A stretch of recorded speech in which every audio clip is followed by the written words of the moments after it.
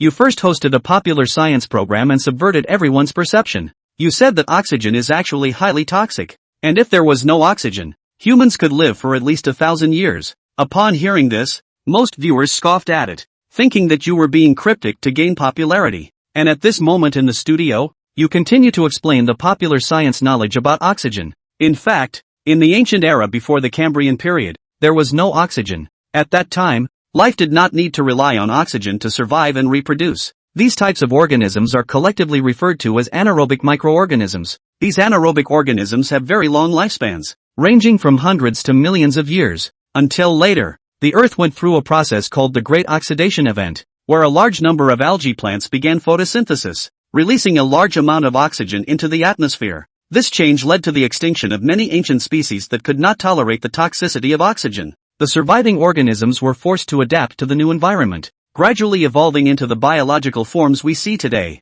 at the cost of significantly shortened lifespans. As you delve deeper into your explanation, many people are attracted, and some even deliberately look up information to verify, only to find that the facts are exactly as you said. What this anchor said may be true. More and more people are getting lost in thought. At the same time, the director Guan Xining and deputy director Gu Jiansong in the office watched as you continued to delve into the discussion of biological knowledge, feeling increasingly uneasy. Shouldn't we be getting back to the main topic? How did it get more and more off track? Just as the two were puzzled, Lao Ying called again. Good news. The ratings have risen to over 2 points. Deng Changjiang is really amazing. Guan Xining looked up at the screen where you were still talking non-stop, and her mouth twitched slightly. Air is an indispensable thing for human survival, and now it's almost being overturned. At this moment, the image of you in the blackboard wrote 4 large characters again, the era of the end of the law. You asked. Everyone should have heard of this term, right? As you spoke more and more hardcore information, the viewing rate on Lao Yin's monitoring screen was climbing at an astonishing speed.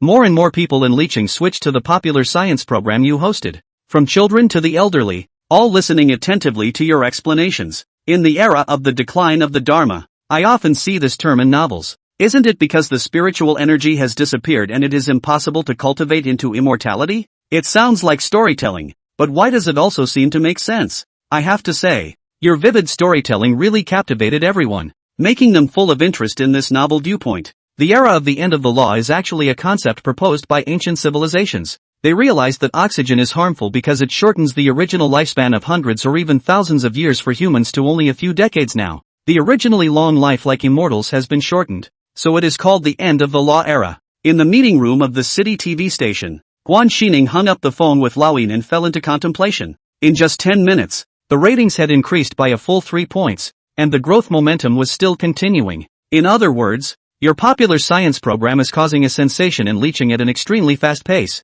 After all, the viewpoints you presented were too shocking. Guan Xining coldly glanced at Gu Jiansong beside her and said, "We are a bit passive now. The higher the ratings, the greater the exposure. If Deng Changjiang cannot provide a reasonable explanation." Gu Jiansong, the deputy station chief, had beads of sweat forming on his forehead. He wiped the sweat off his forehead and reluctantly said, "Director Guan, let's wait to see the results of Deng Changjiang's experiment first." Guan Xining snorted coldly and turned her gaze back to the TV screen. At the same time, in a university biology research laboratory in Yanjing, a biology professor in his 60s, Sun Jiqing, had just finished a day's work, turned on the TV, and happened to tune into this popular science program on Liqing City TV. The subtitles on the screen immediately caught his attention, and he thought to himself, nowadays, TV programs are trying so hard to attract viewers that they even come up with such counterintuitive topics. And when he saw you walking towards the experimental table, his brow furrowed even more. Experiments are serious matters and are generally conducted only in specialized laboratories,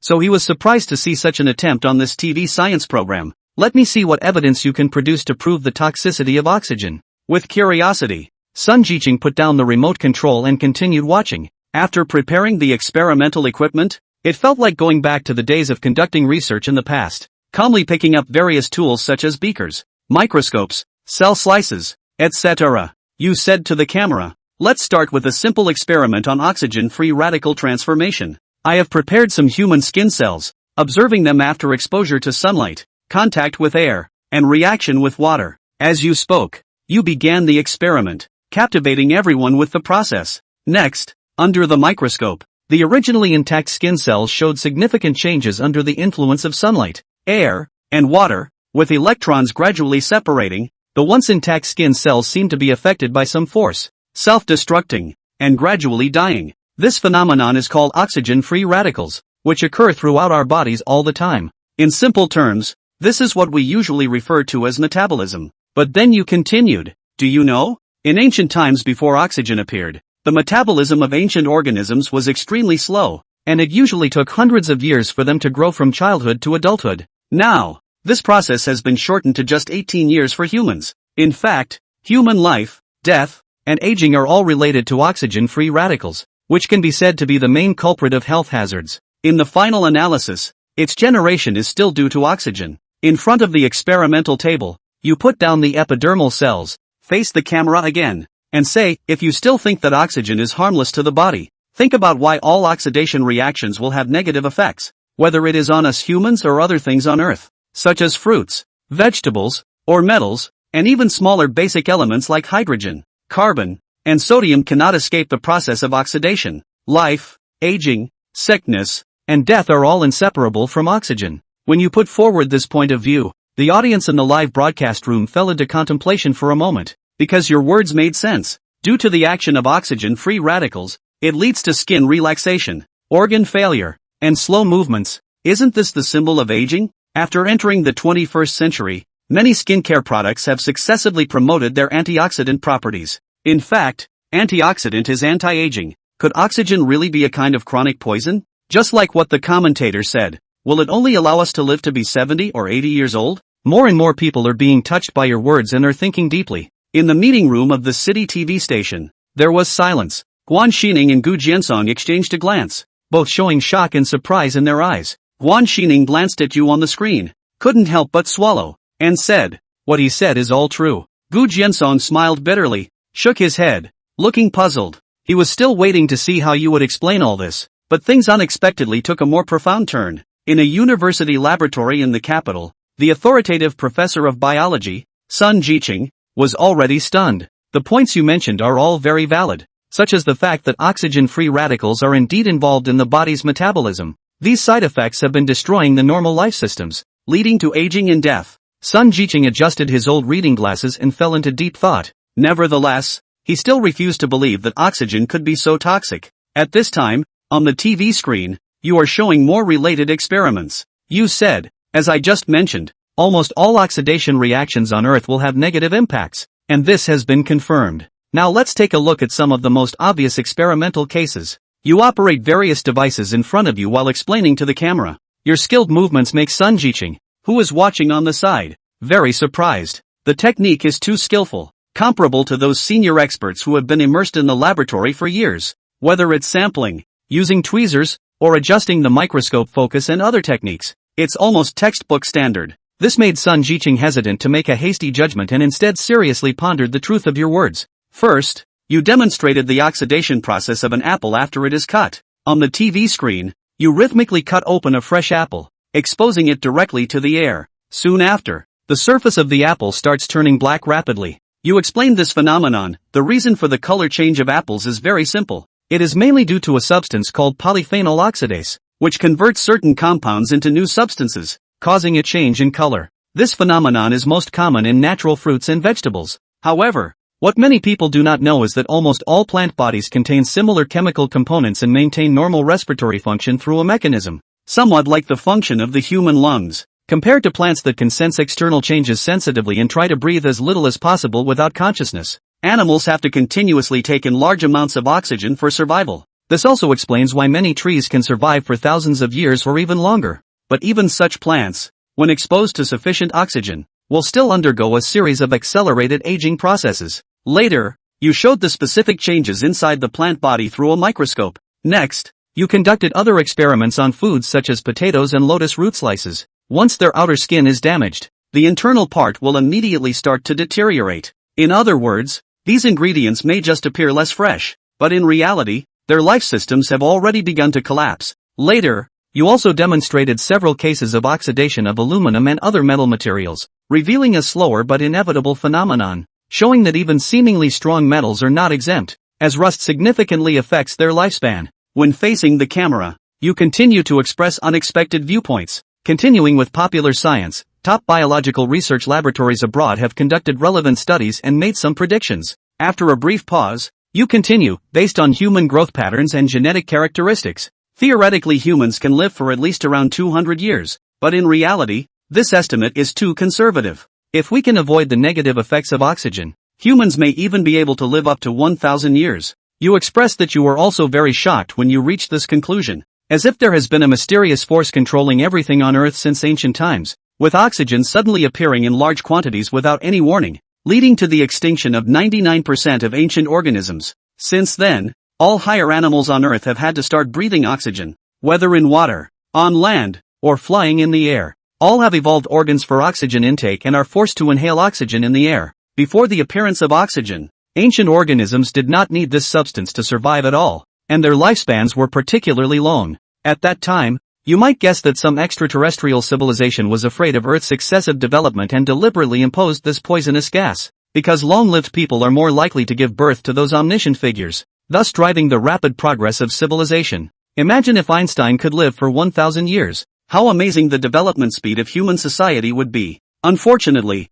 in the previous life, you didn't have time to conduct in-depth research on this issue. Fortunately, crossing over to this era, becoming a TV show host, you can reveal the mysteries of this world to everyone on the show. At this moment, the audience is all sitting in front of the TV, listening to the shocking viewpoints you present one after another. Stunned, some children even seek answers from their parents after watching the show, but the parents don't know either. So they ask the children to go to school and ask the teachers. In a research institute in Kyoto, researcher Sun Jiqing listened to your bold speculation. His eyes widened, and his breathing became rapid. Qiansui, this is unheard of. Despite some reservations, he had to admit that the evidence you provided made sense. However, as a researcher, a questioning spirit is essential. Currently, everything you said is just a personal opinion, and there is no actual data to prove the truth of the theory. The current technological means have not reached a level of complete decryption. Sun Jiqing exclaimed. Impressive. This young man has a great imagination.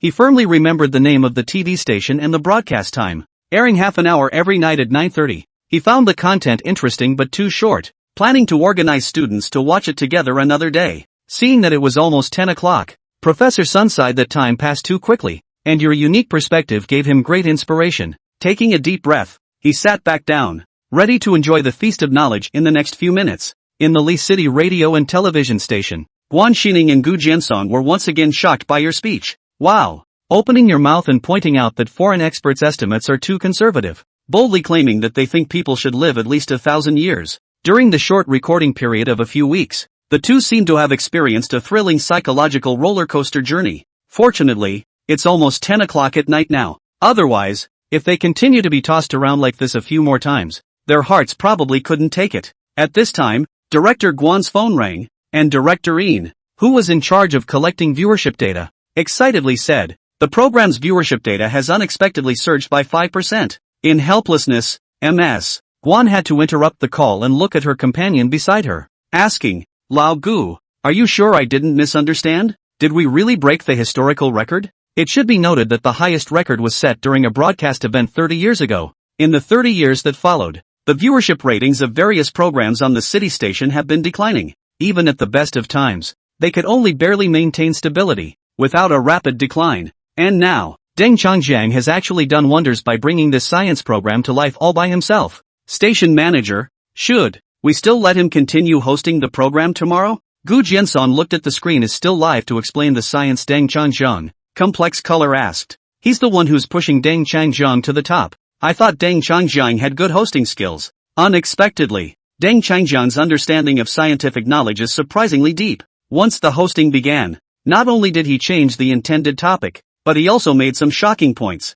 at a time when he thought the show would be screwed up. Instead, Deng Changjiang gave him an unexpected surprise. The station manager, Guan Xining, frowned and was a bit torn at this point. In a way, Deng Changjiang boosted the ratings and is considered a big credit to the station. But he hosts the science program. It does seem a bit unlike sci-fi in the traditional sense. Being troubled, his cell phone rang. Picking up his cell phone, he immediately felt a surge of surprise. A call from the leader of the provincial station. Guan Xining spoke to Gu Jiansong next to her and picked up the phone. Hello, leader, what are your instructions? The person on the other end of the phone said directly. Oh, Lao Guan, it's like this. Our backstage monitored that one of your city station's programs is receiving hot ratings and is so popular with the audience that it's even about to catch up with our provincial variety show. So I wanted to ask for specifics. Your ratings have been dropping over the years, and I didn't realize that this time around. You've made an effort on the science program and achieved a lot. Who says old shows are behind? You guys are doing great. Keep the momentum going. Listening to the leader's words, Guan Xingning nodded unilaterally in agreement, talked for about 2 minutes and then hung up. Next, let's let Deng Changjiang preside tomorrow. Guan Xingning took a deep breath and clapped her hands. On the side, Gu Jianson nodded with a smile. City desk. Backstage monitoring room. Seeing the ratings curve continue to climb, Laoyin smiled from ear to ear. Being able to witness the birth of a hit show. What a rare opportunity. I didn't realize that this science program was actually hosted by a young man. Those experienced seniors at the station will have to do some soul searching. Oldin muttered as he stared at the ratings curve. But it's 10 o'clock in a few minutes, and the ratings might be down by then. Looking at the continuously high ratings figures, Laoyin glanced at the time and felt a tinge of regret. Just then, a young employee hurried into the monitoring room. Brother Ian, it's a big deal. Our city station's hotline has been blown up, and the callers are all naming Deng Changjiang. Old Ian froze, not reacting for a moment. Chapter 6. Is it possible to live forever? What exactly did Deng Changjiang talk about? When did everyone's enthusiasm for learning become so high? This is because the customer service number for city radio has rarely been called in the past few years. A few years ago the station decided to transfer this part of the work to the department that Ian Sr. was in charge of. They don't have much work on their side on weekdays anyway. Old Ian thought a little and followed the staff to the phone. Randomly answered an incoming call. Hello? Hello? This is Lishan City TV. How may I help you? He asked politely. However, the voice on the other side of the phone was full of impatience. It's hard to explain to you about science. Hurry up and let Deng Changjiang come to the phone. Old Yin's eyes widened. This is an unprecedented situation. Ahem. Deng Changjiang is on the air right now and it's not convenient to answer. Any questions you have about science you can talk to me first. I might be able to help you with some of them as well. You should still be a student by the sound of your voice. After all, I'm quite a bit older than you, and I know a bit about the scientific field. Old Ian responded in as friendly a tone as possible. Previously this science program had been hosted by Senior. He himself had a good relationship with Lao Su and had participated in the discussion of the selected topics. Would have thought that I should be able to deal with these issues, but I didn't expect. The young man on the phone said coldly. Fine, then I'll ask you a question. According to your program's theory, if I no longer rely on oxygen to breathe, could I live forever? Old Yin's eyes widened again. What the hell? Isn't this a science program? What's with all this talk of immortality? Why don't you say something? How are you going to answer? If you can't answer, get the one who can. The young man on the other side of the phone sounded very excited. Old Ian swallowed. Just felt a tingle in my scalp. There is no way around it. He had to hastily hang up the landline and called Guan Xingning. Explained to him the current situation. Understanding the situation, Guan Xingning was also surprised. Their office phone is usually almost empty. I can't imagine that today will be a complete fire because of a science program. Think for a moment. Guan Xingning glanced at the time on the clock, took a deep breath, and replied to Laoyin. In the last 5 minutes of time, let's have a couple of calls into the live broadcast room where Deng Changjiang is, so that he can solve the audience's questions and answers. As a TV station, facing enthusiastic calls from the audience, they can't be avoided. And these are the concerns that Duncan CK draws out. Replace it with someone else. It simply doesn't solve these thorny problems. The ability to live forever, for example, is already a headache. And by interacting, it might even lead to a new wave. After the decision is made, departments quickly got ready and began to coordinate. Gu Jiansong also told Deng Changjiang the news through the headset. Many viewers were interested in what you were explaining and called the hotline. The next 5 minutes or so are spent responding to everyone's questions. Inside the live feed, Deng Changjiang nodded slightly when he was informed. All of this was expected of him. After all, his science involves a lot of secrets in uncharted territory and is too controversial. It surely raises a lot of questions. However, as long as these doubts are answered and more people are receptive, the science is considered a success. He was also able to use this sci-fi to get the sci-fi points needed in the system to buy what he wanted. He smiled. Still speaking to the audience in front of the camera, Deng Changjiang said, "It seems that this knowledge sharing has made people quite thoughtful, and a number of people have even called our city TV station to ask questions. We're going to take a few calls right now to answer any questions you may have about what we're sharing in this issue." As soon as the words were spoken, the backstage crew connected the phone to the live feed. After a long beep, the phone was picked up. Geez, I had to make almost 30 calls to squeeze in, An excited male voice was heard as soon as the connection was made. "Hello, I wonder what questions you have about this issue," Deng Changjiang asked with a smile. As soon as the other party heard that it was on the air, he cleared his throat and then said, "I'm a college student majoring in biology, and I've read your previous statement about oxygen being harmful. But I have a question. The textbooks all say that it's oxygen that allows organisms to evolve and their species to become more diverse and prosperous. Did you know that there were far fewer creatures on Earth before the basaltic period? Not even a tenth of what we have today. It was the advent of oxygen that led to the Great Boom. And how do you feel about that?" This young man expressed his disagreement with Deng Changjiang's arguments right from the start, directly questioning Deng Changjiang's claims. In the conference room of the city TV station, Guan Xining and Gu Jiansong stared at the TV screen. The college student, who claimed to be a student of biology, had obviously come prepared to criticize the claim that oxygen is toxic. In fact, no matter how reasonable Deng Changjiang's earlier point about oxygen being toxic and limiting lifespan is, one has to face the fact that oxygen does indeed promote the flourishing and development of life. Will something go wrong now? Gu Jiansong swallowed a mouthful of saliva, a little worried in his heart. After all, the idea that oxygen is harmful is just speculation and not supported by scientific evidence. With today's technology and medical care, there is no way to confirm this. Even in the case of antioxidant technology, it can only slow down the oxidation process but not completely prevent it from occurring. Fortunately, within the live broadcast, Deng Changjiang appeared calm and completely unperturbed by the dilemma. After a moment's reflection, he replied, "Whoever said it was because the number of species became larger and more abundant with oxygen." Hearing this, Gu Jiansong was startled and thought to himself, could it be that Deng Changjiang wanted to refute the traditional evolutionary theory? The college student seemed stunned by the question as well, but quickly replied, "It's been universally recognized. There was very little oxygen on Earth in the early days, and as algae released large amounts of oxygen, it wiped out many organisms but also contributed to the rapid rise and growth of certain new life forms that could adapt to the oxygen environment." Deng Changjiang nodded and said,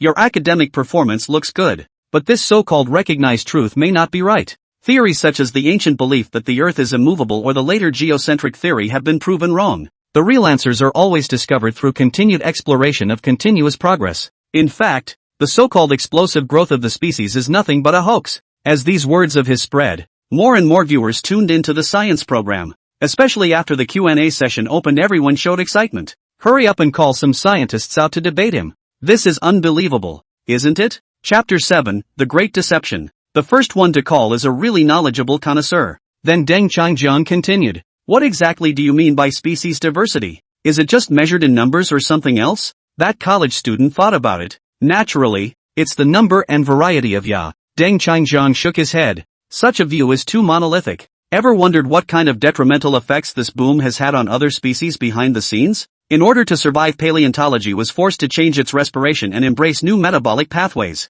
They shed their originally long lifespan as well as their free state and become air-dependent forms of subsistence. But at the same time, their ability to reproduce has increased dramatically, allowing populations to expand in size over a short period of time, occupying more ecological space and thus creating what you might call rich diversity." Recalling the remains of those ancient creatures he had excavated, he was overcome with emotion. The ancient culprit had forced all the surviving creatures to speed up their reproduction rate by poisoning them in order to weaken them. It is interesting to consider the reasons why. Whereas in the past each species enjoyed a long lifespan despite its small number, today, despite its great variety, only a few decades remain to be utilized. Deng Changjiang's series of rhetorical questions have attracted widespread attention and revealed the unknown secrets behind the natural world, making many people begin to reflect. In the biology department dormitory of Nanjing University, Licheng native Yang Wenchen clutched the cell phone in her hand and shivered when she heard the host's words. He did make the first phone call, and tonight he was just going to watch a little TV. But he found out how much he'd gotten out of it. Then it was all over. Deng Changjiang's view. All the time it was changing his mind and turning his understanding of the world upside down. All of these statements were completely different from what he usually learned. Thus, he found the phone number for the city's TV station and kept dialing. Finally got through. After an argument. Unexpectedly, he was shocked into speechlessness by Deng Changjiang's words. The prosperity of species should not be measured solely in terms of numbers and variety. And the point raised by Deng Changjiang is really thought-provoking. Why hasn't life on Earth left the solar system so far? After hundreds of millions of years of reproduction? No, to be precise, not even the planet is completely clear. Difficult. Could it be that an unknown civilization really manipulated the Earth in ancient times, introducing oxygen, increasing species, shortening our lifespans, and creating a huge hoax to hamper the Earth's chances. Gulped. Yang Wenxian gripped her cell phone tightly, and her heartbeat couldn't help but speed up. If everything Deng Changjian said is true, then a series of amazing things must have happened in ancient times. Hello, classmate? Anything else you want to ask? Deng Changjian's voice came from the other side of the phone, but the shocked Yang Wenxian didn't hear it at all. In the meantime, city desk backstage, Old Ian, who was in charge of monitoring the ratings, was surprised to find, after connecting the dots, the ratings for this popular science program spiked again. It had gone up quite a bit before, but the momentum had started to slow. But now, it's as if this ratings curve has shot up and skyrocketed. Whoa! Just answering one question has such a big response? It's almost catching up with the variety shows on provincial TV. Oldine also went down with a mouthful of spit. Couldn't help but burst out a foul word. Ratings are actually pretty simple. It's the percentage of all TV subscribers in the region who watch this program in real time. Ratings keep climbing. It's a direct indication that more and more people are tuning in to watch this program hosted by Dang Chungkong in Lion City. Latest data. It jumped even more to 7 points. From 0.9% at the beginning, it has risen to 7.9%. Just 2 points away from catching up with the popular primetime variety shows on provincial TV. Took a deep breath. Station manager, something big is going on. After just connecting the dots, the ratings have gone up another 2 points in just 2 minutes and are now at 7.9%. Hey, it's really getting more and more difficult to understand young people. Just answered a question. Do you need to be so exaggerated? In the city desk conference room, Guan Xining hung up the phone. Lao Yin's words echoing in her mind. What do you mean just answering a question? This guy Deng Changjian completely overturned the existing theory of biological evolution. A new hypothesis has even been put forward. The so-called Great Species Boom was actually imposed on Earth by certain alien civilizations in order to curb its rate of development. It's almost creepy when you think about it. At this point, Deng Changjian on the TV ended the call when he saw that the first viewer didn't say anything more. Turning to the camera, he continued. We have 2 minutes until the end of the broadcast, so let's access the next viewer. In the meantime, the relevant departments in the back office quickly prepare and start connecting the next call. Lao Gua, this program is going to be a fire. Guan Xining sighed as she looked at the television. Ko Jiansong nodded in agreement. In just half an hour, the ratings jumped to 7.9%, which is nothing short of phenomenal. Unfortunately, the program is only half an hour long, 2 minutes to the hour. Ratings will fall back with it. Station manager, it's almost time for my evening newscast, and I'm ready. Suddenly, outside the conference room, evening news host Lai Maodong knocked on the door and said. Guan Xining and Gu Jianson looked at each other. A bold idea suddenly sprang to mind. City radio live in the studio. The second viewer was connected and a crisp female voice came through. Introducing myself, I said, hello moderator, I'm a PhD candidate in archaeology. Face the camera. Deng Changjian remained calm and nodded politely. Hello, what do you want to ask? There was a pause on the other end of the line. Apparently I didn't expect this host to be so calm after I reported my family, and asked her rhetorically what she didn't understand. And at that moment, the viewers in front of the TV set watched in disbelief. What's going on here? She's a doctor. This host is too arrogant. Isn't he? Not even the doctor? Hear the second caller identify himself. People thought that finally an academic expert had come to refute Deng Changjian. But I didn't realize that. Deng Changjian was more confident and directly asked her what she didn't understand in return. A few seconds later, the voice that claimed to be a doctor of archaeology responded and asked, I'm very interested in the paleontological lifespan you just mentioned. I would like to know exactly how long organisms lived in the anaerobic environment prior to the Cambrian, and how did they respire anaerobically? Inside the live feed, Deng Changjian was a bit surprised. I had thought the call was coming against him as well. Chapter 8, Cognition refreshed again. A little thought. Deng Changjian replied based on his past research. Let's start with your first question. There was no oxygen on Earth before the Cambrian period, when organisms had extremely slow metabolisms and unlimited lifespans. Energy expenditure and loss of lifespan due to basal metabolic rate,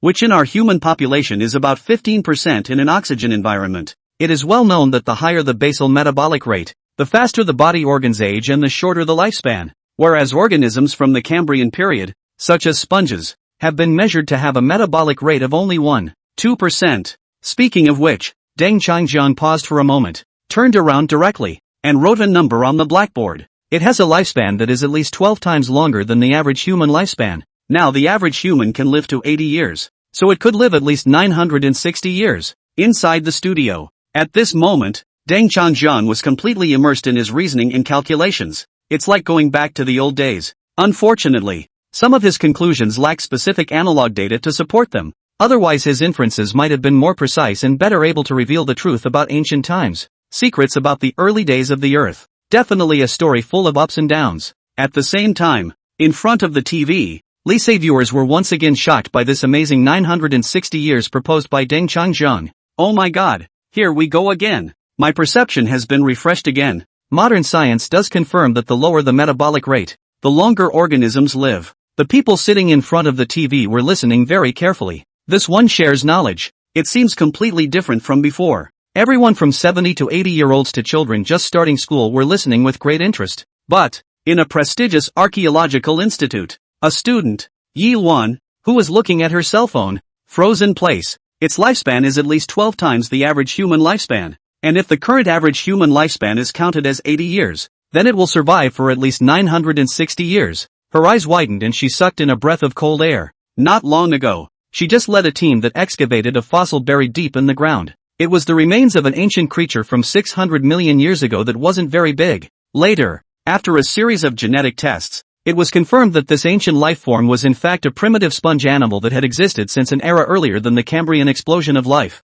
Subsequently, her research team also did a carbon isotope analysis to determine its age and got amazing results. This ancient sponge creature actually lived to be about 980 years old. It was only 20 years worse than what Deng Changjiang had surmised. How can this presenter be so accurate? Yi Wan was surprised to know. It's a surprisingly close estimate of how living things survived hundreds of millions of years ago. Just as she was being surprised, Deng Changjiang's voice on the screen continued. As for the second question you mentioned, how did ancient life carry out anaerobic respiration? Yi Wan quickly sat down at the table, ready to write down every detail. After the first question, she has recognized. What Deng Changjiang said is not just empty talk. Behind every piece of information there is detailed data support. This is extremely helpful when doing paleontological research, especially when exploring the evolution of species prior to the Cambrian. City TV, live on the air. Deng Changjiang began a discussion about the mechanism of anaerobic respiration in ancient organisms. He has done extensive experiments in the past,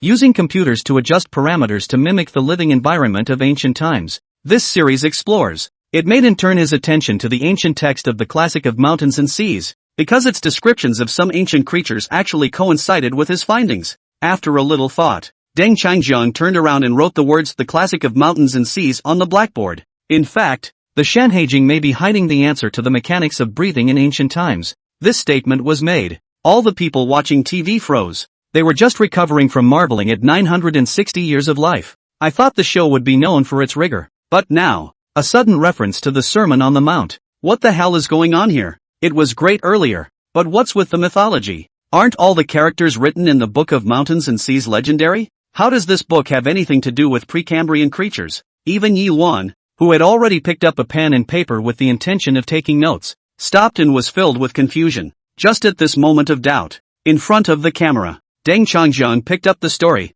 The Shanhaijing, which on the surface appears to record the sayings of gods and ghosts, is in fact a scientific and technological document left behind by some kind of advanced civilization. Every creature recorded is a product of nature that they recorded through intensive observation. Since this civilization was much closer to that era, their information is extremely accurate and still informative today. For all of this, Guan Xinning just gently swallowed a mouthful of saliva, her scalp gushing. Honestly, after experiencing the previous consecutive tests, his ability to withstand them had been significantly strengthened. But, still shocked by Deng Changjiang's novel perspective on the Classic of Mountains and Seas. Oh, my god. First, they say that oxygen is toxic. Now the ancient myths are being taken out and reinterpreted. Suddenly, the silence was broken by the ringing of a cell phone. And it's still rising. Doesn't anyone in Lyceum have to sleep? The caller was Laoyin, who was in charge of data monitoring. The corner of Guan Xining's mouth twitched a few times. After hanging up the phone, glancing up,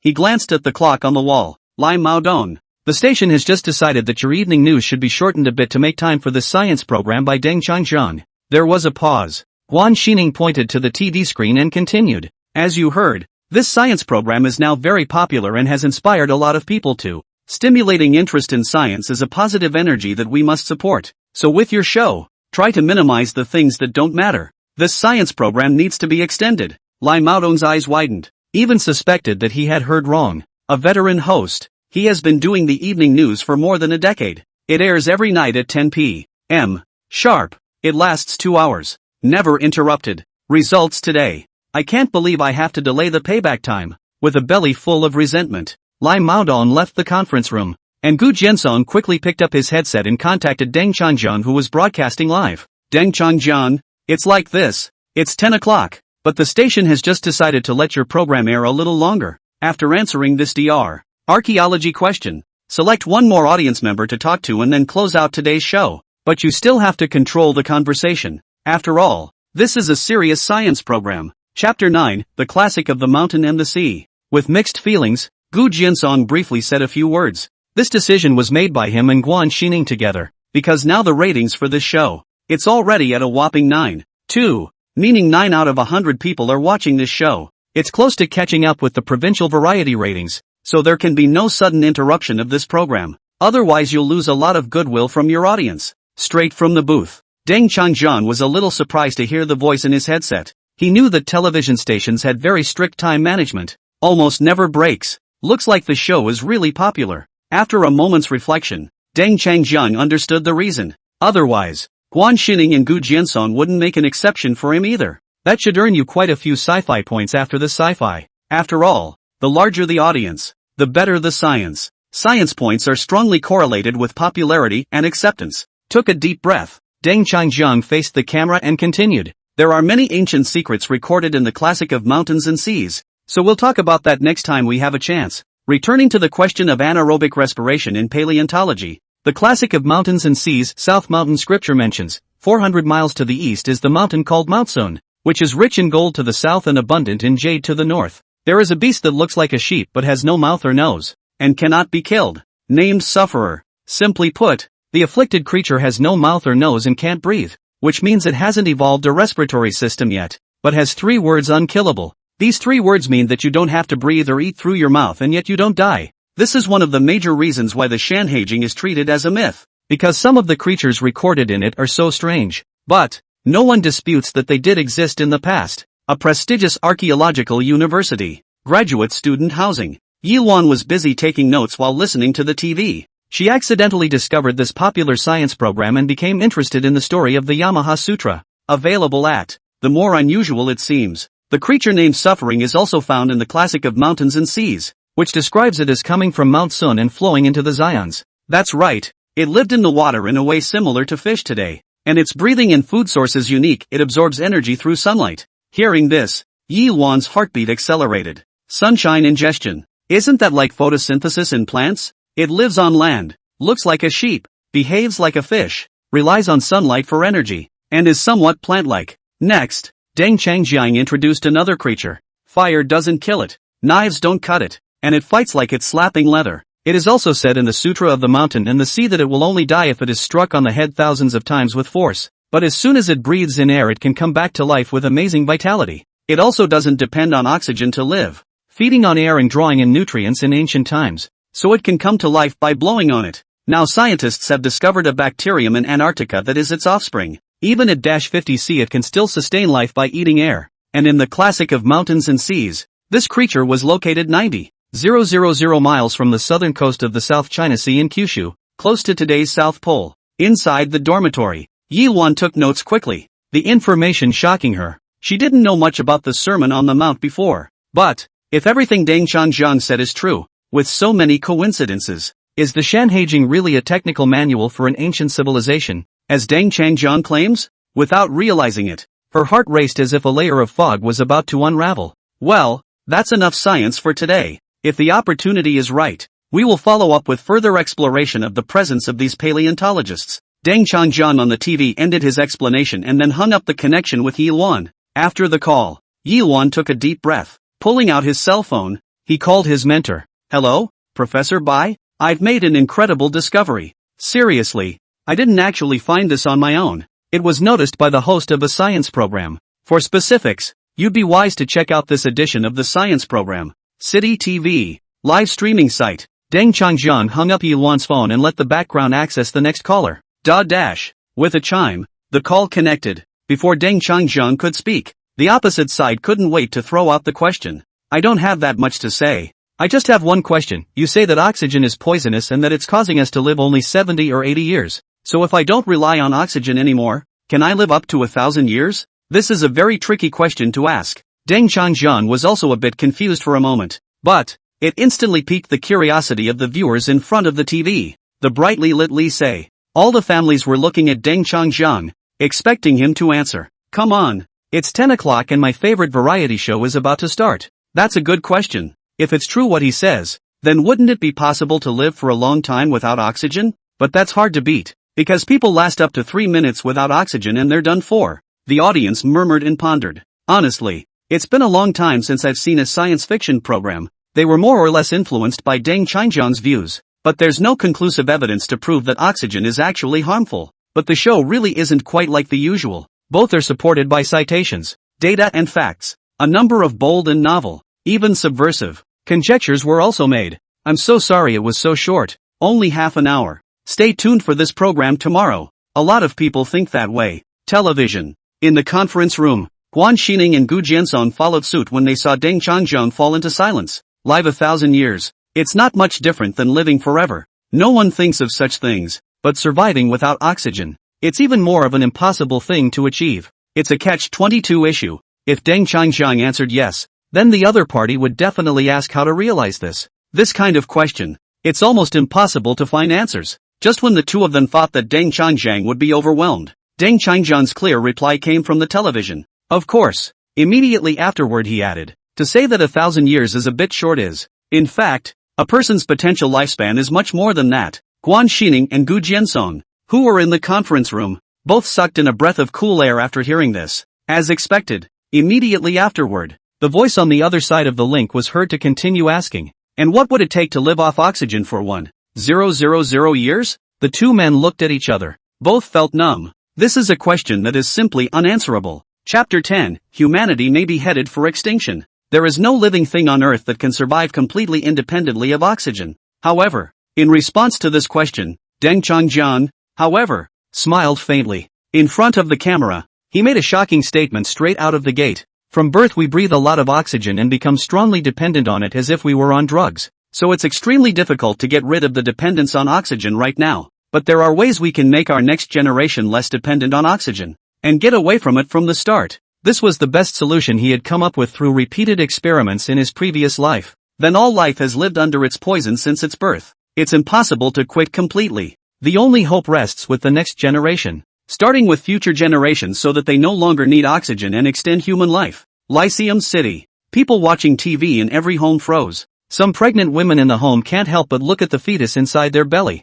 This is not an empty goal. Have you ever wondered why a fetus doesn't need to breathe in the womb and starts breathing after birth? After the first inhalation of oxygen, our bodies begin to be chronically eroded. Oxygen prompts a faster metabolism and accelerated organ aging, shrinking an otherwise long lifespan to just a few decades. And, while stable at normal temperatures, here Deng Changjian paused. Then came an idea that shocked the crowd. But at extremely high temperatures, the oxidation process is accelerated hundreds or thousands of times. Imagine what would happen if the same civilization that put out the oxygen in the first place were to one day set the entire planet on fire. At this point in the story, he stopped going on, leaving room for endless reverie for the audience. Whole Earth burning. On the one hand, it is extremely difficult to achieve this goal. On the other hand, once that does happen, the 21% oxygen in the air oxidizes everything quickly at high temperatures. Today's human society will collapse within a few years or months. Computers and machinery are unusable due to rapid deterioration. Human society may degenerate back to a primitive state. People's metabolisms also intensify extremely rapidly. Projected lifespans may be shortened to a few years or even less. The entire civilization of the planet would go up in smoke in no time. When you think about it, it's a chilling scenario. If the situation as described by Deng Changjian is true, then the plan of the manipulators behind it is just too vicious. The fate of humanity as a whole also seems particularly tragic. Well, it's a little after 10:30 p.m. So that's the end of the program for today. In the TV screen, Deng Changjian suddenly disconnects after looking at his watch and says this to the camera. Break out of the state of contemplation in which everyone is immersed. That's when everyone realized it was late at night. No, moderator, tell me more. I just heard it, and I was going to stay up all night. The nightcap is ready. Can't we have a few more minutes? How about delaying the end of class for a while? The audience in the living room rose in dismay and complained. Even though it was less than an hour, they felt the impact like never before. Have to admit it. The hypothesis put forward by Deng Changjiang makes a lot of sense. Unfortunately, backstage staff have cut off contact with Deng Changjiang. Switch to the TV screen. The familiar opening music of the evening news played. Lai Maodong's voice came out from the television sets in every household in Lichang. Tonight we talk about Kapatul. In the Institute of Biological University, Sun Jiqing couldn't help but mutter to himself as he listened to the evening news broadcast on the television. Next generation will gradually get rid of oxygen. If alien civilizations are keeping their hands off Earth, in case the planet is set ablaze. Various hypotheses proposed by Deng Changjiang. It kept hitting him. From the notion that oxygen is actually bad for us, to the Precambrian explosion of organisms, and linking it to the various magical creatures documented in the classic of mountains and seas, all the way up to that chilling thought that the Earth could be set on fire. He took a deep breath. Snapping up, he made up his mind. Gotta get my grad students to come to this science talk, leaving aside the fact that the jury is still out on the dangers of oxygen. But Deng Changjiang's reference to the striking consistency between the characteristics of ancient creatures and the Shanhaijing and their locations today has been surprising,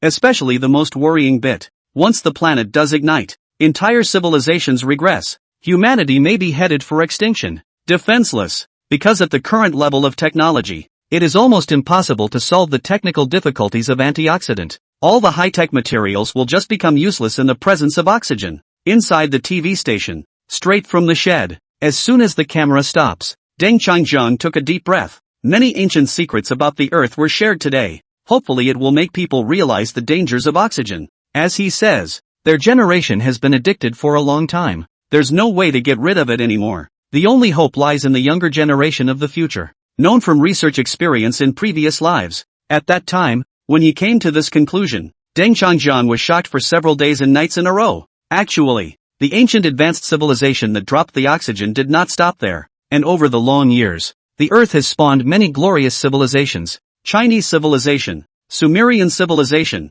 Mayan culture, etc. None of these civilizations have ever discovered this truth, and tried to resist fiercely. It was eventually lost to history. It didn't even leave much of a trace for future generations. But here's the strange thing. The ancient Chinese civilization left us the book Shanhaijing. By contrast, most of the other ancient documents such as Sumerian or Egyptian no longer exist. Even so, the Yamaha Sutra is treated by many as myth and legend, without realizing that it hides a brutal historical fact. Ding! The broadcast ended and a beep sounded in his head. Congratulations on completing your first sci-fi event and unlocking the push function. This spread reaches 80,000 viewers, awarding 3,000 science points based on feedback. Deng Changjiang's eyes instantly glistened. Immediately called up the system interface and studied it carefully. It was a non-primetime broadcast though, but it's pretty good to get that kind of airplay. The key was that he was given a brand new tool, analog computing. With this function, virtual scenes can be set up to perform high-precision simulation calculations,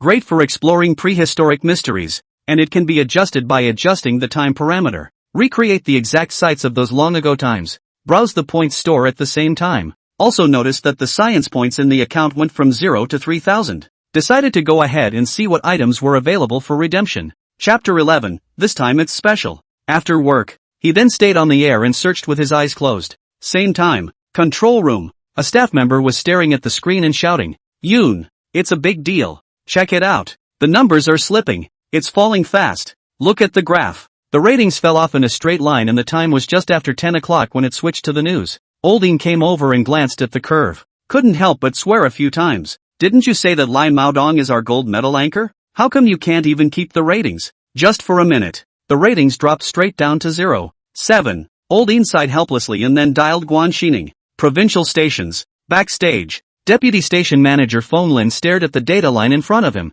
his face grim. This one is a curve for the program life. It has always been at the top of the list and has never fallen below 10%. But, from 10 o'clock, it's amazing that the ratings share only stayed above and below 8.9. Upon being informed of the situation, he immediately rushed to check it out. Such big swings in a popular variety show are obviously problematic. He whispered angrily demanding a thorough investigation. But that's clearly not a problem with the show itself, because old fans aren't lost. Instead, certain viewers switched to another program. All of a sudden, the employees in the monitoring room screamed in excitement as they pointed at the monitors. Rising, the ratings are back. Sure enough, the screen showed the show's ratings slowly starting to pick up. Feng Lin, as an old geezer, immediately understood what was going on. Immediately and seriously, he said, "Hurry up and check from which part of the province these suddenly skyrocketing ratings are coming from." Soon, the staff in charge of the back-end data started to look for the source and localize these added IP addresses in Liking City. Lyceum City?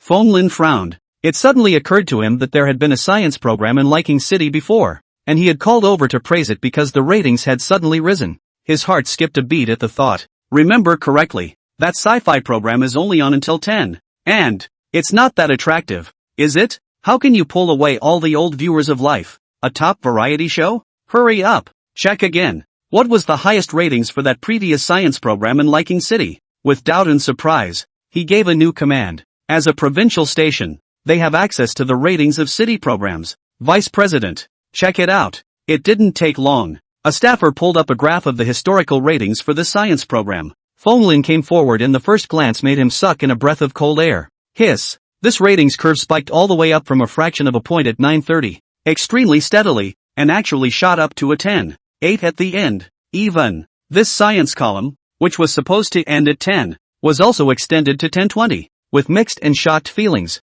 Feng Lin took a deep breath, pulled out his cell phone, and dialed Guan Xining's number. "Hello, Mr. Leader, what can I do for you?" On the other end, in the conference room of the city station, Guan Xining had just hung up on old Ian. Just heard the good news about the science program's ratings topping 10.8. Before he could put down his cell phone, he received a call from Feng Lin. Feng Lin didn't beat around the bush and asked directly. "It's like this. I heard that you guys just gave a science program a delay? A program that should obviously end at 10, but it turned out to have been put on at 20 past 10? Guan Xining froze for a moment and exchanged a look with Gu Jiansong, then replied, "Actually, our station has made a small innovation with this science program, using a quiz to increase the ratings." In fact, he was still a little uncomfortable when he said that, because the high ratings rely solely on Deng Changjiang's hardcore commentary to bring, from oxygen being harmful, to hoaxes in ancient times, to speculation about what would happen if the earth were set on fire. All of them refreshed the perception of lycée viewers, which resulted in such amazing ratings. Over at the provincial station, Feng Lin blinked after hearing Guan Xining's words. Still a little upset, he asked, "Every program has a fixed time. Do you know how many other programs are affected by your arbitrary delay?" One of the most affected is the variety shows broadcast on provincial stations. This dropped the provincial ratings for the program by a full percentage point. Guan Xining swallowed. He guessed that Feng Lin was probably out for Lai Maodong. After all, the biggest impact this time was Lai Maodong's evening news, which was squeezed out of 20 minutes of raw time. Is it possible that Lai Maodong has connections with the provincial station as well? He couldn't help but start brainstorming relationships. On the other side, Feng Lin from the provincial station saw that Guan Xining didn't say anything, so he coldly snorted and didn't continue to pursue the matter. Well, this time it was considered special and didn't cause any bigger problems. Don't be so adventurous in the future. After a little thought, he remembered the super high ratings of 10.8. Before hanging up the phone, added, "Today is the era of technological progress. Positive programs still need to be done with great fanfare. You guys did a good job this time, and I hope it continues." Guan Xining agreed in a loud voice. "Almost broke out in a cold sweat when I put the phone down. This time it did achieve unexpectedly high ratings, but this kind of hardcore explanation can't come every time, especially anything like oxygen toxic, which can only be attempted occasionally. If only there were a few more. Their bodies can't take it either." At this time, the door to the conference room was pushed open, and Deng Changjiang, who had finished recording and processing the rewards for the system's new features, walked in. "Station manager, deputy, what's the matter with calling me?" He probably guessed what the two meant. The broadcast was pretty good this time around, otherwise he wouldn't have been given extra time specifically. "Ahem, today's science program was well hosted, and the station has decided that you will continue to be in charge of hosting future programs." Gu Jiansong stepped forward with a satisfied smile. In today's live broadcast, Deng Changjiang did a great job in terms of style, control and overall effect. Sure, leaving aside those points of knowledge that are a bit over the top, such a talent should certainly be held on to. The overall condition of the city desk is currently poor. It's rare to come across a masterpiece with the potential to emerge. It's natural to go all out to maintain it. This task is also something that only Deng Changjiang is capable of, using his solid scientific knowledge. Then, Ku Qiansung politely prompted, "But you also need to be a little more careful with your choice of subject matter." Deng Changjiang nodded seriously. "Indeed, my theme this time, oxygen is poisonous, is not justified by the current level of technology. It will be explained in a more scientifically rigorous way later. In fact, unlocking the simulation deduction feature will allow him to use data simulation to prove his conclusions next time. Chapter 12. Why are they all buried in history? But Guan Xineng and Gu Jiansong didn't know and thought he had learned his lesson. Another satisfied smile followed the glance at each other. Finally Guan Xineng asked, "Have you chosen a topic for tomorrow's 9:30 science fair?" Deng Changjiang nodded. After experiencing the first live broadcast, he already had a general idea of what to expect. Preparing to interpret the Sutra of the Mountains and Seas. After all, a book that is an important treasure of our culture and that many people still misunderstand. These words instantly gave Guan Xineng an indescribable feeling. Anyone else saying that he might not be so sensitive, combined with those previous popularization activities of Deng Changjiang, he still stayed his hand and reminded, "It's fine if you want to interpret, but you have to talk about facts and evidence. If you don't have something that can convince the scientific community, you wouldn't be calling it science popularization. You'd be misleading people." Deng Changjiang nodded slightly. After all, in his previous life he had been working in this field, and knew very well that if you wanted to find out the truth about the world, you had to have solid and reliable evidence to do so. Once upon a time, relying on his own solo efforts, Deng Changjiang discovered some of the secrets of oxygen as well as various hidden knowledge hidden in the Shanhaijing. But things are different now. This time he is supported by a special system that allows him to reveal the true face of ancient times on Earth by means of simulated predictions and to find artifacts left behind from ancient times to verify his views. "Director, please don't worry. I know what to do." After saying this, Guan Xineng and Gu Jiansong yawned and left the conference room. Overtime in television is a family affair. That night, many people did not have a good night's sleep in Lyceum City. After watching Deng Changjiang's science program, lying in bed, a number of people always have his comments on their minds. Is it really possible that oxygen is bad for us? When he says that there are alien forces manipulating Earth's history, does he mean those mysterious extraterrestrials? Could it be that aliens came to Earth back in the Cambrian era? These questions quietly germinate in the hearth. It makes everyone begin to question the many unknown facts of this world. Also Deng Changjiang raised one last outstanding issue. In case the whole planet is set on fire, does it mean that the forces behind this could easily wipe out the human race? Assuming what he says is true, oxygen is like a threatening sword over people's heads. It jeopardizes the survival and safety of human beings at all times. He also said that in the future it might be possible to find ways for the next generation not to be dependent on this material life. How can I do it?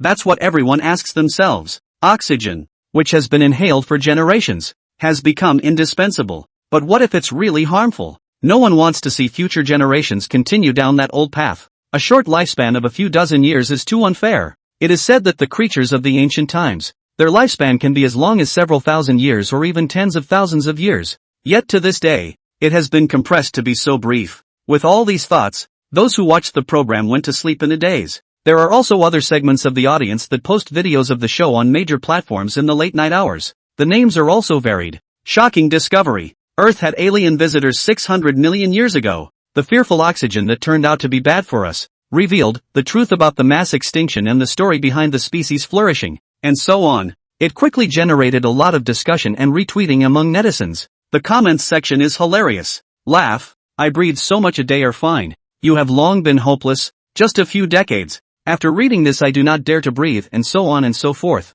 Even at the late night hour, these videos still fire up, because Deng Changjiang's views are novel and bold. Someone specifically checked his claim and actually found a relevant historical event. The presenter does make a bit of sense, and perhaps it is true that it was oxygen that led to the rapid expansion of early life, as it is claimed. As the topic heated up, more people began to wonder about the man called Deng Changjiang and his work. The poster didn't cover it up and stated the source of the information directly. Early the next morning, swiping through Weibo to see news about his hosting content all over the internet was a pleasant surprise for Deng Changjiang. On the way to terrace, a new thought suddenly came into his mind. I should have known that I could synchronize and do a live stream to share my research. Distributed in real time via webcast. Tell everyone how potentially harmful oxygen is, and plans to confirm the existence of alien life intervention once, as soon as possible, mankind will no longer be dependent on it. At the same time, greater publicity will help activate more features of the system. Reaching your goal rewards you with more research resources. After coming to the office and meeting Guan Xineng,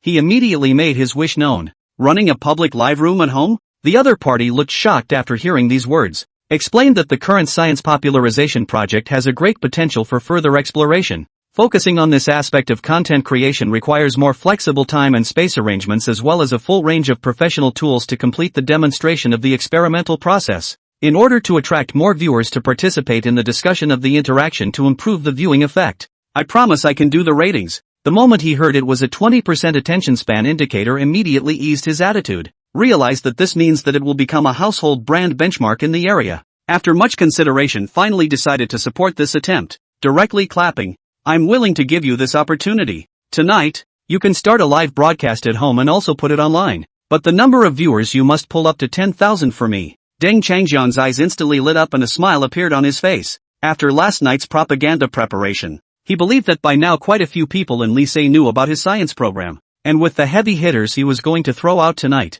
it shouldn't be too hard to hit the 10,000 mark. Organize the equipment in the lab. After coordinating with the relevant staff, Deng Changjian then returned home. The den was vacated as a live streaming venue. Begin preparations for the 9:30 science fair. Licheng Primary School. The third grade class is having a nature lesson. 10-year-old Su Xiaoxiao's eyes stared unblinkingly at the teacher on the podium. Sunlight, air, and water are the three main elements we depend on for survival. So everyone must remember that, of these, oxygen is vital. If the level of oxygen in the air decreases, we can feel breathless and in severe cases it can even be fatal. Nature teacher Wang Bi explained some basic general knowledge with the textbook. There is no special biology program in elementary schools, only such nature classes to popularize basic science knowledge. However, lecture process. Whoop suddenly noticed a student below raising his hand to ask a question. Mr. Su Xiaoxiao, what are you trying to say? Wolfby called to her with a smile. Su Xiao stood up from the small chair and said in a childish voice,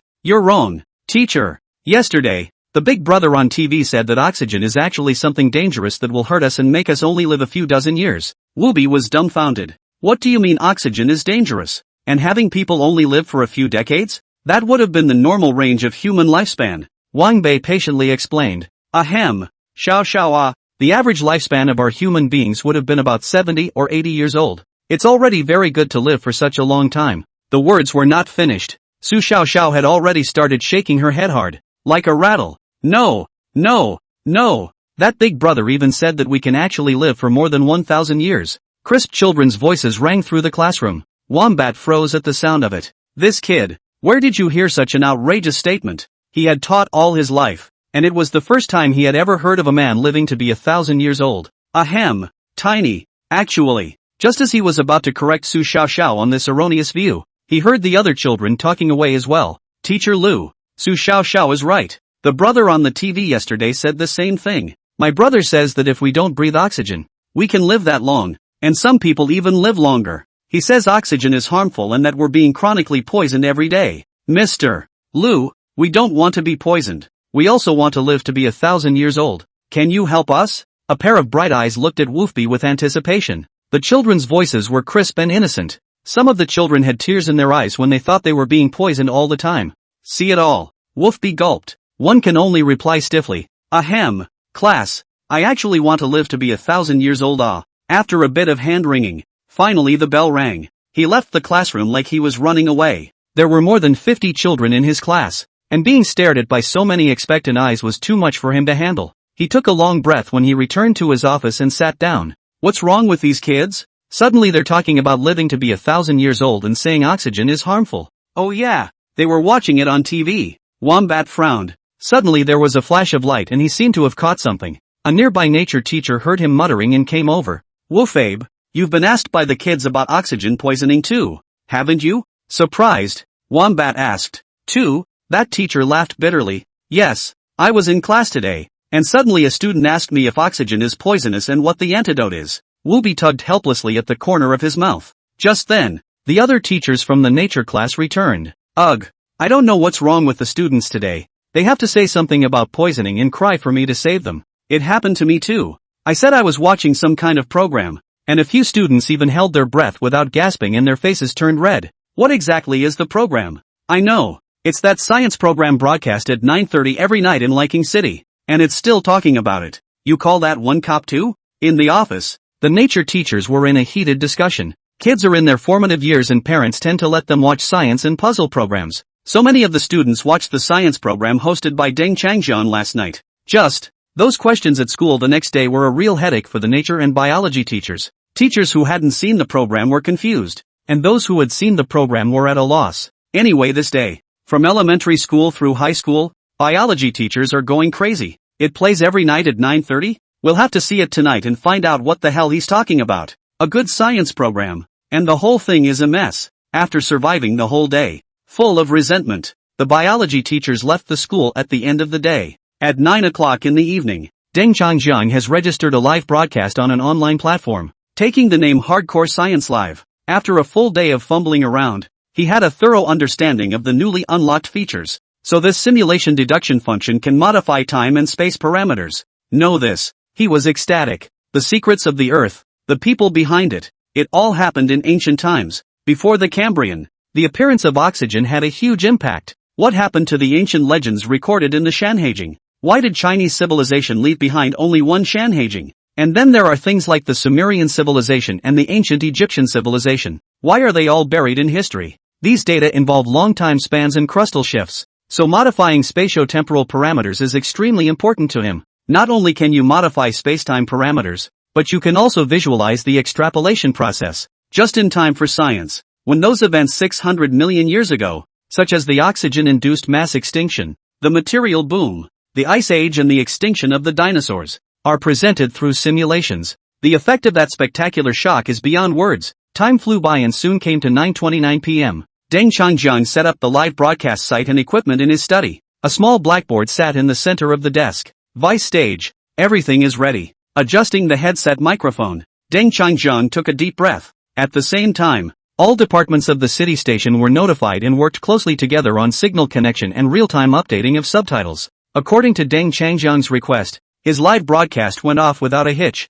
Face the camera. Deng Changjiang spread a smile. Hello viewers. Welcome to Liking's nightly 9 o'clock science program. I'm host Deng Changjiang. In the meantime, many families turned on their televisions on time and on schedule. Come on, partner. The science program is on. And it's that presenter again. Here it comes. Let's see what he's going to reveal tonight. The question posed yesterday hasn't been answered yet. How can this be accomplished by keeping us from breathing oxygen? After a day of spreading and fermenting, almost everyone in the city knew about the program. Especially all the biology teachers in Lyceum were plagued by all kinds of strange questions from their students. At the moment they were all sitting in front of the couch, staring intently at Deng Changjiang on the TV screen, full of resentment. Finally, you're here. Oxygen is poisonous? People can live for 1,000 years? What nonsense! Hey, I really need to see how you explain science. How dare you tell students that oxygen is poisonous? That's misleading. I'm going to listen to it today. And tomorrow I'm going to have to tell the students where you went wrong. Wang Bei, a nature teacher at Lyceum Primary School, is also sitting in front of the sofa at the moment. Chapter 13. What exactly is today's science topic? He was fully focused on the program. He even took out a paper and pen, ready to write down Deng Changjiang's erroneous views. Wait for tomorrow's class to correct each one in front of the students. City TV. Backstage monitoring room. It was almost 9:20 or so. Guan Xining walked into the place with Gu Jianzong, nervously watching the backstage ratings numbers. Last night, Deng Changjiang has created a surprising achievement. It sent the show to a 10.8 rating. It broke the previous record of the highest in Lisei City. They had thought the ratings wouldn't be bad tonight, but the reality is much more unexpected. At 9:20 something, the city station ratings, which were only about a steady 0.7, suddenly looked like they were pumped up. It soared. Watching the scene, Guan Xining and Gu Jiansong both felt a wave of panic. Station manager, vice station manager, it's already up to 8.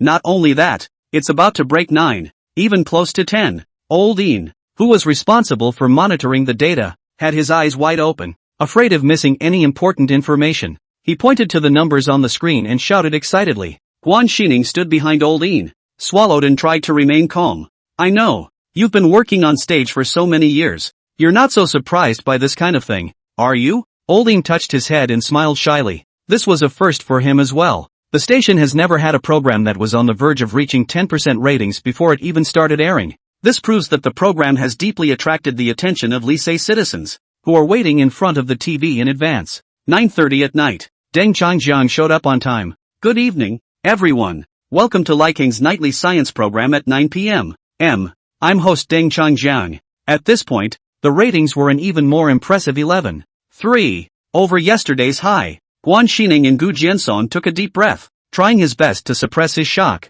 He turned to Lao Yin and said, Lao Yin, you keep an eye here. Lao Gu and I will go check out the program first. Remember to keep me posted. Nothing but excitement and shock. In fact, they were also very curious to know what exactly Deng Changjiang's topic of science today was. Last night's explanation about oxygen not only piqued the curiosity of Lycoming citizens, but also got everyone at the station thinking. With curiosity, the two came to the conference room to watch the program live.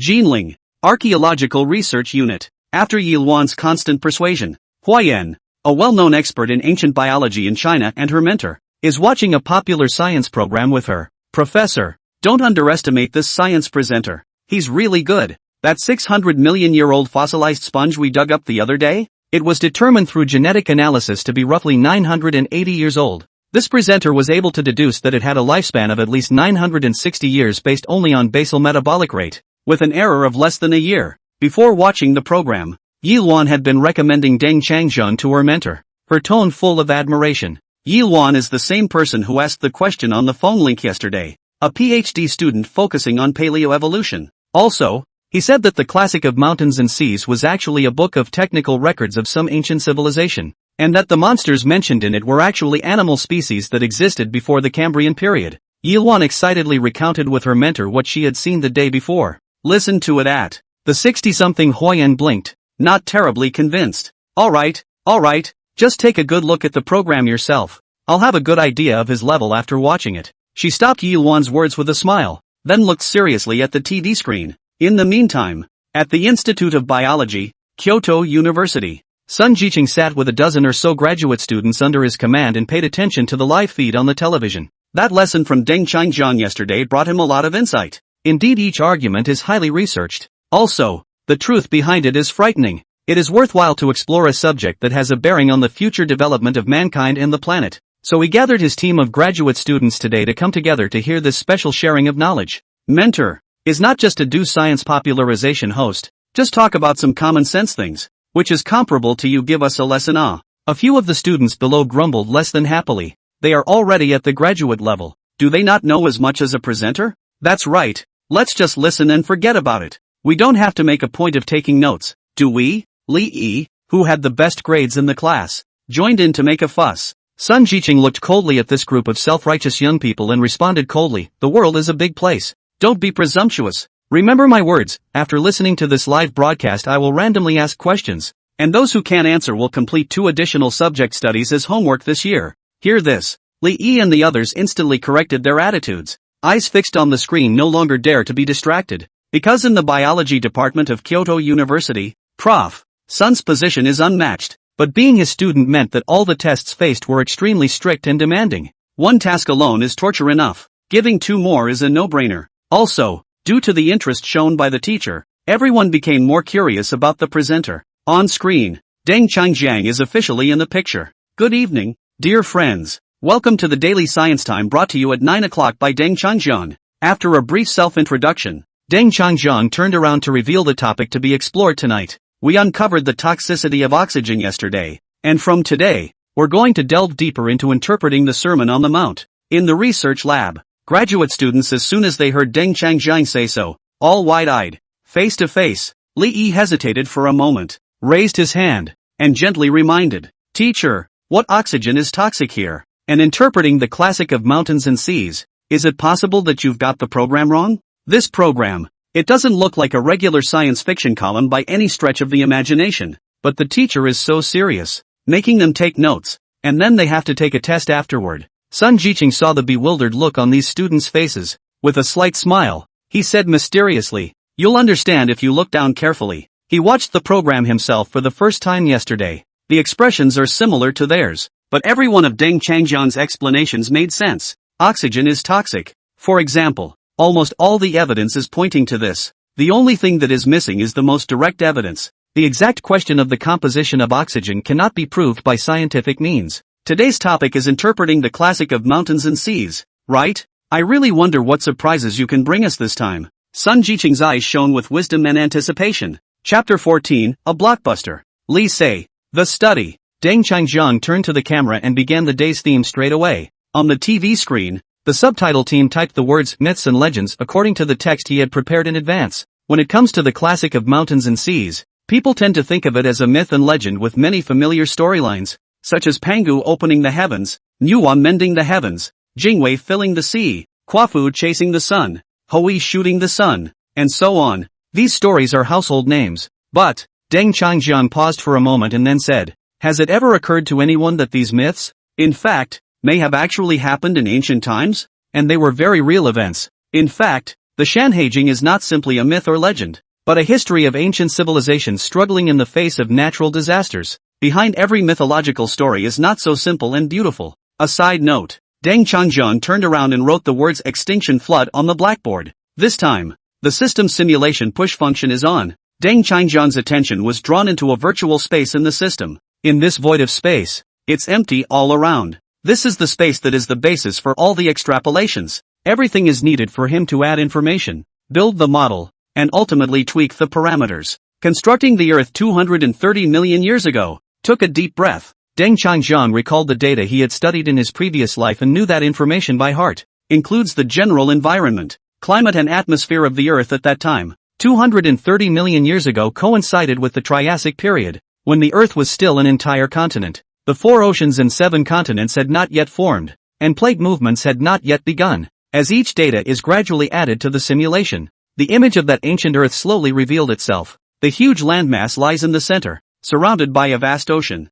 This site was also synchronized to the live broadcast by the system's embodiment function. In front of the TV in Lishan City, viewers are suddenly realizing that the picture of the den disappeared. Even Deng Changjian is gone. All that's left is blackness. They all thought the TV was broken. But it didn't take long. A spectacular and vicissitudinous image came into view. The blue planet with its ancient atmosphere slowly emerged. Lonely and timeless. It's instantly recognizable as the Earth that's been around for 4.6 billion years. This scene shocked the audience. The TV station is really willing to give it up. How much money must be spent on special effects like this? It's estimated to be hundreds of thousands of dollars. I really didn't realize that making a science fiction could be such a big deal. Hardcore sci-fi live. After Guan Xining's permission, Deng Changjian opened this live broadcast. It wasn't very popular at first, but with the appearance of a simulated ancient Earth, the few viewers who had been sparse swiped up pop-ups frantically. Ouch! What's this special effect? Asterisk asterisk asterisk asterisk. Which master did this? Blue planet? Is that Earth? How come there's only one big piece? In the meantime, in the city desk conference room, Guan Xining and Gu Jiansong, who were watching, also stared in surprise. This kind of special effects, is comparable to a blockbuster movie? Ku Qiansong couldn't help but say. Guan Xining nodded. This effect, definitely not simple. The cell phone rang at that moment. Old Ian, who monitors the back-end data, called. Director, the ratings have gone up again. It's now at 14%. The study. Deng Changjian's mind was still busy on that simulated Earth. Add time parameter, set to 236 million years prehistoric, plus geomorphologic information, widespread white limestone and black shale and an intervening layer of red rock. Add data on the climate at the time, warm climate, surface integrity, no glaciers at the poles, plus biological information, the rise of a variety of notochordates, dinosaurs and mammals, one data entry after another. The Earth that once seemed only vicissitudes gradually came to life.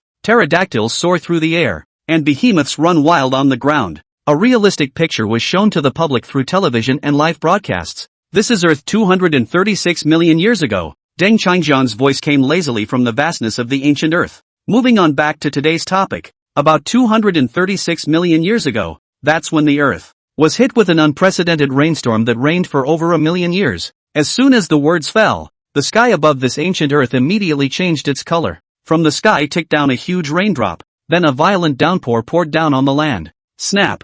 The sound of the rain lapping on the ground clearly reached every audience member's ears. In the sky above the entire primitive world, a white mist filled and rose, spreading out everywhere. Meanwhile, the timeline of Deng Changjian's manipulation gradually accelerates. 1 year, 2 years, 3 years, 10 years, 100 years, 1,000 years, 10, 20, 30,000 years. The flow and change of time is shown to all in just a few seconds. We all witnessed how that downpour lasted for uncountable days, never letting up. Slowly, surface river levels are soaring. It finally triggered a flood. A million-year-long rainstorm led to this massive, all-destroying flood during the Triassic period that inundated the land and wiped out many living populations. As Deng Changjian continues to recount the history, floodwaters rage across the land. Animals of all kinds are not spared and are devoured. And a mass disappearance of life is once again taking place. Kyoto University, Graduate School of Biology. Sun Jiqing is watching Deng Qingjiang's science popularization live with several graduate students.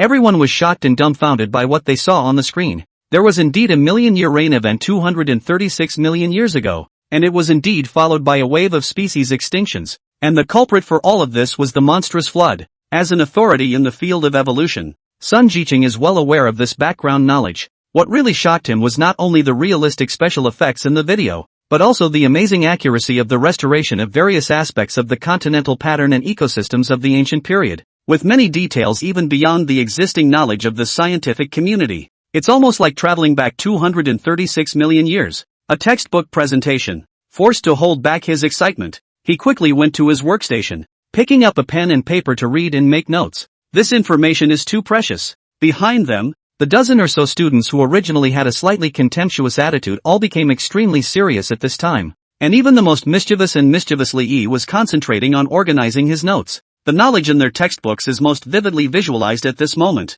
Chapter 15, I knew this kid wouldn't behave. Plus seeing their tutors are taking careful notes on learning points. Everyone was glued to the TV, not daring to relax in the slightest for fear of missing any bit of important content. This hardcore knowledge-based live broadcast has generated a great deal of buzz and attention from netizens due to the powerful visual impact of recreating scenes from ancient Earth. Meanwhile, audience numbers have steadily increased. The number of pop-up comments continues to grow. There really is something to this anchor. I specifically checked that there was indeed a continuous rainstorm 236 million years ago. Isn't it a bit of a waste to use this at such a high production level? Isn't the host going to talk about mythology? Why does he keep talking about the extinction flood? The message that flew by on the screen caught the attention of Deng Qingjiang, who was busy explaining. He glanced at the data and realized that it had currently attracted more than 5,000 onlookers, smiled slightly, and then his mind became more focused on immersing himself in the descriptions of that distant era. Have you ever wondered why such a massive catastrophe has occurred in history? Remember that the actual flood account from 236 million years ago was preserved to varying degrees by various ancient civilizations around the globe?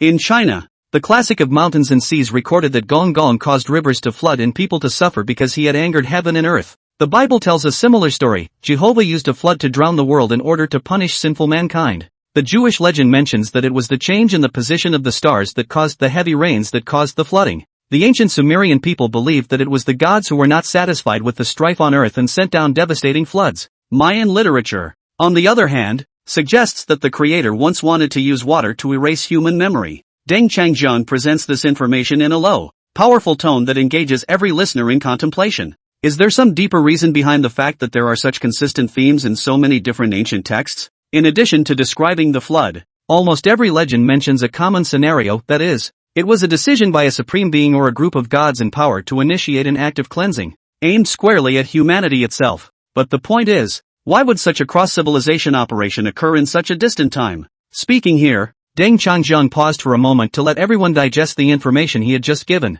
The entire landscape of the ancient world is currently on screen, completely flooded, and countless creatures are struggling to survive. In the face of such an extinction disaster, it seems that the forces of nature are unable to resist. With a voice full of heavy grief and anger, Deng Qingjiang reveals a bold idea. In fact, those beings known as the sky gods are likely to be alien civilizations that had arrived on our planet 6 billion years ago to conduct genetic experiments and contribute to the development of early life forms. The reason for wanting to remove the primitive societies that had by then awakened to a sense of intelligence and challenged them was exactly that. His words boomed like thunder, giving a new perspective to that great catastrophe of the mythical age. Nature teacher Wang Abe looked at the ancient earth suspended in the universe on the TV screen. Breathing became a bit rapid at some point. He had planned to find out the mistakes in Deng Qingjiang's science popularization so that he could tell Su Xiaoxiao about their correct science knowledge tomorrow. But the program began to his surprise, with Deng Qingjiang first talking about ancient myths from the Shanhaijing. What came next shocked him even more.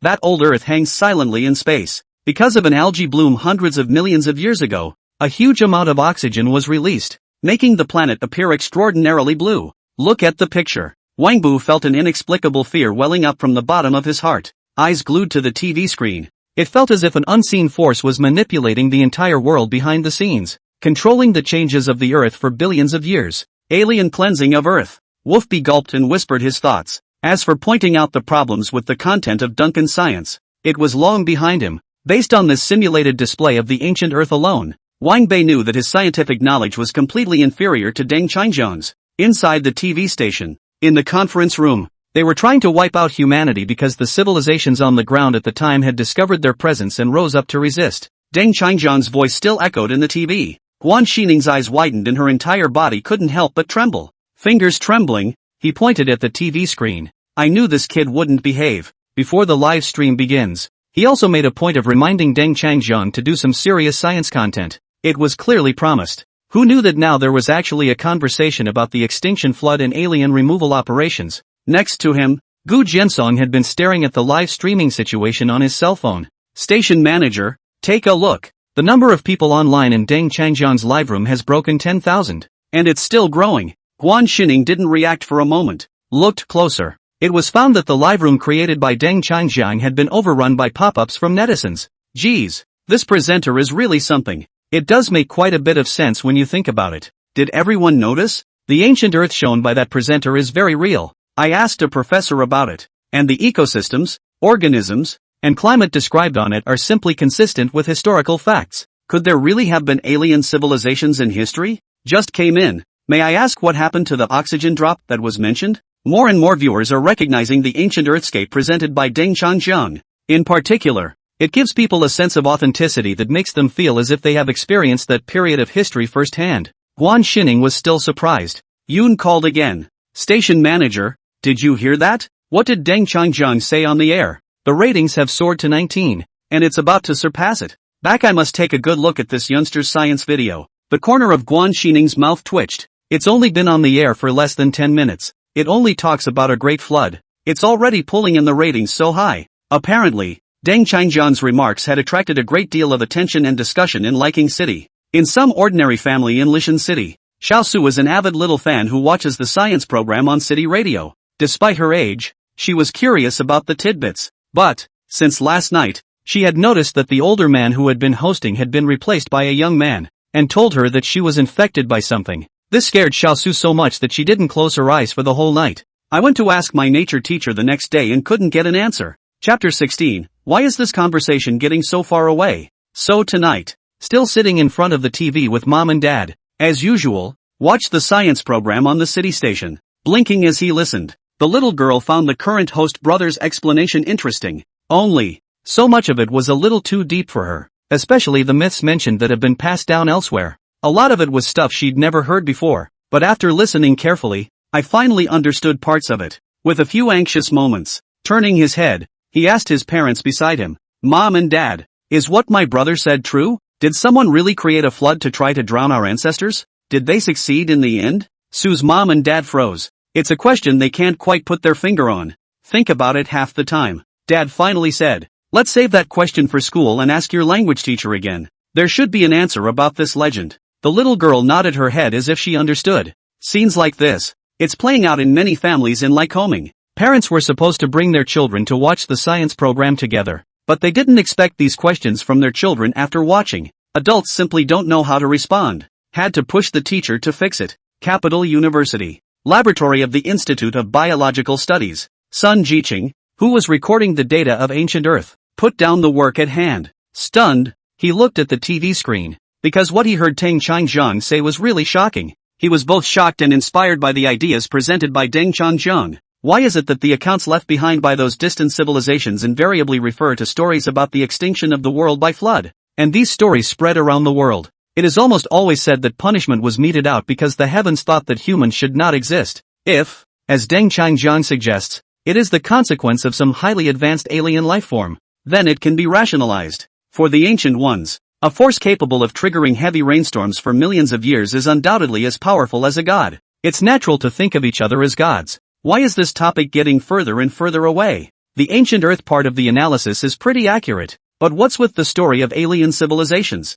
Teacher, do we still need to take notes now? His thoughts were interrupted by the murmurs of the research team members from behind him. Sun Jiqing frowned, turning to look at the group of graduate students. After contemplating for a while, he spoke seriously. There's no need to take notes for now, just concentrate on the lecture. Afterward I will examine everyone's understanding of this part of the myth. Let him bring this group of students to listen to this so-called science. Thanks largely to the skepticism that flows from Deng Qingjiang's science, it's often so eye-opening that you can't help but stop and think. He makes points that are often novel and cites a lot of evidence that is compelling. From questioning the dangers of oxygen to suspecting that a conspiracy orchestrated by aliens is behind the great boom in life on Earth. Then there's the recent talk of a global flood to extinguish the world. Each insight opens up a whole new line of inquiry for him. Hearing Sun Jiqing's words, Li Yi and the other graduate students looked at each other for a few moments and couldn't help but gulp.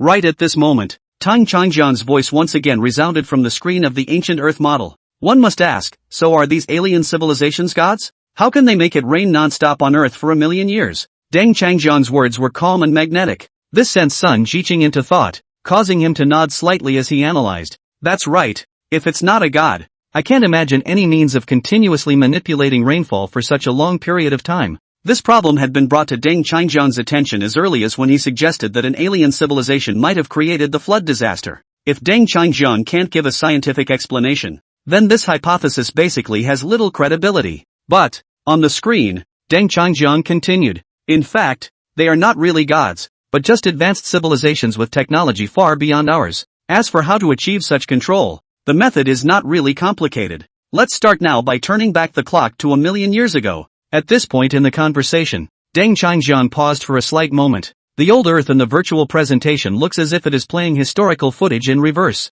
Originally, there were monstrous waves all over the place, in which all kinds of life struggled until they disappeared. But when the time node was adjusted, the entire scene instantly returned to the state it was in a long time ago. Everything is back as it was. The Earth is still a huge single continent surrounded by vast expanses of ocean. In response to a potential threat from a distant civilization, these alien visitors once crept down to Earth and destroyed the original overall crustal structure with technology much more advanced than ours. After this was said, there was a loud bang from the television. Huge landmass that was originally intact. Several large cracks opened up, dividing the Earth into different areas. It creates one shocking fault line after another. One of the most dramatic of these cracks ran directly through nearly half the continent. Upon seeing this scene, Sun Jiqing fell into a trance. Suddenly remembered a series of plate drifting maneuvers that the Earth experienced roughly 200 million years ago. This force was especially strongest during the Triassic era. After billions of years of change, the current 7 continents and 4 oceans were eventually formed.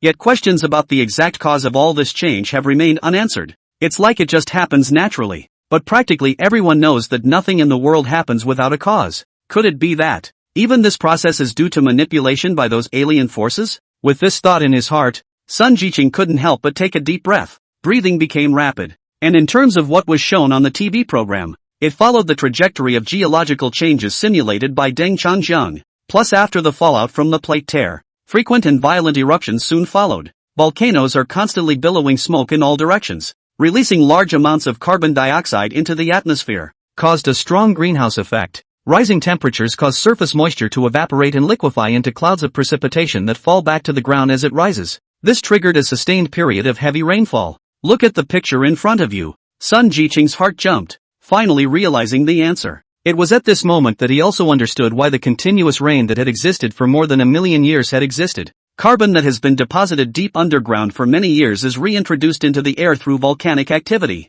Chapter 17. This is a complete chain of karma. This leads to a climb in temperature and increased evaporation of water, which subsequently condenses and falls as raindrops. And the volcano remains active as a result of continued plate breaks. Greenhouse gases are constantly being produced, thus ensuring that the cycle can continue to operate, and causing massive evaporation of seawater. Transportation to inland regions through the atmospheric circulation system. It constitutes a kind of self-sufficient ecological closed loop. It is well known that the Earth is extremely rich in water resources, enough to cover off almost all of the land area. As long as this dynamic remains constant, then the excess liquid from the ocean will be constantly transported inside the city. This in turn leads to flooding and drowning out all life on land. It's like the wrath of God washing the world over again. That's right. That's it. That's the complete chain of karma. After figuring out the truth behind this incident, Sun Jiqing excitedly stood up, his eyes glued to the scene being played on the screen. I'm already 70 to 80% convinced of Mr.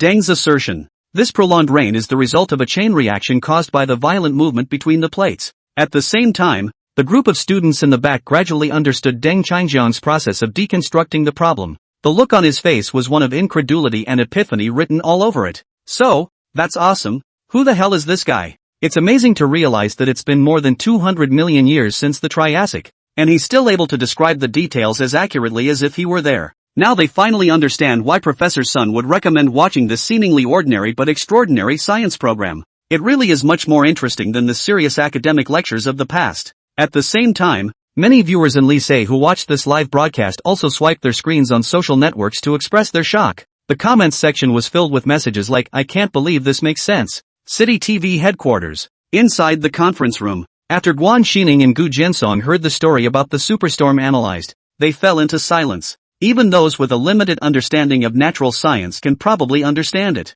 especially in combination with the images. The scenes are displayed as if they were real, but the clearer and more explicit it is, the creepier it gets. You said, could aliens really exist in this world? Took a deep breath. Guan Xining turned her face and looked at Gu Jinsong. Gu Jinsong smiled helplessly and shrugged. If you ask me, I don't know. He's just a little deputy station manager. It's not like you're a scientist. Besides, this issue, I guess those specialized professors may not be able to answer. The two men looked at each other. There are no words for each other. Silence fell in the air again. At that moment, Guan Xining's cell phone rang again, and the caller was still Old Ian.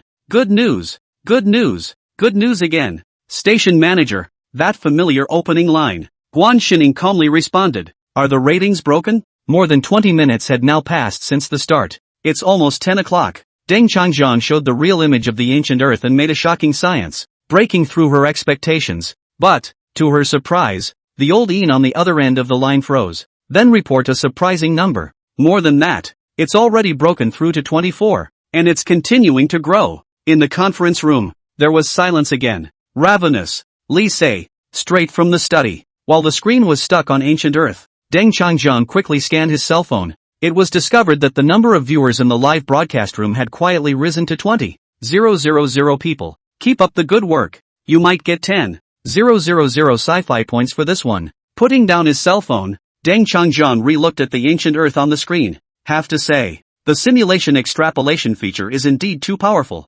After he entered all the parameters, just adjusted the values for plate faults, the whole Earth then revolves vividly. Volcanic eruptions, the greenhouse effect, and seawater evaporation provide rainfall. Everything was just as he had guessed in his previous life. The myths and legends of ancient civilizations have hidden scientific truths behind their catastrophes. Take a deep breath. Deng Changjiang moved closer to the microphone and went on to say live. Everyone should have understood the reason for that million-year-long downpour. This great rain swept over the land in an attempt to destroy all living things and cleanse the world. But, he paused and adjusted the live feed. Letting the live feed back into the den, he appeared in front of the camera again. Turn around. Facing the audience, Deng Changjiang picked up the chalk and wrote 4 big words on the blackboard behind him. Then, in an extremely heavy tone, he said, a flood brought by an alien civilization ravaged the land in a desperate attempt to destroy us. You may be wondering, did our ancestors really withstand that devastating flood? The answer is resist. Because at that critical moment,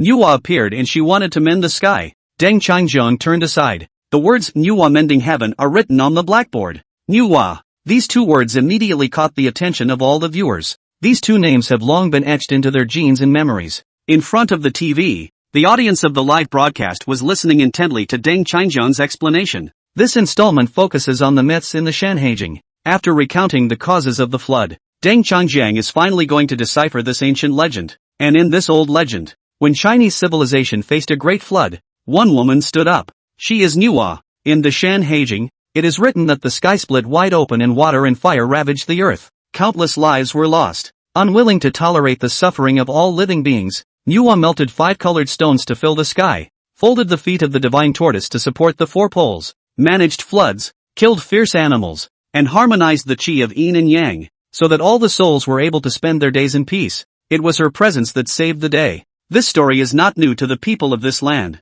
but now they were very curious to know Deng Changjiang's unique insights. Could there be a deeper meaning behind these ancient myths? Meanwhile, without realizing it, the time had reached 10 o'clock. In the city TV conference room, Guan Xining and Gu Jinsong also began to listen intently after hearing the story of Manhwa. That's when Old Ian called again. Good news. Good news. Station manager, it's now broken through to 27 and continues to rise. However, he hadn't finished his sentence. She was then interrupted by Guan Xining. Don't talk first. I'm watching the live broadcast. Let's talk about the ratings when we're done. Lao Yin. In the surveillance room, Yoon hangs up the phone. Listen to the busy signal on your cell phone. A bewildered look on his face. And inside the evening newsroom, Chapter 18 Challenging the Gods. Lai Mao Dong was preparing to take over the 10 o'clock slot when the staff came to inform him. The station manager said that Deng Changjiang's science program has reached a key part, so please compress the time. The program may be extended. Lai Mao Dong opened his mouth to speak,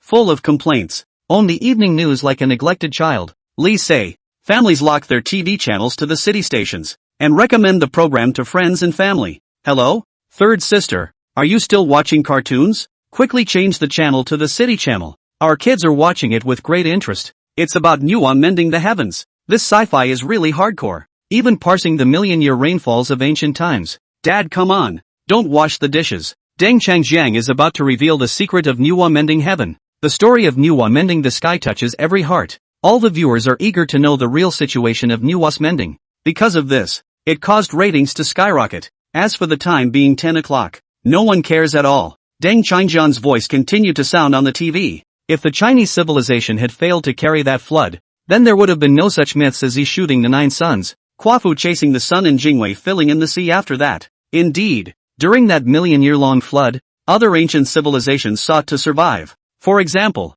the Holy Bible records that Noah built an ark to preserve at least one pair of samples of every living thing. In the Sumerian civilization, Athanapism climbed high into the mountains with a few people to take shelter, and in Hindu mythology, Manu escaped to the snowy peaks with the help of a giant fish in a big, sturdy boat, and ultimately survived. The story of every civilization has gone out of its way to try to survive this devastating disaster. But, in the face of the flood, most other civilizations chose to run away and save the flame of life. But only in the legends of our Chinese civilization did our ancestors make the choice to fight against an alien force. If the sky breaks, we'll patch up the breach. Deng Changjiang's words stirred an echo in everyone's heart. It makes everyone feel a rush of hot blood. Other civilizations, all of them are running away. All of them are afraid of natural calamities. And they are surviving. And our Chinese civilization, instead of going shipbuilding to escape, chose to repairing cracks. This is not just a silent challenge to an unknown force. It is a direct declaration of war. In a previous study, when Deng Changjiang discovered this, it was also deeply touched. He marveled at the courage and determination of those brave men. Millions of years of torrential rains, floods of destruction, and even the appearance of unbelievable gods, but they still made the choice to rebel. Challenge to the gods. Deng Changjiang took a deep breath and calmed himself down. Then the story was told. In fact, in ancient times, our Chinese people had already realized this unusually heavy rain and discovered its cause, and left a record of it in the Classic of Mountains and Seas. The Classic of Mountains and Seas describes how, long ago, the earth crumbled and the land split apart, the sky no longer enveloped everything, and the ground was no longer firm, fires burned incessantly, and water roamed endlessly. So, manhwa restored the sky with colored stones, chopped off the feet of a giant tortoise to make a support, killed the black dragon to protect the land of Jizhou, and used ash to stop the flooding, ultimately making the sky restored and the earth leveled. Based on this, Deng Changjiang explained the meaning of the original text one by one. We previously discussed the causes of prolonged prehistoric rainfall, and looking at this description again makes a lot of things clear. The reference to the abolition of the 4 poles and the cracking of the 9 states does not refer to the cracking of the sky but to the cracking of the ground. This is because the ground was broken up into plates by an alien force, and later generations became somewhat biased after a long period of time in passing on the story, mistakenly believing that it was manhwa who was mending the heavens. The fact that the sky does not completely cover everything and the earth does not fully support objects suggests that it was raining like a torrent. Describing widespread rainfall as if the sky had turned over, it also suggests that the earth's surface is undergoing frequent fracture changes. Fires burning unquenchably and floods rolling in are the result of the effects of natural movements, such as frequent volcanic eruptions and natural disasters like floods. As Deng Changjiang gradually unravels the mystery, both TV viewers and those on the air were shocked. This ancient myth is familiar to everyone. But, after explaining through such a novel perspective by Mr. Deng, it's actually a sight to behold. It turns out that the so-called mending of the sky may not actually be fixing the sky.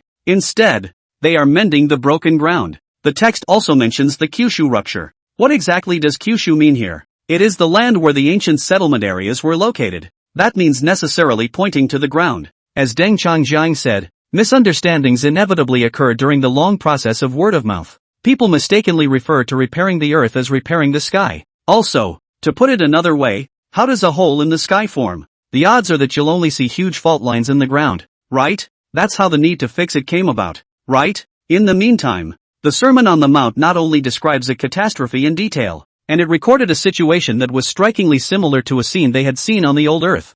Fiery flames covered the earth and sky, and the floods spread out in such an overwhelming manner. This is because frequent volcanic eruptions contribute to the release of carbon dioxide into the atmosphere, which leads to global warming, accelerates the rate of evaporation, and this set off a chain reaction. Whoa! That's how this myth is interpreted. This is how the Sanheijing was originally read. It is so well documented. Does it mean that it is a valuable heritage from a civilization of a distant age? But how on earth did our ancient Chinese wise men find out the secret behind this devastating disaster, and manage to write a book to bequeath it to future generations? The people in front of the TV were in deep contemplation. On the one hand, it is because of the admirable spirituality of their ancestors who did not yield in the face of adversity. On the other hand, I was surprised that the people of China in ancient times were able to investigate the causes of the plagues. You should know that involving the mechanism of crustal change, volcanic eruption theory and even the greenhouse effect and other scientific knowledge. These are very specialized and complex learning.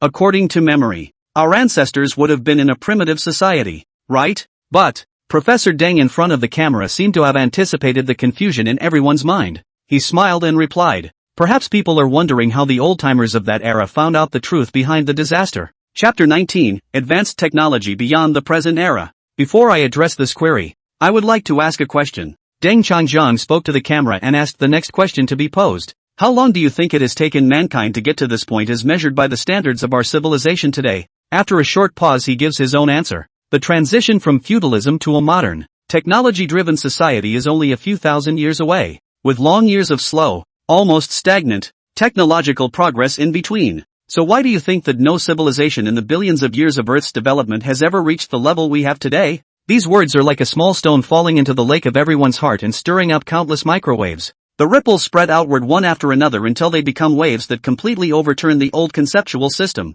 Indeed, Mr. Deng's points are reasonable and cannot be ignored. The current human civilization is only a few thousand years old. Throughout more than 4 billion years of evolution, there should always be some intelligent life that develops beyond imagining excellence. Immediately after that, Deng Chang's voice resumed. And, consider the question, why would those alien creatures attack surface structures to create tens of thousands of loads of precipitation to flood the continent, destroying the ecological balance system? The reason is simple. Because they're scared. As the ancient civilizations of the earth gradually revived and grew in strength, they felt threatened and decided to take action to destroy all potential challengers to ensure their absolute control. After hearing these discourses, all of you listening, whether in front of the TV or in cyberspace, have been subtle in your expressions. In the campus area of Yinjing University, inside the laboratory of the Institute of Biology, Sun Jiqing is leading the graduate students to concentrate on their studies. Upon hearing Prof. Deng's unique insights about the classic of mountains and seas, everyone,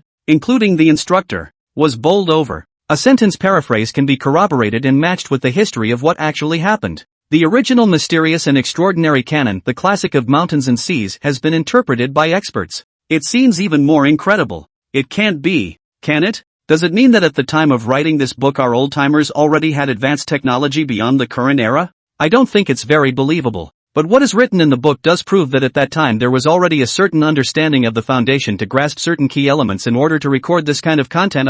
That's right. And also found the countermeasure is to plug the gaps to stop further deterioration of the situation, to stop more harmful gases from escaping. The graduate students got together and talked. A strong atmosphere of learning pervades. They never imagined that one day they would be arguing over a science program. Sun Jiqing looked at these students in front of him. A satisfied smile appeared on his face. But, when his gaze fell on Deng Changjiang in the TV screen, his eyes were filled with worry. Do ancient and alien civilizations really exist? If it exists, then everything Deng Changjiang said could be true. The toxic gases in the air were actually deliberately released by aliens. One day, the planet could be set ablaze and there would be nowhere for everyone to go. This is like a sword hanging over the heads of human beings, threatening their survival at any time. Especially now, with the advancement of technology. Will that alien civilization strike again? Because they feel threatened. Another major cleanup of the planet? As he frowned and worried, Deng Changjiang's voice came out of the TV, shocking people. In fact, the technology of the Chinese civilization at that time would have allowed them to leave Earth and even travel beyond the galaxy.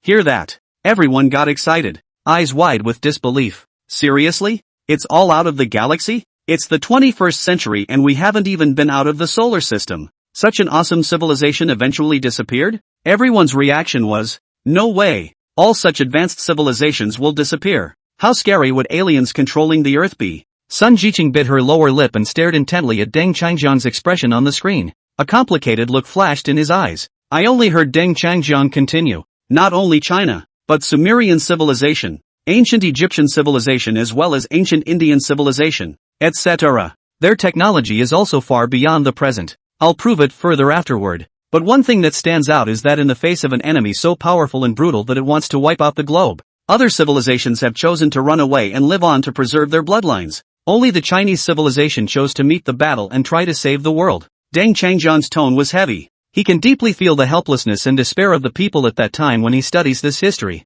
There was a major flood. That's when Xia turned to other civilizations for help. But these ancient countries have not responded to the crisis head-on. For example, because of fear, fled in droves, leaving their own people behind to seek refuge in a safe place. In this way, the children of China began a tragic journey to fight back. Take a look at what the Shanhaijing says about manhwa mending the heavens. It really touches the heart with every word. Once upon a time, the four pillars collapsed and the earth crumbled. The heavens could not cover everything and the ground was full of gaps. Volcanoes raged and floodwaters rushed. Manhwa mended the firmament with 5 colored stones, cut off the feet of the divine aurora to support the 4 poles, defeated the black dragon to save the land of Jizhou, and blocked the flood with reed ash. Filled with a heavy heart, Deng Changjiang read the original classic word for word. For these depictions, he'd gone through it multiple times before. I can say that I can recite it by heart. 236 million years ago, heavy rain fell continuously and lava flowed around destroying everything. The sudden catastrophe terrified the ancestors so much that they started to explore the cause with their knowledge. Then the truth finally dawned on me. It turned out to be caused by an attack by an alien force that caused the continental plates to shift, triggering a huge disaster. Naturally, our ancestors did not sit idly by and decided to save themselves after unsuccessfully seeking help from other countries. They devised a bold plan to mend the sky. With Deng Changjiang's narration, the audience seemed to have returned to the time when they were fighting against the catastrophe of heaven and earth. The moment everyone in the live room became serious. Follow Deng Changjiang back to 236 million years of prehistory. As long as the Earth's crust doesn't stop moving, volcanic eruptions will continue and the waters will never stop rising. After taking a deep breath, Deng Changjiang switched the screen to show an image of the heavily damaged Earth in ancient times. A devastated, oceanic world floats alone in the blackness of space. So the central purpose of the manhwa program is to make the earthquake stop. But the task was extremely difficult and complex. After a whole million years of preparation and readiness. Chapter 20, How did you become a machine? More than 90% of the creatures perished during these million years, including parts of the Chinese civilization. The other survivors took refuge in giant spaceships high above the world. Until the last moment comes. In the image, changes in the Earth's surface have accelerated significantly over time. Countless living beings were exterminated. Eventually our predecessors completed this underground probe called the manhwa. Deng Changjiang's voice was firm. Meanwhile, the roar and roar of an ancient rainstorm could be heard live on the air, echoing in the ears. It turns out that the legendary manhwa is not a person, but a spaceship built over thousands of years of effort to explore the core of the Earth. The news took everyone by surprise. Hey, isn't manhwa a mythical figure? How did she become a machine? What exactly does a probe do? What is it going to do to quell this mass movement? The same question was on everyone's mind. After all, this whole thing is unbelievable. It's almost more magical than the storybooks. Kyoto University Biological Research Laboratory. As Deng Changjiang explained, the graduate students stopped their discussions and listened intently to Deng's interpretation of this mysterious history. Our Chinese culture has done its best to finally create the manhwa, the geocentric exploration ship that carries the future hopes of the Chinese nation on its shoulders. After hearing these words, everyone was so shocked that they lost their words for a moment. It's almost like the story of myth becoming science. Sun Jiqing's eyes widened as he stared at this scarred and ancient Earth. Manhwa was actually a geodesic detector concept that even he hadn't anticipated.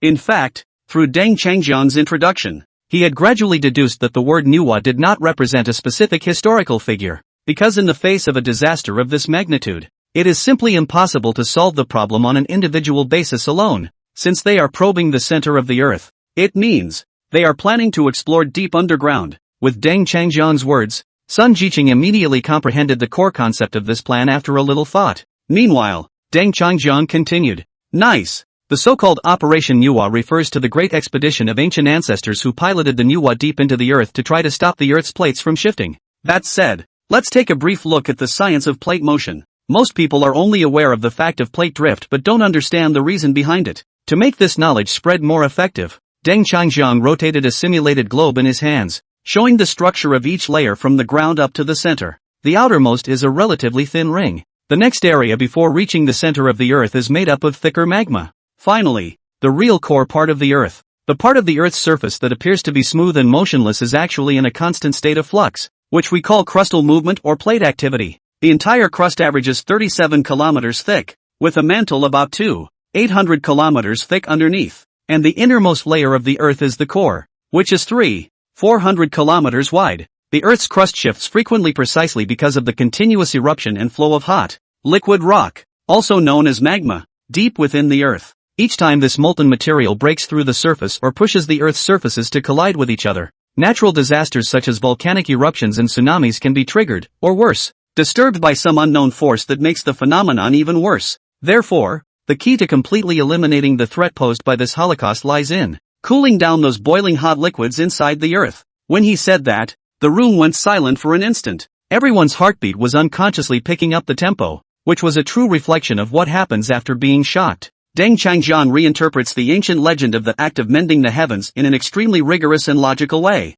and each step sounds reasonable. It is true, if the inner core could be cooled and thus external pressures reduced, geologic hazards such as earthquakes would be greatly reduced. The volcano will not continue to smoke. Floodwaters can also revert to the ocean. It seems much more convincing than previous versions of the mythological story explained. Because of this cognitive foundation, the same doubt could not help but arise in the minds of every listener present. This all shouldn't be true, should it? Li say. In the back office of the city's TV station, Lawing stared at the data soaring on the screen. Can't help but smack my lips, licking his dry, cracked lips with his tongue. He said, "It's already 3 o'clock. What on earth has this guy been talking about?" Due to his work, he did not have time to follow the process of the program's live broadcast, but from the current trend of growth and the number of viewers, it is clear that this issue of the popular science topic made by Deng Changjian has attracted a strong response. It was already past 10 o'clock in the evening, and it was surprising that there were still quite a number of citizens in Lisay City who stayed glued to the television to watch the science program.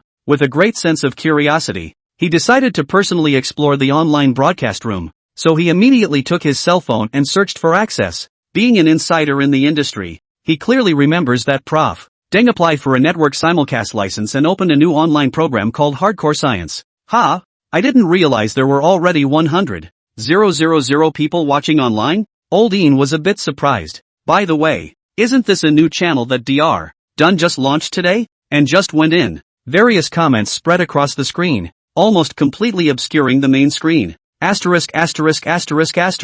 This guy is really something. So convincing. So, mending the sky using a spaceship to dive into the Earth to cool down and immobilize the hot rocks. So that's how it is. Didn't other civilizations intervene to help? A bewildered Lawin hurriedly turned off the pop-up function, only to realize that what was shown on the screen was a huge and ancient model of a blue planet. And looking at the scene made him feel very surprised. Immediately after, Professor Deng's voice came again. After millions of years of preparation, everything is finally ready. And the manhwa is heading towards the largest crack caused by the separation of the plates. And that's where it needs to go to fix it, that is, to penetrate the entire outer shell to enter the layers of the Earth below that are hundreds, if not thousands, of kilometers deep. Old Ian, what the hell? Hearing this, he was thoroughly confused and couldn't make sense of the situation. It looks as if it is dissecting and explaining in response to that ancient legend of mending heaven and earth. But why does it involve exploring the geographical dimension? Swallowing hard, he tried to inquire. Just got in. Can you help me understand what this is about? But the question was quickly drowned in a tidal wave of comments after it was sent.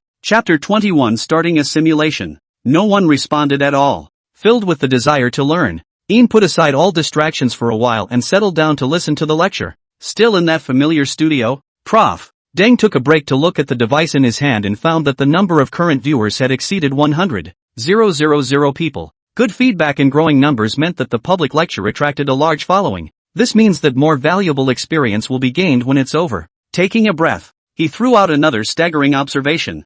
I'm afraid you won't believe it, but in fact, according to the classic texts, there are records of this type of crevice. For example, the classic of mountains and seas in the Western scripture of the Great Wilderness mentions a change in the heavens in which the pillars of the sky collapsed. The 4 poles were broken. The heavens were tilted to the northwest, causing the sun, moon and stars to change their positions, and the ground collapsed to the southeast, causing the flooding of water. It is inferred that the rift would have been located in an east-south to west-northwest direction and traversed about half of the landmass. Today's widely accepted theory of plate tectonics has confirmed that at the end of the Triassic period, about 236 million years ago, a massive crustal movement took place, which divided the ancient continent into two parts, forming the ancient land of Lawa and Gondwana. And this rift is roughly 500 kilometers long and about 50 meters wide, stretching right from the southeast to the northwest. This rift originally appeared in the southern region of the ancient continent, which has led to the current southern hemisphere land area being much smaller than the northern hemisphere. Deng Changjiang explains while turning the analog globe and setting various parameters. Start the simulation. Only an earth-shattering sound was heard, and a huge crack appeared in the middle of the originally connected land. It was as if the world was coming to an end. This fissure started in the southeast corner and quickly spread out to the northwest corner. This was followed by a series of volcanic eruptions and torrential downpours, which were quite a spectacle. It was as if an epic blockbuster was presented to the audience. While everyone was still immersed in this visual shock, Deng Changjiang went on to say, "Everyone must be wondering where this rift is currently located. Next we try to deduce it by adding data through the direction of plate movement over 236 million years. About 3 million years after the formation of the rift, there was significant uplift of the continent due to blocked heat dissipation as well as increased internal temperatures, creating geological formations such as Damaraland. By the end of the Triassic, the southern hemisphere first split off the Australian, Indian, and African plates. At the same time, the reduced pressure at the bottom of the South Atlantic Ocean caused the southern hemisphere to gradually lift up, while the northern hemisphere, by contrast, sank downward. By the end of the Cretaceous, there had been a massive basalt spill near the Deccan Plateau. Each time the parameters are adjusted, the old Earth model shows a different geomorphic variation. As the geologic activity continued, the location of the initial cracks changed. Slowly, the audience in front of the TV and the live studio gradually realized that those seemingly distant history is actually very close to them. How the four oceans came into being from a complete continent is also visualized. Antarctica, Australia, and other island groups are constantly floating and migrating through the ocean. In particular, the huge fissure that first appeared, after hundreds of millions of years of evolution, eventually migrated in a southeasterly direction and gradually buried deeper and deeper under the sea. It was eventually covered by the Pacific Ocean as it is today. This image of a sea of change is much more powerful than a movie. Seeing that crack deep in the seabed, all viewers coincidentally thought of a familiar name, the Mariana Trench. In a research lab in Kyoto, it really is the Mariana Trench. Li Yi suddenly stood up,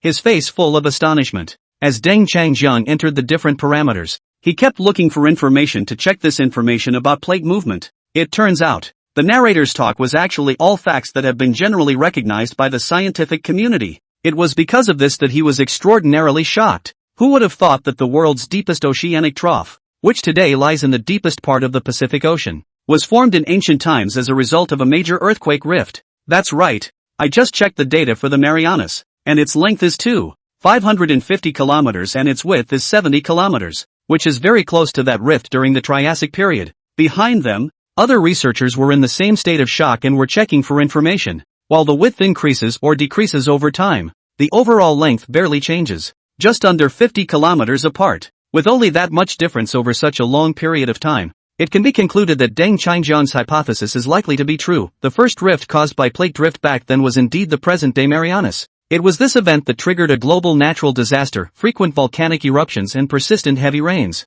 Teacher, which expert is the host of this program? To be able to apply such complex knowledge so purely. After his excitement calmed down, Li Yi went up to Professor Sun Jiqing and asked him. Professor Sun looked at the group of curious students, then at the familiar blue planet on the screen, shaking his head. I don't know who he is, so you guys go ahead and listen carefully. I'm going to make a call. He left the room as soon as the words were out of his mouth. After listening to the analysis of the truth behind the story of manhwa mending the sky and the cracks, he felt more and more that the oxygen problem mentioned by Deng Changjiang might be a real thing. If true, it means that all of humanity is in great danger. Immediately after leaving the house, he picked up his cell phone and dialed a number. Hello, old friend? I've discovered something very scary and I'd like to ask you to help me verify it. By doing an experiment in an oxygen-free environment. Well, it could be a matter of human survival. I think the oxygen in the air may contain poisonous substances. The other party was silent for a moment before speaking. You're not kidding? You're saying there's poisonous gas in the air dropped by an alien civilization? Are you crazy? Never mind, it's not clear on the phone. Come right over and talk more about it. After that, he hung up the phone hastily, realizing that even his longtime friend had begun to question himself. Professor Sun decided not to pay any more attention to the content of the live broadcast. and simply instructed his students to leave the institute with a few words. He was more concerned with that amazing conjecture about whether oxygen in the air was poisonous than with probing the truth behind the myth. Eyes went wide for a moment. My God, he couldn't help but explode. With 40 ratings, this kind of thing is almost impossible. Unless it's a situation like the mooncake where everyone is paying attention, it's possible to get there. But the problem is, it's just a sci-fi program. When did the public become so interested in scientific knowledge? Chapter 22, your position may have changed. I can't believe you've been catching up on this at night. But thinking about what Deng Changjian live-streamed and those stone-cold opinions, he also roughly guessed the reason behind it. It is amazing that such an ancient mythological story as manhwa mending the heavens can be explained clearly by scientific means. With mixed emotions, he pulled out his cell phone and called Guan Xining, who was also watching the live broadcast. I thought I told you not to bother me. I'm looking at it now. I'll report back to you later with the data. In the conference room, Guan Xining was hearing the good part, and by the sound of her voice, she knew she was a bit angry. Oldine smiled and said slowly and leisurely, Director of the station, in fact, it's because, now that the ratings have exceeded 40, there may be a change in your position. Seriously? In the conference room, Guan Xining's eyes also instantly rounded. Lichang is lit up at the moment. More than half of the town's residents were glued to the television broadcasting Deng Changjian's science program, unwilling to switch to another channel. A new interpretation of manhwa mesmerized the audience to the core. Everyone seems to have forgotten that it's now about 10:30 o'clock in the middle of the night. It was supposed to be nightly news time. And the secrets revealed by Deng Changjiang, as well as the shocking historical changes of the ancient Earth, firmly attracted everyone's attention. People are curious. Did that manhwa geocentric exploration spacecraft complete its mission successfully after going deep into the Marianas Trench?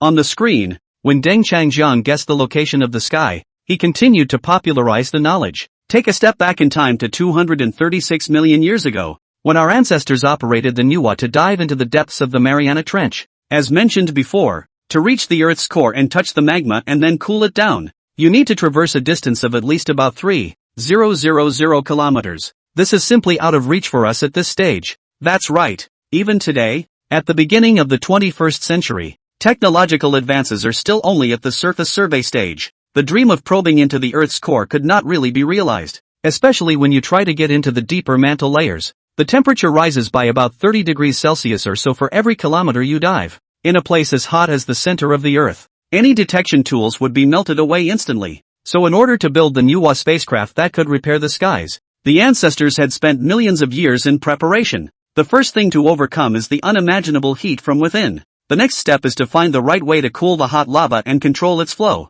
With the current level of technology, there is no hope of accomplishing either of these tasks. But the Chinese civilization of that time was many eras ahead of modern technology, and in the Shanhaijing records they had all stepped out of the Earth to begin a journey of interstellar exploration. Let's save that part for a detailed answer in a follow-up program. After leaving a little suspense, Deng Changjian began to tell the specific process. In the original story, it is recorded that the passage manhwa practiced making 5 colored stones to repair the sky, and piled up grass and ashes to stop the flow of red floods actually describes manhwa's entire experience of repairing the sky. In the face of such a hot and extreme environment underground, ordinary materials would not be able to withstand it, so it cost a lot of money to collect special ores to make a strong ship. And this so-called refining of the 5-colored stone refers to the fact that it should be the raw material needed to make a spaceship rather than a simple piece of stone. Moreover, it is evident from the word refining that they are creating something. His tone gradually became lower as he poured out the historical details. As for the large amount of gray matter obtained by burning plants in order to block the monstrous flood,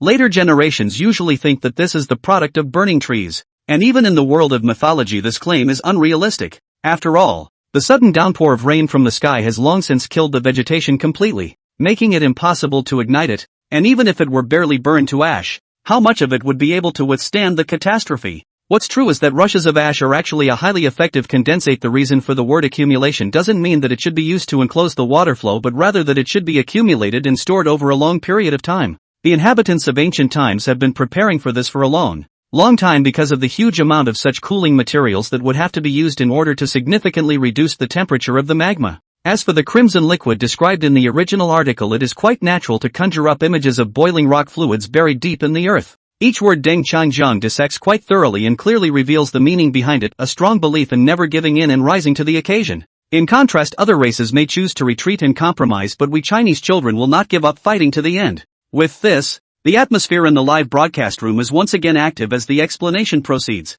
As unbelievable as it sounds, the presenter seems to have a point. I never thought that the real repair target is actually located in the Rift Valley at the bottom of the ocean, and the legendary magic stone is only one of the components of the ship, and that the so-called grass ash is actually a cooling medium. OMG, how embarrassing to have read this book myself before. Feels like I just read it for nothing. Well, without further ado, I'm going to go to a shopping site and order a single copy of the classic of Mountains and Seas to properly study the stories hidden here. The number of viewers on the live streaming platform quietly climbed to hundreds of thousands of views, accompanied by images about the formation process of the early planets. The audience's ears echoed with Deng Qingjiang's thick and mournful voice. But this time the task of mending the skies didn't go as smoothly as expected. The traditional story goes that Manhwa stopped the flood with ash and plugged the crack in the sky with the minerals she refined in her hands. The result, however, was lamentable. The gap was too large and she herself eventually had to jump into the void to fill it. The hearts of the crowd on either end of the TV and screen were suddenly hit hard. Seems to have a premonition of what's about to happen. That's right, the sages who rode in that ship deep underground never returned to their homes and stayed permanently in the dark, cold abyss. There are also vague accounts in the Shanhaijing that claim its incarnation as a cocker disappeared off the trail. Deng Qingjiang sighed deeply. In the past, he had visited the site but had found no evidence to confirm that it had actually existed. Anyway, these heroes and heroines. He chose to sacrifice his life and bury his bones in a foreign land in order to save the entire nation from the ravages of natural disasters. But, after a moment's silence, he added, although all the occupants were killed, the plan was successfully carried out to dump all the stockpiled chemicals into the magma. Since then, the flow of magma below has slowed down significantly and the geological movement has stabilized, with eruptions gradually ceasing and the prolonged period of precipitation finally ending, with sunlight returning to the sky and the earth and the flooded rivers gradually returning to normal. Chapter 23. You go on. According to what Deng Qingjiang said next, things developed as follows. On the screen, in the picture of ancient Earth, the continental plates are no longer moving. The volcano also stopped erupting. The rain stopped in the sky. The floodwaters that had ravaged the earth gradually receded, revealing the damp earth. The earth, which had been in a state of disrepair and devastation, began to come back to life. But the heroes who piloted the Manhwa, who fought against nature and steadfastly mended the skies, lie forever in the ground. In order to honor these forefathers, the story of Manhwa mending the sky was created. At the same time, in order to avoid being discovered by alien civilizations, ancient people adapted this event into a myth. This also serves as a wake-up call to future generations, reminding them that there were once gods who attempted to flood the earth with water. At this critical moment, other civilizations fled, but only our ancestors stepped forward and fought valiantly, turning the tide with their hands and creating a magnificent history. Picture. A vibrant old earth comes into the viewer's eyes. Deng Qingjiang's voice ended abruptly. His tone was heavy and somber. A catastrophe that nearly destroyed an entire prehistoric civilization faded into oblivion over the course of a long history. But, even if they survived, ancient civilizations were still devastated by the disaster. At the end of Deng Qingjiang's explanation, the audience was unsettled for a long time. They never thought, behind those imaginative ancient legends of China, the story of Manhwa mending the sky, lies such a secret. The colorful stone is actually the material used to probe the ship. Grass ash is then used as a coolant for the lava. Manhwa used her body to mend the sky, which actually refers to the eventual burial in the Mariana Trench of those involved in the operation. Even today, hundreds of millions of years apart, hearing about this past event still shakes us all to the core and we can't calm our hearts. Hardcore sci-fi live. The number of online viewers surpassed the 500,000 mark. The screen was densely populated with messages and questions. Moderator, go on. We've just finished talking about Manhwa mending the heavens. What happened next? What happened after the mending of the heavens? That outsider who tried to destroy our world must not be willing to fail. What happened back there? Seek to understand. Big brother, please go on again. Even if you stay up until the wee hours of the morning. Everyone strongly urged Deng Qingjiang to continue his lecture. The Shanhaijing records many similar legends. After listening to Deng Qingjiang's analysis, the audience was thrown into speculation. Are there unanswered questions behind other myths as well? Could it also be some kind of extraterrestrial force causing these so-called natural disasters? Oops. It's really scary when you think about it. Especially after you read that sci-fi about the change in oxygen levels. You'll have a better understanding of the horrors of alien life. As the interactions in the live room became more and more lively, many people have started searching for what Deng Qingjiang has shared in the past. 600 million years ago, at the beginning of the Cambrian period, there was that video about oxygen delivery that once again shocked everyone. Lee say, many parents watched the program with their children. After listening to Deng Qingjiang's narration, the parents were all surprised and in deep thought. Those children who are just entering elementary school. Clenching his small fists, he looked at his mom and dad and asked with a little nervousness, "Mom, is it true that everyone on that ship is dead? Dad, you're the strongest man in the world, right? Can you find a way to get them out?" Innocent children don't want to see those brave men lose their lives underground, even if one doesn't understand exactly what it means to be separated from life and death. And yet, you can also realize that losing your life is an extremely scary thing. And on the TV side, inside the conference room, that's the whole truth. From the television came Deng Changjian's voice. Guan Xinning and Gu Jianson looked at each other. It took a long time to recover from this rippling narrative. Have to say, this presenter has an engaging narrative style that captures the hearts and minds of every listener. I didn't realize that. Hid such rich historical details behind a simple myth. Guan Xinning exhaled deeply. Gu Jiansong agreed with a slight smile. His column is definitely going to be another hit. Indeed, the show's ratings have soared to over 43%. This means that almost everyone in Lycoming is watching Dun's science program. Also, the number of people and activity in online live streaming continues to gain momentum at a rapid pace. Eyes are about to cover more places nationwide. Leader, there's a situation. Just in time. Old Mr. Ian bursts in, panting, interrupting the meeting. What's going on? Is it because it's playing too late? It's almost 11 o'clock. After all, we're still putting the finishing touches on it, but this shouldn't be happening under normal circumstances, right? But the other party hastily shook his head and denied. It's not that the ratings have fluctuated. Now the data is still stable and even exceeded expectations to reach more than 43%, but the TV station has received a large number of inquiries wondering if it needs to increase the interactive sessions to extend the broadcasting time? As the head of the evening news division has cut back on content to minimize the time slots it occupies, it still doesn't seem to be able to meet the existing demand. Ask for comments on this point. Taking into account the current situation and his own interests, Mr. Guan responded after a moment's reflection. Hopefully, the other side can cut back some more to give way to the popular programs of the day and make it easier to answer viewer questions. He had even foreseen what would happen next. Lai Mao Dong will probably cry into tears in the restroom when he learns about this on the evening news. Meanwhile, in the provincial TV station, Feng Lin is on the verge of a breakdown. Tonight's ratings for that variety show had the same problem as yesterday.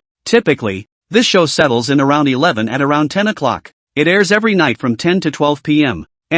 sharp. However, when the time passed 10:30, the backstage showed that the program hadn't even reached 6 in the ratings. The first time he rushed to the backstage to check the ratings data of liking area. Then he saw a scene that sent chills down his spine. Vice President. It's gone up. It's still going up. It's already reached 45. An employee at the front exclaimed and reported. Feng Lin stared at the rising data without saying a word. On the surface calm, but actually his heart is like waves. Good Guan Xinning. Usually inconspicuous, but it turns out to be such a big deal when it comes out. As a veteran provincial TV station manager, he knows the significance behind the number 45 is not trivial. This meant that the popularity of the science program reached such a high point locally in Lycée that it resulted in almost no one bothering to watch the big production variety shows airing at the same time. So much so that its province-wide performance was only about a dismal 6. Chapter 25, finally, someone takes this issue seriously. Taking a deep breath and stabilizing his emotions, he picked up the phone and called the leader. Hello? Station manager. It's like this. The position of deputy editor-in-chief here has been empty for a long time, right? I would like to recommend a candidate. On the Liking side, after Deng Changjiang ended the simulation demonstration function within the live broadcast room, the ancient Earth image gradually disappeared from the screen, and he once again returned to the viewer's field of vision. The headset sounded. Gu Jiansong's voice prompted to connect 3 fans to answer some questions as the closing part of the live broadcast. We've just finished interpreting the science behind the story of Nuwa's mending of the heavens, and there must be quite a few things you're curious about. So let's start connecting with our first listener. Immediately afterward, a voice from a regular listener was soon plugged in, thanks to the rapid linkage of various departments within the city's television station. Hi host, I'm a local cab driver and I've just finished reading your interpretation and found it very enlightening. But there's still a confusion. Is there really alien life? Ask questions in a polite and inquisitive tone. Deng Changjiang's eyes lit up when he heard this. Finally someone was paying attention to this issue. This is an important step for all mankind towards recognizing the wider world. Looking hopefully into the camera, he replied, there is definitely alien life out there. Without waiting for the other party to react further, he went on to add, not only that, but through rigorous methods we can even predict where they might appear and the approximate number of them. This statement immediately erupted into a warm response on the site and on the online platform. Even though it was after 11 o'clock at night, countless homes across the city were still lit up as they sat around their televisions to watch this special live event. Is it really possible to meet aliens? Can such things be projected? Hurry up and come see. Mr. Deng is going to use math to prove alien life. What a great science class. I thought it was going to be a myths and legends seminar. Everyone was excited and staring intently at the screen. Would like to know exactly how this expert came to such a conclusion. And on the internet platform, the pop-up screen also completely exploded. Full of such as this is too powerful. Or if it can really be confirmed, then the classic of mountains and seas may really record some ancient advanced civilization information. And so on. Some even brainstormed. Assuming that alien life does exist, is the fresh air we normally breathe actually full of harmful substances? Everyone was eagerly waiting for Deng Changjian to give an answer. An important project research office in Kyoto. This institution specializes in dealing with research on the country's cutting-edge technologies. It has gathered a number of outstanding talents in various disciplines. Everyone is a leader in their field. At this time, the director Ban Donglin was good friend Sun Jiqing pulled here in the middle of the night. The heart cannot help but be a little dissatisfied. Old Sun you in the end what to do it. This is the middle of the night to drag me out of the house. Sun Jiqing, however, spoke slowly about what happened. Don't be in a hurry. You'll know why after you watch this TV program. It is said that it may reveal the fact that oxygen is not favorable to us, and it may also be related to a certain alien race. He then turned on a science education program that was currently on the air. Deng Changjiang appears on the screen, patiently and meticulously explaining the theoretical basis for the possible existence of extraterrestrial civilizations. Not only do alien species exist on Earth, but we can also speculate on their existence and their distribution probability based on scientific research. Listening to such a bold but hard-to-ignore viewpoint, the ever-skeptical Ban Donglin couldn't help but be intrigued. He began to listen attentively to the rhythm of the program, trying to find key details that might have been overlooked. Deng Changjiang turned around and wrote a number on the blackboard behind him. 93 billion light-years. That's just as far as we can see right now. The universe is actually much more vast than that. Take a look at the Milky Way. It's got about 100 to 400 billion stars in it. And lots of clusters and nebulae and stuff. Let's talk in more conservative numbers and take the smallest number, 100 billion stars. Excluding the portion closer to the galactic center, each remaining star has an average of at least 3 planets surrounding it, and there are 8 in our solar system alone. Continuing to be conservative, at an average of 3 planets per belt, there would have to be an estimated 300 billion planets in the entire galaxy. Here's more on livable conditions. A habitable place needs the right light, water, etc. And this condition is probably something like 1 to 10% of the total. Again, the smallest percentage of 1% was chosen, which means that the number of planets eligible to be inhabited is about 3 billion. Deng Changjiang said, writing these most basic values on the board one by one. This is a very cautious way to project the odds of possible extraterrestrial life. Even if such environmental standards are met, it doesn't necessarily mean that lifeforms will be produced, just as Venus, Earth, and Jupiter are the only ones that have developed biomes even though they are all potentially habitable zones. Based on available statistical analyses, only about 5 out of 1,000 habitable planets would actually generate single-cell or higher forms of life. Calculations based on this percentage yield an approximate number of planets where intelligent life may exist of 15 million. He went back to the front and added a small thousandth mark to the board. Once the most basic form of life has arisen, it will take a long time to evolve before intelligent life can evolve. And most scientists believe that if a certain race evolves to the point where they can understand everything in the world, they will surely make breakthroughs in science and technology next. And this conversion rate has been determined to be very high, at almost as high as 90%. Multiplying the previous result by another 90%, one can surmise that about 13.5 million worlds with a high level of technology exist in the galaxy. Speaking of which, Deng Changjiang refaced the camera and concluded, limited to this starfield of our own, there are so many civilizations that may have reached the point where they can explore the universe apart from the homeworld. But of course this is another long process. Considering that our homeworld is only 4.6 billion years old so far, it might be a wild guess that at least 10% of the objects here are eligible for outward expansion if they are 10 billion years old or more. This means that there may actually be as many as 1.35 million different interstellar cultures within the Milky Way. Countless netizens in front of the TV were shocked beyond words by the chain of logic. Chapter 26, of course I'm going to verify that the result of such a rigorous and scientific assessment would be the existence of so many unknown civilizations is simply too incredible to believe,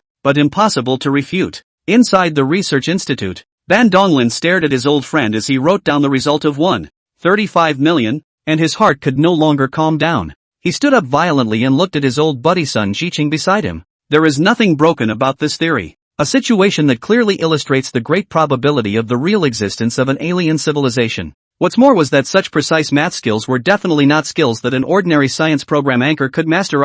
Even he himself had to admire the other party's ability, because he couldn't really find anything to object to. "What the hell are you doing coming to me in the middle of the night?" Ben Donglin asked, taking a deep breath. In fact, it is now generally accepted that there is indeed a high probability of extraterrestrial intelligence. But the problem is that no matter how hard you try, you can't find definitive evidence to be elusive. It's as if all signs have been completely covered up. Sun Jiqing on the sofa also had a heavy face. That's exactly what he wanted to discuss. Previously, Deng Changjiang had explained that oxygen is essentially a hazardous substance and may even be intentionally left on Earth by higher-order alien species to be used as a control tool, which can instantly turn the entire planet into a sea of fire at critical moments. The total destruction of mankind wipes out the planet. This episode bears a striking resemblance to ancient mythological stories about extinction floods. But humanity will not sit idly by. Now only just getting into the space arena, simply not willing to let go so easily. Sun Jiqing went on to explain new ideas about the dangers of oxygen.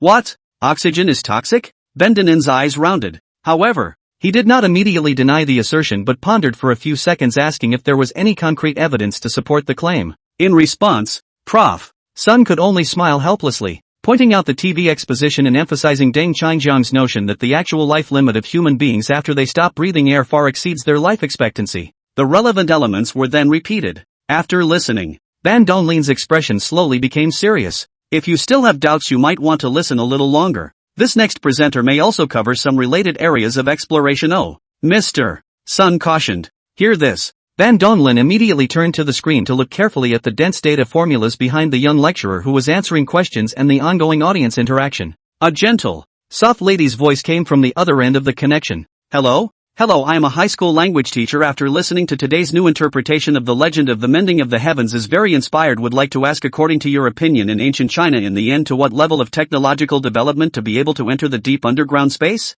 And why did such a highly developed society suddenly disappear without a trace? The scene in the live room was frozen in time. Deng Changjiang smiled gently at the camera when he heard her question. On the blackboard behind him, the three big words, "The Book of Mountains and Seas," were written. Regarding the issue you mentioned, there are very detailed records in the Shanhaijing. Hear that? Bendenin blinked, bewildered. Just now, we were discussing the number of alien civilizations. How did we turn to the technology level of ancient China? At that moment, if he remembered correctly, it would be primitive society, tribal period, right? Besides, aren't all the stories recorded in the classic of mountains and seas mythical? Just as he was puzzled, Deng Changjiang's voice continued to come from the TV. In fact, the Shanhaijing is an encyclopedia that records the technological achievements of ancient civilizations. The book includes geographic landscapes, astronomical phenomena, medical treatments, means of transportation, and methods of combating oxygen hundreds of millions of years ago. Let's look at the geography first. In the Shanhaijing, the Book of Eastern Mountains, for mountain ranges in what is today the Midwestern United States are described in detail: the Rocky Mountains, the Sierra Nevada Mountains, the Cascade Mountains, and the Coastal Range. The mountains, rivers, vegetation, and animals mentioned in the book all match the actual situation to a high degree. This is so because the continents of the earth had not yet separated at that time. But from that it also shows that the Chinese civilization at that time had already traveled over all the landmasses. The more Bandung Lin listened, the more confused he became. His expression was full of doubt, just like Sun Jiqing's before. Nonsense. It's just nonsense. Tensing his face, he couldn't help but voice his opinion. The method that Deng Changjiang had previously used to estimate the number of alien civilizations still had some scientific basis. But this time, it's total nonsense. How could the Shanhaijing be an ancient, high-tech sourcebook? How could it actually record the topography of the distant Americas? Old Ben, don't jump to conclusions. Why don't you personally verify if Deng Changjiang's words are right or not? On the side, Sun Jiqing looked at his longtime friend with interest and suggested. Ban Donglin glanced at him and said in a cold voice, "Of course I'm going to verify it." "Say it." Immediately headed for the Institute's library. From the bookshelf, he pulled out a copy of the Sermon on the Mount and a magazine on the geography of the Americas. Soon, he then flipped to the section on the Eastern Mountain Scriptures and compared it to the magazine in his hand. Surprisingly, I found the mountains, rivers, vegetation and all kinds of flora and fauna in the book are indeed very similar to reality. Couldn't help but suck in a breath of cold air. Turning his head, he looked at Sun Jiqing beside him. Surprisingly true? Bandung Lin never dreamed of. The ancient Shanhaijing surprisingly records such a secret history. This ancient book from a distant time even contains a description of the American continent. Next, let's talk about transportation. The Shanhaijing vividly describes the vehicles used by the Huaxia people back then. In the TV, Deng Qingjian's voice sounded again. Ban Donglin's face changed slightly as he hurriedly checked the mountain and sea scripture in his hand.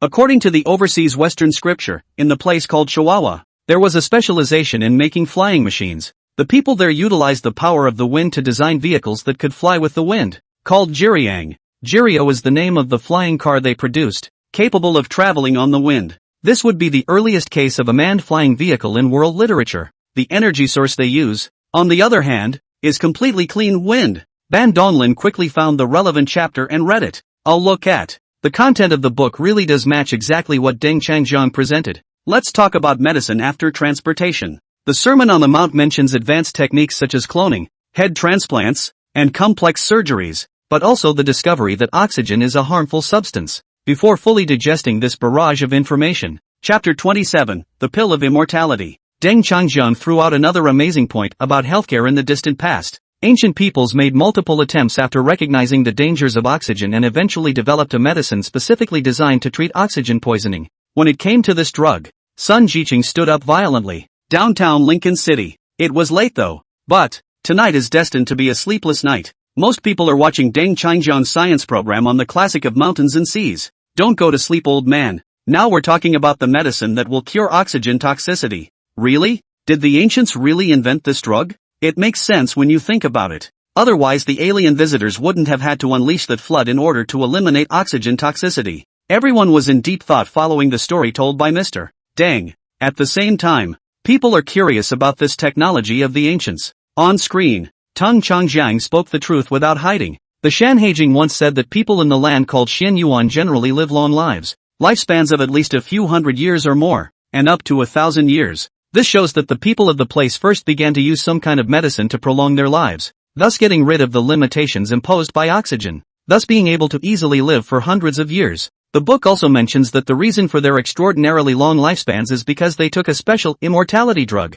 Inside the studio, Deng Qingjiang paused for a moment before speaking again, giving a shocking fact. The legendary immortality elixir was not actually prepared in pursuit of eternal life, but as an effective antidote against oxygen poisoning to help people get off oxygen. When the former student studied this passage, he had personally traveled to the Kunlun Mountains in search of the so-called sacred medicine. But, the vicissitudes of heaven and earth have changed dramatically over billions of years. Even though the Shanhaijing has been passed down to this day, the real West Kunlun has long been different from what it is now, and may not even be within Asia. However, this time there is a chance to solve the mystery with the help of the system's simulation feature. Despite the long years between them, that elixir may have long since lost its effectiveness. In addition to developing a longevity drug, the ancients have popularized the technology to replicate themselves. Finally, Deng Qingjiang summarized the development of science and technology in ancient times. The book says, people in the Kailas kingdom do not reproduce offspring regardless of gender. 1 year after their death, their corpses are able to burrow out of the earth on their own and regenerate. This means a form of cloning, because the reanimated person is identical in appearance and genetics. This is the earliest example of cloning, as mentioned in ancient texts. Then there's the very advanced head-swapping technology, such as the Shanhaijing, which often describes human-headed and animal-bodied lifeforms, which were actually the result of early biotech experiments. Through the interpretation of Deng Qingjiang, the audience is presented with an unusual version of the Book of Mountains and Seas, no longer a simple mythological tale. That's why I say that the classic of Mountains and Seas is actually a scientific encyclopedia of an ancient civilization, but it's only intentionally packaged in myths for fear of being discovered by aliens. Face the camera. Deng Qingjiang asked the female teacher on the other end of the phone. Do you have any more questions you need answered? The other side was clearly taken aback by this professional statement. After a while, the other stumbled. No, nothing more. Deng Qingjiang nodded and said, that's fine. Then move on to the next linked question. After answering the latter questions, he's pretty much done with this sharing session and ready to start organizing the rewards matters. Kyoto Institute for Important Projects. Ben Dongling's perceptions were being subverted by Deng Qingjiang's various insights, an old book originally full of strange legends. After some dissection by Deng Qingjiang, it became a compendium of techniques from an ancient era, and after carefully studying the Sermon on the Mount, he found the analyses did make sense. Each inference is well-founded. Yet it is incredible that a society with such a high level of technology existed in ancient times. They have been able to fully explore the entire landscape of the world. Even medicine has reached the level of replacing heads, replicating individuals, etc. not to mention transportation, which has been invented to fly, as he marveled at the discovery. On one side, Sun Jiqing was unusually excited, muttering, "Longevity pill." Surprisingly, it's the longevity pill. It turns out that the ancients had long ago developed a longevity drug that is incompatible with oxygen. That's exactly right. How else could they have survived for hundreds of years or even longer? The only reasonable explanation is that this longevity drug attracted the attention of other advanced intelligent beings and contained them. So it triggered massive natural disasters such as floods. Combine this with the points made by Prof. Deng earlier. To better control Earth's resources, life from the depths of the universe released extra amounts of oxygen. It has led to a drastic reduction in the life expectancy of our residents here by only a few decades. No long time to build up knowledge and skills. The rate of human development is greatly limited. Imagine that. If genius scientists like Einstein had lived thousands of years, the state of the art would have changed dramatically by now. Oh old squad leader, listen to me right. What Deng Changjiang said is absolutely true. Alien life must exist, and there are definitely secrets hidden in the air. Think about it. Sun Jiqing immediately turned to Ban Donglin and said very firmly, "We should set up a task force as soon as possible to conduct an in-depth study." Ban Donglin looked at Sun Jiqing and contemplated for a while. Sigh, if it was before watching this live stream, one would have rejected the offer out of hand. Crisp children's voices rang through the classroom. Wombat froze at the sound of it. This kid, where did you hear such an outrageous statement? He had taught all his life, and it was the first time he had ever heard of a man living to be 1,000 years old. Ahem, tiny. Actually, just as he was about to correct Su Xiaoxiao on this erroneous view, he heard the other children talking away as well. Teacher Lu, Su Xiaoxiao is right. The brother on the TV yesterday said the same thing. My brother says that if we don't breathe oxygen, we can live that long, and some people even live longer. He says oxygen is harmful and that we're being chronically poisoned every day. Mr. Lu, we don't want to be poisoned. We also want to live to be 1,000 years old. Can you help us? A pair of bright eyes looked at Wolfby with anticipation. The children's voices were crisp and innocent. Chapter 28, What is the antidote? For example, Pango created the earth, Nuwa mended the sky, Quafu chased the sun and Jingwei filled the sea. Behind every great story there are countless silent warriors who have fallen. Through the long flow of time, this glorious history has been forgotten by most. As a researcher, he felt the need to remind future generations of this glorious history. Well, this is the end of this lecture. There's about the second half of the content. We'll see you in the next installment. After calming the little kid down, Deng Changjiang breathed a sigh of relief. After confirming with the TV station that everything is over, he turned off the live feed and switched to the evening news section. Lai Maodong stood in front of the camera with a standard smile and greeted every viewer. Hello everyone, welcome to the news report every night from 10 to 11:30. I am anchor Lai Maodong. Today's story is relatively brief with three main highlights, though the heart is full of helplessness. But professionalism drove him to finish the night's broadcast in the best shape possible. Back inside the research organization, after this live broadcast, Sun Jiqing still looked at Ban Donglin with anticipation, waiting to decide the outcome. The night was late by now. However, he came here in order to obtain support for a project to further explore the question of toxicity of atmospheric constituents, as more secrets about ancient civilizations surface. But because of this, the more he learned, the more he feared that Earth's civilization would repeat the fate of ancient civilizations. Oxygen is just an extremely dangerous problem. For his part, Bendenin kept his head down, looking at the Sermon on the Mount in his hand. Deng Changjiang's impact on his worldview from this live broadcast was too great. He's debating whether or not to open a research program. If what Deng Changjiang says is true, oxygen is a trap left by alien civilizations. That's definitely a huge threat to humanity, because no one knows when the alien civilization will activate the trap. Ben Donglin took a deep breath. Looking to his old friend,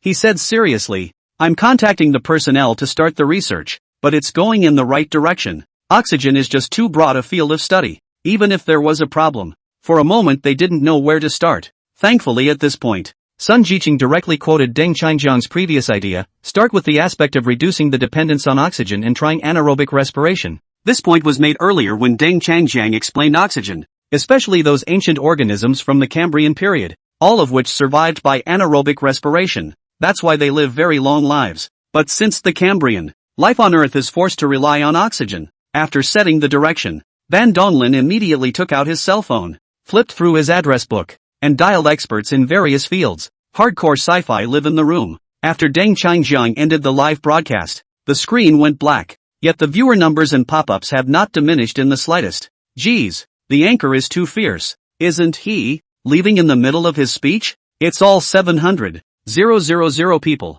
Tell us as much as the host knows. What happened after manhwa mended the heavens? It's really scary when you think about it. So it turns out that we can't find the alien civilization because the ancient earthlings drove them away? It's only been 2 hours and you're closing up? You're lazier than a cow. The pop-ups are non-stop and the heat is high. A few minutes later, after realizing that Deng Changjiang wouldn't be coming back on air, these pop-ups started to be discussed here as a forum. Anyone who can get in here is supposed to be a science buff. Do you guys believe what the anchor says? 8 points for believing. Makes so much sense. I found out the identity of the anchor. The host of a science program on Liking City Television. And before that, he said that oxygen is poisonous, almost scaring me to breathe. That's really something. This ozone actually allows me to only live for a few decades? Without further ado, guys keep talking. I just recorded the screen and will post it online soon. In Lee say, after finishing the live broadcast, Deng Changjiang took his cell phone and glanced at his live room that had only been registered for a day. Although he had left the live screen,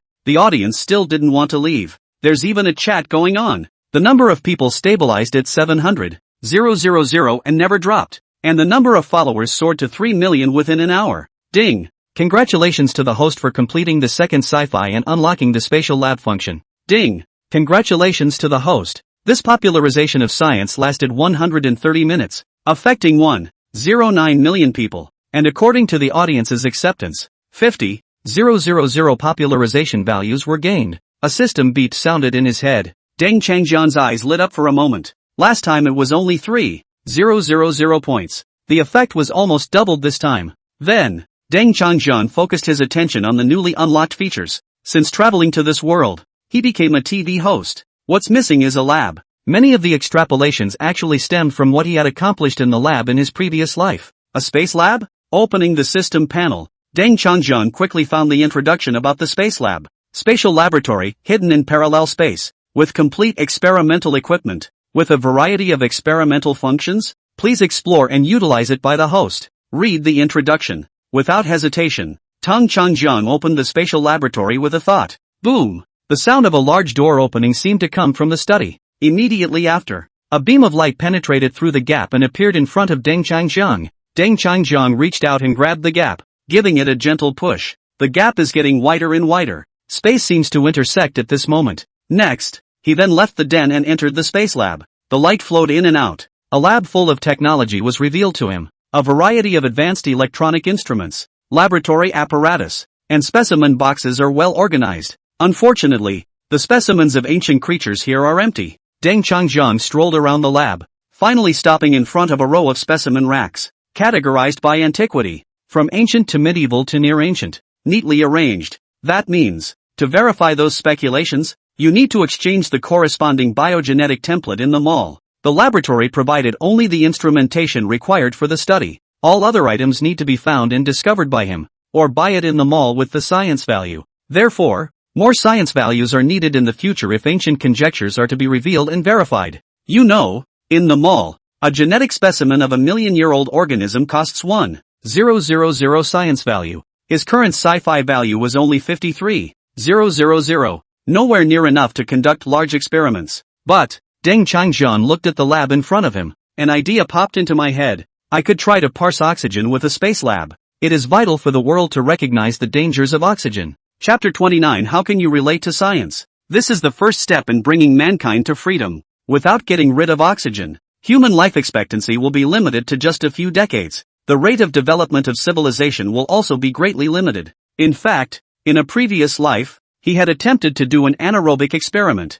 trying to analyze the composition of oxygen. But at the most critical moment, the air inside the lab resonates, triggering a massive explosion, destroyed the entire lab and almost killed him. He has since led numerous anaerobic sequencing and breathing experiments that have suffered the same problem. Whenever it counts, the air would all vibrate violently, igniting the entire lab and causing an explosion. Over the next few years, through his tireless efforts, he eventually found the cause of the laboratory explosion from the Shanhaijing. This is a trap left behind by an alien civilization. As long as there is someone on Earth researching oxygen, it could trigger a resonance that would lead to an explosion, thus interrupting the research. But this time, I have a space lab, so I should be able to move forward with the research without any problems. He took a deep breath. Deng Changjiang began to prepare the experimental equipment, carefully collecting and resolving the oxygen. 10 minutes passed. as he breaks down the oxygen molecules and detects them one by one. The lab remains calm. There's no sign of an explosion. Now he finally relaxed completely.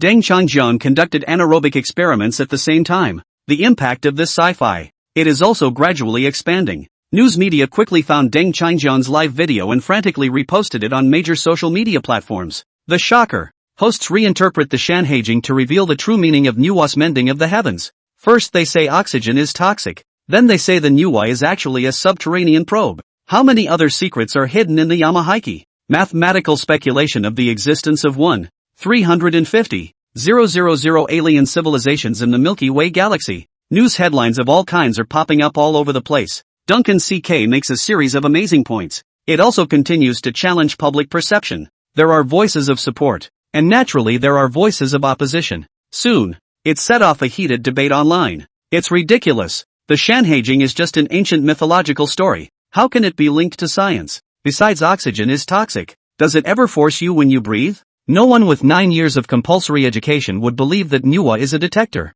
I do think this guess is quite reasonable. As for whether the oxygen is poisonous or not, wouldn't it be better to leave it to the National Scientific Research Organization to check it out? The argument about Nuwa mending the sky is also very reliable. A crack in the ground can be mended. How can the sky be mended? Netizens expressed their views and the discussion was very lively. Until the Kyoto Institute for Priority Projects has released an official statement. The recent claims about oxygen toxicity have aroused a great deal of concern. And now we have initiated a relevant study and will provide the public with a scientific and reasonable explanation as soon as possible. So please be rational and there is no need to panic. This statement was released. The crowd only calmed down a little. Until then, no one had ever questioned the safety of oxygen. Global research on oxygen is also very limited. Few have studied it in depth. And this time, even the Kyoto Key Program Institute got involved. An authoritative answer should be given shortly. In the space lab, Deng Changjiang was immersed in his experiments, oblivious to the changes in the outside world.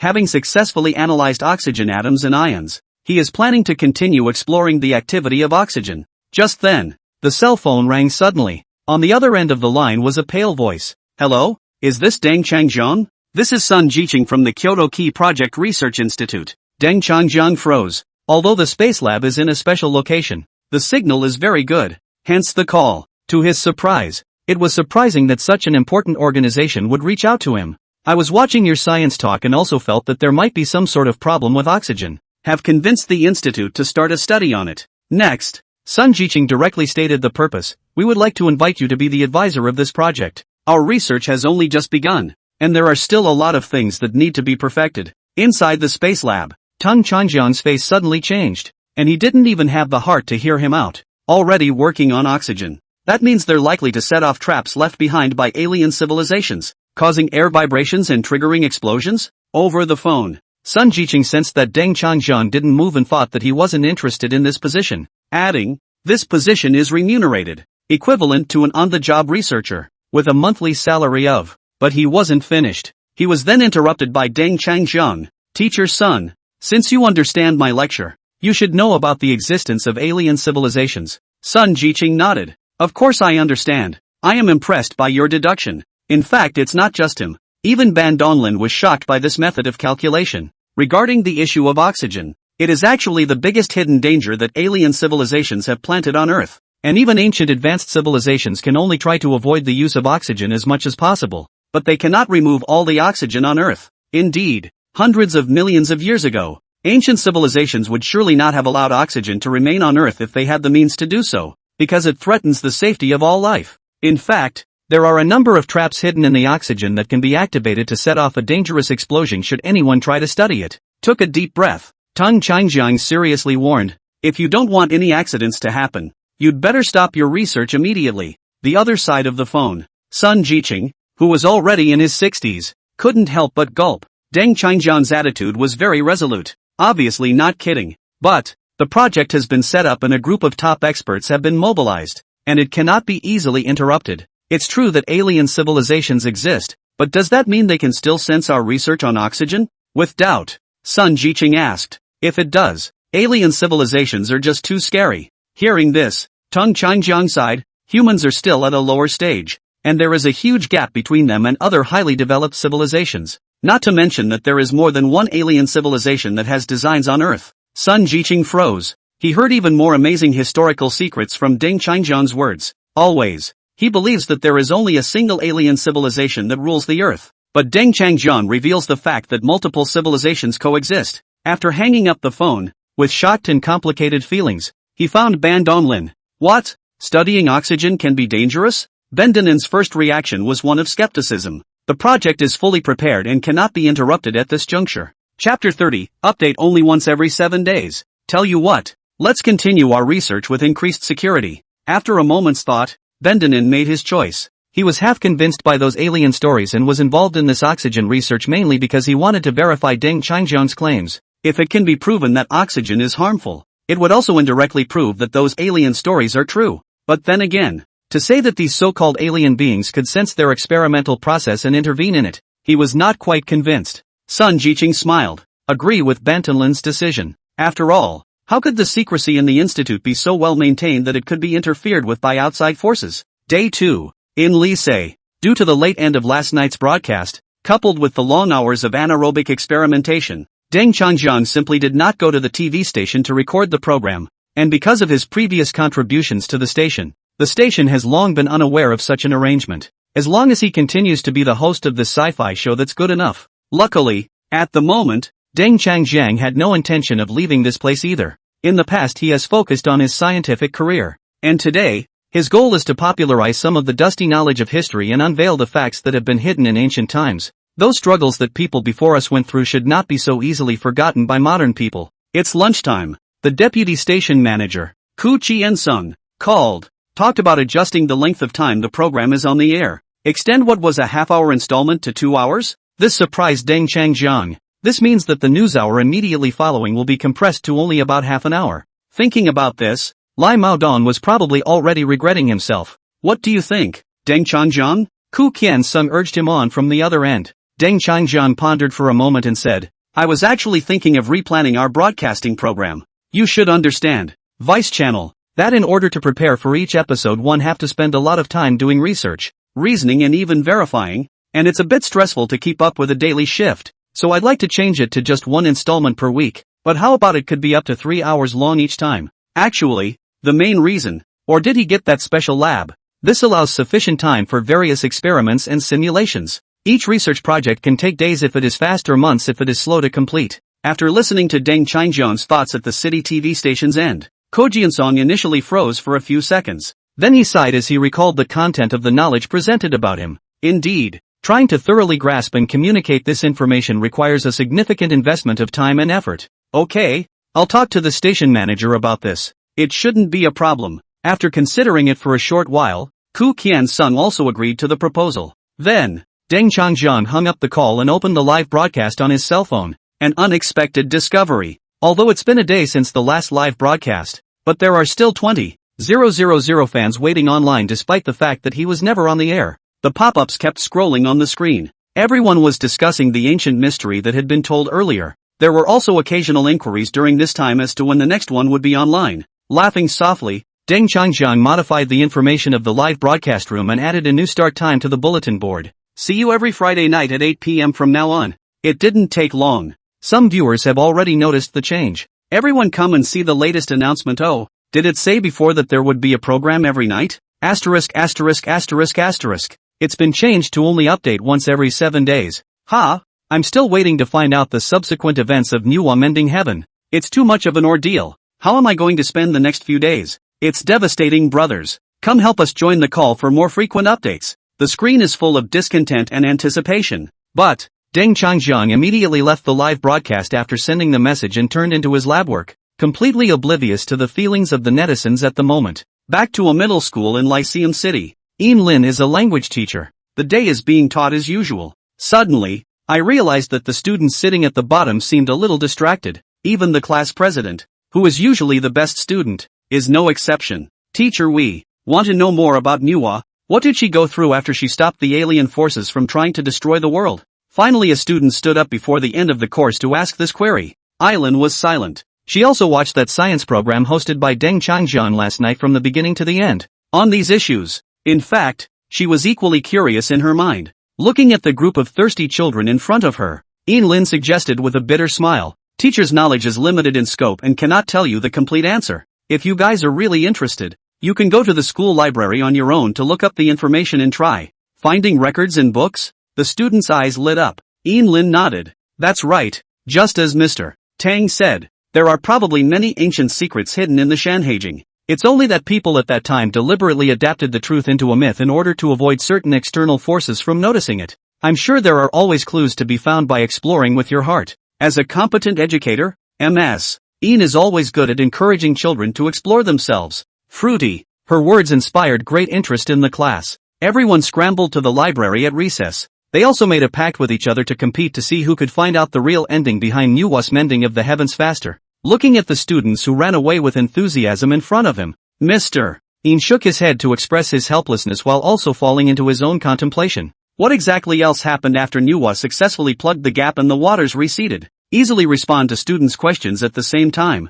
Things are very different in the other classes, as more and more bizarre topics are brought up. Teachers in the classroom are feeling the pressure like never before. May I ask if the goddess sacrificed herself after mending the sky? He said that the manhwa was actually a man-made device used for underground exploration. Is this statement reliable? What other interesting stories happened later? Please explain. Teacher, what do those alien creatures look like? Do they eat humans? Most kids have so many questions because they watched that particular webinar. However, their young age makes it difficult for them to fully digest and understand the complexity of the content. So they have to come to the campus and ask their teachers for help. In this way, the entire Chinese faculty of Lisei City was stumped. Of course they're not the only ones. Chapter 31 Causes of the Explosion. Things aren't much better on the math teacher's end. It was also made to laugh and cry by the succession of questions from the students. Teacher, isn't it true that the existence of extraterrestrial civilizations can be confirmed through mathematical operations? That narrator mentioned about 1.5 million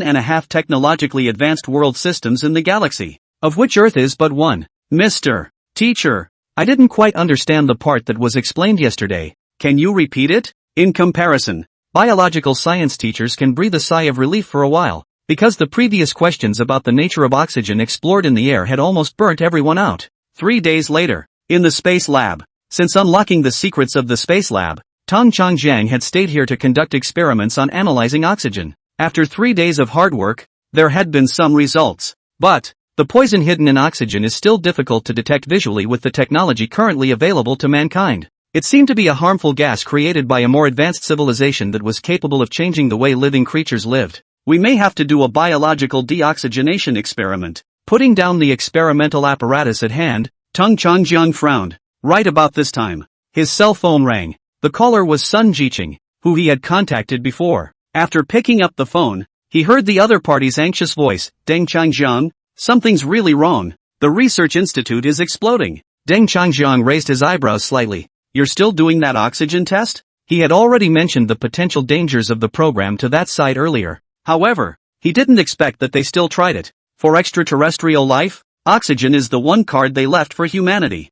and it will never be allowed to be easily cracked. At the other end, the institute was in ruins. At this moment, Sun Jiqing was sweating profusely. For the first time, he had experienced so directly the terrifying aspects of the power from the outer planets. Their experimental program had begun to probe deeper into the oxygen composition and carried out a variety of tests. After several consecutive days of peace and quiet, on the third day, the situation suddenly changed, with inexplicable fluctuations in the air, followed by a rapid climb in temperature until spontaneous combustion. With a deafening roar, the entire building was instantly destroyed. All data, files and equipment were destroyed. The fire spread and tried to consume everything in its path. Luckily, it was well protected and all the researchers were wearing protective suits and were spared. Beside the wreckage of the institute, Sun Jiqing grabbed the phone and anxiously inquired. Deng Changjiang, what's going on here? This place has the highest standard of security settings. It shouldn't have blown up. If it's really the work of an alien species, then how did they realize that we had moved and then caused such a disaster? For the cause of this incident, the researchers did a comprehensive investigation, but could not find a definitive answer. As if the whole thing came out of thin air is mind-boggling. On the other end of the line, without hesitation, Tong Changjiang replied, this oxygen likely carries some sort of information marker, so even across vast interstellar distances, they can sense that someone is trying to parse its composition. As for how the explosion happened, it was due to the lunar tidal action causing the air to vibrate and burn up, triggering a cascade of reactions. This was the theoretical basis he had summarized from his past experiences. Theoretically, as long as one was on Earth. No one could completely circumvent these effects generated by the moon's traction, just like controlling the rise and fall of the sea. It was not difficult for higher intelligent races to ignite flammable gases that existed in a given environment. The influence of the moon? Speaking of this, Sun Jiqing looked even more confused. In fact, in the field of scientific research, the concept of tidal force has long been proposed. However, it involves a complex and profound level that cannot be mastered at this stage of technology. Therefore, listening to Ting Changjiang's words made him draw a breath of cold air and his hair stood straight up. Are you suggesting that the moon itself may have been altered? Is it possible that the Earth's satellites have fallen under alien control? Just thinking about it is scary enough. Seeing this situation, Ting Changjiang said softly, actually, the moon is not as innocent and beautiful as the fairy tale describes it. A long time ago, it was indeed a great threat to Earth. Realizing that the opposite party's emotions had risen and fallen, he added a word of relief. But please rest assured, Sun Lao, billions of years ago, our ancient Chinese civilization made great efforts to eliminate that hidden danger. The most we can do today is to regulate the weak natural phenomena in the local environment, which does not prevent us from exploring related topics. After that, he hurriedly ended the call, leaving behind a reminder. Don't try anything involving this area for the time being in the next few days, because within the scope of the theory, as long as it is still controlled by this natural condition constraint, every attempt may lead to the same result.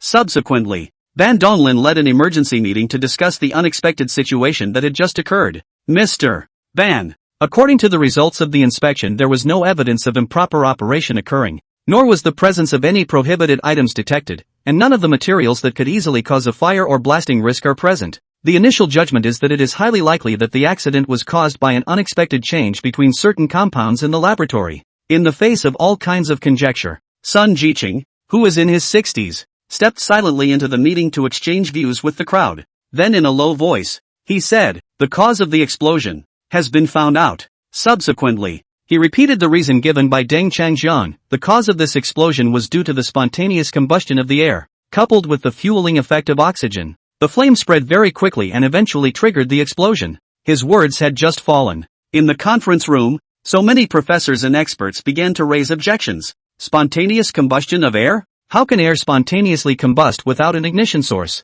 even though some of its components are combustible, such as nitrogen and carbon monoxide? Even with a little fire, it's hard to burn. The amount of nitrogen and carbon monoxide, combustible gases, in the air is too small to support the combustion phenomenon to take place. Even if it does burn, it's just a little spark. How could it cause a big explosion? People have refuted Sun Jiqing's conclusions from the perspective of their own expertise. Sun Jiqing looked at the crowd and said calmly, "It's true that usually this kind of thing doesn't happen, but if," after a brief pause, he sighed deeply, "what if it's intelligent alien life that's behind all this?" Everyone in the room froze at these words. Even Ban Donglin couldn't help but stand up. Chapter 32, it's already over 2 percentage points. This was the first time Sun Jiqing had mentioned such a sensitive topic on such an occasion. Watch the crowd's reaction. He went on to describe how the tidal forces were used to manipulate matter in the atmosphere, causing gases to spontaneously combust and burn violently with the help of large amounts of oxygen, and concentrating all the flammable material in the laboratory. Thereby, due to the highly concentrated nature of the various flammable substances in the lab, this is what caused that severe explosion. This sci-fi-filled explanation had everyone listening in awe. If it were not for the fact that the speaker was the highly respected Sun Jiqing, they would have expressed their opposition on the spot. However, considering his status and influence, there are quite a number of researchers here who were recommended by him precisely. Someone spoke up and said, "Theoretically, Sun Lao's statement does have possibilities, provided that one can fully control the tidal power and achieve precise control over it. But we're nowhere near the level of technology." Sun Lao, despite Sun Jiqing's extremely high reputation at the institute, though, no one believed this inference to be true until, "Squad leader, Elder Sun, we have discovered through testing that we have found a large amount of residual traces of methane type, carbon monoxide as well as nitrogen gases from the combustion at the scene of the accident." A verifier walked into the conference room with the newly released data. According to preliminary estimates, the concentration of these gases at the time of the incident exceeded the normal value by 187 times, and according to the sample analysis, no significant amount of combustible gas was detected in the entire 10-kilometer radius around the institute. At that moment, everyone present was once again shocked. Almost everyone stared at the report and couldn't help but think of what Sun Jiqing had said earlier. Is it true, as Sun Lao said, That an alien civilization manipulated the elements in the atmosphere and gathered them to cause this explosion? How else can the data in the report be rationally interpreted? What a technological advance to be able to precisely adjust the ratio of molecules in the Earth's atmosphere from a distance that is just out of reach. After reading the results of this analysis, the people who refuted Sun Jiqing's viewpoints before all silently lowered their heads and stopped speaking. Suddenly, a pale voice broke the silence as Sun Jiqing turned to face Ban Donglan and said, "Old Ban, there will be a science popularization program 4 days from now, and I hope that all of us in the entire institute will be able to participate in watching it." Ban Donglin's eyes lit up. Then he nodded in agreement. It's time for them to hear something new. For these young people at the institute, it is indeed necessary to learn something to keep up with the knowledge and ideas of the times. Through this experience he was already very inclined to believe Deng Qingjiang's claim. If there really is an oxygen problem, or else the experiment would have gotten to a point where it would have accidentally triggered an explosion destroying all the data? The other fellows in the room looked up and stared at each other full of confusion. What does that mean? Asked their group of top scholars in the field to watch a science lecture. 4 days later, Li Sei, in the TV building, before 8 o'clock in the morning, Guan Xining and Gu Jinsong arrived here, busy communicating and coordinating with various departments to prepare for the live broadcast that night. The entire work environment is surrounded by tension. Since suspending the broadcast of Duncan CK's live stream last week, City Channel is losing viewers badly, so tonight is crucial to boosting the channel's popularity. After making sure everything was in place, the duo went to their office and turned on the television to quietly wait for the program to begin. Director Gu, which topic do you think Mr. Deng will share this time? What happened after the story about Manhwa mending the sky ended? The two heads in the conference room launched into a discussion, after listening to a few lessons explained by Mr. Dunn. Now whenever ancient myths and stories are mentioned, the two of them always have a vague feeling in their hearts that behind each myth and legend there seems to be a major secret that is not known. I guess it's probably about the revenge of an ancient civilization by alien invaders. After all, it was Manhwa who prevented a great flood from the heavens from destroying mankind in the first place, and those aliens could never easily give up the chance for revenge. Gu Jinsong speculated. Xining nodded approvingly, but her brows were locked together in mild concern that ancient civilization had suffered greatly from the catastrophic flooding, and was in a critical situation in the face of an alien threat. I was talking when the door opened. Station manager, vice station manager. The ratings are skyrocketing. Do you know how much it's up to now? Oldine came into the house with gusto. Guan Xining raised her eyes and glanced at the hands of the clock pointing to 5 o'clock. 2 hours before Mr. Deng started broadcasting. More than 2 percentage points already? She tentatively rattled off a number that she thought was fairly reasonable. In fact, since the suspension of Dunn's program, the average viewership of the city's radio and television channels has dropped back to near 7,000 viewers, with no program breaking the 10,000 record in the last week. It's even ironic that the most popular time slot at the moment is actually the evening news hour hosted by Mr. Lai, which has remained steady at the 9,000 level, as local residents look to be notified of the resumption of live broadcasts. So if you can get 20% coverage in the first 2 hours, that's pretty good. However, the staff grinned triumphantly and replied, it actually reached 11 and is still growing. Mr. Deng's personal charm is really extraordinary. Guan Xining instantly rounded her eyes, somewhat surprised. This program by Duncan CK, is your influence in Lychee City already so great? 11% ratings. That means that at 5 p.m., 1 out of every 10 households in Lycée is watching the city station, waiting for the program to begin. At the same time, inside the city of Lai, more and more people are remembering that today is the day that science program airs. Turned the TV on early and sat down in front of it. Old partner, is the meal ready yet? Let's eat early and then watch the science program. What did the Chinese ancestors encounter after Manhwa mended the heavens? Honey, why don't you cook while I go pick up the kids? He's been chanting to watch today's TV. After a week of brewing and waiting, more and more people in Lyceum City want to know what's next in the story. When old legends become reality, everyone wonders how the ancestors fought against alien civilizations in that time hundreds of millions of years ago. And in that hardcore sci-fi live stream, the situation is even more shocking. Thousands of people had already flooded the room before the broadcast even started. The number of people reached a staggering 10,000 people. The pop-ups kept flying across the screen without interruption. Hello, guys, have you had dinner yet? Unbelievable. 10,000 people are actually looking at the black screen. Chapter 33, Anaerobic Biological Experiments. I feel sure this broadcast will turn my opinion upside down again. There's still 2 hours to go before the start of the broadcast. Why does it feel like time is passing so slowly? After waiting a whole week, it's finally going to start. Without further ado, I'm going to celebrate with a bottle of 82 Coke. The pop-ups are flying. Viewership and live streaming heat are climbing rapidly. However, it was still dark on the live feed. This strong sense of anticipation made the other anchors envious. Yenjing, Institute for Priority Projects. In the large conference room, the huge screen showed the program screen of the city station. At the bottom was a dense mass of experts. They come from different research fields. There are several directions such as bioengineering, information technology, paleontological research, archaeology, and aerospace. And this time, they all had to come to the meeting at the request of Ban Donglin. The meeting consisted of watching this science program. Director Ban, there's no need to be so formal for a science program like this, is there? We've just revised a research program on oxygen, and we're going to go on to explore it in depth. So is it possible to leave it alone? Indeed, there is still a lot of research to be done and papers to be written. Many protested softly, but because they were afraid that Ban Donglin would get angry, no one dared to leave directly. A threat about a meteorite hitting the Earth billions of years ago.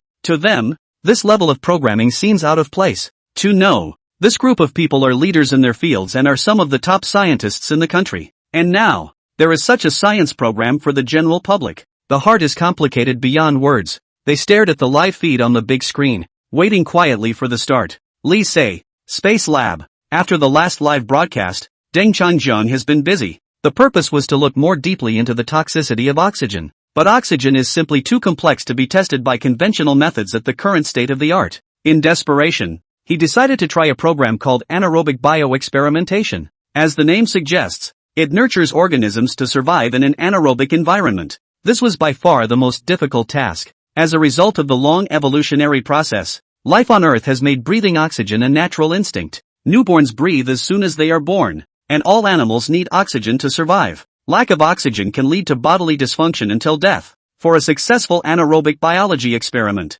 he purchased some genetic samples of ancient creatures from 600 million years ago from the System Mall. These ancient creatures have never been exposed to today's atmosphere. Then, they were used as test subjects and incubated in different environments, oxygenated versus anaerobic, for observation. But this process takes quite a bit of time. Two keys to cracking oxygen: one side of the equation is conducting deoxygenation experiments, and the other side has to locate the exact location of ancient Kunlun as soon as possible to see if there are any clues to the longevity drug. Looking at the two samples on the table, Deng Changjiang fell into deep thought. According to the classic of mountains and seas, a long time ago there was a drug that could prolong life by making humans less dependent on oxygen. Unfortunately, tens of millions of years have passed and it's long gone. Perhaps only ancient Kunlun can find its formula. More detailed data would be needed to simulate the reproduction of this place. At present, only some of the contents of the Shanhaijing have been analyzed. As for the places mentioned in the text such as Buzhou Mountain, the western peak of Kunlun and Panglai Immortal Island have not yet completed the examination. The most helpful sources of information are the various ancient period monsters described in the book. You have to earn a lot of science points to get their genetic information. Looks like I'm going to have to work harder to earn science points in the future. Sighing, Deng Changjiang left the lab. He remembered that he had to participate in the live broadcast tonight. Upon arriving at the dedicated cubicle, adjust the equipment and keep it synchronized with the TV station. Be prepared for anything. He opened the live feed and was surprised to see that 10,000 people were already standing there waiting. Might get more science points this time than I thought. Thinking of this, a smile floated up at the corner of Deng Changjiang's mouth. In order to attract the attention of a wider audience, he has prepared a more exciting topic than the last time he talked about Manhwa's creation of man. Now we just have to wait for 7 o'clock to come. Yenjing, Key Research Institute. Inside the conference room, Ban Donglin sat in the center seat with Sun Jiqing and took out a notebook. Old Sun, can you be sure that the topic of Deng Changjiang's lecture this time will involve the secret technology left behind by aliens on the moon? Ben Donin asked. Sun Jiqing pushed down his glasses. Of course, there will definitely be a lot of high-level knowledge involved in this, so I'll let you take notes. A group of researchers seated nearby stared at the tabletop. There's no information on anything. At this moment, the disgruntled look on their faces had long since disappeared. Even Banshee and Sun Lao are holding their books ready to take notes. How professional does this science program have to be to work? Perhaps this science fair is a very rare learning opportunity for them. Could it be a world-class professor coming to lecture? I heard the content is also related to the moon. Everyone had all kinds of conjectures in their minds and couldn't help but start making rich associations. With the passage of time, it was soon 7 o'clock. The screen switched to a picture of a den. Deng Changjiang appeared in the picture. Who's this, looking so young? He's the narrator? He's hosting this science program? There's always something wrong. Everyone was whispering about it. At this point, Deng Changjiang's voice came from the TV. Hello everyone, this is host Deng Changjiang. Welcome to today's science program. After a brief opening statement, Deng Changjiang turned around and wrote 4 words on the blackboard behind him. The topic we're going to talk about today is also related to the Sermon on the Mount, and that's Pangu opens the sky. The words just fell. The conference room was in an uproar. Everyone's eyes widened in surprise as they looked at Ban Donglin. Doubt if Banshee put it on the wrong channel. Ban Donglin, on the other hand, grimaced and stared at Sun Jiqing. What happened to the previously promised remnants of the alien civilization on the moon? What happened to Pangu? However, Sun Jiqing's face did not fluctuate too much. Calmly said, Deng Changjiang decrypted the way it is. Listen to a while, you will find more shocking content. He recalled the first time he heard the story of manhwa mending the sky. It's the same feeling. Bantan Lin. At this point, Deng Changjiang continued to narrate. Last episode we talked about the devastating flood brought about by an alien civilization and manhwa's plot to stop it by repairing the vault of heaven. But, there was a slight pause. Deng Changjiang wrote a few new words on the blackboard. Chapter 34, even the creation word is in the mix? Jurassic biological extinction. Unwilling to let the Earth escape from its control, the alien civilization launched another catastrophic attack, causing the famous Jurassic species extinction of history. Inside the conference room, the eyes of several experts specializing in ancient human history suddenly brightened up when they heard this. This piece is their strength. The biological extinction of the Jurassic period is also a very important chapter in history. However, strange, wasn't the Jurassic extinction event a mass extinction of plants and animals due to an asteroid impact? Even the dinosaurs didn't escape the disaster. What's with the involvement of an alien civilization? Those listeners who hadn't heard the previous story were confused. Sun Jiqing bowed his head and silently took notes and fell into deep thought. TV's Deng Changjiang goes on to narrate. After the Triassic period came the Jurassic period, during which dinosaurs became dominant on Earth. But at the same time there was another remarkable feature. Massive asteroid impacts. These impacts lasted for millions of years. The worst of these occurred 210 million years ago and led directly to the mass death of dinosaurs and other creatures. Have you all ever wondered why there were so many asteroids hitting the Earth in quick succession between the end of the Triassic and the beginning of the Jurassic? Facing the camera, Deng Changjiang asked a shocking question. Indeed, according to the geological record, asteroid impacts on the Earth did occur frequently during this particular period. Even the smallest pothole reaches 25 kilometers wide. For questions raised by Deng Changjiang, the historians in the conference room were unable to give a definitive answer for a while. Like that plate split, volcanic eruption and centuries-long rainstorm that occurred 230 million years ago, the cause of which is still unknown. Duncan CK continued on the screen. A brief explanation of the biological effects of meteorite impacts. When a meteorite collides with the Earth, in addition to the tremendous force, fires, and rock fragments, the most important thing is the rapid spread of sulfides into the atmosphere. This created global acid rain and cold winters, which eventually led to the extinction of living populations. The dinosaurs went extinct in such a harsh environment. After describing the way the asteroid was destroyed after the strike, Deng Changjiang returns to the main topic. 210 million years ago, an alien civilization attempted to use multiple impacts to create extremely cold weather and wipe out most of the lifeforms on Earth. Ancient civilizations that just survived the flood crisis face a new threat. Take a deep breath. Deng Changjiang looked solemnly at the audience and said, but they didn't give up. The dignity of life does not consist in performing some miracle, but in rising to meet an opponent who is like a god. And so, the Xia people plotted an extremely bold and innovative move against destiny. Its name. Here Deng Changjiang stopped once again. Turning around, he pointed to 4 words hand-drawn on top of the blackboard. The name is Pangu Kaiten.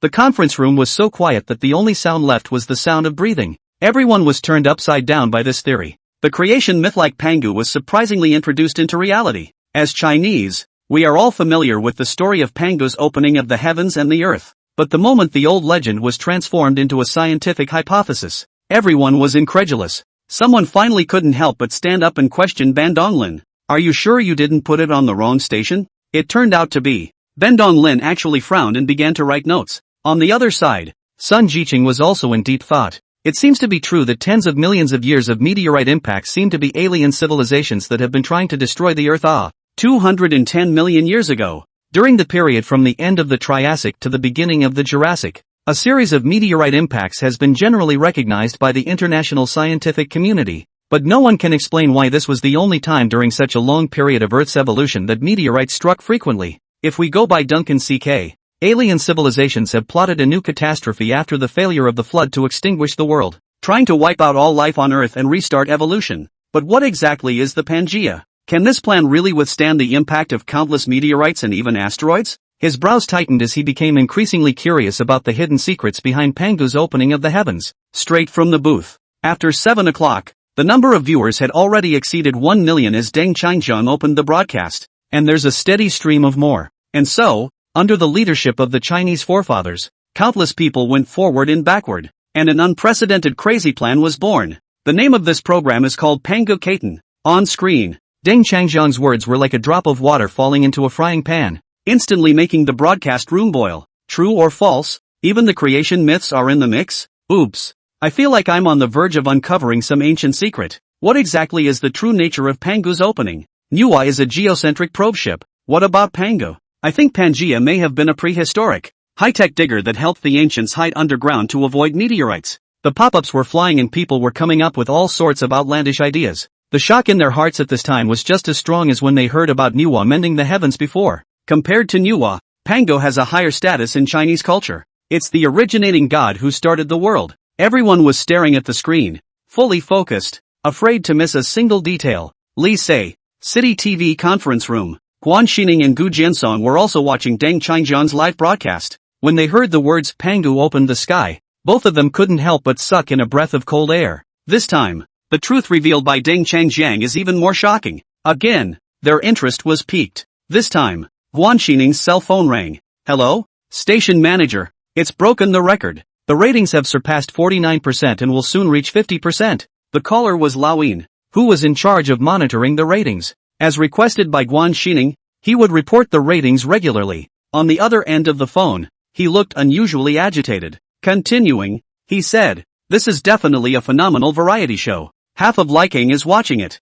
This ratings bonanza. Never before in the history of Lyceum TV. No program or TV show has ever had a ratings of more than 50%. Guan Xining couldn't help but laugh out loud while being shocked upon hearing this. Ha ha, Lao Gu, you're a man of discernment. With Deng Changjiang, we have a top program on Liking City Station. A real ace. Every station needs a stellar program as a facade. As long as it exists, the ratings of other programs will follow. It would also be a great help for him to have a chance to transfer to the provincial station in the future." Chapter 35, Did you get the wrong data? Li Sei, the live room. Deng Changjiang's mood was a bit heavy. Actually, compared with Manhwa's mending of the sky, Pangu's opening of the sky is even more tragic. Face the camera. He took a deep breath and then deciphered. To understand the true story of Pangu's opening of the heavens, in addition to the background you also need to know the cosmic environment of that time. The words just fell. He then enabled the system's simulation function. On the TV screen, the endless darkness of space appeared.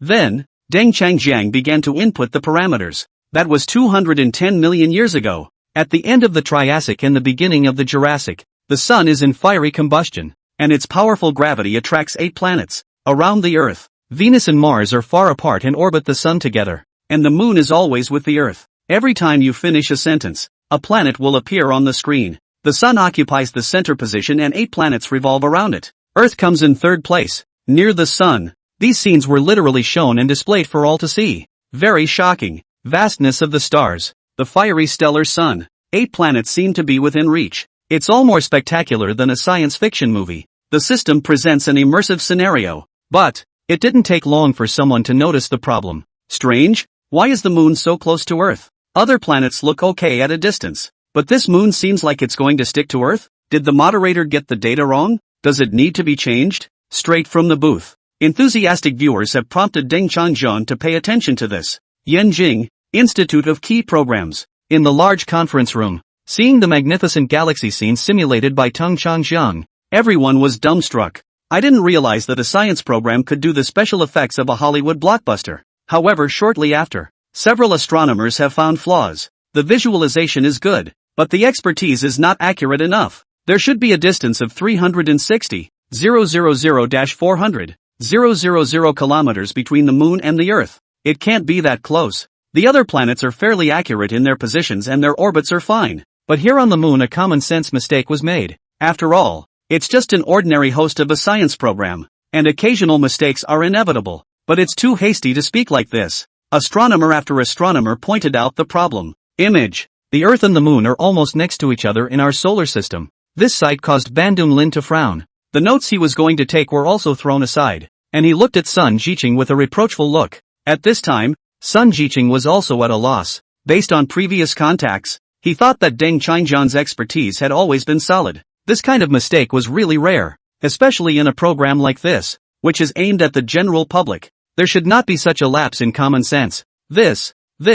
Sun Jiqing was just about to open his mouth to say something, but he heard Deng Qingjian's voice coming from the solar system screen on the television. When you see this analog of the solar system, you might think I'm full of and that the distance between the Earth and the Moon is wrong. He paused slightly. From the depths of space came Deng Qingjian's voice once again, continuing to speak out of turn. But what if I told you that in the beginning the Moon was actually right next to the Earth? Once that was said, inside the conference room, the astronomers could no longer sit still in rows. It's ridiculous. It's just nonsense. Throughout history, the distance between the Earth and the Moon has been 360,000 to 400,000 kilometers, and it wasn't until the 21st century that we invented rocket technology that could send people to the Moon. This presenter is simply confusing. Where is the scientific basis? Completely misleading the masses. The furious, red-faced astronomers lashed out at Deng Qingjian's theory, but Sun Jiqing, when he heard that, the heart thumped violently. Why is this scene so familiar? This was also the case just a short while ago when Deng Qingjian told the story about oxygen and manhwa mending the sky. Many people objected, but in the end, they were convinced by Deng Qingjian and were dumbfounded, just as he was out of his mind. On TV, Deng Qingjian seems determined to thrill to the end. In fact, 210 million years ago, the distance between the Earth and the Moon was just under 100,000 kilometers, about 50,000 kilometers to be exact. That statement took everyone by surprise again. What's 50,000 kilometers? It's like a trucker who runs a long haul and drives that far in 3 months. Modern airplanes fly for 2 days straight, and they can almost cover that distance. Well, then to land on the Moon at that time, wouldn't it be so much easier? The crowd still disdained Deng Qingjian's claims and did not believe what he said at all. Some people even think it's just a way to get the audience's attention. But, in the vast cosmic picture on the screen, Deng Qingjian continued to explain. Many people will surely disagree. So next I will briefly talk about the process of the Moon's formation. About 3 billion years ago, when the Earth had already been around for 1.6 billion years, a planet similar to the size of Mars, Theia, burst in from outer space and crashed into the Earth. The picture on the TV then changes to show a spectacular collision event on the early Earth. A giant star accidentally hits the Earth. Boom! It was accompanied by a deafening sound that echoed out. Luckily, no civilization or life existed on Earth at that time, so the impact didn't trigger species extinction. However, it was this collision that partially shattered Theia. Its fragments gradually coalesced in the air to form the nova that's the Moon today. Immediately following, the matter is pulled by the Earth's gravity and keeps spinning at just 50,000 kilometers above the ground. On this subject, Western space agencies have already proved my point by finding Theia fragments on the lunar surface through 2 launches of satellite probes. I don't think anyone can deny that. On second thought, given the great force of that impact combined with the attraction of the Earth, there is no way that the Moon could have been pushed directly to its present position. The screen shows that a large amount of debris created after the huge collision eventually gathered to form the Moon and stayed close to the Earth to orbit it. At the same time, after hearing this, the astronomers in the audience began to frown in contemplation. An intense discussion took place. 100 million years ago, the Moon was inhabited by aliens. Well, the question about the origin of the Moon was probably indeed caused by the Theia impact. But in that complex environment, who can be sure that there aren't any other forces pushing the Moon to a position 360,000 kilometers away? That's right, the Moon is indeed located 360,000 kilometers away today, and that's the best proof. Chapter 36, you basically can't do it. Otherwise, would it be possible to walk there on your own? Anyway, until there's hard evidence, it's all just conjecture. After a brief exchange, this group of scientists still holds their own, always believing that the Moon has been there since ancient times without changing its position. Considering it was still billions of years ago, the state of the universe was quite different then than it is now. The violent collision may have brought about something unexpected, causing the Moon to end up in its current position. But, Deng Qingjian's next words shook their confidence once again. There is so much relevant evidence on the matter of how close the Moon was to us in the beginning that I will list a few of the major pieces of evidence for you to hear. The sound of Deng Qingjian rang out from the vast night sky on the screen. First of all, normally the volume of natural satellites does not exceed 5% of the volume of the main planet. whereas the moon occupies 27% of the total volume of the Earth. For a being of this mass to be pushed as far as 360,000 unless there is an extremely powerful yet unseen force in any record. The second piece of supporting evidence is a set of what may be the world's earliest images of the phases of the moon, discovered by our archaeologists in an ancient cave in the 1960s, which actually depicts a lunar crater, and it's labeled with an exceptionally close Earth-Moon spacing, suggesting that humans at the time could see the surface features of the full moon with their bare eyes. Thirdly, the golden history of astronomy states that in the month of May, the moon suddenly veers to the south and then returns to its original position. This would suggest that our ancestors have long had the traditional knowledge of observing the phenomenon of the moon moving slowly from year to year. The fourth point is even more straightforward. The moon is moving away from the Earth at a rate of 3.8 centimeters per year, according to measurements taken over the years. Fifth, as Deng Changjiang slowly explained, the astronomers at the institute stared at the screen in disbelief. Their previous insistence was being shaken a little by the evidence presented by Deng Changjiang. Duncan C.K. mentioned these reasons. Who knows how much it would have rippled through the astronomical community if it had actually been published. It's true. I just checked the internal website. And while the distance between the Earth and the moon has changed minimally, it's amazing that it's moved a full 3 meters or more in the last 100 years. Could it be that everything Deng Changjiang said is true? This discovery is so shocking that it could shake the entire astronomy community. In the face of Deng Changjiang's series of arguments, everyone listened in disbelief. If it were actually confirmed, it wouldn't be surprising if it made the top scientific journals tomorrow. This is definitely a major discovery in astronomy. In the conference room, Ban Donglin and Sun Jiqing saw the scene. The two of them looked at each other with somewhat bewildered expressions. It's supposed to be about unraveling the sky plan. So how did you suddenly make a new discovery in astronomy? In the meantime, hardcore sci-fi live in the room. The number of viewers silently crossed the 1.5 million mark, with Deng Changjiang's explanation of a series of professional data. The pop-up screen in the live broadcast room instantly exploded. That's awesome. You're not just talking about it briefly. This information could be taken to a paper. Worth the price of admission. I can't believe I got such shocking news after waiting so long.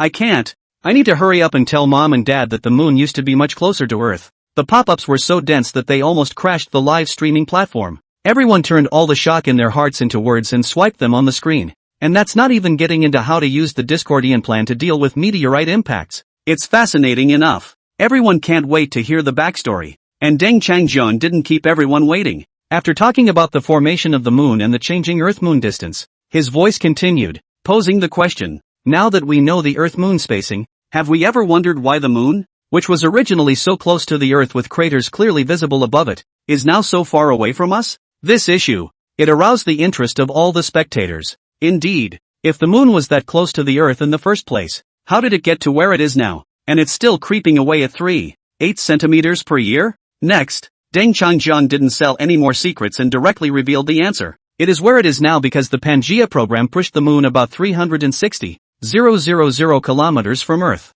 The words just fell. Netizens, whether they were in front of their TV sets or watching online, sat up straight in unison. A look of surprise filled his face. The words from earlier kept repeating in his head. The Pangea project. It actually pushed the moon away.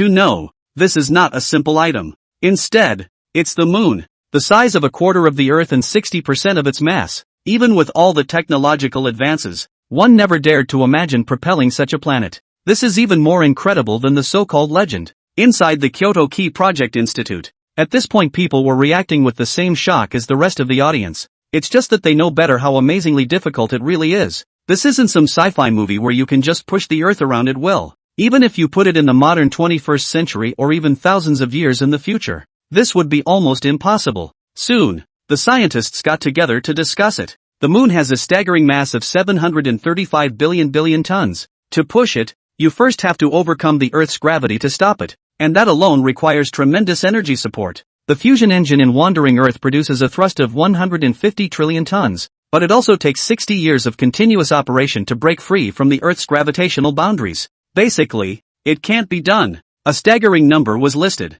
It's not easy for even a highly advanced alien civilization to move a planet. Sun Jiqing listened to Deng Changjiang's words, couldn't help but gulp, feeling numb in the scalp. Though he had expected shocking content, the moment still surprised him. The ancients had the guts to do it, and actually made the plan happen. The moon, now, is about 360,000 kilometers from Earth, hanging in the night sky, looking away from us. As for how it was achieved, Deng Changjiang said ancient technology was very advanced. Manhwa can even cool down the magma underground. It's also possible that Pangea pushed the moon hundreds of thousands of kilometers off the Earth. But, he frowned, if the Pango project is called opening the sky, why is it pushing for the moon? Just as manhwa mended the heavens by going deeper into the cracks to cool the Earth's core to prevent flooding. What was the purpose of Pangu's opening of the heavens? It's happening right now. On the TV screen, once again came Deng Changjiang's voice, full of regret and heaviness. Chapter 37 has been influencing the fate of the Earth.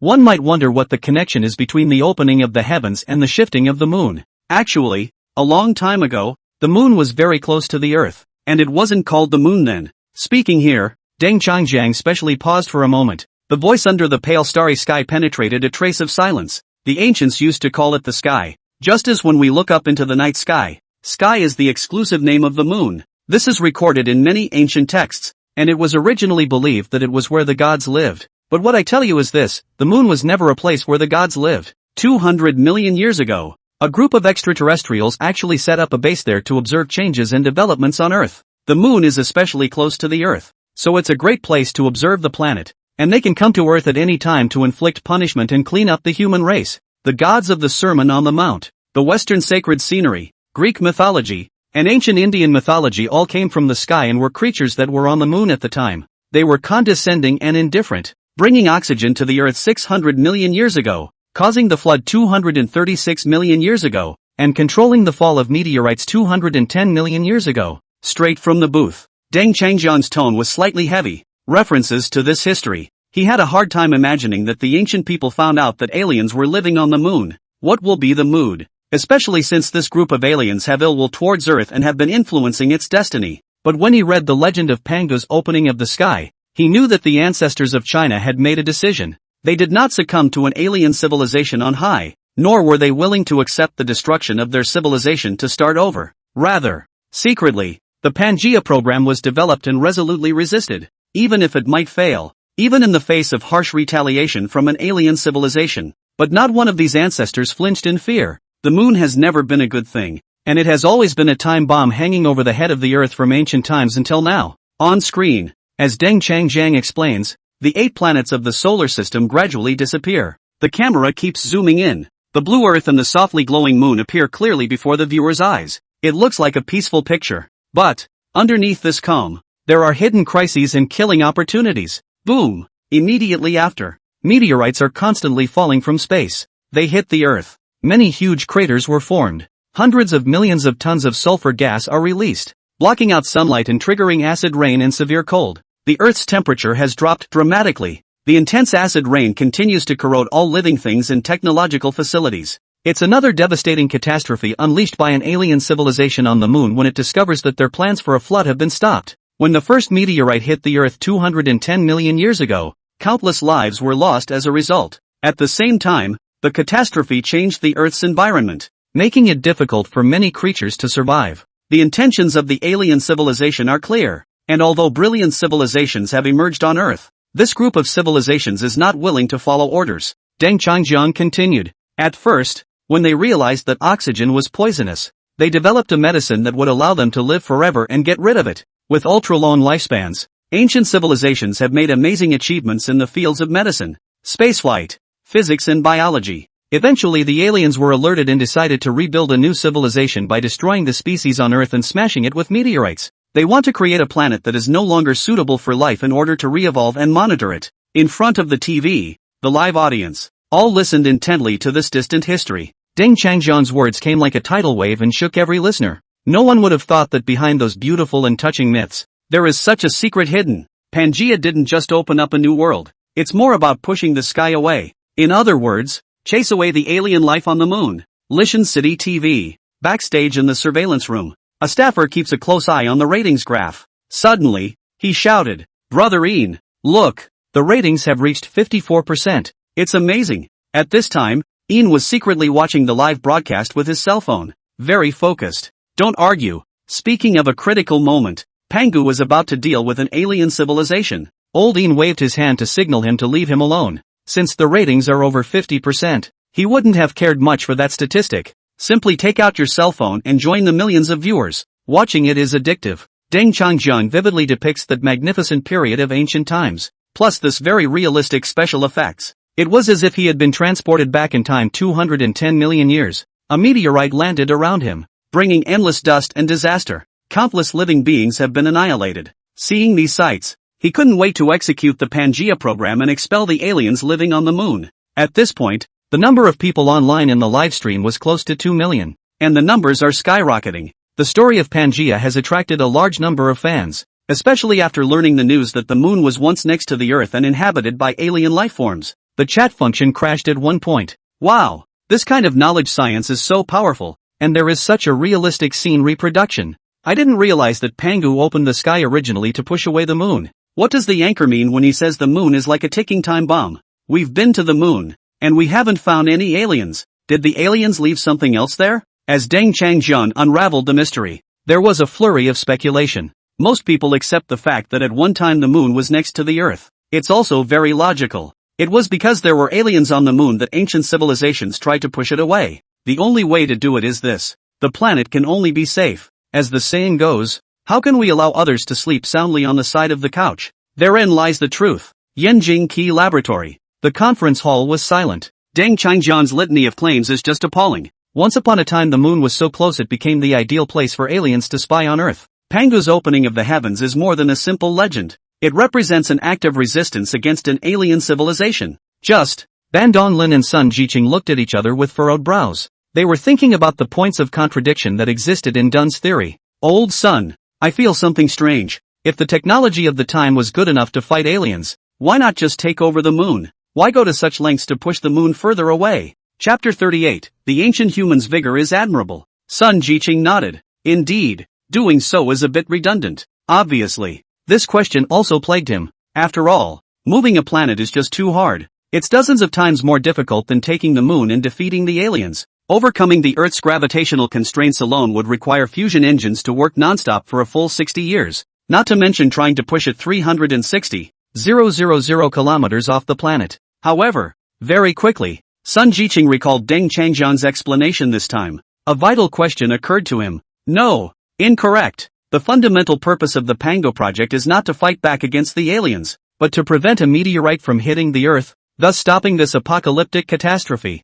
Perhaps the counterattack on the moon is just the first step in Pango's plan. For a moment, a guess flashed through his mind. Because, even if the moon was occupied, it would only destroy the aliens' observation base. The underlying extinction crisis remains unresolved. On the TV screen, meteorites are still coming in from the universe and hitting the Earth, altering the Earth's environment and destroying all life. Moreover, Deng Changjiang had once mentioned that the Pango project was created to resist this apocalyptic catastrophe. So, occupying the moon is only the first step. What did the ancient humans really want to do? Why did the Pango plan to push the moon away? What alien secrets are hidden on the moon? Sun Jiqing frowned tightly. Heads up. Looking at the Earth that has become riddled with holes from meteorite impacts. At this moment, his mind was filled with doubts. I was fascinated by Deng Changjiang's science demystified. Li Sei, straight from the den. Deng Changjiang took the time to take a sip of water and glanced at the live broadcast room where the number of viewers had skyrocketed. Without realizing it,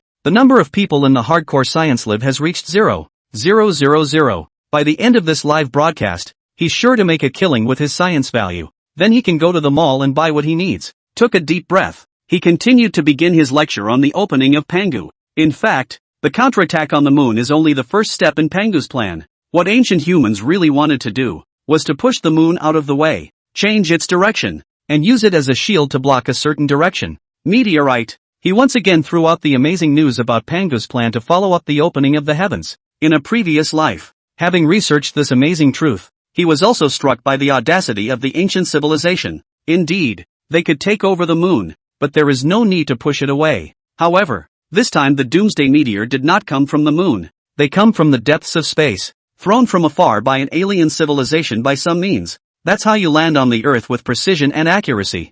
These meteorites, all from the same direction. Thus, the Pangea project was born. Use the planet as a shield to keep the Earth safe. Upon hearing the true intentions of Pangu's plan, the audience once again boiled over. Pushing the moon away and using it as a shield against meteorite impacts is more shocking than that. Deng Changjiang glanced at the pop-ups in the live broadcast and smiled slightly. The on-screen images of the Earth and the moon were also adjusted to zoom in to show a full view of the moon. and entered all the data about the current moon: density, volume, mass, atmosphere, topography. The full moon appears in the center of the screen, hanging silently in space. This is the latest state of the moon as we now observe it. Deng Changjiang went on to say, as a satellite of the Earth, the moon has many strange features. It is forced into a tidal lock with the Earth. Tidal locking means that 1 week of its rotation is equal to 1 week of its revolution. So over hundreds of millions of years, it's basically always facing the Earth on the same side. The image in the center of the screen is the very front of the moon. The surface is very flat.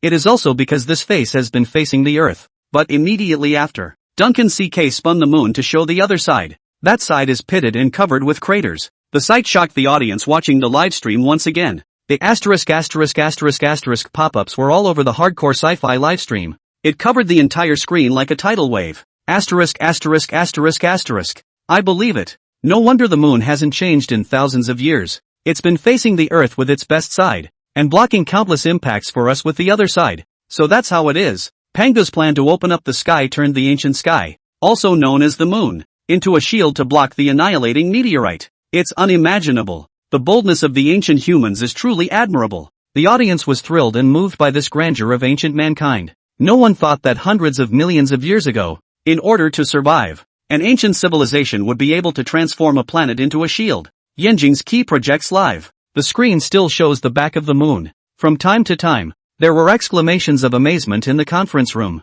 previously hotly debated by astronomers, dumbfounded and completely silent at this point. For the lunar surface, they've been rotten for a long time. The researchers in the room knew that the front of the moon is flat and the back is full of craters, but no one ever thinks about, all these hundreds of millions of years, the moon has been silently shielding Earth from those deadly meteorites, and the truth behind it. It actually stems from an ancient myth, Pangu opening the sky. When ancient humans took over the moon, they pushed it 360,000 kilometers straight ahead, turning it into a solid shield. So it was. Sun Jiqing, who was already in his 60s, stood up violently and murmured excitedly. All the previous confusion finally got an answer. Ancient civilizations were not superfluous. They pushed away from the moon in order to transform it into a shield so that it could withstand the devastating blow of a meteorite to the Earth. Why has the moon never rotated, and for millions of years has only faced the Earth on one side? Because it's going to present the Earth with its best. It has silently withstood countless attacks on behalf of the Earth,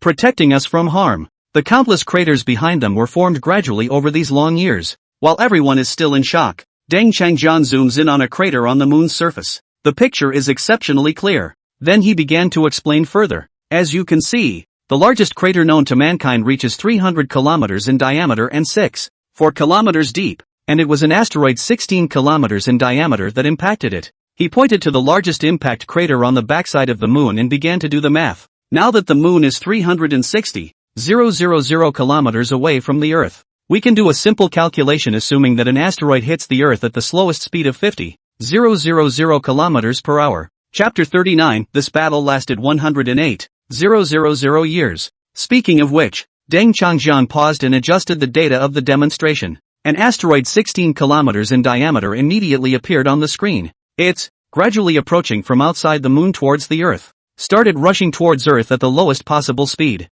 Boom! In the time setting for acceleration. It didn't take long for the asteroid to hit the Earth. It made a deafening noise. The entire planet shook violently, creating a crater 5 times larger than the moon. It kicks up rolls of dust that cover the sky, causing chills and acid rain. It also triggered a series of disasters such as landslides, tsunamis and volcanic eruptions. That means that even the smallest asteroid, at its slowest speed, without the moon in the way, could cause a huge impact crater on Earth 1500 kilometers in diameter and 30 kilometers deep. There is no doubt that such an impact would be a devastating catastrophe for the Earth and would lead to the extinction of all life. Deng Changjiang's words sent chills down everyone's spine. That figurative analog, loud sound, it was as if it were in my ears, and it was horribly real. What's 1,500 kilometers? It's almost the equivalent of smashing half of China. It's scary to think about. As Deng Changjiang explained in depth, more and more people began to understand the importance of the moon. Indeed it is a shield that protects us. There's no better visual evidence than those impact craters. The concentration of craters on the backside of the moon suggests that the moon is always in the path between the Earth and the meteorites. Combined with the earliest geographic locations of the moon, the story of Pangu opening the world to ancient civilizations pushing this planet to its current location makes perfect sense. hardcore sci-fi live in the room. Many of the audience members were shaking with excitement. Ancient myths become incredibly real in connection with the present moon, the planet that has been given a beautiful meaning by the people. The hidden truth is shocking. Arguably, without it, the Earth might have ceased to exist long ago. Those shadowy, mysterious forces may still be controlling everything on Earth behind the scenes. The more I think about it, the more scared I get. What would happen to the Earth if there was no moon? Believe it, the anchor is so great. It turns out, I'm studying astronomy and I'm going to tell my classmates about it tomorrow. Pangu's opening of the sky turned out to be to push the moon out of the way to turn it into a shield. That story is cooler than a myth. Quickly tell us exactly how Pangu opened up the world. Anchor. The pop-ups were hyped. They all couldn't wait to know the exact process of Pangu's plan to open up the world. Lee say. The time crept up to 9 o'clock in the evening. Deng Changjiang has been live streaming science for more than 2 hours. From the catastrophe after the extinction flood to the Pangea program. The initial position of the moon was also analyzed. All sorts of shocking new insights have kept everyone from changing the channel. Some people even held back from going to the restroom and stayed in front of the TV for fear of missing important content. The ancient story of Pangu's opening is really fascinating. Can't hold it in. Speak up. There's still an hour left. I'll go back when I'm done listening. It's amazing. I originally thought that Pangu pushed the moon, but I didn't expect it to become Pangu opening the world. Old man. There's a knock at the door. Go check it out. Regardless of their age, Lycoming residents were captivated by the science program. People don't want to take half a step away from the TV. Finally, when Deng Changjiang finished explaining the secrets of the moon,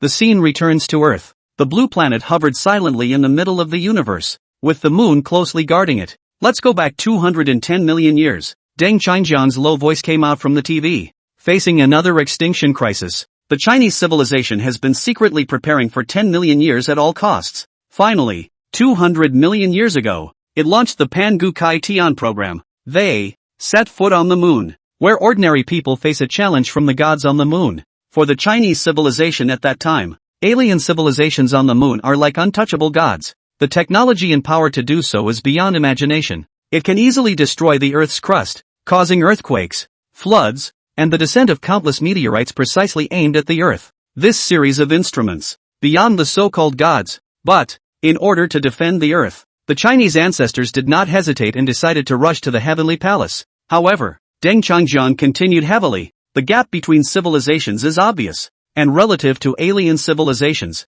our technological level lags far behind. This battle was exceptionally grueling. However, due to the 10 million years of preparation and research on many weapons beforehand, once the battle was fought, it was fought with all the strength it could muster. Countless valiant pioneers have gone before and after, and have rushed volubly into the sky in a long and magnificent battle. This war is even more tragic than Nuwas. At this moment, as Deng Changjiang narrated, everyone listened with bated breath. The first step in Pangu's plan to open the heavens was to capture the moon, and everyone understands that it's not easy. The alien civilization that controls Earth's evolution is by no means simple. Everyone's eyes were focused on the moon, and they couldn't help but clench their fists. The battle lasted 108,000 years. Deng Changjiang's voice sounded again. Why 180,000 years? Because it is written in the old legends. The myth describes that after 108,000 years, heaven and earth began to open up, depicting the tragic war that lasted 108,000 years and was ultimately won.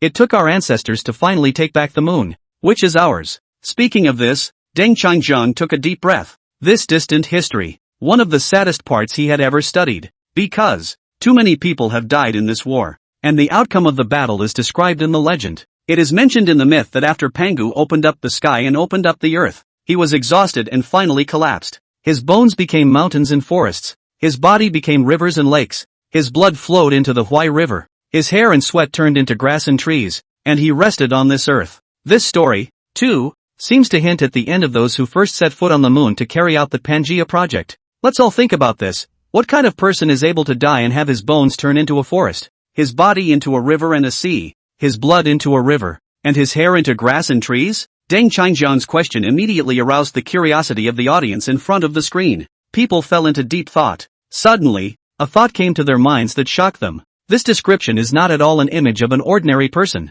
It clearly describes a collection of countless individuals. Only when many people have been sacrificed can mountains be piled up, oceans filled, rivers turned red, and grasses cover entire lands. Just as this mind-blowing moment occurred, Deng Changjiang continued. Yes, Chapter 40, Results of 300,000 kilometers. The voice was heavy and incomparable. Pangu is not the name of someone. Saving the Earth has never depended on the strength of an individual, but the result of the joint efforts of a group of brave and fearless men. He further explained that at the critical moment when they were facing the threat of genocide and civilization breakdown, they resolutely rushed to the battlefield and started the road of resistance on the moon, which lasted for more than 100,000 years. The battle was extremely fierce and brutal, with no fear in the face of those enemies who were treated as gods, and many people died on that strange land as a result. But in the end, they won a hard-fought victory and occupied the moon. The more heartbreaking part of the story is told next. After the battle, the survivors counted the fallen and found that the remains of the deceased warriors had begun to rot due to lack of care, leaving only tired white bones piled up into a mountain. Their blood drenched the entire surface of the moon, and the stray scattered hairs looked like a patch of barren grass. The words of Deng's long speech hit everyone's heart like a heavy hammer, sketching out the true picture of this tragic battle. People listening to the story seemed to be able to feel the blood boiling on the battlefield back then. It was the predecessors who used their lives to create a new world for future generations without foreign intrusion. Because of this, in order to commemorate this group of heroes, later generations wrote a beautiful and sad story, The Opening of Heaven and Earth, which recorded that vast war in poetic language. This is how the saying has been passed down. After death, Panga's bones were transformed into mountains, rivers, and other natural sights. In fact, it was the presence of this group of warriors that made it possible to never again find any sign of an alien civilization having been active on Earth. As the narrative ended, the words "honor the first people," a few words began to appear frequently in the live pop-up area. Tens of thousands of beings traveled to foreign lands one after another to fight for 100,000 years, eventually turning the tide to protect their planet under extremely unfavorable circumstances. Despite the extremely heavy cost, it managed to completely wipe out all the invaders, leaving a safe environment for future civilizations, and the mark left by that war is unforgettable. After a long period of silence, Deng Changjiang continued to introduce the follow-up. In fact, this is only the first stage of the Pango program. The real purpose is to adjust the moon's orbit to deal with the constant threats from the depths of the universe. As planned, the moon next needed to be taken out of its original orbit and repositioned into a shield form to intercept meteorite attacks. Ancient man prepared for millions of years, inventing many kinds of engine devices and applying them successfully to finally allow the moon to drift away from Earth's gravitational control in a specified direction. The simulated video footage shows the visual impact of a celestial body that had been orbiting closely around the Earth, gradually changing its trajectory. Finally, he also referred to a classic text called the Classic of Mountains and Seas, which has a very detailed record of the above process. The text says that Pango grows 9 times a day and changes dramatically until heaven and earth are completely separated. And after more than 100,000 years of effort to achieve the desired effect, i.e., from the original suspended state to become a new line of defense role to play an important role. The process of this creation actually lasted a full 180,000 years as well. The distance between heaven and earth increases by 2 furlongs every day. Therefore, every day during these 18,000 years, the propulsion unit is activated 9 times, moving the moon 2 feet away from the earth. We can do some rough math on distances. 200 million years ago, the Earth turned slower, about 400 days per year. 180,000 years equals 430,000 days, which means that the distance between heaven and earth has been lengthened by 86.4 million feet in that time. It is recorded in ancient documents that in ancient times, when knotted ropes were used to keep track of things, 1 zhang was equal to about 3.5 meters, so everyone can try to calculate the exact distance between heaven and earth.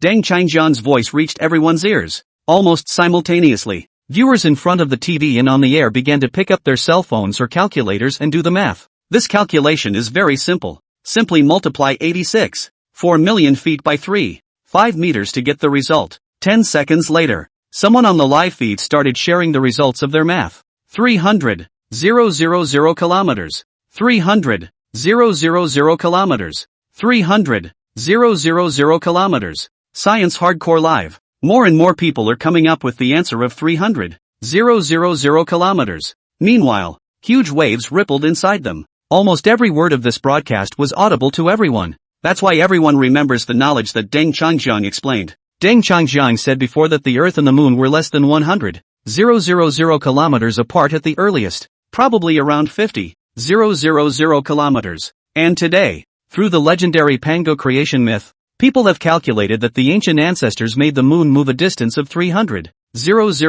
kilometers, 360,000 km from modern measurements of Earth-Moon distance. How close? Bull X. Is the anchor still human? Can you even figure this out? It's really too amazing. The calculated distance between heaven and earth of 350,000 kilometers is so similar to the current distance. My god. Ancient mythological stories. Manhwa mending the sky. Pangu opening the heavens. Did all these really happen? And the truth is even more incredible than the myths. The pop-ups instantly boiled over. Everyone was half expecting it until they came up with this result. There was always a feeling that what Deng Changjiang had said might not be true. Until Deng Changjiang teaches the simplest way to calculate the distance between heaven and earth from ancient legends. It was only then that everyone realized that the creation of Pangu was by no means just a legend. This is the history of the dramatic and thrilling struggle of ancient mankind, recorded in the language of romantic legends by ancient people. But then it was seen as an untrue myth. In every household in Lisay, everyone grabbed a pen and paper or a calculator and started doing the math. The same result of 300,000 kilometers was obtained. Thus, everyone can't sit still, heart thumping with excitement. The secrets of the distant past are laid out before us. No one thought that it was possible to calculate the distance between the earth and the moon from mythology. Daddy, I figured out the distance between heaven and earth. It's 300,000 kilometers. I can't believe that I ended up being the butt of the joke myself by making this science fiction a joke. This is all true. Everything Deng Changjiang said is true. Does that mean the oxygen is toxic? That we've been poisoned since we were kids so far? The man on the couch froze, staring daggers at the TV. Actually, Duncan CK has done multiple issues of science and presented a lot of evidence. But no piece of evidence is as shocking as calculating the distance between heaven and earth. Even in the technologically advanced 21st century, no one ever thought they could figure it out from mythology. Chapter 41, If the legend of Pangu's opening of heaven is true. Many recalled Duncan CK's previous science fiction, Oxygen is Toxic. This time, thoroughly convinced. Yes, oxygen is really toxic. Yenjing's Key Programs Institute. The sound of paper and pencil rubbing together came from time to time from the conference room. The researchers began their calculations under the guidance of Deng Changjiang. Unlike ordinary people, they use manual calculations. The conclusion of 300,000 kilometers was also obtained. Shocked, many people repeatedly confirmed their calculations. Still 300,000 kilometers. I can't believe I used this method to calculate the Earth-Moon distance. Did the myth of Pangaea really record this moon push? The researchers looked at each other, swallowed hard and felt their scalps tingle. What Deng Changjiang recounted left them with no way to refute it. Ban Donglin and Sun Jiqing looked at each other with shock in their eyes. After a lifetime of scientific research, they never thought it would be possible to calculate the Earth-Moon distance in this way. At this point, Deng Changjiang's voice came from the screen again. On TV, the moon is gradually moving away from the Earth as the planetary thrusters are being used. I'm sure you've already done the math, so I'm going to do the math again now with a little more rigor. The Earth and Moon are drawn 86.4 million fathoms apart, which is a total of 302,400,000 kilometers at 3.5 meters a fathom in ancient times. I mentioned that the initial Earth-Moon impact distance was within about 50,000 kilometers, and with this distance, it is known that the Earth-Moon distance was 352,400 kilometers at the end of the Pangaea program. However, Deng Changjiang smiled and continued. After the creation of Pangu, the ancient civilization left behind a small trick to adjust the moon's rotational momentum, making it move away from the Earth by 3.8 centimeters per year. The purpose of this is to protect the Earth from the threat of another meteorite impact in the years to come. Based on this 3.8 centimeters, multiply that by 200 million years and you get about 7,600 kilometers. As Deng Changjiang reasoned step by step, the fellows in the conference room were even more shocked. 352,400 kilometers plus 7,600 kilometers. This result, even an elementary school student can do the math. This is the most accurate current Earth-Moon distance. One time, the conference room was suddenly quiet, so quiet that you could hear a pin drop on the floor. 360,000 kilometers. This number, the researchers here understand its significance in their hearts. The Earth-Moon distance, no matter what method is used to calculate it, yields this result. But Deng Changjiang was able to calculate it so accurately, which really surprised everyone. The astronomers on the scene were wide-eyed and confused, simply questioning my scientific career. A few scholars even thought about going to the bookstore right away to buy a copy of the Shanhaijing and go home to study it. A man was actually able to calculate by hand the distance between the Earth and the Moon, and it's so precise. There's no error at all. It simply proves that Pangu opened up the heavens and spoke the truth. What kind of myth or legend is that? Clearly an account of a real battle. At the meeting, several experts in paleography stood up and reported a major discovery to the audience. Ladies and gentlemen, we have carefully analyzed Pangu's opening of the heavens as mentioned by Deng Changjiang, and we have studied the ancient literature, and as a result, we have found that, immediately after, these experts wrote two identical words on the board. The two characters we wrote, which in ancient times stood for heaven and up respectively, looked exactly the same when they were first created, so at that point in time, it wasn't a problem to describe the heavens as above, and the moon was right over the earth, so to understand the heavens separately was to push the moon higher and higher. Speaking of which, a sound of gulping resounded throughout the venue. More and more clues point to, it is indeed true what Pangaea said that they divided the moon. How else could so many coincidences occur? Ban Donglin and Sun Jiqing, who were at the very front of the conference table, looked at each other. Ban Donglin frowned and sighed. I think we should restart the research program about oxygen.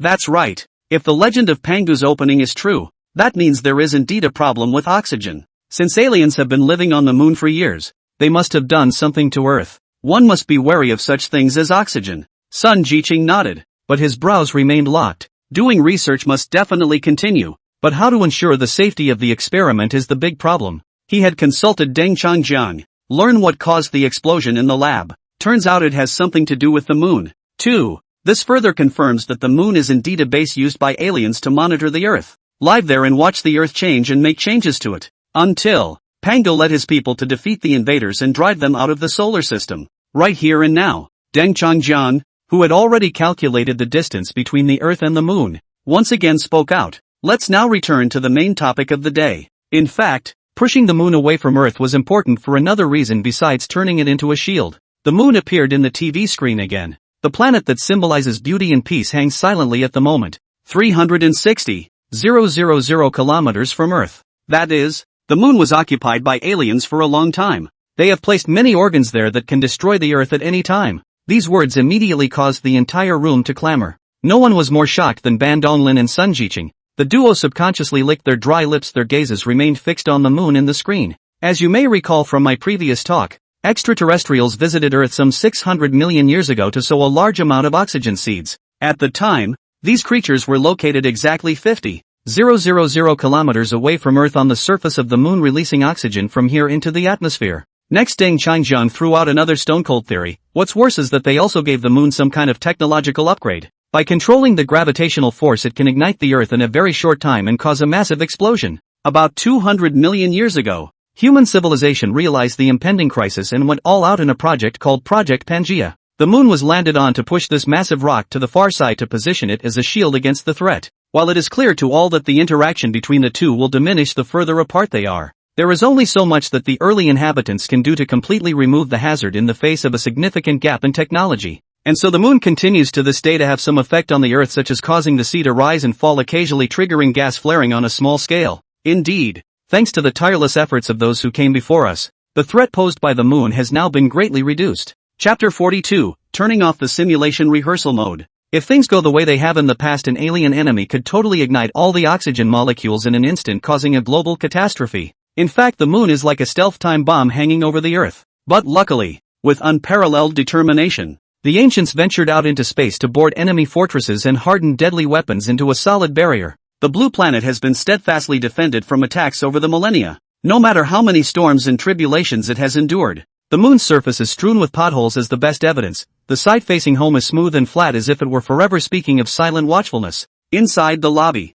after listening to this speech, Sun Jiqing and Ban Donglin fell into the midst of deep contemplation. After listening to this highly intellectual content, the duo finally figured out what happened. I see. The accident caused by the last experiment was not an accident that happened by chance. The alien forces don't want anyone to unlock the secrets hidden within. But this subject must be studied. If you don't solve the problem about the air, then there will be a sword hanging over your head. Though for the moment those mysterious creatures seem to be long gone without a trace. But who can guarantee that it won't make another comeback sometime in the future? Humanity can no longer sit back and let itself be slaughtered. Specific implementation options are being considered. The moon in the vast cosmic background of the screen slowly began to move away from sight. Instead, we see a devastated ancient landmass that has been struck by countless meteorites. The Pangaea project has taken a long time to get off the ground since it was launched 210 million years ago, taking about 1,000 years to launch its offensive and land at its destination. and it took 180,000 years of fighting to finally achieve victory. Since then the moon has acted as a giant door to keep out foreign attacks so that life doesn't die out and become extinct so easily. Then the dust cleared away and the acid rain disappeared from the air and the bright sunlight penetrated the clouds and shone on everything. And the breath of spring gradually revived and the season of vigor and vitality came back. The picture is as it should be. The dusty haze of the ancient earth lifted and the rain stopped. The sun shines on the uneven crater. After that devastating disaster, flowers and plants began to bloom again, and new life gradually sprouted. This once scarred land has been given the opportunity to be repaired and reborn, once again nurturing and developing new life. These realistic images were presented to everyone scene by scene. It's like a cleanse for the soul, pulling people back from the sad episode of heroic resistance of those ancient ancestors just now. Lee say, inside the den of the live room, turn off analog push mode. After finishing the explanation, Deng Changjiang deactivated this function in the system. Screen. It then shifted from a vast space scene back to his room. He's once again in front of the camera. The voice of remote cooperation colleague Gu Jiansong came from the headset. Old Deng. It's 9 o'clock. Come according to the usual practice. Extract 3 viewers to connect and interact, so that today's live broadcast can come to an end. Actually, at this time, Gu Jiansong's surface tone was calm, but his heart was already in waves. It's not just him. Even the head of the television station, Guan Shining, was unable to speak for a long time after watching this live broadcast. Deng Changjiang nodded slightly. Then facing the camera, he smiled and opened his mouth. That's all we have to talk about Pangu's opening of the world. People can call City Radio's helpline to ask questions if they don't understand anything or feel confused. And at that point, the on-screen captioning team aptly displayed the contact number. Almost instantly, viewers in front of the TV and in the broadcast room grabbed their own cell phones and started dialing. This program is 3 hours long. In the previous 2 hours, Deng Changjiang shared a lot of knowledge that shocked everyone. They have a lot of words saved up in their hearts that they want to pour out. Yanjing, an important scientific research institution. All the researchers are still immersed in the beautiful picture of everything reviving and cycling. Deng Changjiang's words came out of the TV again. If people have questions or are confused, please contact us as soon as possible. After hearing this passage, the one who reacted the fastest was actually class president Lin. His eyes widened and he quickly looked around at his colleagues who were also on the research team. Emotions appeared to be running high. We're going to fight for these 3 chances. No matter what, we have to get there. Beside him, Sun Jiqing similarly got up and stood up to urge the young researcher. Hurry up, get on the phone. Earlier he had contacted Deng Changjiang individually for advice on the issue. However, the other party was really busy and only responded to some of the concerns. Now, as more is revealed about the Pango creation myth, the mystery in Mr. Sun's mind grows. Definitely can't miss the opportunity to ask questions this time. Hence, an extremely rare situation arose in the entire conference room. Scientists who normally carry heavy responsibilities and are influential in various fields are scrambling to dial that number. But, class president, teacher, the phone doesn't even work. The others are just going crazy. My side keeps prompting a busy line. Have tried several times without connecting. These researchers tried hard over and over again. Dozens of professionals just can't get a successful connection. Seeing this scenario, Ban Changlin and Sun Jiqing looked at each other. There was a glint in his eye. Apparently, in order to gain knowledge and seek the truth, it seems that one must use one's special privileges in order to do so. It was at this exact moment that an astronomer jerked up from his seat. He clutched the cell phone in his hand that was in the middle of a call. With a face full of surprise, he shouted out, "It's finally through." He was one of the members in the institute, called Qian Yuntian. Even though he is in his 40s, he still occupies a place in the astronomical community at home and abroad and has even written university textbooks. But now it's all excited about an incoming call. Deng Changjiang's greeting immediately came from the phone. Hello? Hello? May I ask if there's anything I can help answer? The phrase was repeated in the on-screen studio at the same time. Everyone focused their eyes on Qian Yuntian. He hurriedly adjusted his breathing and replied through his cell phone. Hello host, I'm Qian Yuntian from the Capital Core Research Institute, and I've watched your entire lecture. City of Lychee. Inside the Dun's livestream, hearing the name of the unit reported on the other end surprised Prof. Deng a bit. Previously an old comrade who claimed to also belong to this organization had asked him for help about an oxygen experiment that ended in an accident. After coughing to hide his embarrassment he then inquired, "So what would you like to discuss?" I didn't realize that the first smooth connection would be represented here. Fellow Money singles out the topic of his concerns. In the last few years I've carried out some specialized explorations of the moon. Chapter 43, Don't Spill the Beans. According to the currently accepted view in the academic community, there is no disagreement that the moon was formed by the impact of the Theia body on the Earth. However, for the two-spacing formation method, I hold a different view, which should be with the time change gradually pulled apart. Is not the so-called Pangu open up the sky and Earth way more? No alien base said. Despite hearing the explanation, Dr. Chien, who is an academic authority, still cannot agree with the hypothetical conclusion proposed by Mr. Deng. He is convinced that the moon has not been pushed to move, nor is there any basis for the existence of a mythical creator god or an alien culture. Actually, if the distance between them was indeed fixed at about 360,000 kilometers during the initial period, then all the theories described above would not hold. The two heads on the sidelines frowned as they listened but did not stop the argument from taking place. While inwardly agreeing with the anchor, the spirit of science is in questioning and exploring. Looking forward to seeing how the follow-up responds to this. Hardcore Science Live group. With this message thrown out, the comments section immediately exploded. Some people mocked the identity of the questioner to express dissatisfaction. What is this guy in the end?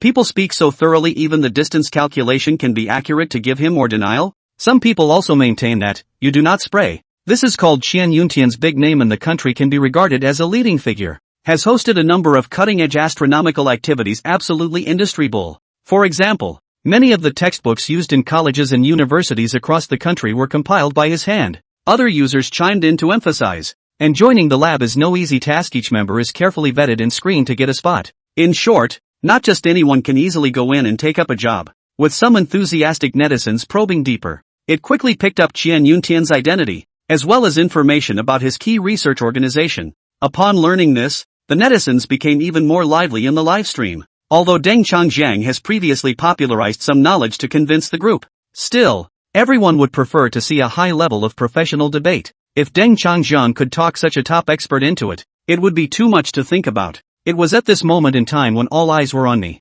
Deng Changjiang on the screen responded with a smile. His presentation will not convince everyone and there will always be those who hold skepticism. But, he has long been well versed in the study of this period of history. No amount of skepticism could shake his opinion. After a little thought, he said, in response to this query of yours, let me briefly mention a few new discoveries related to the moon that have been made so far in the development of technology. Deng Changjiang just opened his mouth. The pop-ups on the live feed just boiled over. Here we go. Let's have a few simple arguments. Is there a hidden agenda behind the moon? I'll go. Is the anchor not going to reveal the secret if no one questions it? The live audience seemed more excited than even the people involved. Eyes firmly fixed on the screen, waiting for Deng Changjiang's next answer. First of all, there is a very peculiar number about the moon. The ratio of the distance from the Earth to the moon to the distance from the sun to the moon today is exactly 395 times greater. Pause for a moment. Deng Changjiang turned around and wrote the number 395 on the blackboard. Then it continues. The diameter of the sun is about 1,380,000 kilometers, and the diameter of the moon is about 3,400 kilometers, and the result of dividing the two is also about 395 times greater. Since the actual volume of the sun is 395 times the size of the moon, but the sun is 395 times as far away from us as the moon is. This makes it look as if the two objects are the same size from Earth. That's why in everyday life we think the sun doesn't look particularly huge and looks about the same as the moon. Speaking of this, Deng Changjiang asked the other party rhetorically into the phone. Such a coincidental string of numbers and perfect visual effects. Do you think it's just a coincidence? Kyoto. Focused projects in the lab. Qian Yuntian on the other end of the phone froze in the face of the question thrown out by Deng Changjiang. Rushed to start checking the relevant data and calculate the distance between the Earth, the moon and the sun. The final result was unmistakable. Indeed 395. A further query for the diameters of the two celestial bodies was followed, and again the answer of 395 was obtained. He couldn't help but suck in a breath of cold air. At this time, Deng Changjiang's voice came from the other end of the cell phone again. The reason for this phenomenon is simple. The moon was once moved by man. After measuring the diameter of the moon and the sun in ancient times, people moved the moon to its present position at about 360,000 kilometers from Earth. It also adjusts the moon's velocity so that it deviates outward by 3.8 centimeters per year. And the reason for this is, the relative position between the sun and the moon is likewise in a state of flux. Speaking here, Deng Changjiang's tone became heavy. The reason for doing this is not to show power. It's actually so that the people of Earth can remember those pioneers who had sacrificed their lives for the Pangea opening program by looking up at the night sky. Those warriors were sacrificed during the occupation of the moon, and their corpses were left on top of the moon, forever watching in the direction of home. This is precisely why the moon has always been depicted poetically in various ancient legends, because on it rests a group of warriors who have given their lives to protect the earth. After telling this story, the entire broadcast room instantly exploded, and the screen was filled with comments pouncing. Moved to tears. I see. No wonder there's always a special emotion whenever you look up at the moon. The proportions are so coincidental. How could nature have designed them so perfectly if it had not been intentional? Also, the moon always leaves the most beautiful side for human beings to view. I'm sure all the fallen warriors must have been buried on this side as well. Right. That's right. The other side is often attacked by meteorites. And ancient heroes should never be treated like that. The audience enthusiastically speculated and discussed the Earth-Moon distance and the significance of the moon always having only one side facing the Earth. Once again, the depths of the heart were deeply touched. Lee say. In the bookstore that did the livestream, Deng Changjiang took the time to glance at the contents of the pop-up. I have to admit that everyone guessed basically right. Ancestors did push the moon here in honor of previous considerations. It is hoped that future generations will always remember that tragic and glorious history. But it's now 200 million years since that time. Few people in today's society remember this group of martyrs. Modern man merely dismisses the myths handed down as the romantic fantasies of the ancients. In fact, even myths such as China running to the moon have their unknown true background behind them. Settling his mind a little, Deng Changjiang added, Chapter 44, just too shallow. Another point is that, in addition to the mysterious 395 ratio, the moon creates a multitude of beautiful astronomical wonders that are not at all characteristic of a naturally occurring satellite. In its current position, for example, the moon can both block the sun to form a solar eclipse and show the corona at its edge. Scientists calculate that it needs to travel 18,000 kilometers per hour at a constant altitude to achieve this equilibrium. To see a perfect corona, then the mass, velocity and orbital position need to be set precisely. In summary, all aspects of the present-day moon's distance from the Earth, its trajectory, and its tilt angle do not resemble a satellite formed solely on the basis of natural variations. The root cause of this is that wise men of a distant age used advanced technology to modify the entire moon in order to allow future generations to honor the memory of their ancestors who died on expeditions to the outer planets through the spectacular solar eclipses and coronal events that occur twice a year. This is similar to the way we now honor our fallen heroes with the construction of statues or buildings, only their technology is more advanced, directly altering the celestial bodies themselves to perform miracles. Nature's creator is amazing and great, but this whole thing about the moon is just too unbelievable. It would never be the result of natural evolution. Capital of a country. Inside the laboratory, Chen Yuntian had just breathed a sigh of relief after listening to Deng Changjiang's detailed analysis. The initial set of 395 multiplications might be seen as a coincidence. However, the eclipse and coronal mechanisms mentioned afterward, how could it also be a random coincidence? Only when the speed, angle and altitude are just right can the moon completely cover the sun and create this spectacular astronomical sight. It's remarkable that he's made it this far. The others next to him were even more shocked. That coincidence mentioned by Deng Changjiang sounds like, it's not like it happened by chance at all. Its position, speed of movement and always facing the Earth facing us. There's simply no way to explain it if an ancient civilization didn't transform it.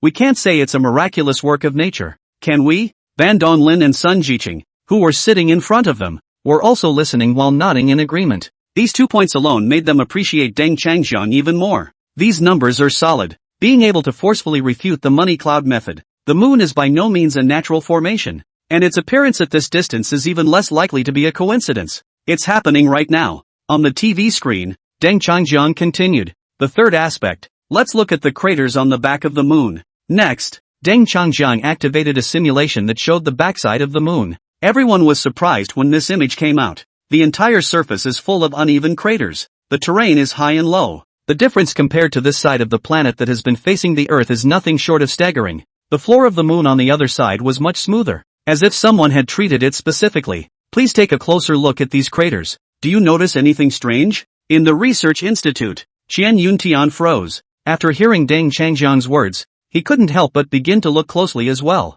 Soon he snapped his eyes wide open and said, "These craters are too shallow. There are many craters on the backside of the moon, but each pit is very strange. The diameter and depth are not equal at all." Duncan CK paused for 10 seconds in the TV. Give people time to think. He then said, "Yes, it's just too shallow." In the last century, scientists have calculated that if a 10-mile diameter meteorite were to hit the moon at 30,000 kilometers per second, the depth of penetration should be 4 to 5 times the diameter. But in reality, the deepest Gagarin pit is only 4 miles deep. but 186 miles in diameter. In theory it should be at least 700 miles, but its true depth is less than 2% of the theoretical value.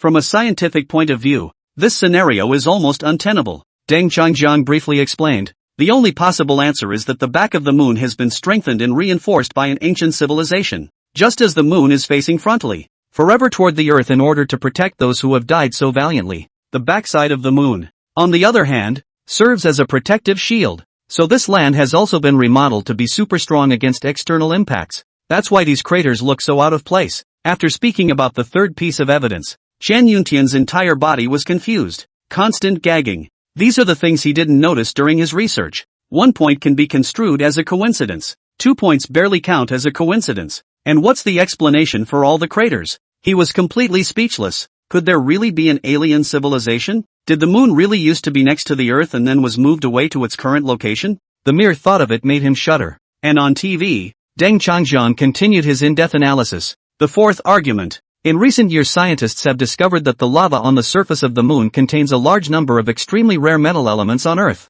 And to melt these elements, the temperature must be upwards of 2,000 or 3,000 degrees. But in the billions of years since its birth, the moon has shown no signs of volcanic activity. It's a downright cold planet. So where is this heat coming from? Who the hell melted these rare metals on the moon? Back then, astronauts brought back 380 kilograms of moon soil samples, which were tested to contain large amounts of pure iron and pure titanium, something that would be unthinkable in natural evolution. Who refined these materials? The fifth point is that the Luna 9 spacecraft, launched in 1964, took a series of photographs of the back of the moon, which looks like a flying saucer base as well as a strangely shaped city. When talking about the fifth point, Deng Changjiang showed these pictures. The diagrams are blurry, but you can vaguely see the outline of a desolate city behind the moon. These ruins, in fact, were all built by ancient civilizations, as the back of the moon was the very same important line of defense that the Chinese used to use to resist foreign invasions. Backstage at Lyceum TV, Old Ian is in charge of monitoring the ratings data,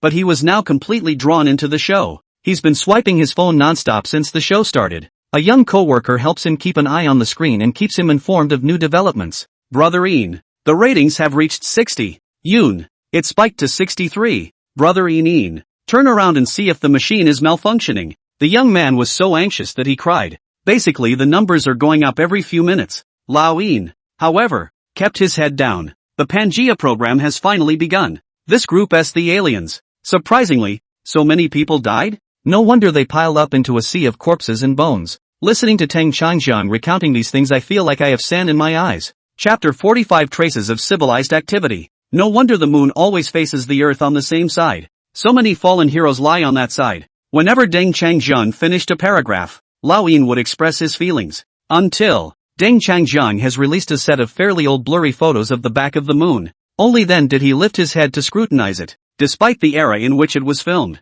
So the picture quality is terrible. Still, this is the first photo returned by a country that landed on the moon. Still vaguely recognizable though. The outline of a steel-poured, bleak and dilapidated city. This photo amazes everyone. Holy, that was incredible. I've seen these pictures before, appearing in the last century. There really are alien civilizations, and ancient civilizations, and it may be true that Pangu opened up the heavens and the earth. It's very scary when you think about it. Was Earth really ever controlled by alien beings? And where did they go? None of the viewers on the live feed were calm. Deng Changjiang's various statements about the moon. Every argument can be considered an irrefutable fact. The soil samples brought back from the moon, the metallic material, and those impact craters all indicate that there really were traces of civilization activity on the moon. And they are very high-tech. Otherwise it would have been impossible to change the position of the moon or even modify it. The only thing that needs to be done about these pictures. It's all about fieldwork on the surface of the moon to get more evidence. Backstage in the surveillance room, Olding snapped out of his shock. Glancing at the pop-ups on the screen, he noticed the number of viewers in the live stream in passing. Eyes immediately widened. Couldn't help but swear. Asterisk asterisk asterisk asterisk. I can't believe there are already 5 million people online. The number of people watching the live broadcast had reached a staggering number without realizing it. To know, the entire population of Lisei is just over 1 million. Thinking of Lai Chang, Laoing hurriedly turned around and asked the staff next to him, "By the way, how are the ratings now?" The staff replied in a somewhat reluctant whisper, "It's already 71, and I guess it can go up a bit more when Ian finishes watching this live broadcast." Old Ian sucked in a breath. This number, I'm afraid no one will be able to break it for centuries. 71% of TVs in Lycoming are showing this program. It's unbelievable. Yenjing, Key Research Institute. The wide conference room became silent again. Qian Yuntian took his cell phone. Keep swallowing. There were no words to describe the shock he felt inside. He was completely unable to refute the 5 pieces of evidence presented by Deng Changjiang. Previously he had been convinced that the moon was the result of natural evolution without human intervention. This time it was refuted. Hi, time is limited. So that's all for now. Do you have any more questions? Deng Changjiang on the big screen asked over the phone connection. Qian Yuntian hurriedly returned to his senses and immediately shook his head. No, nothing more. But these research results of yours are too unique. Have you considered writing these researches into a thesis and publishing them in the journal Science? At this moment, he had been completely convinced by Deng Changjiang. He was almost certain that if the article was published in Science, it would cause a stir in the international astronomical community. Even scholars studying alien civilizations would go crazy for it, too. And Science is recognized as authoritative. Each issue is groundbreaking in its coverage and contributes immensely to the planet and human civilization. Li say, inside the direct study. Deng Changjiang froze slightly. Science? In his past life, he did publish a number of scholarly articles, but this life, he didn't want to go back to his old ways. He just wants to get down to science and do science quietly. Uncover some of the secrets of the ancient times and let more people know the truth. Let's all remember. In ancient times, there was once a brilliant civilization that shone brightly despite being surrounded on all sides, gaining freedom for the earth to thrive. After a little thought, Deng Changjiang politely declined. I'm sorry. I'm just an ordinary science presenter, not very good at writing academic papers. Inside the research institute, Qian Yuntian froze. He didn't expect Deng Changjiang actually rejected him like this. A regular host? The corners of his mouth twitched a few times, and before he could speak, Deng Changjiang hung up. Okay, after addressing the first question, let's move on to the next audience member's connection. Subsequently, there was a busy signal on the phone. Qian Yuntian let out a bitter smile and looked at Ban Donglin and Sun Jiqing who were sitting in the front row. But Ban Donglin and Sun Jiqing had absolutely no time for him. They pulled out their cell phones and started making calls. Qian Yuntian looked confused. Have even the homeroom teacher and Sun Lao started calling? But, with so many people on the air, the city's TV hotline must have been busted. Could they be so lucky to be chosen as they are? Soon he realized he was being naive, only to see that Ban Donglin's phone was quickly connected. Ban Donglin hurriedly said, Hello, the director of the provincial station? I'm Ban Donglin from the Yenjing Research Institute. Regarding a science program on your liking city TV station, we'd like to. Qian Yuntian. Li say, City TV. Guan Xining received a call from the provincial station director himself. The other party requested that the next 2 call slots be reserved for key institutes. After hanging up the phone, Guan Xining was at a loss. What's going on here? A little science program has attracted the attention of a key institute? To know, the key institutes are at the top of their game in terms of research conducted in the country. The level of scientific research is second to none in the country. With shock,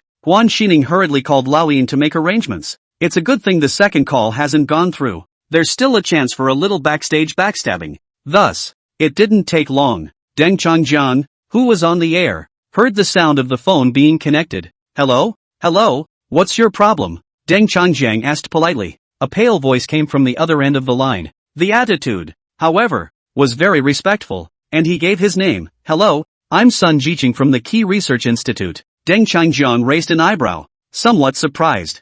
I didn't realize that the city TV station was such a hard call to get through, and that the second connection was snagged by the Key Institute. At this point, the pop-ups on the Hardcore Cope livestream have been boiling over. Wow, Sun Jiqing. It's actually Sun Jiqing. Do you guys know who he is? The scientific research titan of the country. Half of the talents of the key research institutes were introduced by him. Geez, he called to ask questions too? No way. Brothers, have you noticed that the first caller, Qian Yuntian, and now Sun Jiqing are both from the institute? I called 20 times but didn't get through. I'm really drunk. 46. Territorial control. Pop-ups fill the screen. Everyone was shocked by Sun Jiqing's identity. Compared to Sun Jiqing, Qian Yuntian in front of him could only be considered a minor character. It was such a heavyweight in the country's research field that also called in. Yenjing, Focused Research Institute. Inside the conference room, Sun Jiqing held his cell phone and stared at the notes he had jotted down a few hours ago with a solemn expression. It was finally his turn to connect.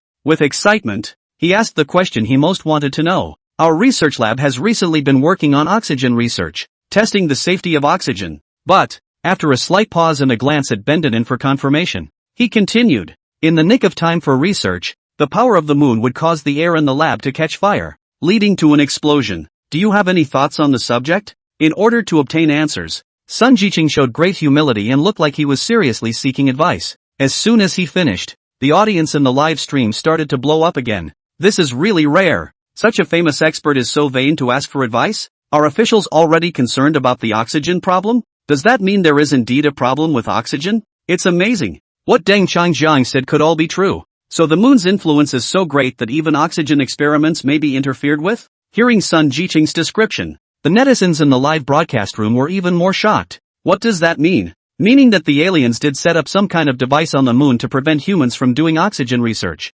Luckily, the moon has now been moved farther away by the Pango project. Far enough away from Earth. Basically, it doesn't pose a threat to our research. Inside a room in Lyceum, Deng Changjiang frowned after hearing the question. In the world of the past, he has made many efforts and attempts to solve the mystery of oxygen. One of the methods most likely to work is to build an independent laboratory. An independent laboratory is a working environment set up separately from the Earth. Layers of this space are protected using a variety of gravity-defying, tide-proof techniques, to prevent the moon from affecting the air conditions in the laboratory. However, this type of construction is not only time-consuming, but also requires huge financial support. Even in his time, no such plan had been realized, and it was not known whether the institute had the determination to carry out this program. It was a good thing he had the help of a special ability this time, setting up a lab in the space gap. It is entirely possible to avoid the damage caused by the moon's power. After a little thought, he replied directly to the camera. Trying to do oxygen-related experiments and overcoming forces from the outside is a very difficult task.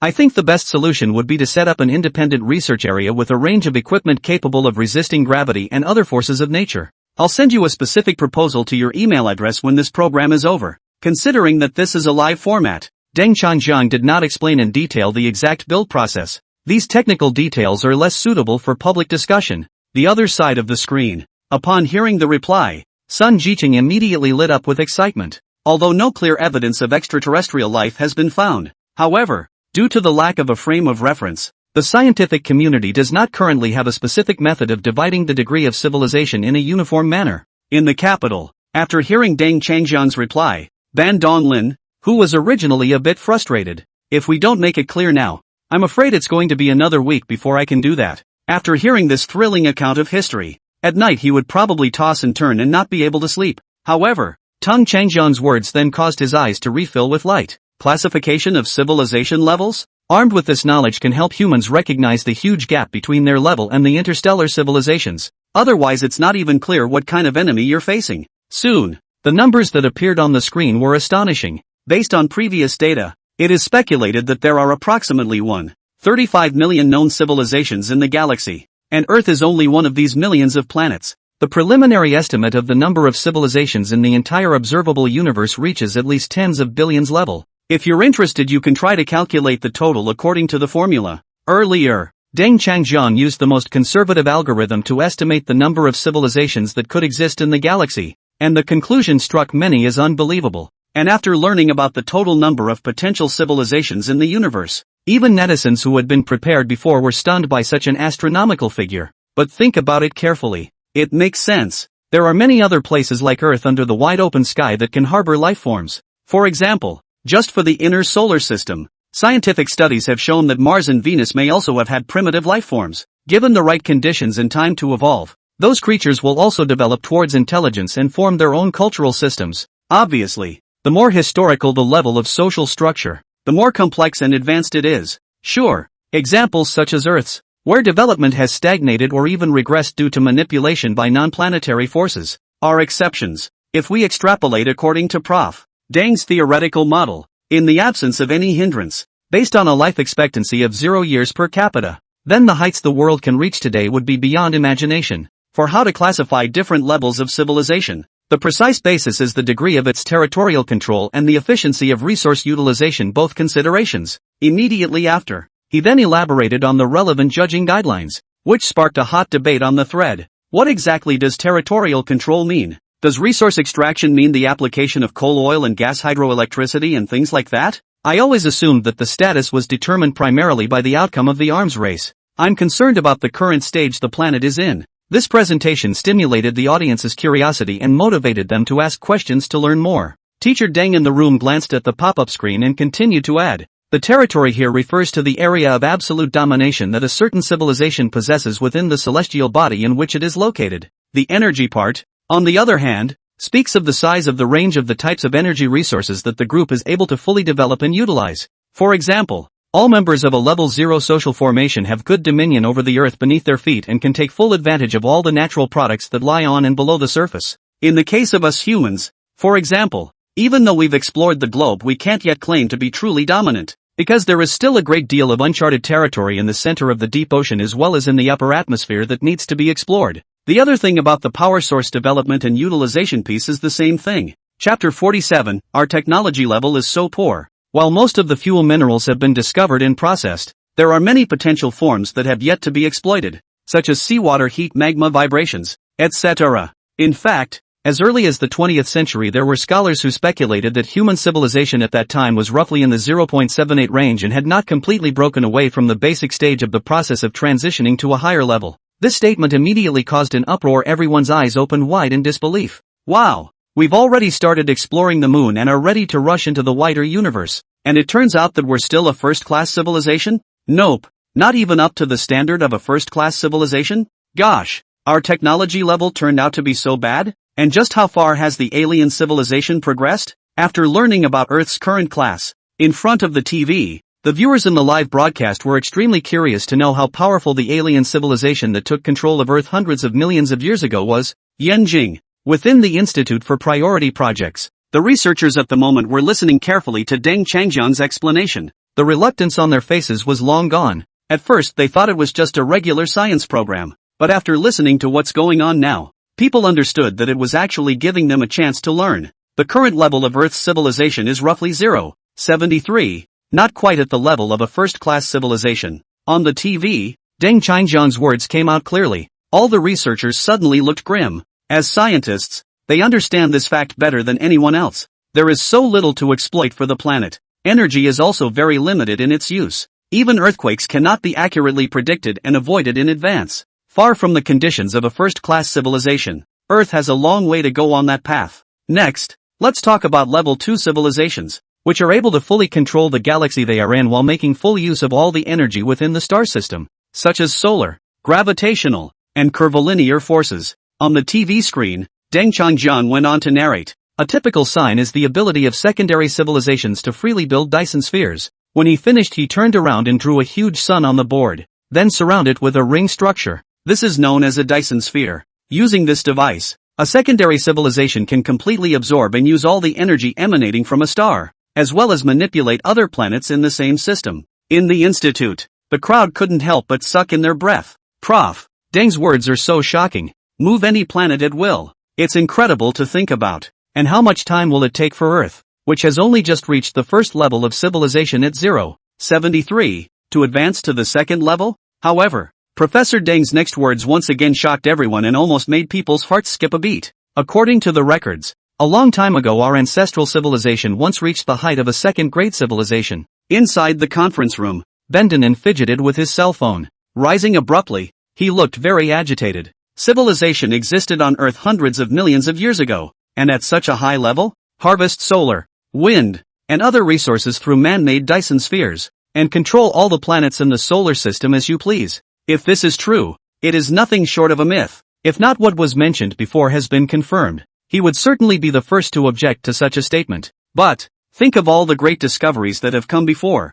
Great project to push the moon. Ban Donglin couldn't help but swallow his saliva. Professor Deng's voice came from the TV screen. The Shanhaijing says exactly that. The book is divided into two parts, the mountain scripture and the sea scripture, which describes in detail the situation of the entire Earth at that time, proving that people had already fully explored and understood the entire world at that time. Even in describing the deepest depths of the Earth, the New Amend mentions that mankind has dealt with the magma problem by going deeper underground. Ben Donglin couldn't help but nod. Ever since Sun Jiqing recommended this popular science program, he had rewatched Professor Deng's previous lectures many times. The part about manhwa repairing the Earth's crust, a probe into the core region to cool the magma to stop the movement of the plates, would be beyond the reach of even modern humans. Also, The story of Pangu's opening of the heavens and the earth mentions that the ancient people had the ability to change the position of the moon at will or even turn it into a protective barrier, which means that they had long since left the ground and could operate on other planets. This is also one of the most notable signs of a second-level civilization.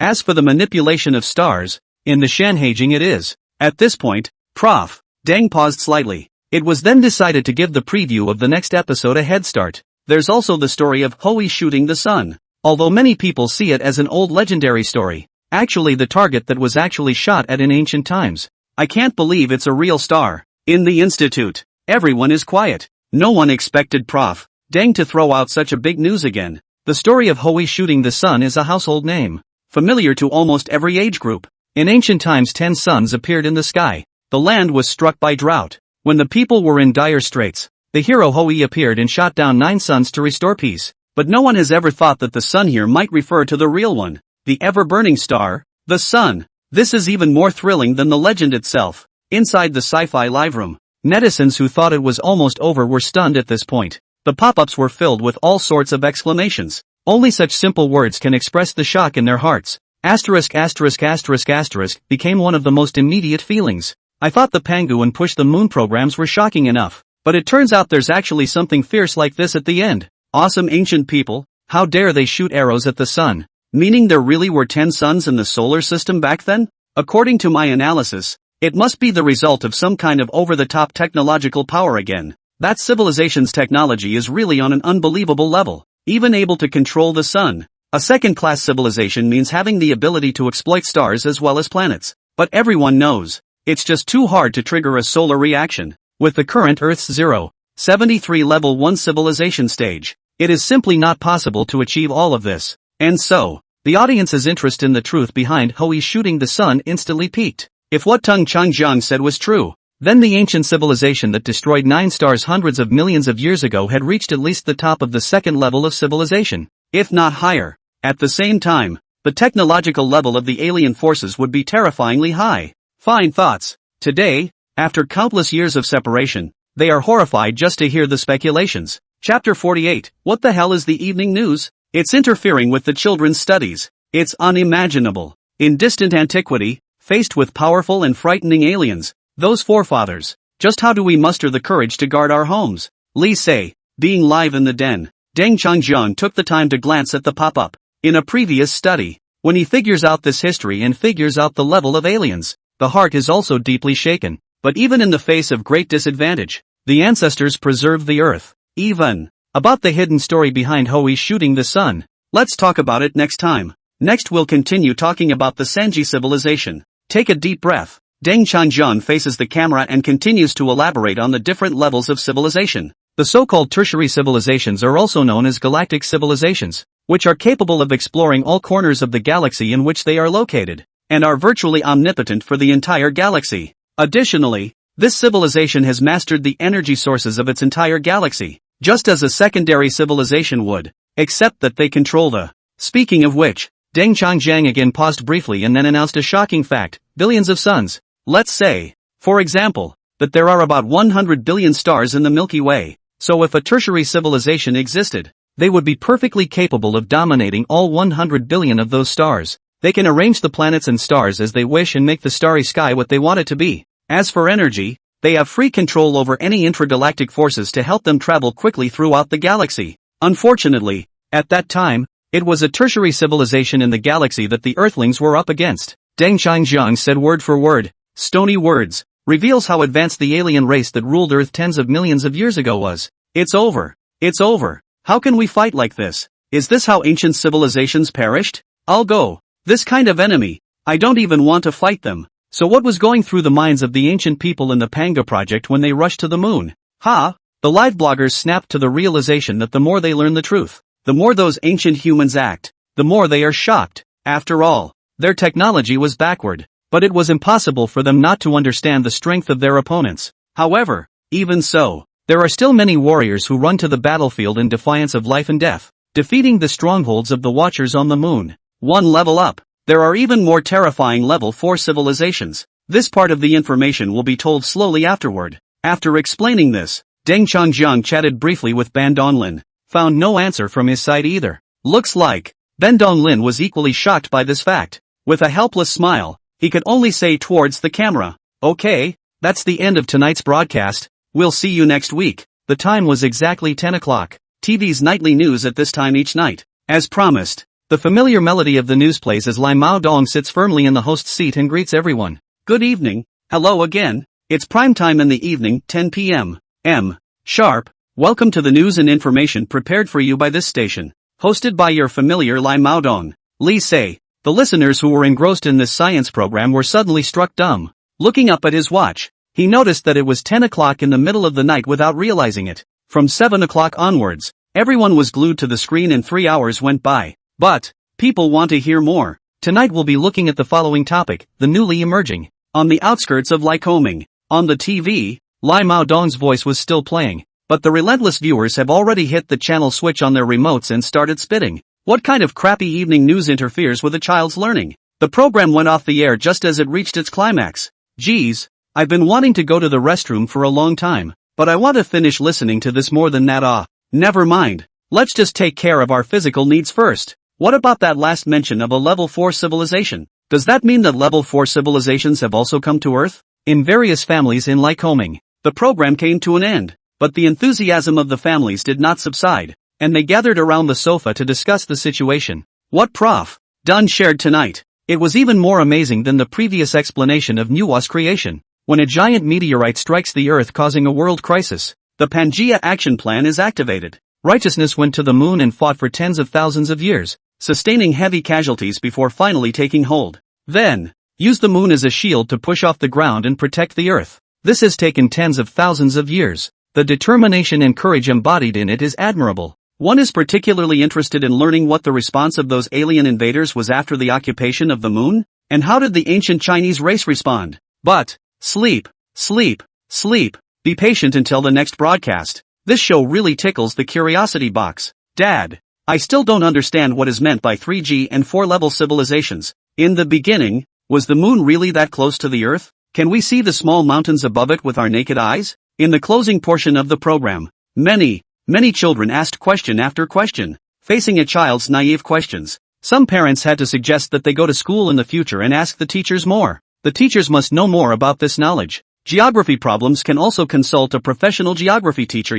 Kids ask cute and persistent questions. Certain conundrums are unclear even to adults. Simply throw the problem to the faculty in the school to deal with. After all, answering students' questions is what teachers do. In Mr. Dunn's live room, despite the end of the broadcast and the blackness of the screen, the number of people unexpectedly did not immediately decrease. Instead, the message boards are buzzing with activity. Teacher, can you add a clock? A moment ago I was immersed in it, and suddenly I felt dry and in desperate need of water to quench my thirst. Brothers, guess, if a level 3 civilization can manage so much, wouldn't a level 4 civilization be too powerful to think about? And based on the information just now, a level 4 civilization may also have visited Earth before. It's really scary. This anchor is so hooked. I'm so tickled right now. I'm definitely losing sleep tonight. What the hell is the next story? I'm begging someone who knows what they're talking about to come along and popularize it. I really can't wait another 7 days. Before my roommate died, he wanted to know what happened after Pangu opened up the sky.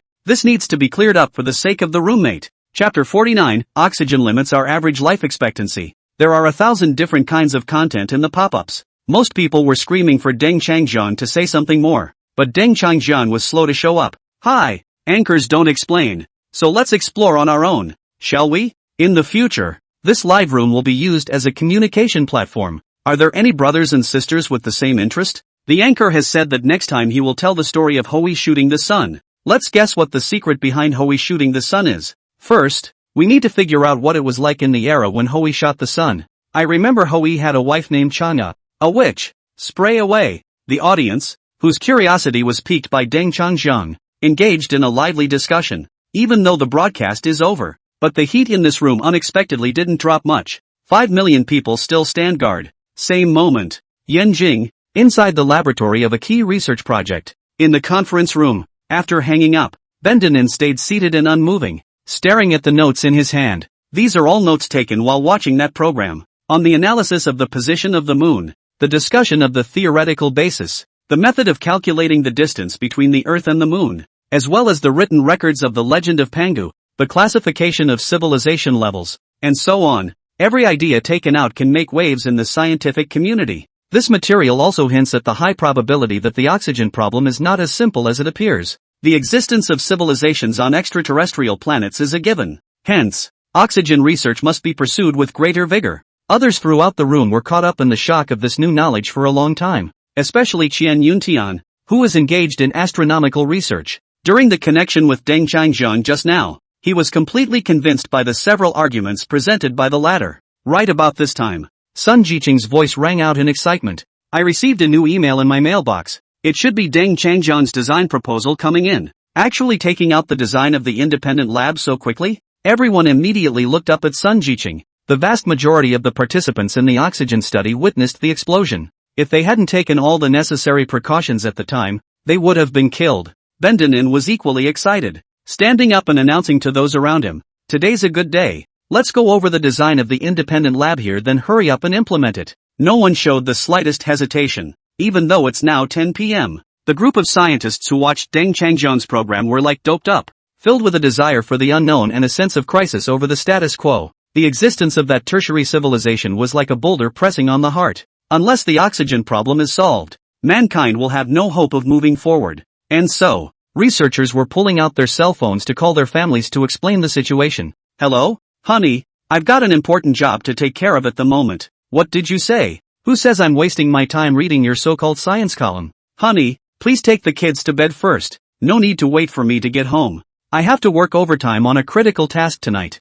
so I may have to stay here." "Dear." After a few brief words about the family, everyone resumed their seats and waited for Sun Jiqing to open the mail. Inside the letter was naturally the plan sent over by Deng Changjian regarding the construction of the laboratory. Actually, this design idea had been prepared by him many times in the past. However, due to budgetary constraints, this has not been possible in the past. However, this time it has attracted widespread attention from the community because of the popularity of the presentation. This made the construction of this laboratory imminent. So after it went off the air, he then generated specific figures through virtual software and compiled them into a file to be forwarded directly to Sun Jiqing. But, Ban Donglin found a tricky problem after reading this information. The cost is too high. Both the anti-gravity engines and other high-tech components consume a lot of money. The total investment reaches unimaginable heights. Build it no matter what. It's a big deal for future generations. Don't worry about the money. I'll coordinate it. Clenching his teeth, Ban Donglin heavily tapped the table and made a decision. According to Dun's theory, oxygen limits our average lifespan. It hinders the evolutionary development of culture. If this difficulty were overcome, the entire history of mankind would be transformed. That's how you have a real future. It is worthy of the struggles and sacrifices made by our predecessors over millions of years. And the same moment, Provincial Television Post Control Center. Fonglin stared at the broadcast rate data of the TV programs in several time slots that day. The face is hard to see. Primetime series, in particular, saw a record low of 4% attention. This situation, the provincial station has never encountered it before in its history. Did you find the cause? How come it's only 4%? What the hell is going on? He was almost on the verge of losing control as he raged at the staff. Actually saw poor prime time ratings. The first thing that came to his mind was that it might be one of the science programs in Lyceum City that had grabbed the limelight. The results of the query were indeed surprising. That column marked a new high of 65%. But, even that shouldn't have led to such a large province-wide drop-off. A group of employees at the front are intensely troubleshooting data from various locations. Finally, found the crux. Deputy Chief Editor. We've found out the problem. Almost all the residents of other cities in the province except Lychee City are catching up with this peculiar knowledge-sharing show now. Fonlin's eyes went wide. How long has it been? This science program, it actually spread from Lycée City, even affecting other urban areas in the province? To know. In television circles, programs between downtown areas are usually separate. People generally only pay attention to their local TV stations. But, that rule was actually broken by this sci-fi program. In a short period of time, it was not only a big hit in Lycée City, but even the nearby urban areas followed suit. Are entertainment programs and TV shows not working now? Is the future really for science programs? Fonglin couldn't help but mutter to himself. The last couple of ratings drops have shaken him up a bit. No, I must make time to see what is the charm of this Lyceum science program that has attracted so many people. He made up his mind. Going to work on it after work. If they could, they'd have a similar program on their provincial station. It's not just a science experiment. It's simple. They have a lot of talent in this area in the provincial stations. Li say, straight from the den. Deng Qingjiang's brain echoed the cold voice of the system. Ding! Congratulations! You have successfully completed a sci-fi mission and unlocked a new feature, the Time Acceleration Chamber. Chapter 50, What's the problem? Please note, the Time Acceleration Chamber involves time-shifting operations. Please use it carefully as instructed to avoid accidental injury. Ding! This sci-fi went on for 180 minutes and covered 7.32 million viewers, and based on everyone's learning, you gained 290,000 sci-fi value. Immediately, Deng Qingjiang realized that his science value account had instantly risen. It jumped from 0 to 290,000 in one fell swoop. Time acceleration chamber? Time change? Deng Qingjiang noticed an extra small room in the lab. Forcing down his inner excitement, he walked into the lab. Standing in front of that newly appeared small room. Reminder that when in time acceleration mode, indoor and outdoor time are not synchronized. Use of this function will consume the science value, so please adjust the rate carefully and avoid going indoors during the acceleration process. After understanding this, Deng Qingjiang's eyes suddenly became bright. This new feature is simply a research tool. What is most lacking in scientific research? It's not the knowledge, it's the time spent waiting for the results. Experiments like gene editing and anaerobic culture are not separated from long waits. With time acceleration, everything can come to fruition quickly. However, this acceleration feature comes at a pretty high price. Each startup requires a large amount of science value. For example, compressing a 100 million year process into a single day would require 100 points of science fiction per second. So that's 8,640,000 kopecks worth throughout the day. It's just a big pit of burning money, no, burning science value. After doing a little math, Deng Qingjiang muttered, I thought the 290,000 kopecks in my hand was worth quite a bit, but it still doesn't seem to be enough. Must find another way to add more sci-fi value. Previous projects have been focused on deoxygenation bio-experiments. He bought DNA samples of paleontology from 600 million years ago. Prepare for studies in both aerobic and anaerobic environments. The original plan was to study cellular changes. Now with the time acceleration chamber, it is entirely possible to replicate these ancient creatures exactly, and verify the long-term toxicity of oxygen to organisms. This gas is a mortal threat to most lives. Humans now live normal lives, but their lifespan and future development are greatly limited. It is impossible to recreate the glorious civilizations of ancient times. Before long, after figuring out the operation of the time acceleration chamber, Deng Qingjiang put the two samples undergoing experiments into the time acceleration chamber, then got out of there. Begin time acceleration. 1 day is 1,000 years. Taking a deep breath, he initiated minimum speed. This would only require 1 kopeck value per second, so that's over 80,000 kopecks worth of deductions in a day. Ding! Consuming 86,400 points of kopecks. Time is accelerating. The system quickly sends out feedback. Boom! A powerful energy wave emanated from the acceleration chamber. The air around them distorted as if disturbed. Deng Qingjiang stared intently at the observation deck. Only the two petri dishes inside show the different states of development under aerobic and anaerobic conditions. This is a key difference in the evolution of the two life forms. Secondary school classroom, Lyceum City, MS. Li Wanxiu, who just returned from maternity leave to teach geography, steps into the classroom with her textbook. Class, today we continue our study of the Earth's relationship with the moon and the sun and the natural phenomena they produce. She'd covered this part countless times and knew it by heart. A solar eclipse, because the moon orbits between the sun and the Earth, blocking the sun's light when the three are in a straight line. Right in the middle of the explanation, a couple of students raised their hands. Li Wanxiu smiled and asked, "What's the problem?" One of the students stood up and asked, "Why does the moon happen to block out the light from the sun when an eclipse occurs?" Li Wanxiu was a bit surprised. This question didn't quite fit the thinking level of a middle schooler. After thinking for a moment, she replied, "That's because the moon and the sun appear to be the same size when seen from Earth, so they are able to block out the sun perfectly." Immediately a student stood up and asked curiously, "The moon is so small and the sun is so big, why are they about the same size when we look at them from Earth?" Li Wanxiu opened her mouth slightly, feeling that something wasn't quite right. She's only on maternity leave for 2 months. How to go back to school? It's like these students are completely different. "Teacher, isn't the moon especially close to Earth at first? An airplane can fly there in 2 days. I heard that there are a lot of human bodies buried on the moon. Is that true? Teacher, why does the moon always face us on one side?" Immediately after, one by one, students looked up and asked all sorts of questions. Their eyes were full of desire and curiosity for knowledge.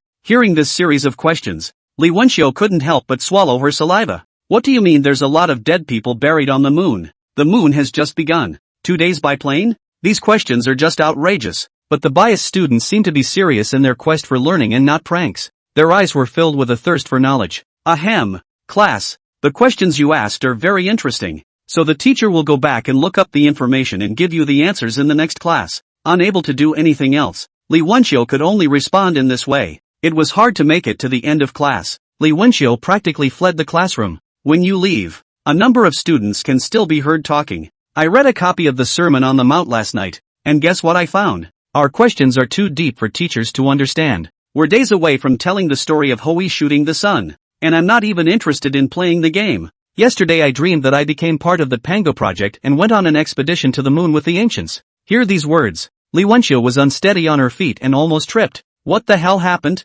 Full of doubts, Li Wenxiu returned to her office and took a sip of tea. However, again, I heard the other teachers discussing something that was surprisingly similar to the students. Have you read the classic of Mountains and Seas yet? I read it a little late and now it's out of stock online. Hey, it doesn't matter how it looks. It always feels like the version we have in our hands and Deng Changjiang's are two different things. I went through the part about Hui shooting the sun a few times yesterday, and I couldn't find anything special. It's the same old story. Just read it as a legend. Tonight is the full moon. Who would like to accompany me to honor those who have fallen before us? Li Wenxiu couldn't help but gulp. What's with all the references to the moon? The very sound of those two words gave her a headache. At this time, a couple of my colleagues who teach geography are also back. A look of frustration. The students are such a tosser, asking all sorts of things about the ancient moon. If we knew the answers, why would we still be here? Chapter 51, this time it's finally realized. I was talking about the solar eclipse and the students had to say that the moon was full of dead bodies.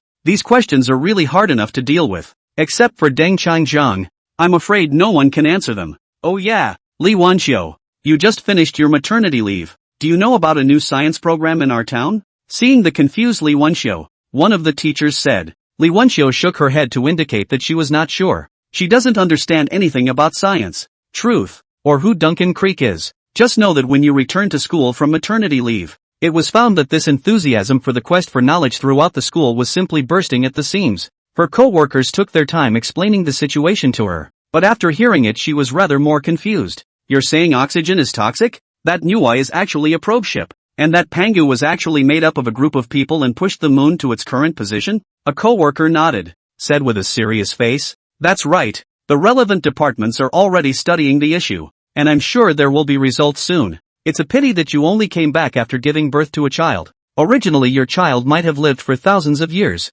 Deng Changjiang has said that people automatically start taking in oxygen as soon as they are born. The more you inhale the more dependent you become. The best way to change this is for the next generation to start. Li Wenxiu could only laugh dryly a few times, then picked up her cell phone and searched the internet for relevant videos about Deng Changjiang's program. Over time, a series of science programs hosted by Deng Changjiang has taken the city by storm, especially after the narration of Pangu opening the world. People talk every day about what secrets he might reveal next time. The entire lycée is gripped by a passion for exploring ancient civilizations, even for those who haven't seen the show in person. I'm also surrounded by friends who are self-proclaimed know-it-alls and are hardwired for knowledge. Bet you guys didn't know. Did you? That oxygen is actually poisonous. Who says I'm making it up? The Institute has confirmed it all, and it is said that alien civilizations were involved behind the two great events of manhwa mending the sky and Pangu opening up the world. No more chit-chat. My mountain and sea scripture was delivered by courier, and I'm going to do some research tonight.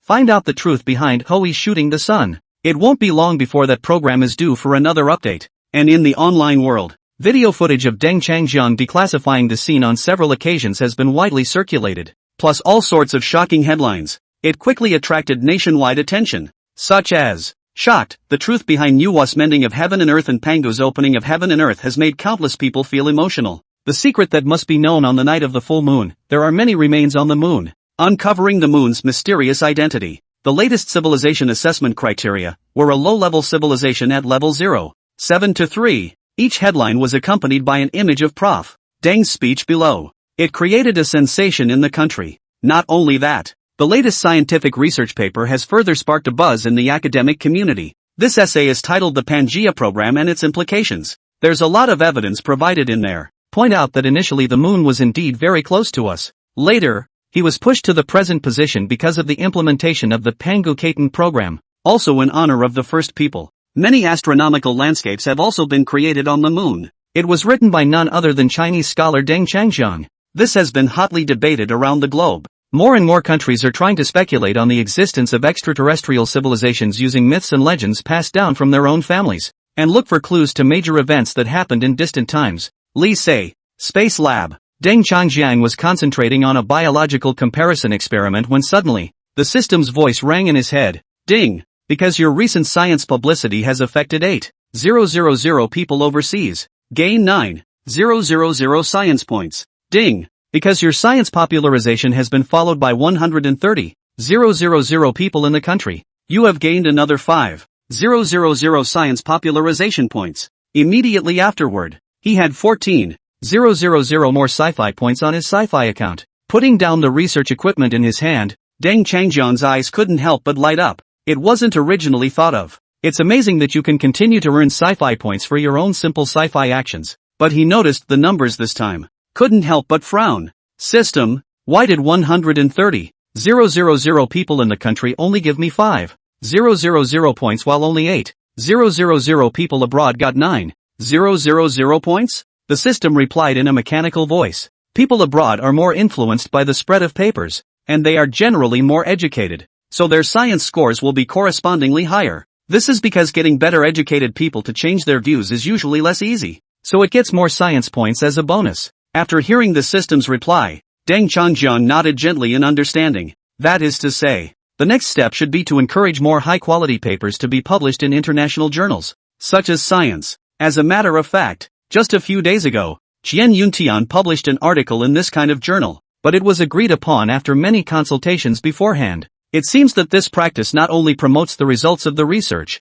but also increases one's science score. Looked at the 14,000 points in his account, Deng Changjiang revealed a bitter smile. Ever since the last time he finished the Discordian explanation session, he had been harboring in his lab observing the genetic changes. Time flies. It's been 3 days, and these samples have experienced tens of thousands of years of change under the simulation, but he's also spent all his own cope points, and I'm afraid he wouldn't have had a bit of leeway if it weren't for these 2 additions. It's been so long and this ancient biological sample is still unresponsive. It's really costing both money and science points. It's happening right now. The cell phone rang. The caller was Sun Jiqing, an old friend from the institute. Hey, is that Deng? We've been approved for that special lab project you were talking about. There was joy and excitement in his voice. Hearing this news, Deng Changjiang also smiled. This time it finally materialized. Keep in mind that in the past it was almost impossible to apply for such a program. Thanks to his popularization of science, he has raised awareness of the oxygen problem.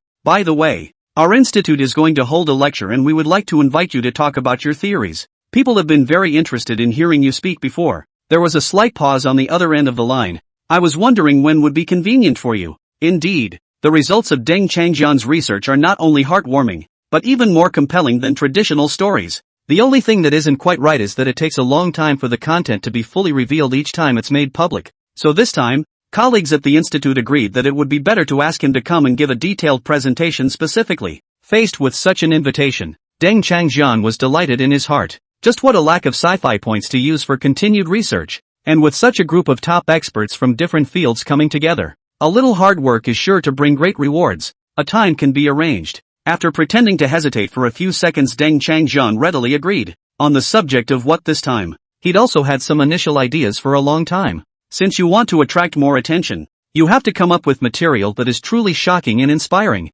In the internal conference room of a key scientific research organization in Kyoto, Ban Donglin anxiously looked at Sun Jiqing, who had just hung up the call, and asked, "What's the result? Will he come?" Behind them stood a group of equally curious researchers. Since the last time I heard Deng Changjiang's presentation, these people feel like they are captivated. Once the legend of that distant history becomes reality, the visual impact is really unforgettable. Insomnia for several nights in a row. Whenever there is a quiet moment in the night, my mind can't help but recall that magnificent scene. Seeing this scene, Sun Jiqing proudly said, "It's done." The other party promised to come over to make a special report. However, he said this will be in the form of a public lecture, which will also be shared live online for all to watch. Ban Donglin was slightly surprised, but considering the enthusiasm of the general public for this matter, he finally nodded his head in approval. At least it will allow more interested parties to witness the excitement together. Then set the date for tomorrow. In the meantime, Deng Changjiang returned to his small laboratory,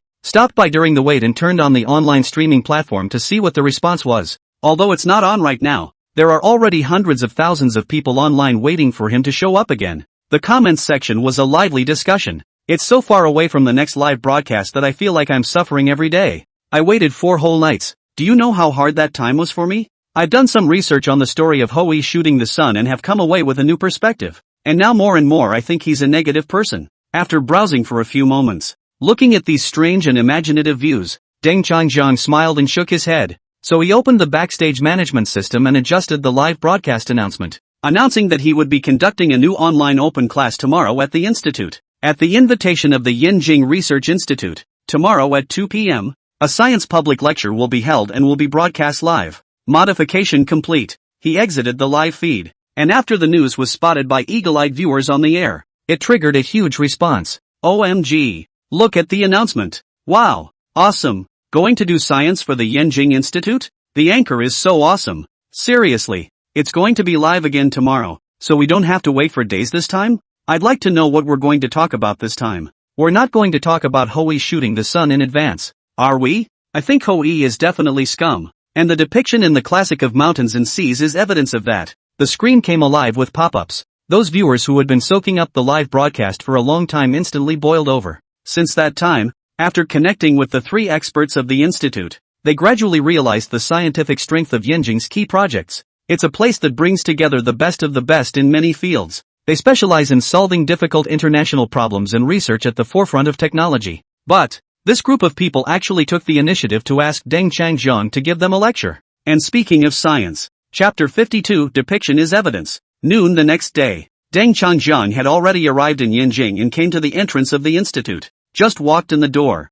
Then I saw several buildings that had been gutted by the fire. It looks like it was the result of the last time I disobeyed and forced to study and accidentally caused an accident. 2 p.m. Sharp. Accompanied by Ban Donglin and Sun Jiqing, he entered the conference hall. All the fellows looked at Deng Changjiang standing on the stage in unison. The eyes were a mixture of excitement, curiosity, doubt and even questioning. Despite the fact that they had all watched the previous live sci-fi, they still had reservations about the Pangea opening statement. Especially those who are well-schooled tend to be more stubborn and unwilling to change their views easily. But everyone has a copy of the Sermon on the Mount at hand. Since listening to Mr. Deng's demystification of the classic of mountains and seas, all of them have become very interested in the book. So, today, we all volunteered to bring the Sermon on the Mount for this course. Hi, everyone. I'm Deng Changjiang, from a general science channel. I'm glad to share my knowledge for you all. On the stage, Deng Changjiang frowned slightly after scanning the entire room. Wow.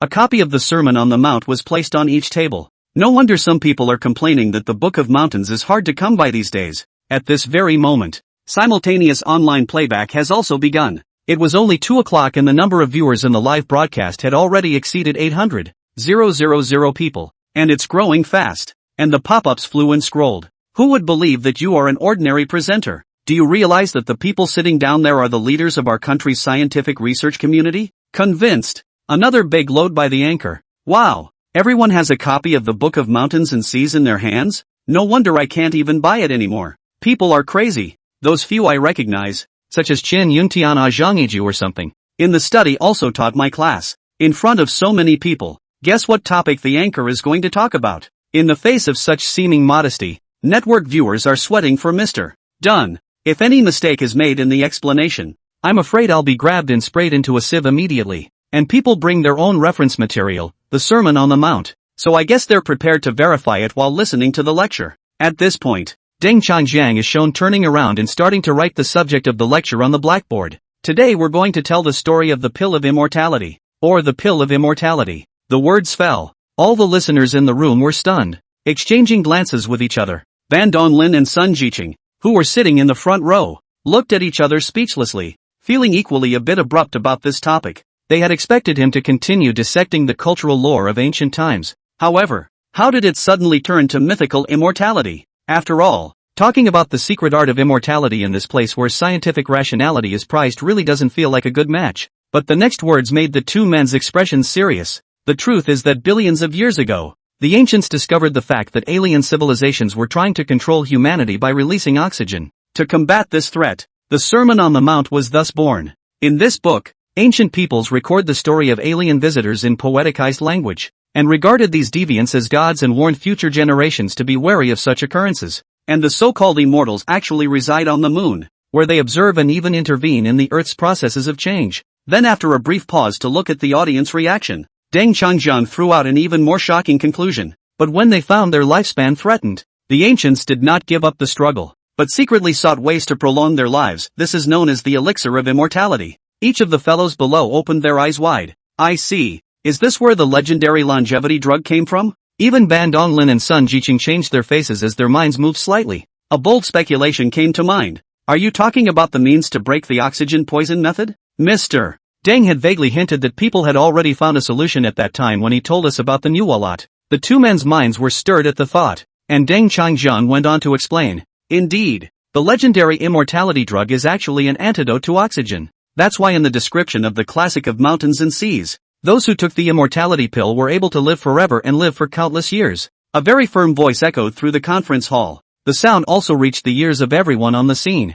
This science talk has only just begun and already a shocking secret has been revealed. Actually, the claim that oxygen is harmful is still skeptical in the minds of most people at the Institute. They have reservations about it. After all, this is something that they are still trying to prove. But now Deng Changjiang is telling them that hundreds of millions of years ago, ancient civilizations had already found the antidote to oxygen. Under the podium, everyone listened intently, and the sounds of flipping books and gagging could be heard every now and then. Prior to this, there had been speculation about the wide variety of topics that Duncan CK might discuss. Some people guess that it will tell the story of Quafu chasing the sun or Jingwei filling up the sea, while others guess Chang'e running to the moon or Hui shooting the sun. However, no one expected Deng Changjiang to actually talk about the immortality pill, the mythological elixir of immortality. As soon as this hardcore sci-fi live broadcast started, many people who follow Deng Changjiang received a notification. More and more people are flocking to the live stream. Just came in. May I ask what's going on? Why is everyone under the podium reacting so strangely? My God, it's so hardcore. It actually talks about the immortality pill. Is there really such a thing? Another ancient civilization. Just how advanced was culture back then? Relatively speaking, these webmasters were shocked deeper than the researchers. The elixir of immortality. This element has always been present in Chinese culture, from ancient times all the way to feudal times. To this day, there are still many of its shadows present. Many emperors and generals, past and present, have sought it out. For example, the early days of the great Zhou Emperor, the first emperor who ushered in a glorious era, and the later years of Emperor Wu of Han, Emperor Tang Taizong. No matter how great a person is, he or she aspires to this eternal life. And in the conference hall, the corners of Deng Changjiang's mouth rose slightly as he observed the expressions on the faces of the fellows below. He's also doing this today to make more people aware of this scientific truism. He spoke out about the existence of the immortality pill. The sense of impact brought about was no less than any ancient myth, because for every Chinese,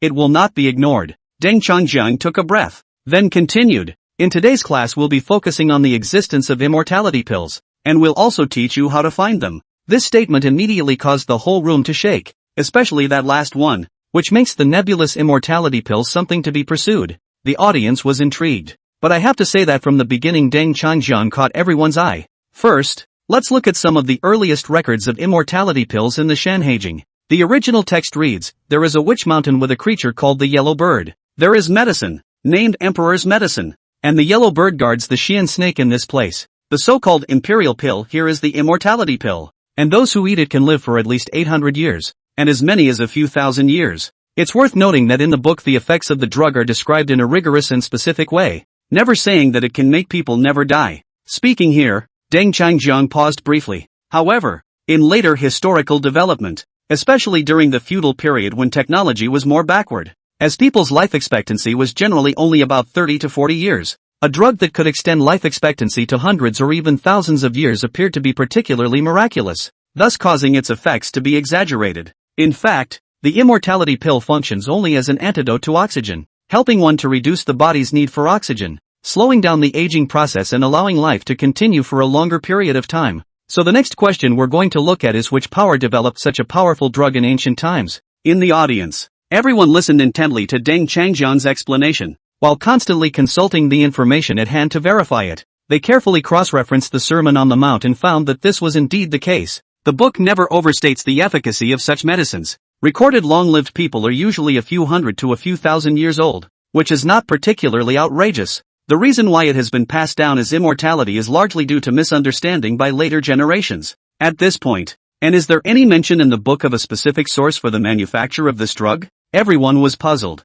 Though going through the entire book reveals a great deal of information describing the existence of the immortality potion. However, there is no clear indication as to the producer. Is it hard to believe that we're looking for the wrong version? Just as everyone was confused, only to see Deng Changjiang smile for a moment and then write a line from the Shanhaijing on the blackboard. According to the Great Wilderness Western Scripture, in the distant land of the Great Wilderness there is a mountain range called Feng Frustration. 10 sorcerers were engaged in research activities there, and it is said that many precious medicinal herbs were stored there. The crowd was amazed when they turned to the appropriate chapter. Could this be a reference to the mystery maker? At almost the same moment, Tong Changjiang explained, "That's right. These 10 witch doctors are part of an ancient professional team specializing in this technique." Looking at the still somewhat bewildered audience, he further added, "It is important to realize that in the early stages of history, the identity of which meant more of a worker in the medical field rather than being limited to a performer of religious rituals." Several scholars well versed in ancient Chinese characterology then stood up to support his claim.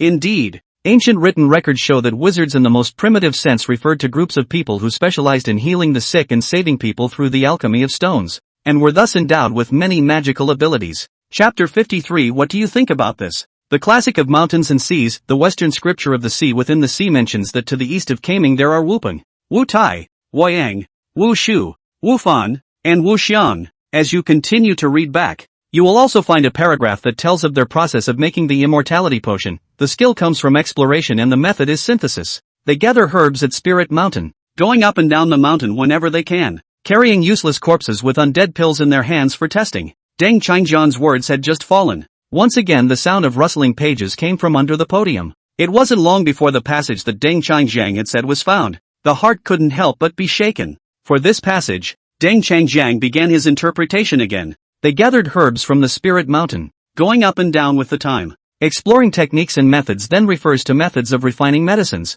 Experimenting with immortality drugs is part of the process of describing the trial. It was probably the most primitive version of the immortality drug, tested on an ancient creature similar to the mice we use for experiments today. The creature, called weak sauce, was brought back to life after its death by the use of an immortality potion, but it also suffered tremendous side effects, losing consciousness and becoming extremely aggressive, and was eventually killed by 6 wizards. Listen to this lecture. Those in the audience eyed the table's copy of the Sermon on the Mount. It's obviously just a book, but under Deng Changjiang's narration, it was like hearing another very different and quite serious story. Can it be that this ancient book really records ancient science and technology? Is it possible that those ancient people wrote down their technological developments? Everyone was in deep thought. Also in the hardcore science popularization course in the online live room. After a period of teaching, the popularity of the live broadcast quickly reached 5 million people, and that number is still growing. Many people flocked to the live stream especially when they learned about the content of this lecture.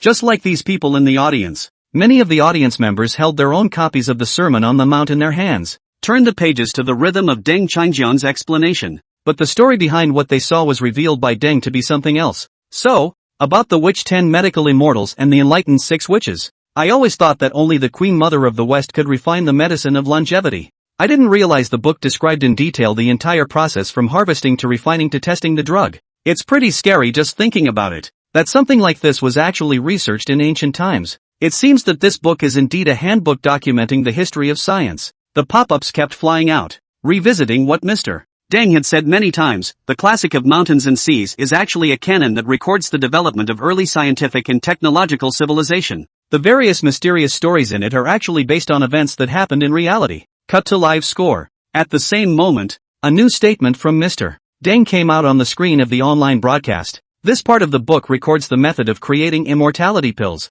But did you know that the existence of such items is mentioned in many places in this book? Why is that? This question triggered surprise among the scholars in the audience. Indeed, the book is littered with lore about everlasting grass. A little here and a little there. It's almost as common as something rotten. But according to conventional logic, immortality should be extremely precious. He continued. The book describes many areas where the drug is used. For example, even the shortest lived person within Regulus can live to be 800 years old. and the longest to be thousands of years old. Then there is an immortal mountain east of quicksand in between the black waters inhabited by thousand-year-olds, as well as the Queen Mother of the West under the control of the Kunlun Divine Mountain also have people who have taken the secret formula. Each statement aggravated a few of the listeners' feelings of disbelief. Theoretically, this should not happen if the phenomenon is viewed in a mythological context. It only makes sense that things that prolong life should be extremely rare and valuable, right? The first row of seats in the pan Jiming thinking for a long time without its solution, and finally turned his head to look at the side of the colleague Zhou Ziyang asked,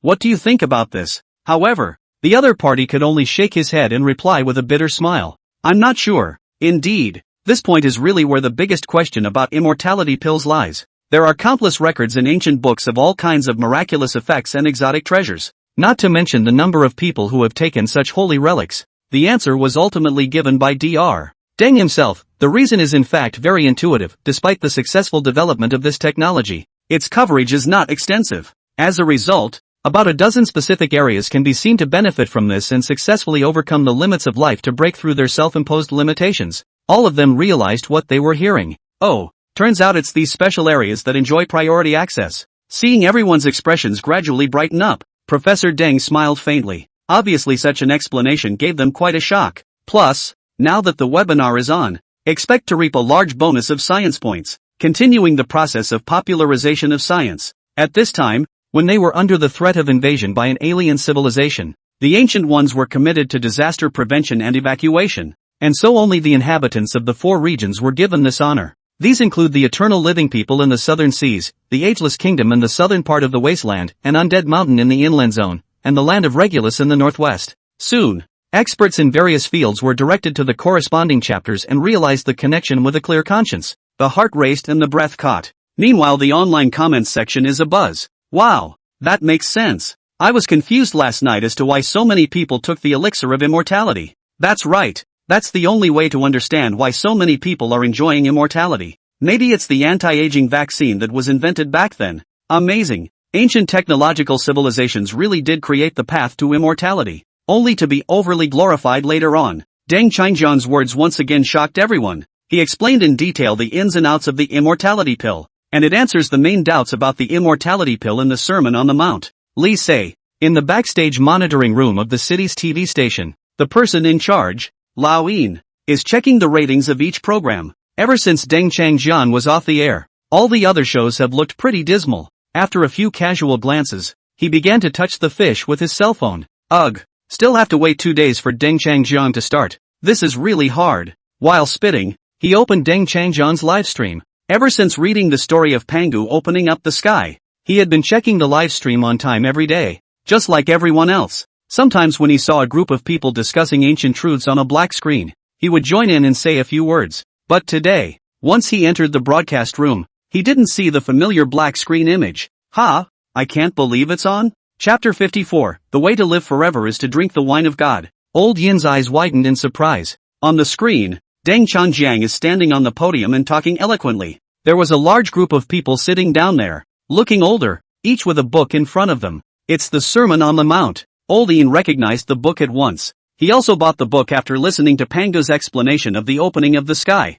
What's going on? With curiosity, he began to read the pop-ups. Only then did he realize that Deng Changjiang had actually run off to Kyoto to give a science talk to the team of an important research project. No wonder the audience below was older. It turned out to be an expert professor-level scholar. Meh. After figuring out the situation, Lao Ying couldn't help but suck in a breath of cold air. However, Deng Changjiang's next words confused him even more. In fact, besides the Chinese civilization, there were many other civilizations that discovered the secret of oxygen hundreds of millions of years ago and developed the so-called immortality drug. Immortality pills? Deng Changjiang was actually explaining immortality medicine to a group of top experts? This is outrageous. Old Yin found a corner and looked at it carefully. The name immortality pill sounds exciting. Kyoto. Inside the institute, Deng Changjiang stood on the podium and finished his explanation of the classic of mountains and seas, then talked about other civilizations' accounts of immortality pills. In fact, besides the Chinese civilization, there were many other civilizations that discovered the secret of oxygen hundreds of millions of years ago and developed immortality pills.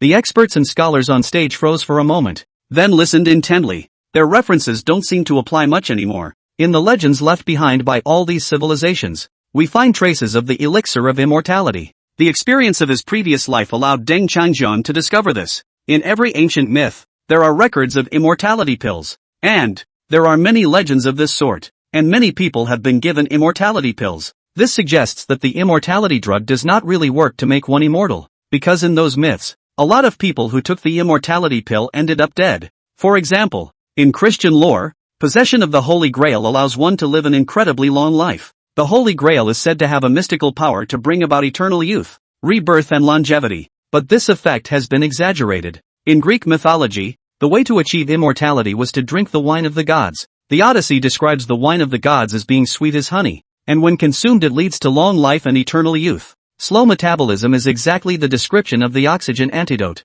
And in Norse mythology, you can live forever by eating golden apples. The golden apples that were eaten made Eden, the goddess of youth, young and beautiful forever. Speaking here, Deng Changjiang paused for a moment, then continued, all myths have historical roots in their formation. Through these myths, we can see that there were many kinds of oxygen antidotes in ancient times. Next, we will deduce the location of the immortality pill based on the classic of mountains and seas, combined with various clues. Hearing this, Ban Donglin and Sun Jiqing in the front row couldn't sit still. Looking for a cure for immortality? Can the Earth still find that location after all the changes it has gone through? If you can find, is there a solution to the oxygen problem in that place? As more and more ancient secrets are learned, the issue becomes increasingly urgent. If oxygen side effects go full blast, I'm afraid the modern civilization of mankind will collapse in an instant. Ban Dongling and Sun Jiqing looked at Deng Changjiang with unblinking eyes. Deng Changjiang smiled and continued. First of all, there are very many people who have taken the pill of immortality in the classic of mountains and seas.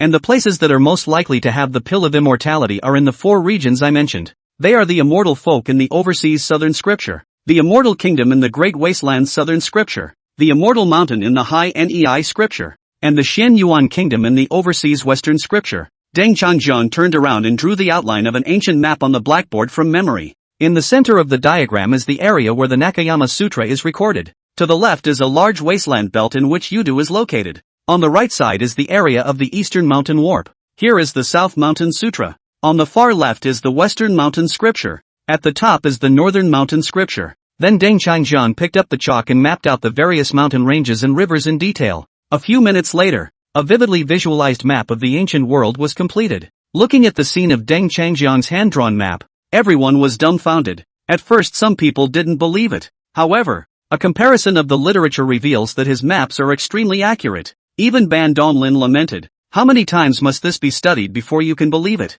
By now, they finally understood the effort and dedication behind Deng Changjiang. This map alone could never have been drawn off the top of my head without spending years studying the Yamahai Sutra. Sun Jiqing nodded vigorously, a gleam in his old eyes. Indeed, that's why he was able to find out the truths that had been forgotten by the long history from the mountain and sea scriptures left behind by the ancient civilization. Podium. After Deng Changjiang finished drawing the map, he began to compare the map line by line again. The immortal folk in the overseas southern scripture is here. The immortal kingdom in the great desolate southern scripture is there. The immortal mountain mentioned in the sea interior scripture is over here. And the Xian Yuan kingdom described in the overseas western scripture is in this area. He labeled all the places on the map about the undead medicine. Everyone take a good look. Are these 4 areas all around the Kunlun Mountains? In the conference room, after he finished his explanation, everyone focused their eyes on those locations marked out by Deng Changjiang. Soon, people felt unusual. These 4 places are not far inland, and there is a mountain next to Deng Changjiang specially marked.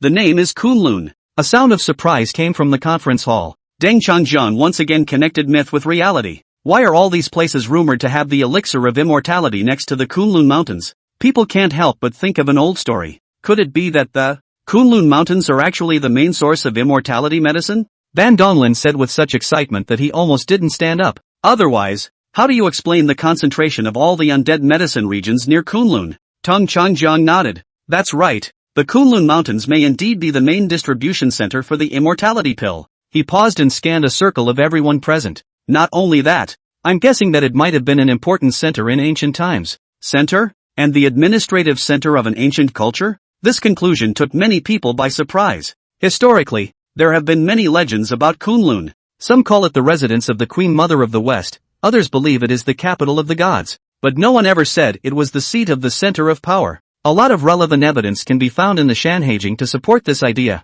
Deng Changjiang continued. Chapter 55, Seeking the Immortality Pill. For example, it is written in the Classic of Mountains and Seas, the Western Subtribe, the Mount of Kunlun, the capital under the emperor. The Classic of Mountains and Seas, Haiyan Shijing, also says, the emptiness of Haiyan Kunlun is in the northwest, the capital under the emperor. And the Classic of Mountains and Seas, Great Desert West Scripture also has a record, south of the West Sea, the shore of the quicksand. The famous capital is called Kunlun. The experts in the institute were shocked and began to hurriedly flip through the information. Everything Deng Changjiang had said seemed to be verified. Especially convincing was the fact that immortality pills were widely available around that mountain, since only the capital city would have possessed the ability to popularize such precious materials in all directions in those times. In fact, it was mentioned as early as the ancient mythological story of Hui shooting the sun. Faced with still some skepticism, he added, "It is rumored that Hui asked the Queen Mother of the West for the elixir of immortality." In other words, the reason why Hui traveled there to obtain this medicine was not for personal gain alone,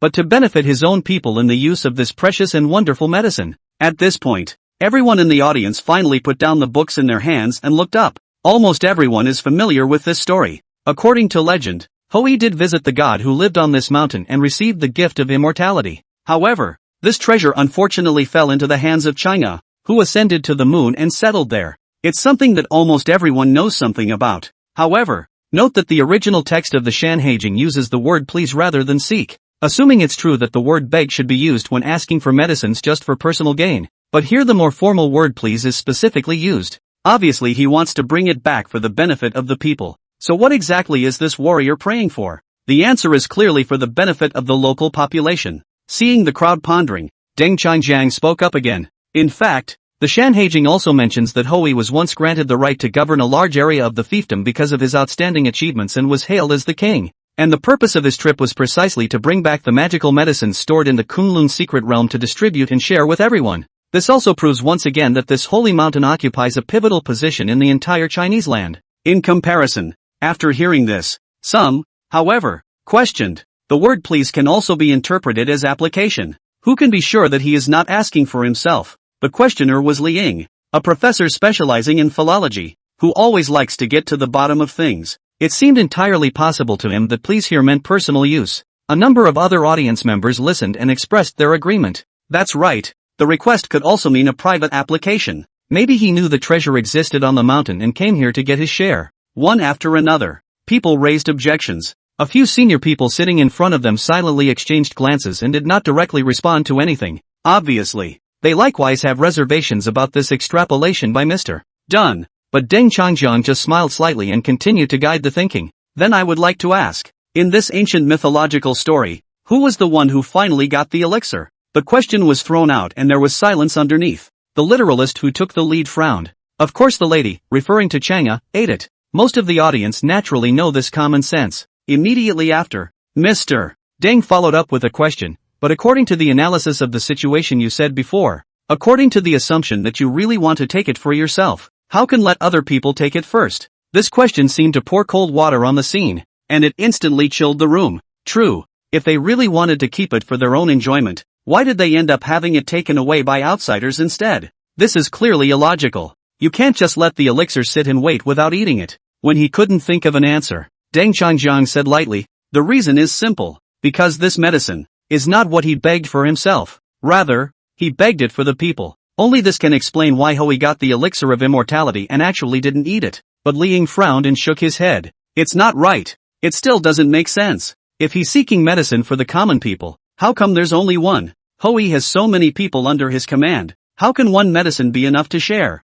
Again, he was keen to find a loophole in this statement by Deng Changjiang. But Deng Changjiang raised his eyebrows. Who told you that what he brought back was an immortality pill? Li Ying froze. Before you can say anything, Deng Changjiang then uttered a shocking sentence. He went to the capital Kunlun mountain and brought back the formula for the immortality pill. The words just fell. All the skepticism in the conference room instantly disappeared. Hardcore sci-fi live. Because of the topic of the immortality pill, the number of people in the live broadcast room unknowingly broke another record. It reached 6 million, and it continues to grow. In particular, Li Ying raised several queries. It makes the audience start to wonder as well. I think Deng Changjiang's interpretation of the word please is a bit forced, but Deng Changjiang's subsequent series of rhetorical questions, it seems to reveal a little-known ancient secret. Whoa! Wowzer! Wowzer! Hui brought back the formula for the immortality pill? It must be the formula for the elixir of immortality. If he wanted it for himself, he certainly wouldn't not eat it, and if it was for the people, how could he only need one? If you want to popularize this medicine, what you bring back is bound to be the formula. Have you noticed one thing? Chang'e stole it. Why did she steal it? When you think about it, it's really too weird. If that's just the formula, then why did Chang'e steal it? The pop-ups were once again in a frenzy. It was a piece of mythology they were all too familiar with. Chang'e stole the elixir of immortality and flew to the moon, where she lived in the Guanghan Palace, and has been alone ever since, looking out at the blue sea and sky every night. But now the fact is that Hui brought back the formula for the elixir of immortality, which was stolen by Chang'e. The key question is, why did she steal it and run to the moon afterward? Beyond that, there is an important question. It's just a myth and legend after all, and the elixir of immortality doesn't make people fly straight up. So how did Chang'e get to the moon? With Deng Changjian's words, a series of questions flooded the audience's minds. Once again, their intense curiosity was piqued. Lyceum TV, backstage monitoring room. Yoon sneaks in pop-ups during work hours. He had also heard Deng Changjian's explanation and knew that what Hui had brought back was the formula for the pill of immortality. It was meant to popularize this drug for the people and solve the problem of lack of oxygen. Chapter 56, the best place to find the pill of immortality. But it was stolen by Chang'e. Seeing the questions that everyone was asking, Old Een sneered. Is this not simple? Chang'e is the traitor, lurking around Hui, stealing the formula and going back to take credit for it. He picked up his cell phone and made his point in the pop-up. Unexpectedly, it was an instant sensation. Geez, who just said that? That's so true. Come to think of it, it's really possible. Otherwise, why would Chang'e steal the formula and then go to the moon? This betrayer cracks me up. She's probably the first person ever to do that, right? Anchor, tell me, is Chang'e a traitor or not? Look at the heated discussion you've sparked. Old Een froze too. It's amazing that so many people agree when they casually say it themselves. Is he really suited for research? Yoon, Vice. A young staff member came rushing in,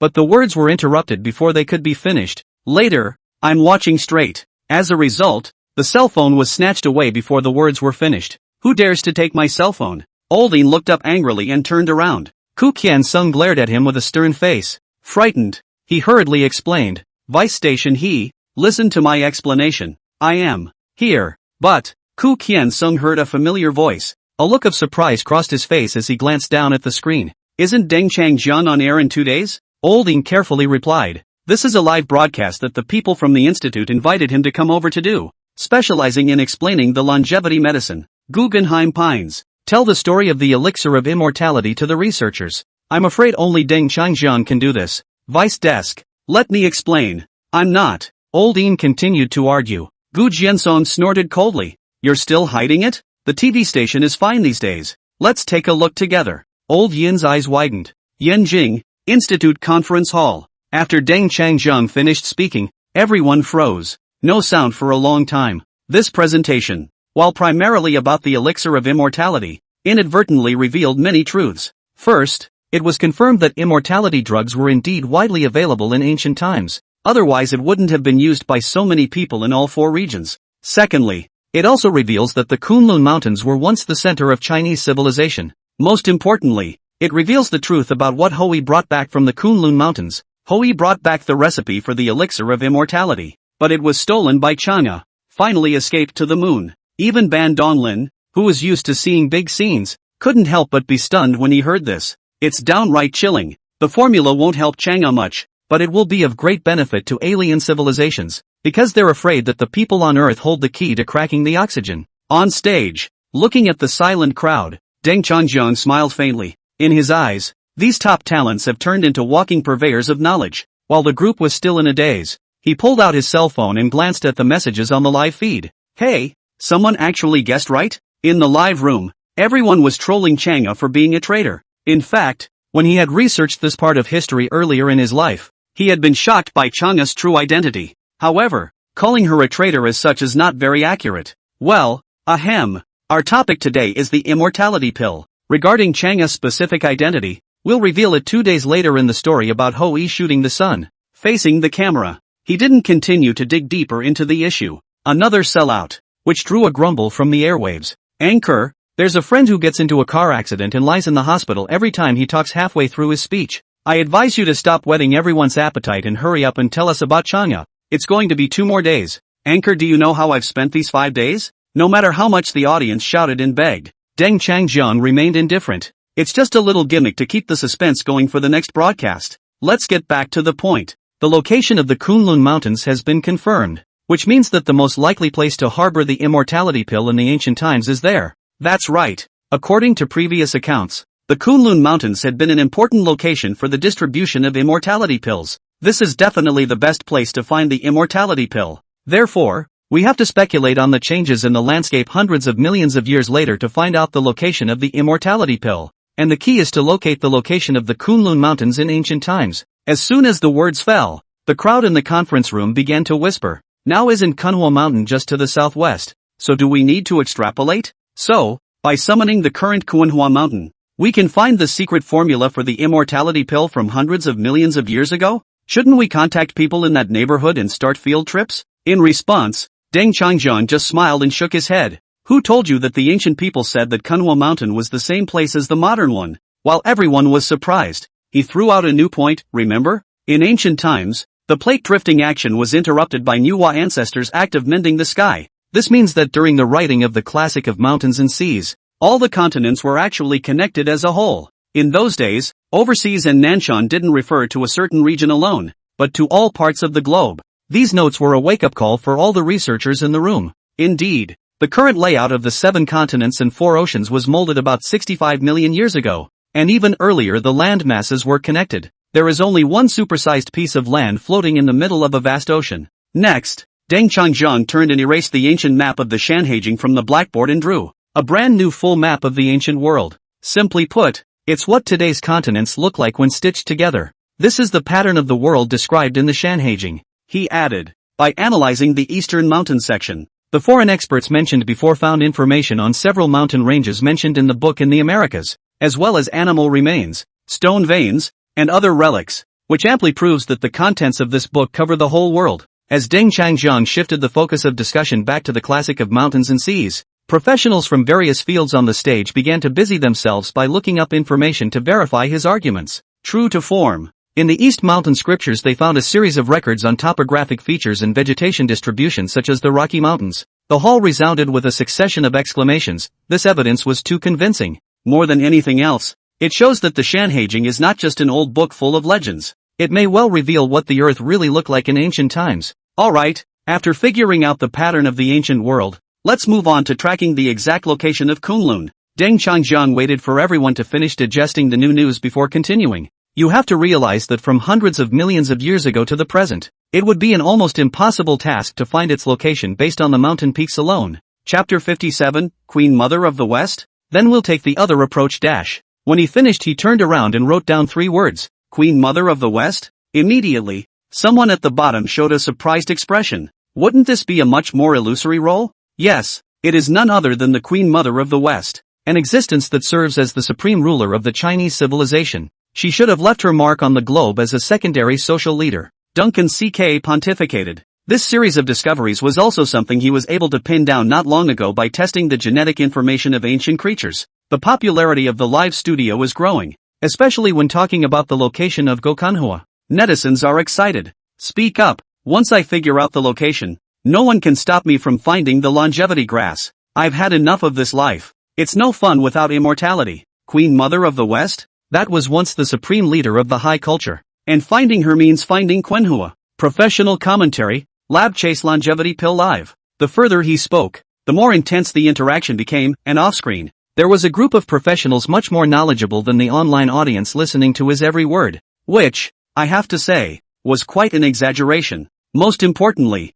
however, perhaps like several times before, it is highly likely that this will all be successfully argued again by Deng Changjiang. Finding the real old Quenhua site, and clues about the immortality pill. Live on air, Deng Changjiang went on to explain, please consult the Shanhaijing to see how it depicts the appearance of Zhuangmo and related records, and we will base our analysis on this. The academic elites under the podium hurriedly looked down to consult. At the same time, the audience in the live broadcast room also began to follow the book if they had it in their hands. An atmosphere of universal learning and exploration gradually permeated the live broadcast. At the same time, on the podium, Deng Changjiang picked up the chalk again and drew a Western Queen Mother next to the ancient map. There are two descriptions of the Queen Mother of the West in the book. One paragraph says that she has the tail of a leopard, the teeth of a tiger, wears her hair in a cape and a headdress, and manages a number of things and natural disasters in the sky. Another passage says she wore a headdress, had the teeth of a tiger and the tail of a panther, lived in a cave, and was named Queen Mother of the West. Simply put, Dai Shang refers to the adornments in her hair, and Peng Hair describes her hair as being very loose, like a lion's. The tiger's teeth and leopard's tail mean that she has some tiger's teeth and a leopard's tail hanging from her body as decoration. As a matter of fact, people in the ancient times liked things totally different from nowadays. Even though technology has advanced, they still like to use some primitive things for decoration. After hearing Deng Changjiang's words, the netizens in the live broadcast room began to understand the description. But next, Deng Changjiang asked a question. Everyone take a good look at the appearance of this Queen Mother of the West. Does it look familiar? The scholars and professors on stage followed suit and scrutinized the Queen Mother of the West as depicted on the blackboard and in books. In an office in Lai Chang, Lao Yin and Gu Jiansong are staring at their cell phones, mesmerized. Hearing Deng Changjiang's question, Lao Ying paused for a moment and smiled. Familiar? It looks a lot like the Sphinx. I remember that's what was carved on the outside of the Egyptian pyramids. Gu Jiansong, who was pondering, stared wide-eyed, startled by old Yin's answer. When you think about it, that's really what happened. The fluffy hair does look like a lion. And as for the tiger's teeth and leopard's tail, those sayings are even more graphic. So old Yin proudly posted this discovery of his to the pop-up. Soon, the live stream was abuzz. Geez, someone really did see it. It's quite a resemblance. Isn't that an image of an Egyptian pharaoh? Is it hard to believe that you're telling me that the Queen Mother of the West is actually an Egyptian female pharaoh? How can our goddess be a foreigner? The pop-ups were full of all kinds of comments. Not only did the netizens feel this way, but even Gu Jiansong was a little too accepting. An important figure in the Chinese pantheon is actually linked to Egypt? And in a large conference room of a research institute in Kyoto, the researchers underneath also vaguely guessed the prototype of the Queen Mother of the West, but they were both cautious and didn't immediately comment. When Deng Changjiang saw that everyone had guessed pretty much everything, he nodded his head with a smile and said, "Indeed, the Queen Mother of the West in the classic of mountains and seas is almost identical to the Sphinx. But, who told you that the Queen Mother of the West is a foreigner?" Immediately afterward, Deng Changjiang gave an answer that surprised everyone. In ancient times, according to the Shanhaijing, the area where Egypt is located today actually belonged to one of the 9 states of the Dragon Kingdom, called Jizhou. Hundreds of millions of years ago, many civilizations appeared in the world, and Huaxia was one of the strongest. Not only did they have the ability to map the entire world, but they were also able to fight against alien life. The influence of the Queen Mother of the West as a key chief is global. As he explained, the expert's expressions grew more and more grave. Many civilizations of antiquity have died out, leaving only a few clues. Later ancient Egyptians used these remains to build the pyramids and that statue. This statement again elicited strong reactions from those present. People in the meeting room began to look through the books in their hands for evidence. As far back as ancient times, there were already records of pyramids in the classic of mountains and seas. Surprised, the crowd consulted the information again. It turns out that there really is a reference to pyramids in the Sermon on the Mount. Then Deng Changjiang continued. For example, it is written here that the structure of the emperor's platform closely matches the form built in Egypt. Example after example was cited. The eyes of the people under the stage widened, and waves rippled through their hearts. Until then, no one had any idea that thousands of years ago, the people of ancient Egypt built the pyramids based on the fragments of civilization left behind. The image of the Queen Mother of the West was also carved into a sphinx as a guardian deity to protect the dead king. At this moment, the viewers within the Sci-Fi Live broadcast room also erupted into continuous exclamations of surprise. Sorry, I don't have much to learn. I just love to express my mood with wow. The city of 10,000 kings. Looks like the pyramids are all things our ancestors got tired of playing with a long time ago. I've always thought, how could the Queen Mother of the West be a foreigner? Obviously someone else rubbed it in hard. Phew, the live feeds learned again today. It is conceivable that once this discovery is published, it's bound to be a global sensation. The ancient Egyptian civilization actually had a name, Jiju. Their brilliant cultural achievements, including those remarkable pyramids, stem from borrowing a little from the ancient wisdom of the Dragon Kingdom. Even the famous Sphinx motif was inspired by the image of the Queen Mother of the West. Chapter 58, all near the Kunlun Mountains, Kyoto. Inside the conference hall of an institute. After hearing all of this, Ben Donglin was so excited that he was momentarily speechless. This time the message was shared. Although the story of Hui shooting the sun was not told, but it was even better than he had imagined. In Deng Changjiang's unflinching narration, The secrets of those long ago histories surfaced one after another. He gazed at Deng Changjiang, who was still explaining at length on the stage. It felt as if the man had no secrets he could hide. Maybe, can really find the Kunlun Mountains and the immortality pill? Even such a thought flashed through his mind. On stage, Deng Changjiang went on to reason. Therefore, it is important to talk about the Queen Mother of the West, Egypt, and the pyramids, mainly because they are all documented in the Shanhaijing. All these buildings are near the Kunlun Mountains. It was on this basis that the ancient Egyptians were able to learn how to build these great structures and thus establish a brilliant culture after the gradual demise of Chinese culture. At this point, no one disputes any longer that the once existing Kunlun Mountains may have been near Egypt. The situation is described in the Book of Mountains and Seas. It's almost exactly the same. Then, Deng Changjiang held the chalk in his hand and circled an approximate range on the blackboard in the ancient geographic distribution map near the Egyptian location. From this we can roughly determine that the ancient Kunlun mentioned in the Shanhaijing is located near here. The experts and scholars on stage nodded in agreement. There is no problem with such an inference. Immediately afterward, Deng Changjiang said, "Let's take a look at the classic of Mountains and Seas, which records about the Kunlun Mountains. It is in the place called Kunlun's Hills in the south of the Western Sea, on the shore of the quicksand, after the red water and before the black water." The listener quickly found this record. The book depicts in detail the location features of Kunlun. But, after countless years of change,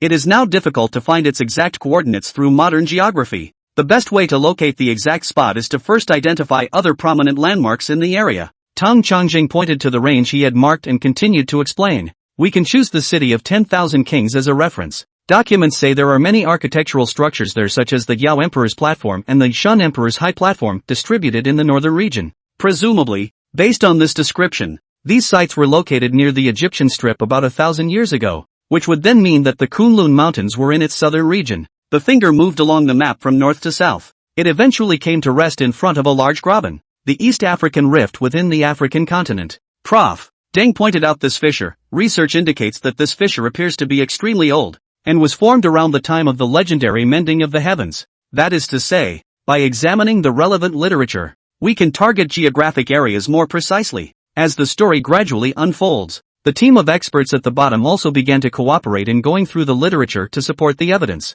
Previously, Deng Changjiang had already mentioned that the Egyptian region in ancient times had been called Jizhou, in which case, determining the exact location of this gully is no longer difficult. Didn't wait long, then a scholar cried out in surprise. Found it! It's mentioned in the overseas northern scripture to use ruling of the waters. The crowd immediately turned to the relevant chapter to find the source. You calmed the floods and eliminated the demonic beasts that endangered the health of the people. Face careless, then he excavated the area into a deep pit to serve as a lake. Later the gods built platforms to celebrate their triumph over difficulties. And this was north of Kunlun, and not far to the north there was a strange mountain range called the Peak of Fracturi, the mountain range that does not reach the top. Podium. Upon seeing the answer confirmed, Dr. Deng agreed. Yes, the so-called less-than-topping peak actually corresponds to what is now known as the East African Rift Zone. This statement was made. Everyone's expression involuntarily changed. Is the mythologically famous unfinished mountaintop real in the present? And actually pointing to the Earth's famous East African Graben? That feeling of a fictional story becoming a real experience touches everyone deeply, while the listener is still in the middle of a flashback. Mr. Dan added, please take a closer look. The Shanhaijing describes this topographical feature extremely aptly. The people in the room instantly came to a realization. The book does mention that the place shows mountains breaking off. However, Sun Jiqing frowned and retorted. But the original also describes the less-than-topped mountain as being dozens of miles, about thousands of meters, high, supporting an important pillar between heaven and earth. To this, Deng Changjiang responded with a small sigh. In fact, the early less-than-topless mountain was indeed the highest point in the world, covering tens of thousands of miles, and today's East African rift is nothing more than a remnant of what remains of it. He'll go into more detail about the reasons behind it next. His statement sent his colleagues around him into a state of shock once again. It is important to realize that the Great Rift, which is nearly 6,000 kilometers long and up to 1,000 meters deep, is merely a remnant of the magnificent mountains of yesteryear. The various elites throughout the lab couldn't help but begin their respective journeys of association. A city radio and television center in Guangzhou, a corner of the control room. Not long after the technician Zhang Qi is troubled by his own encounter, the superior Laoyan has been in front of the monitoring screen squatting in front of the afternoon live content, completely in swing mode. As for the day-to-day work, it was almost entirely thrown to Zhang to take care of. Also, even a higher-level leader, Mr. Lao Gu, the deputy superintendent, then joined in to follow the program's developments. Whenever I heard the amazing news, the old colleagues next to me would let out a gasp. That's awesome, Lao Gu. There really is a place at the top. It was the latter who was relatively much calmer, although facial expressions had revealed total surprise. What? That's where it is? My God. The former lofty pillar has turned into a huge chasm? Halfway through the sentence, this Deng Changjiang guy is really not enough, making me feel quite bad. In the surveillance room, Old Yin's loud voice rang out from time to time. Zheng Qi glanced at the pitifully low ratings on the monitor screen. Laughing bitterly, he warned, Brother Yin, your voice is too loud. Be careful of being heard by colleagues from other departments. However, Old Yin, who was watching with great interest, was not amused and sneered. There's a vice station sitting here. What are you afraid of being heard? The words just fell. The door to the surveillance room was then pushed open. The station manager, Guan Shining, frowned and walked in. As she walked, she said, Old Yin, what are you yelling about in there? Can you keep your voice down? Other departments are complaining to me. Before she could finish her sentence, she saw Old Yin, who was squatting in the corner with his cell phone watching the live broadcast. Chapter 59, Why Are You in Africa Again? And, Ancient Built Pine. At once, the atmosphere in the monitoring room became awkward. With a jolt, Gu Jiansong hurriedly stood up. At the same time, he took a few steps back and snorted coldly. You're not allowed to watch live streams during office hours. You just don't listen. If I can't control you, can't the station manager control you? Old Yin's mouth was open in shock. He didn't expect Ku Qian's son betrayed him so quickly. Gulping, he hastily said, Desk, Director, listen to me. I. At that moment, Deng Changjiang's voice came from the cell phone screen. Confirmation that the East African Rift Valley is the location of the Buzhou Mountains, north of the Kunlun Mountains, means that we can further reduce the extent of the Kunlun Mountains. Guan Shining, who originally wanted to teach a few words, suddenly froze. Deng Changjiang is on the air? Where is Kunlun Mountain? How come it's in Africa again? Are the Buzhou Mountains the East African Rift Valley? Those few words confused her. Yanjing Institute. In the conference hall, Deng Changjiang didn't go into detail about Buzhou Mountain. If we go deeper, I'm afraid I can't finish my lecture today. Ancient myths are vast, intertwined, and cover so much ground. So he decisively skirted the topic. It drew the ire of the pop-ups on the air. He has been accused of not being academic. Speak halfway. Brothers, take the next line. No scholarly demeanor at all. I was ready to stay up all night to watch your live broadcast, and I'm just going to let it go? According to the Shanhaijing, Buzhou Mountain is indeed south of Jizhou,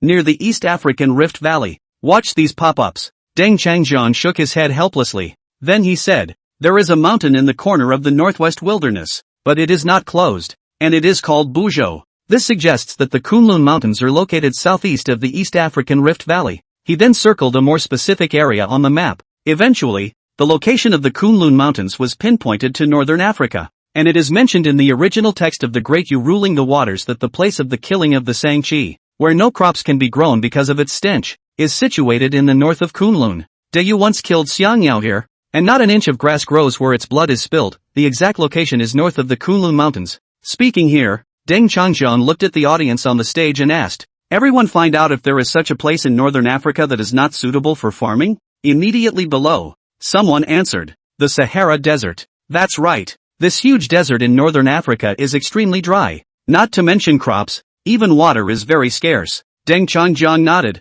Geologists once conducted carbon isotope tests and environmental analysis of the Sahara Desert, and hundreds of millions of years ago, the climate in this region was not so arid. There was still occasional rainfall landing, but still no plant growth, which matches very well with the description in the Great Yu ruler. As for why the blood of the Sagittarius can cause the grains to not grow in this place, you can think about that for a while. Returning to the description of the Kunlun Mountains, on the edge of the quicksand, after the red water, before the black water, he turned and wrote this on the board. Then taking a deep breath, he continued, the edge of quicksand refers to the Sahara Desert in ancient times. Because of the blood of the Sagittarius, this land has become desolate. The backwaters of the red water refer to the present Red Sea, which was formed at the time the Shanhaijing was written due to the splitting of the plates during the era of Nuwa's mending of the sky. In front of the black water is the Nile. It has been examined that this river has flowed silently for hundreds of millions of years, and had supported many other civilizations after the Chinese civilization died out.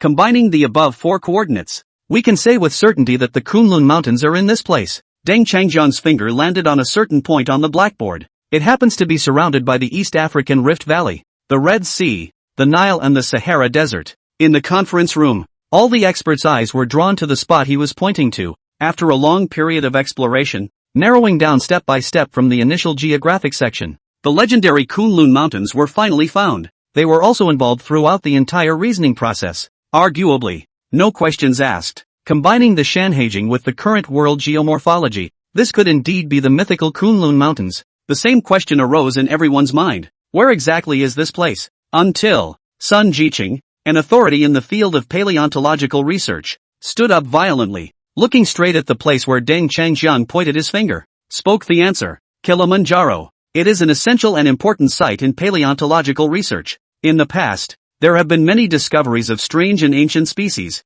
which have been described as a biological treasure trove. Sun Jiqing has personally been there and conducted relevant paleontological investigations. Shocked, he couldn't help but murmur, "I didn't realize that this was the legendary Kunlun Mountain, the land of the gods." Inside the hardcore sci-fi livestream, the audience who witnessed the entire reasoning was also blown away. Some viewers immediately looked up world maps, found the location. Sure enough, after hundreds of millions of years of change, this place is now known as Mount Kilimanjaro. Ah, the location of the ancient Kunlun Mountains is really Mount Kilimanjaro? This reasoning process is awesome. Starting from the identity of the Queen Mother of the West, chasing her to Egypt first, then determining the direction through the East African Rift Valley, and then adding this information about the Red Sea and the Nile River, finally locking in the destination. Most importantly, in the classic of mountains and seas, there really are these descriptions. The classic of mountains and seas, it's simply a treasure trove of techniques from ancient civilizations. And Deng Changjiang was right on the money. In Lisei, in the TV station's monitoring room, Lao Yin, Gu Jianson, and Guan Xining, three people are gathered around Lao Yin's cell phone watching the live broadcast. When they hear about the true location of ancient Kunlun, all three looked up at the same time and gulped. This is outrageous. You can deduce such complexity? Hundreds of millions of years of historical changes. The short 30,000 words in the classic of mountains and seas recorded countless clues, which were surprisingly sorted out one by Deng Changjiang. He even discovered that the pyramids of ancient Egypt borrowed from the platform of the emperors mentioned in the Shanhaijing. The Sphinx, on the other hand, is modeled after the great goddess at the summit of the Kunlun Mountains, the Queen Mother of the West, and as for the Great Rift Valley of East Africa, it is most likely the remains of the ancient mythological Mount Bujo, but that's not quite confirmed. Ancient Kunlun. Surprisingly, it's Mount Kilimanjaro, the roof of Africa. The mountain almost rivals Mount Everest. Not only is it the tallest mountain in Africa, but the amount of fossilized remains of ancient creatures found around it makes it one of the most studied places in the world. In Kyoto, in the conference room of a research institute, the words Kilimanjaro echoed in the minds of the people, who were shocked by the amazing array of evidence. Chapter 60, this attitude is really strict. It was like witnessing a piece of history. Most people were convinced by Deng Changjiang's explanation. All clues point to the same conclusion: the legendary Kunlun Mountains should be located on Mount Kilimanjaro. What's missing now might just be a field trip to see if we can find more cultural heritage there that matches the Shanhaijing. On the podium, Deng Changjiang continued, based on the above analysis, this place should be the most likely Kunlun Mountain. When he finished speaking, everyone looked up and gazed at him. That's some serious attitude. With so much evidence in front of us, there is enough for a detailed research paper. But, only Deng Changjiang smiled and then explained. True facts stand up to scrutiny. Let's see if Mount Kilimanjaro matches the legendary Kunlun Mountains. The people at the bottom looked puzzled. Can this be verified? Soon, Deng Changjiang began his argument. First of all, the Shanhaijing recorded that the height of the ancient Kunlun was 11,114 paces in 2 feet and 6 inches,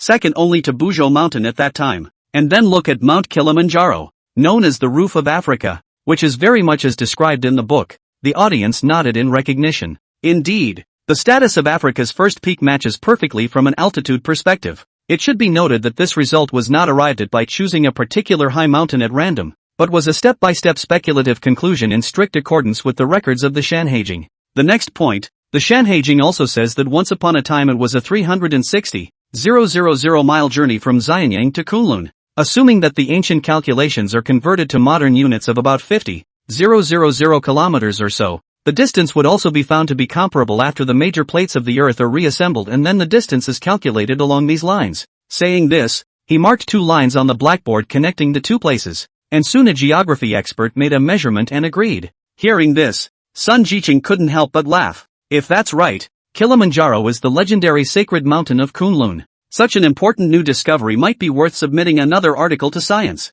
He thought to himself. The results, once made public, are sure to generate a great deal of interest and will be groundbreaking, including new explorations of ancient Egyptian culture and East African landscapes. Thirdly, the book records that Kunlun is at the center of the world. Deng Changjiang continued to elaborate, pointing out Africa's unique location in the middle of the world's 5 continents. As soon as the words left his mouth, everyone in the room fell silent once again, only to hear him add, the last basis. On the Kunlun Mountains there are immortal pools for the goddesses to play in, and the classic of mountains and seas describes a huge natural lake here as well. It is known to have existed billions of years ago. As each clue gradually unraveled the mystery, the emotions of the audience in the live broadcast room became more and more excited. It's unbelievable. I'm going to leave for Africa right now on a treasure hunt. Immortality medicine waits for me. Guys, let's go book a flight to Kilimanjaro. Let's set a small goal of living 2,000 years first. Just when the fans in front of the screen fist pumping, Deng Changjiang but poured pots of cold water, after millions of years.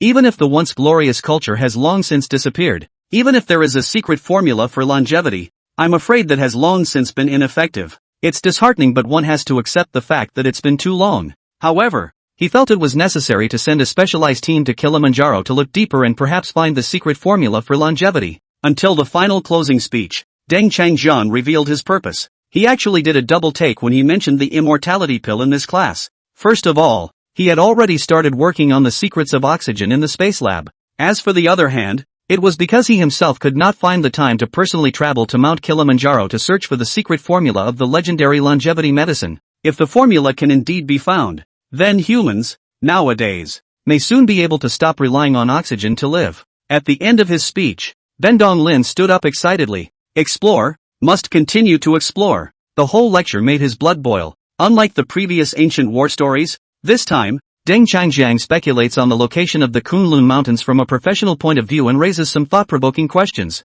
For example, what exactly is the Sagittarius mentioned in the classic of mountains and seas, which was killed by Dayu when he was ruling the water? Why did its blood make the surrounding thousands of miles barren, eventually evolving into the Sahara Desert? Also, it turns out that the Great Rift Valley of Africa turned out to be the remnants of the destroyed Bujumbura. What caused this pillar of heaven to break into its present form? What is even more surprising is that what Hui found was not the medicine of immortality, but a special prescription. So why did his wife Chang'e steal this prescription and run away to the moon? One by one, these questions unfolded, pulling in the ancient past in a way that was both mysterious and new to everyone. Well, that's it for today's lecture. We'll see you the day after tomorrow. Standing on the podium, Deng Changjiang glanced at the time and ended the live broadcast to the camera. The screen immediately turned black. The live broadcast room, which already had 8 million people online, became noisy at once. This is too crazy, isn't it? It's $8 million.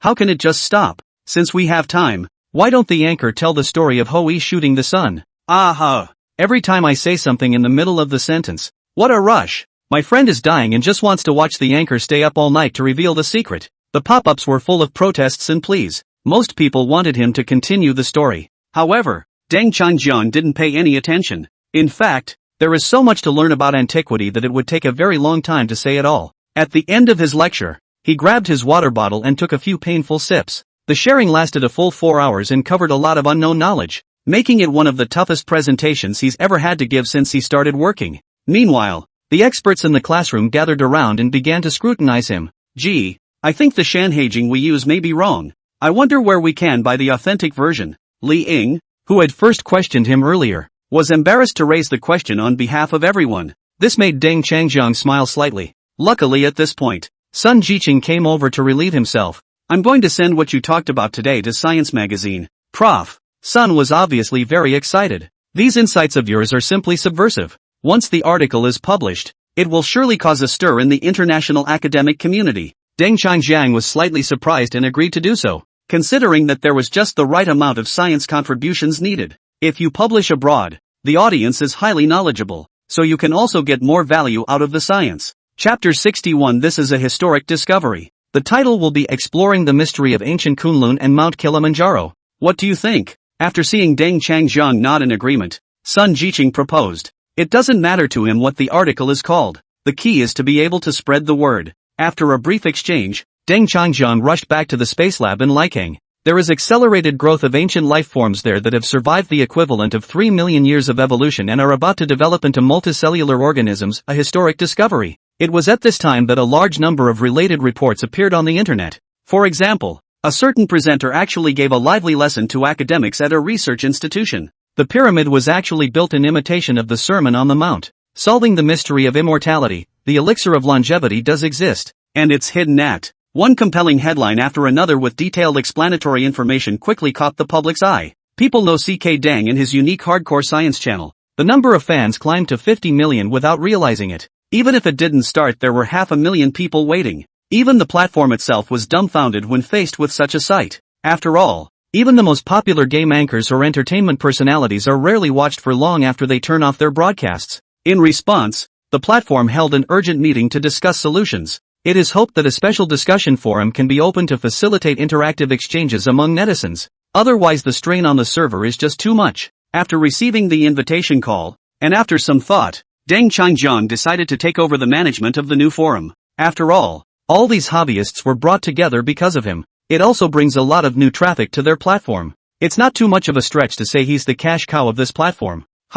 Someone actually rewarded me? Picking up his cell phone, Deng Changjiang went into the backstage of the live broadcast. Soon after, I found my gift bar. The amount reached a staggering 10 million. Converted to cash, it's at least $1 million.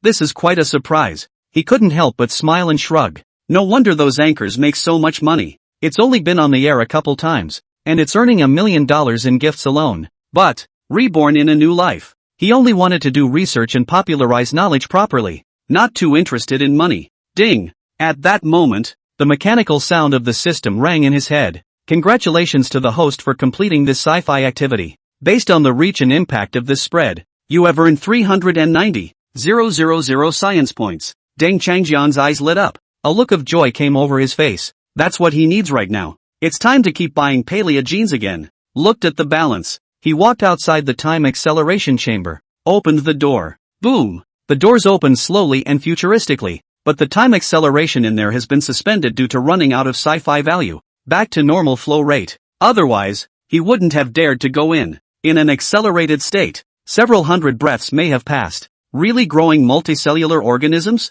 Walk into the lab and look at the two petri dishes. One is under anaerobic conditions and the other is under aerobic conditions. Represents two different directions in the evolution of life. After several failures, cells in both petri dishes adapted to their environment. And with time accelerated by 3 million years, the evolution was completed. The aerobic one of them gave rise to eukaryotic multicellular organisms. The scene, much like how eukaryotes appeared 600 million years ago as increased oxygen led to the extinction of a large number of species. Deng Changjiang rushed to take photos and samples to record the data. This data is invaluable, critical to understanding the effects of oxygen. The next step is to fine-tune it, using a low-speed approach to detect the lifespan of both beings. After the record, Deng Changjiang exited the time acceleration room and adjusted the parameters again. Boom! The space around them violently deformed as a powerful force began to operate. Everything inside the gas pedal was caged. His balance is also dwindling. This time with the lowest acceleration, 1 day equals 1,000 years in reality.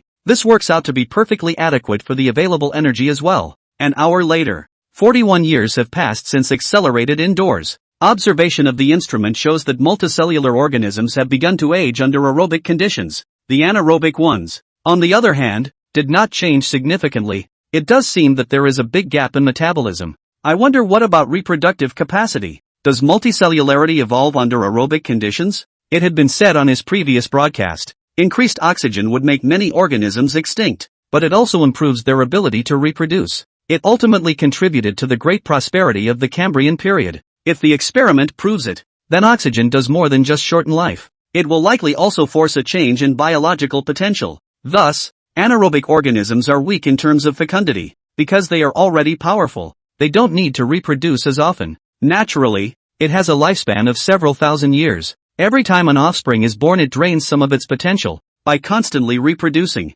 this potential is gradually eroded. With shock, Deng Changjiang took a deep breath, grabbed a pen and paper and started comparing the difference in potential of the cells in the two environments. Detailed analyses have been made from various aspects. Right at the same time, a study titled Ancient Kunlun and Mount Kilimanjaro was published in the journal Science. As expected, The release of this report immediately triggered a great response from the academic community. The author of the article is also Deng Chanjiang. He was also the author of the previous book, Lunar Origins and the Theory of the Opening of the Heavens. It has also made the name known to more international scholars. Meanwhile, the Capital Institute sent a team of experts on an expedition to Mount Kilimanjaro in Africa. The leader is Prof. Sun Jiqing, a renowned scholar in the field. Their goal was primarily to discover the secret of immortality, or, more precisely, to find the formula for making the elixir of immortality. This is of great significance in addressing the greatest threat currently facing humanity. The days pass slowly. Friday is here again. In the morning hours,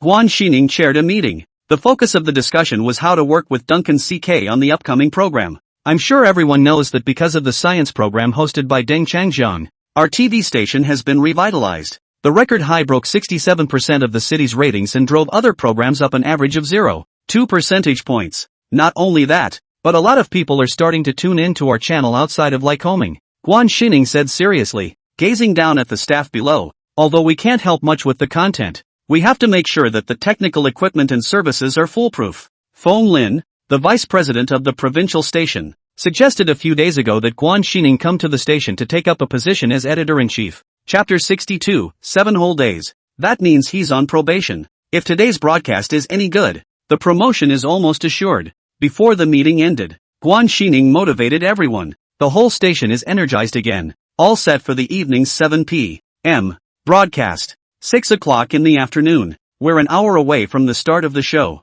In Deng Chanjiang's Hardcore Science and Technology live broadcast room, 500,000 viewers were discussing passionately against the black screen. The science forum is being prepared and is expected to be online by next week's broadcast. It's too torturous. 7 whole days. Mr. Deng science is good at everything, but it always leaves suspense and whets everyone's appetite. There's still the last hour to go and it feels like a century to me. While we have a little time, let's talk more about the story of Hui shooting the sun. What he shot down. Was it really a star? Whisper it. I hear someone is building a science forum, so we won't have to discuss it on a black screen at last. The pop-ups were rolling like crazy before the broadcast even started. The numbers are staggering. Meanwhile, at the Key Program Institute in Yanjing, this time, no one was summoned, and the fellows gathered spontaneously in the conference room. Through the big screen, the screen of the TV program of Lisay City is called up. Each held a copy of the Sermon on the Mount and waited patiently. Africa, the foot of Mount Kilimanjaro. Sun Jiqing led a team of experts studying ancient history to arrive here.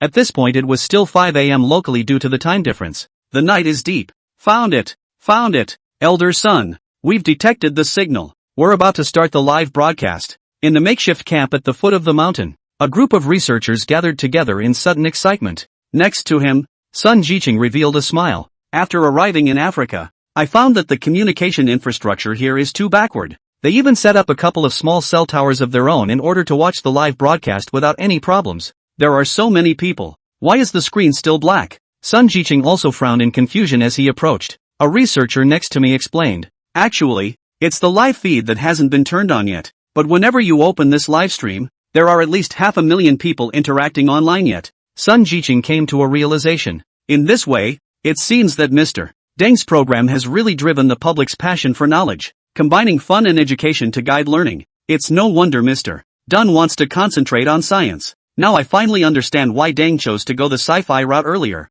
Let the world know the truth about the ancient times and pass on the cultural glory and history of struggle of our forefathers. If it weren't for Deng, no one would have known that manhwa was actually inhibiting plate movement to avoid magma eruptions in the Earth's core. Pangu opened the heavens and Earth actually to clear the moon of alien invaders and to transform bombs into shields. The secret behind Hui shooting the sun is equally worth exploring. At the moment, there was a gleam of intelligence in those eyes, sitting under the stars with the team waiting for the moment to come. At exactly 7 o'clock, Deng Chanjiang's figure appeared in the otherwise dark screen. He looks visibly exhausted in the familiar backdrop of the bookstore. The last 2 days have been busy with experiments and observation sleep deprivation. Yet in an effort to spread the scientific truth, I took a deep breath and said, "Good evening, it's another Friday night of demystification. Hello everyone, I'm Deng Chanjiang." After last week's introduction to the story about Pangu and its true meaning, tonight we'll continue to delve into another legend, Hui shooting the sun. After saying this he turned and wrote down a few words causing a buzz.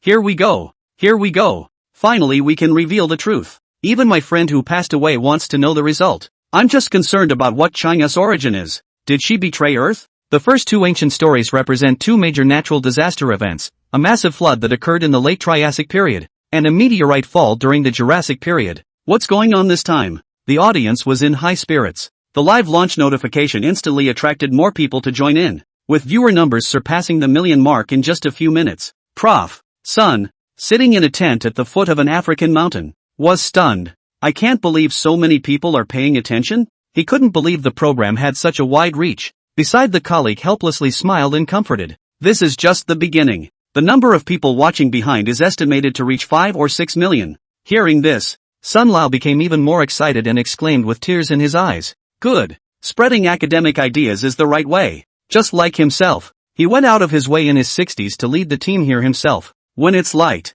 they will embark on an expedition to examine Mount Kilimanjaro, the location of the Kunlun Mountains in ancient mythology, to conduct field surveys for sampling and analysis, among other things. At that moment Deng's voice continued to sound on the live screen. The mid-Triassic period is documented as a time when decades of continuous precipitation led to a global catastrophe that killed countless creatures, while the Jurassic period saw the extinction of most species, including the dinosaurs, due to an asteroid impact triggered by an alien civilization. But after that, as the moon was pushed out of orbit, these mysterious forces created a much larger and more destructive disaster. The record of this change is regarded in the annals of early mankind as the greatest catastrophe. As the words end, the whole scene switches to a vast cosmic space. The Earth floats around the sun. But at that moment there were suddenly 9 more luminaries near its orbit. 9 unusually hot stars are inching toward it. The picture comes to life. The burning sensation was as if it could be transmitted directly through the screen. As for the other 9 suns, they were apparently moved by an alien civilization.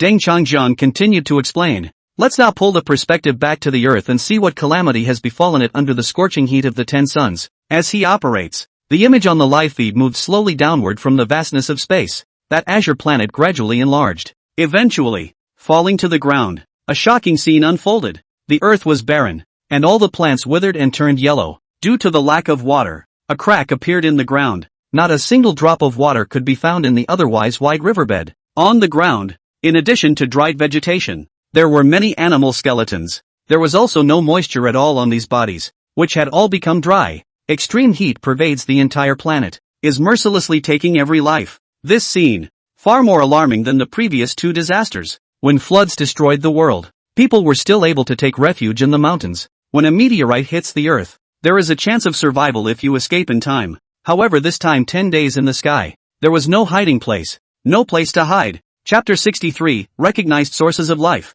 Water, the recognized source of life. No living thing can escape the fate of waterlessness, even in the world of the dungeon as simulation. Every moment there is a loss of life. Li say, families stayed in front of the TV on time. At the beginning of the program, Deng Changjian then gave them a shocker. On screen, dead grass, roadside corpses, cracked ground. Everything was so realistic, as if it was close at hand. As Deng Changjian maneuvered the Earth to rotate, they saw more images. Death, everywhere, every moment. Lives are turned into dry bodies by the heat. The people of Lyceum kept gagging. Even adults get chills. A sun brings light and warmth to the Earth. What about the 10 suns? The answer can undoubtedly only be devastating. This is a disaster of unprecedented proportions. Deng Changjian's voice came from the TV again. Modern scientists, using carbon isotope analysis and other methods, have determined exactly when this extinction occurred. A study of 25 layers of volcanic ash from the Coal Hill profile revealed that this biological extinction occurred 20194, 1 million years ago and lasted until it ended 20188,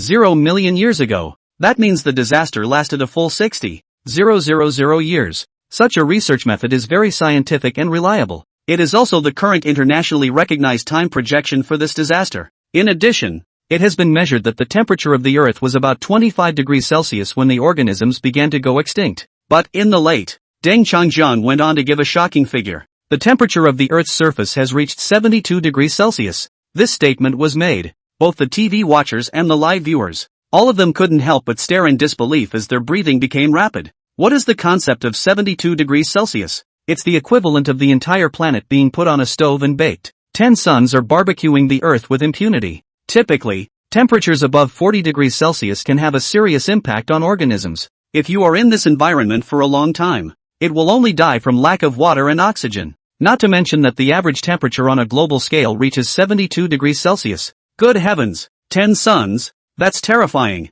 I wonder, Wasn't technology very advanced in ancient times? Didn't people back then know how to use air conditioning? You're kidding. Even the most advanced technology has to obey the law of conservation of energy. What kind of air conditioner can cool down the entire planet? 72 degrees Celsius is enough to boil an egg. These aliens are just too cruel to destroy the planet. The pop-ups were filled with exclamations from the audience, all expressing their shock and incredulity. Indeed, at 72 degrees Celsius, it's almost instantly fatal. Not to mention, this high temperature has lasted globally for 60,000 years. No highly developed civilization could have survived. Yenjing, the conference room of a key scientific research institute. The room resounded with the sound of swallowing. These are researchers. It is very clear how harmful 72 degrees Celsius is to biological functions. 10 hours in such an environment can be certain death. Phew. I've learned about this history before, and I've written papers on it to study the causes of the disaster. But I've never been able to find the source of the dramatic increase in temperature.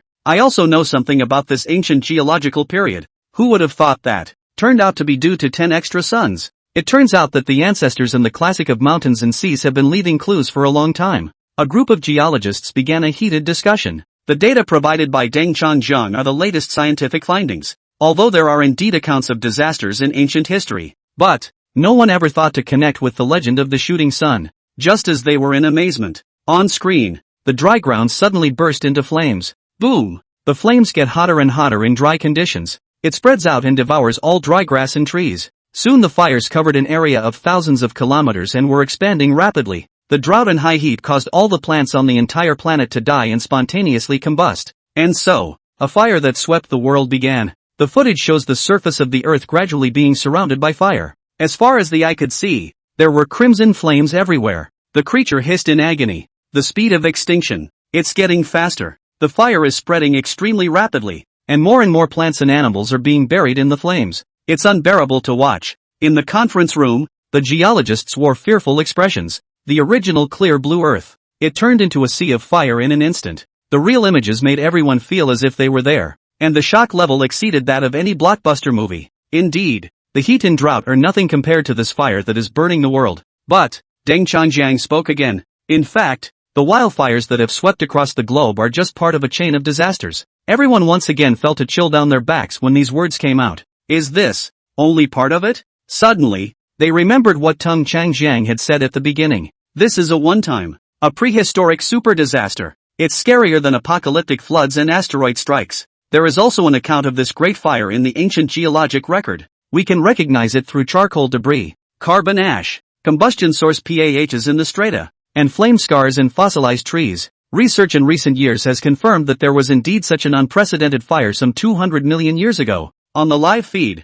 Deng Changjiang continued, and studies have shown that the fire caused the complete disintegration of the Earth's sea and land ecosystems. As he explained, the researchers in the room logged into their internal databases and began to look up information for verification. There really is such a thing. 200 million years ago, a global fire ignited the entire planet. Charcoal chip dating also shows it to be about 200 million years ago. In this very time frame, what the hell is going on with ecosystem collapse? They were listening to the lecture and discussing with each other. Although these were familiar areas, they were surprised to find that Deng Changjiang was able to restore the catastrophe of 200 million years ago with such precision. From drought to temperature to fire to ecosystems. It is only with the support of these concrete data that such a spectacular picture can be presented on the screen. With shock, the crowd continued to listen. The sea and land ecosystems collapsed because it was entering a period of sustained high temperatures on a global scale, with an unusually dry climate and spreading forest fires, which eventually burned up all combustible material. Deng Changjiang's voice synchronized with what was on the screen.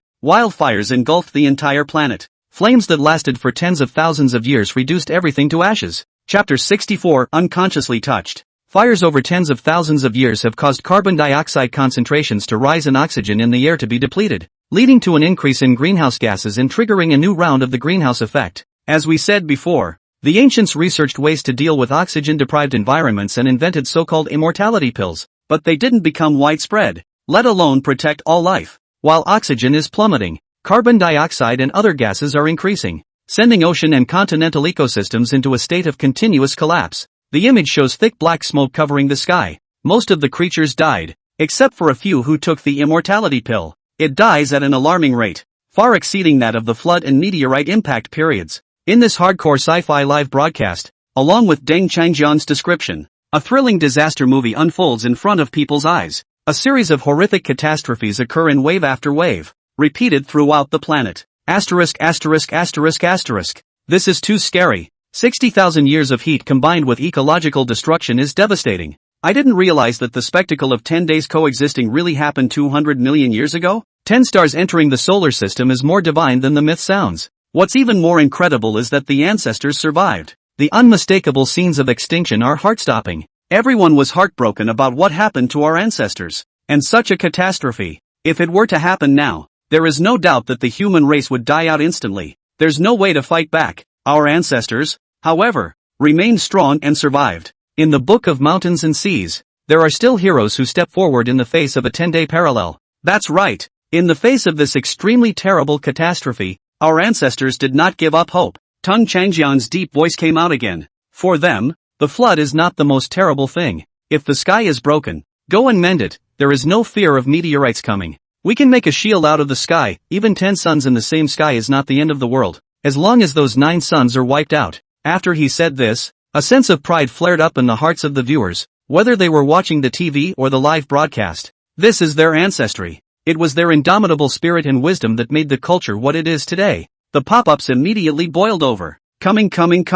Hui shoots the sun. Well done. Unknowingly touched. I think I got sand in my eyes again. No one is born strong. And even though we face hundreds of millions of years of conspiratorial layouts, we still have countless valiant predecessors who are willing to sacrifice themselves for the sake of future generations to open up a path to the light. The word resistance runs through the history books of an ancient civilization. Even when they were surrounded by enemies and suffered a serious existential crisis, they persevered and composed a magnificent piece of resistance. Live in the room, facing the camera, Deng Changjiang, eyes moist. Although the current live broadcast was simulated by him, he had studied this history countless times. Every time I revisit it, I am still deeply moved by the spirit of struggle against heaven and earth. As a result, a covert operation called Shooting for the Sun took shape on the Kunlun Mountains. He paused, took a deep breath, and said in a low voice, "The name of the person in charge of this program is Hui." Each word, as if telling an ancient epic. The word Hui is like casting a small stone. This name makes everyone's heart shake. It stirred up layers of waves. Growing up, you hear it in everyone's ears all the time. There are both romantic stories of his relationship with Chang'e and the legend of him valiantly drawing his bow and shooting the sun. It can be said that the character of Hui is unknown in everyone's mind. The name has long been deeply rooted in the culture and has become part of the heart of every dragon nation. Countless people were staring intently at the images on the screen of the earth being burned by the fires, silently waiting for this heroic figure. African Earth, the foot of Mount Kilimanjaro. In a small, improvised camp, Sun Jiqing led a group of researchers around, eyes glued to Deng Changjiang's narration on the live stream. So there was a covert operation codenamed Shooting the Sun in the works at that time. In the Kunlun Mountains, which is believed to be the place where heaven and earth meet, Deng Changjiang's voice came from the screen. Everyone got serious. Only just before they had witnessed the earth's drought and fires spreading across the globe. That kind of epic disaster is enough to easily destroy any living thing. Faced with such a horrible situation, the ancients did not choose to give up the struggle.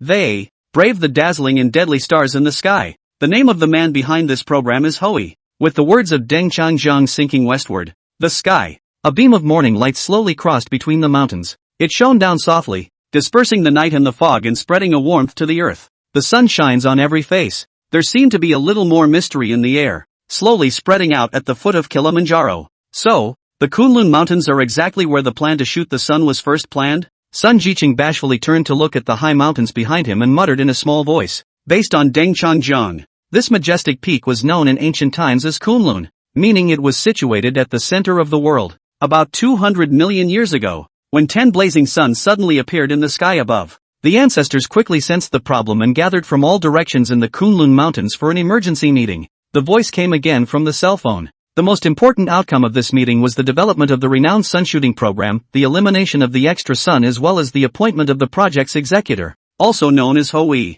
The scene switches back and the live environment is redisplayed in front of the audience. I'm sure you're all more than familiar with the story about Hui shooting the redundant sun with an arrow. This myth was first recorded in the classic of Mountains and Seas. Let's see how the original text recounts it. The book says, at that time, 10 suns appeared in the sky at the same time. The crops on the ground were scorched, the trees withered, and people's lives were in dire straits. The Emperor of Heaven then rewarded Hui with a special bow and arrows to save the world. and Hui set out to eliminate the disasters, eventually leaving behind only one son. Deng Changjing turned around and wrote on the whiteboard, Hui shot down 9 sons. It is evident that it was the Heavenly Emperor who gave Hui the equipment to accomplish this mission. So in order to truly understand the deeper meaning behind this story, the first thing that must be clear is who the Emperor of Heaven in the Shanhaijing refers to. Chapter 65, beginning a frenzy of flipping books. Then, he wrote the word Heavenly Emperor next to it. In fact, it was this very figure, named the Emperor of Heaven, who led the entire battle against the sun. At this very moment, the network is buzzing with Deng Changjiang's live broadcast. Netizens scrambled to comment. I've found out. After Pangu's death, he took on the forms of the Heavenly Emperor and the Lord of the East. The Eastern King Dong Jingzong doesn't exist. The classic of mountains and seas doesn't even mention him. I remember the book mentioning about the Celestial Emperor many times. Looks like a big player. But who the hell is he? Fans are curious about the identity of the Heavenly Emperor. The name was too familiar to those who loved the classical mythology of the Dragon Kingdom, as one of the top figures in early lore. Nowadays it can actually be traced in reality. In the ancient geographic masterpieces of the Shanhaijing, especially the records of the Great Wilderness and the scriptures of the sea and the interior, there are repeated references to the Emperor of Heaven, and he is described in detail. According to the description, in ancient times, in the wilderness there was a place called Buting Mountain where the river broke off, and there lived the man with 3 bodies named Tian Di. Lecture to this point, Deng Changjiang casually sketched out an ancient topographical sketch and marked the relevant locations.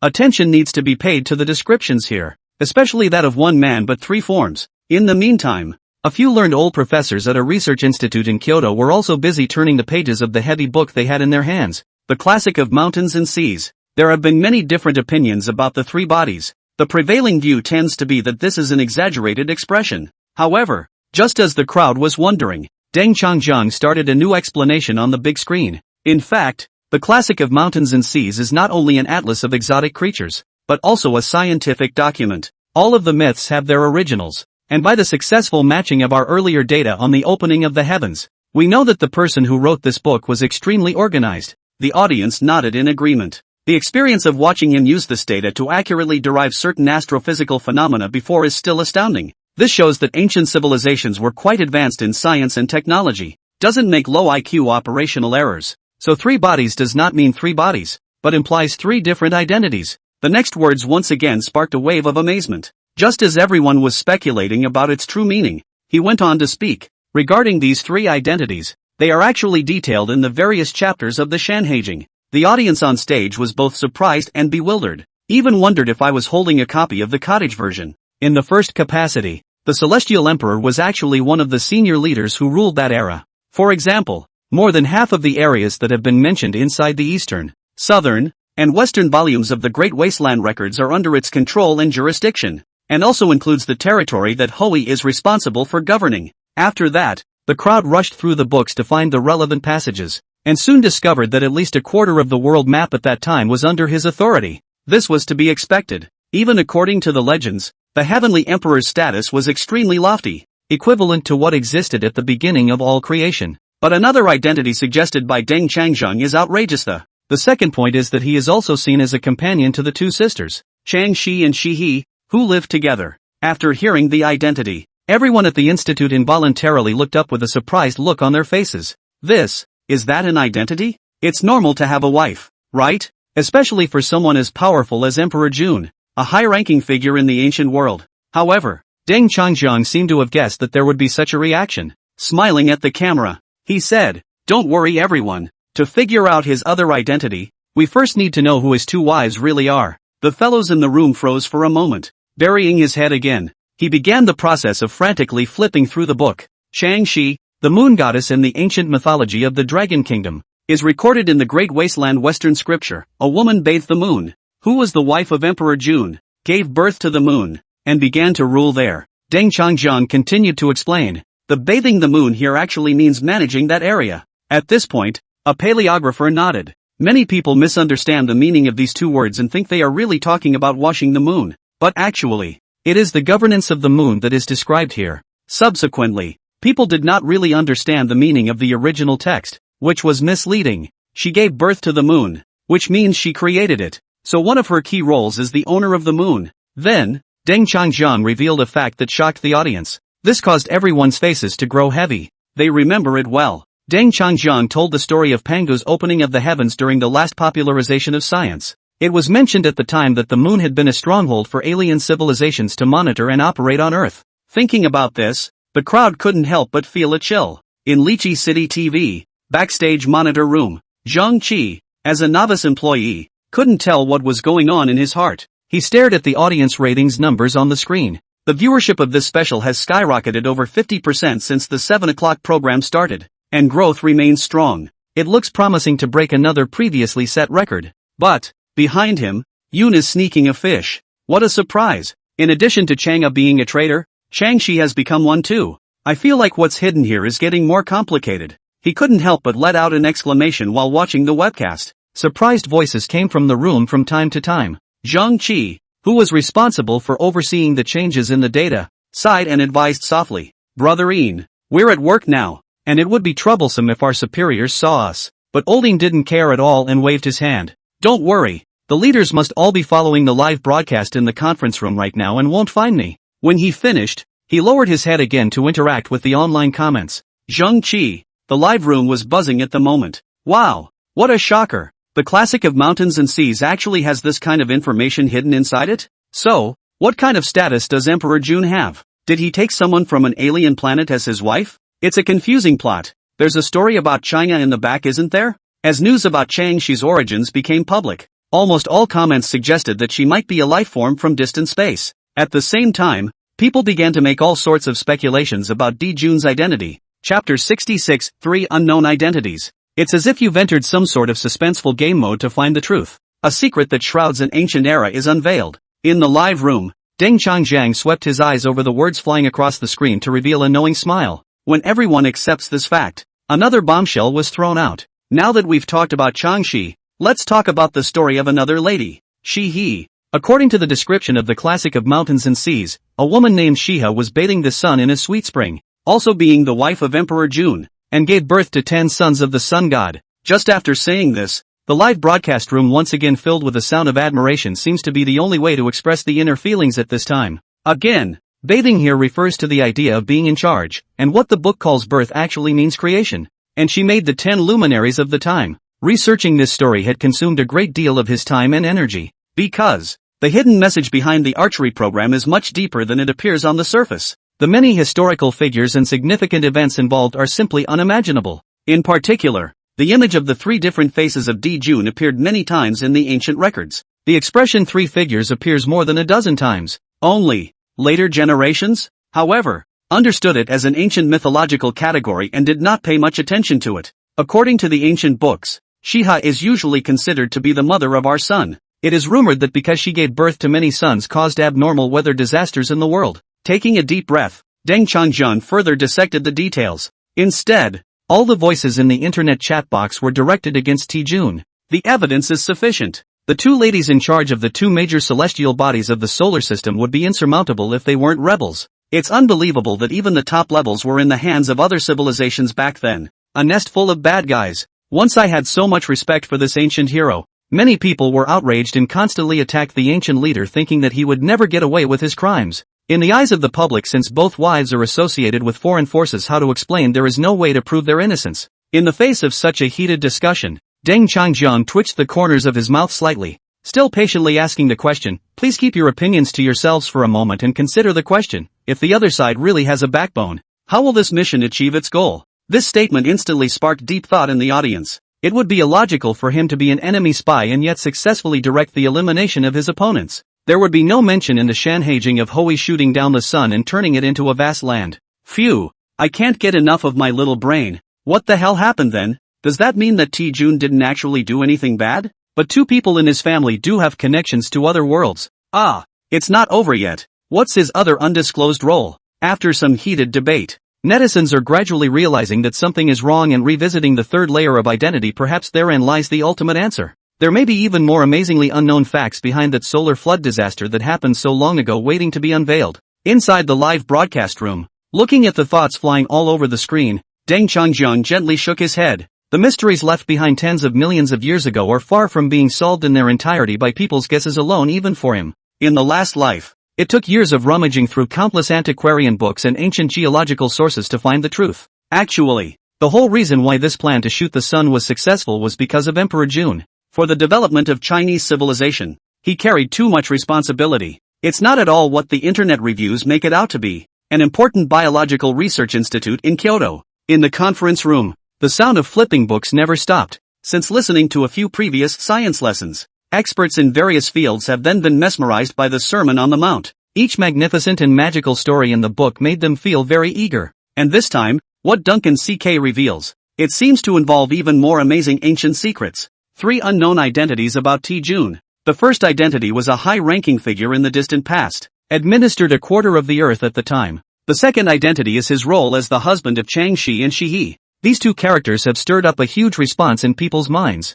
No one thought that such terrible secrets were hidden behind the plain words of the Shanhaijing. Chang Shi rules the moon and is often referred to as the Moon Mother in ancient stories. Haiwa, on the other hand, is the master of the sun, and has been referred to as the sun god many times in ancient mythology. Both are obviously closely linked to some unknown advanced civilization. The catastrophe caused by the simultaneous appearance of 10 suns, as recorded in the Shanhaijing, actually implies that the catastrophe originated from Shiha, for it was her sons, the 9 mischievous suns, that had mistakenly appeared together in the sky, causing a long-lasting natural and man-made disaster. But, through Tang Changjiang's earlier narration, everyone knew that this disaster had lasted for 60,000 years. According to the Shanhaijing, if there had been enough time, Shiha would have been able to recall those out-of-control sun children long ago, but she seems to be indifferent to this, allowing the earth to suffer, forest fires to break out, and the ecology to be devastated. There's a high probability that this disaster has something to do with Haiwa.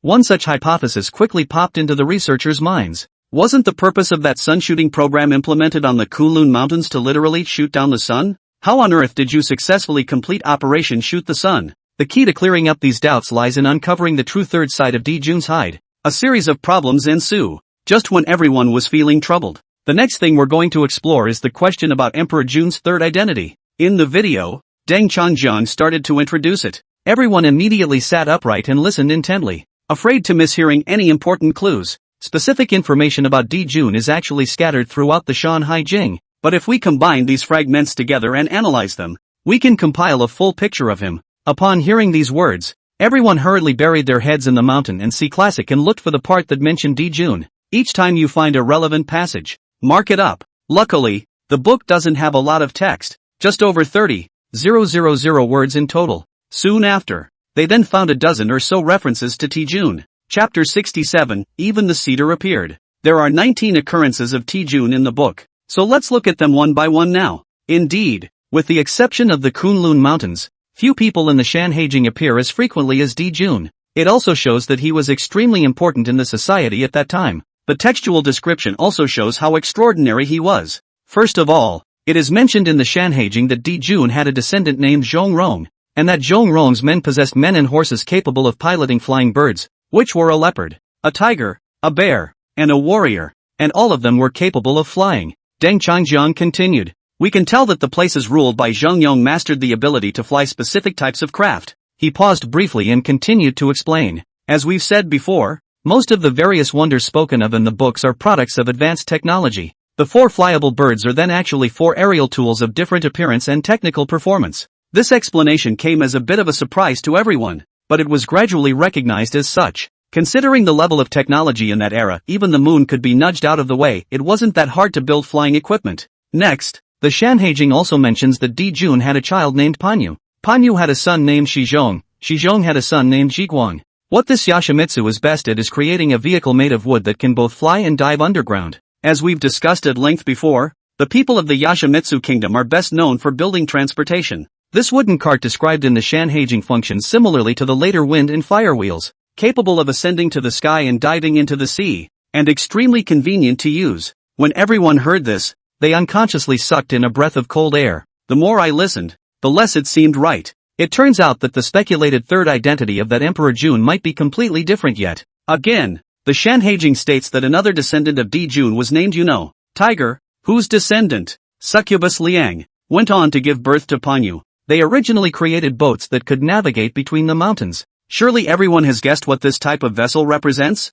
That's right, that's a spaceship. In addition, the Shanhaijing records that D. Jun also had a child named Yi Jun. This one began the work of teaching various skills. Jik, another son of Jun, was responsible for the planting and promotion activities of the 5 grain crops. Yes, even Horji, who was extolled as the inventor of the 5 grains, was taught by him and was mainly devoted to the innovation of agricultural production techniques. 7th Branch Records. On the screen, Deng Changjian was still sharing his knowledge in a heated manner. The audience below fell into a kind of semi-trance. The same thought came to mind. This Jun is really too good at producing offspring. No wonder they can manage such a huge territory. And his real life, after Professor Deng's so much explanation, also began to gradually clear. On the live streaming pop-up platform, viewers were also quick to speculate on the third image characteristic of Emperor Jun. However, netizens seemed to be more amazed by his superb breeding power than concerned about that identity. Oh my god, it's just unbelievable, isn't it? How many kids are there?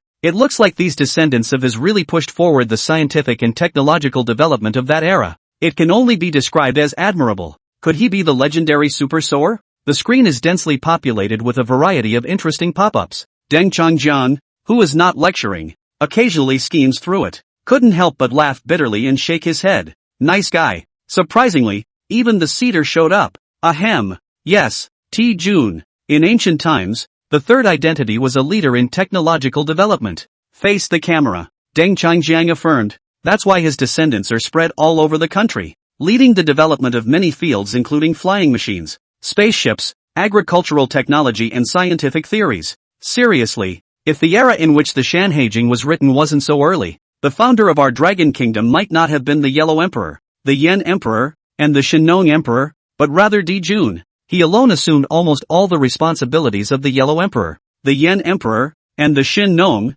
and promoted advances in everything from inventions and innovations to agricultural production and weapons manufacturing to astronomy. As for why he had so many children, think about it. If you took the immortality pill and lived for thousands of years, you would probably have so many offspring over that long period of time. Deng Changjiang's words ignited the audience of the live broadcast again. Indeed, modern life expectancy is only a few decades or so. You can probably only have 2 or 3 children in a lifetime. Then, what if I could take the immortality pill and live for thousands of years? At the very least, there will be a few 10 generations of descendants. Those who are more fertile may have hundreds more. Anchor, you're right. I want to book a plane ticket to Africa right now. I have to get my hands on this immortality medicine. That's right. I want to go too. I'm going to create a new race on my own. No wonder people had so many descendants in ancient records. I finally get it now. It's hard to avoid grandchildren for that long, even with restraint. Alien technology can be so powerful. When will we be free from the bonds of Earth too?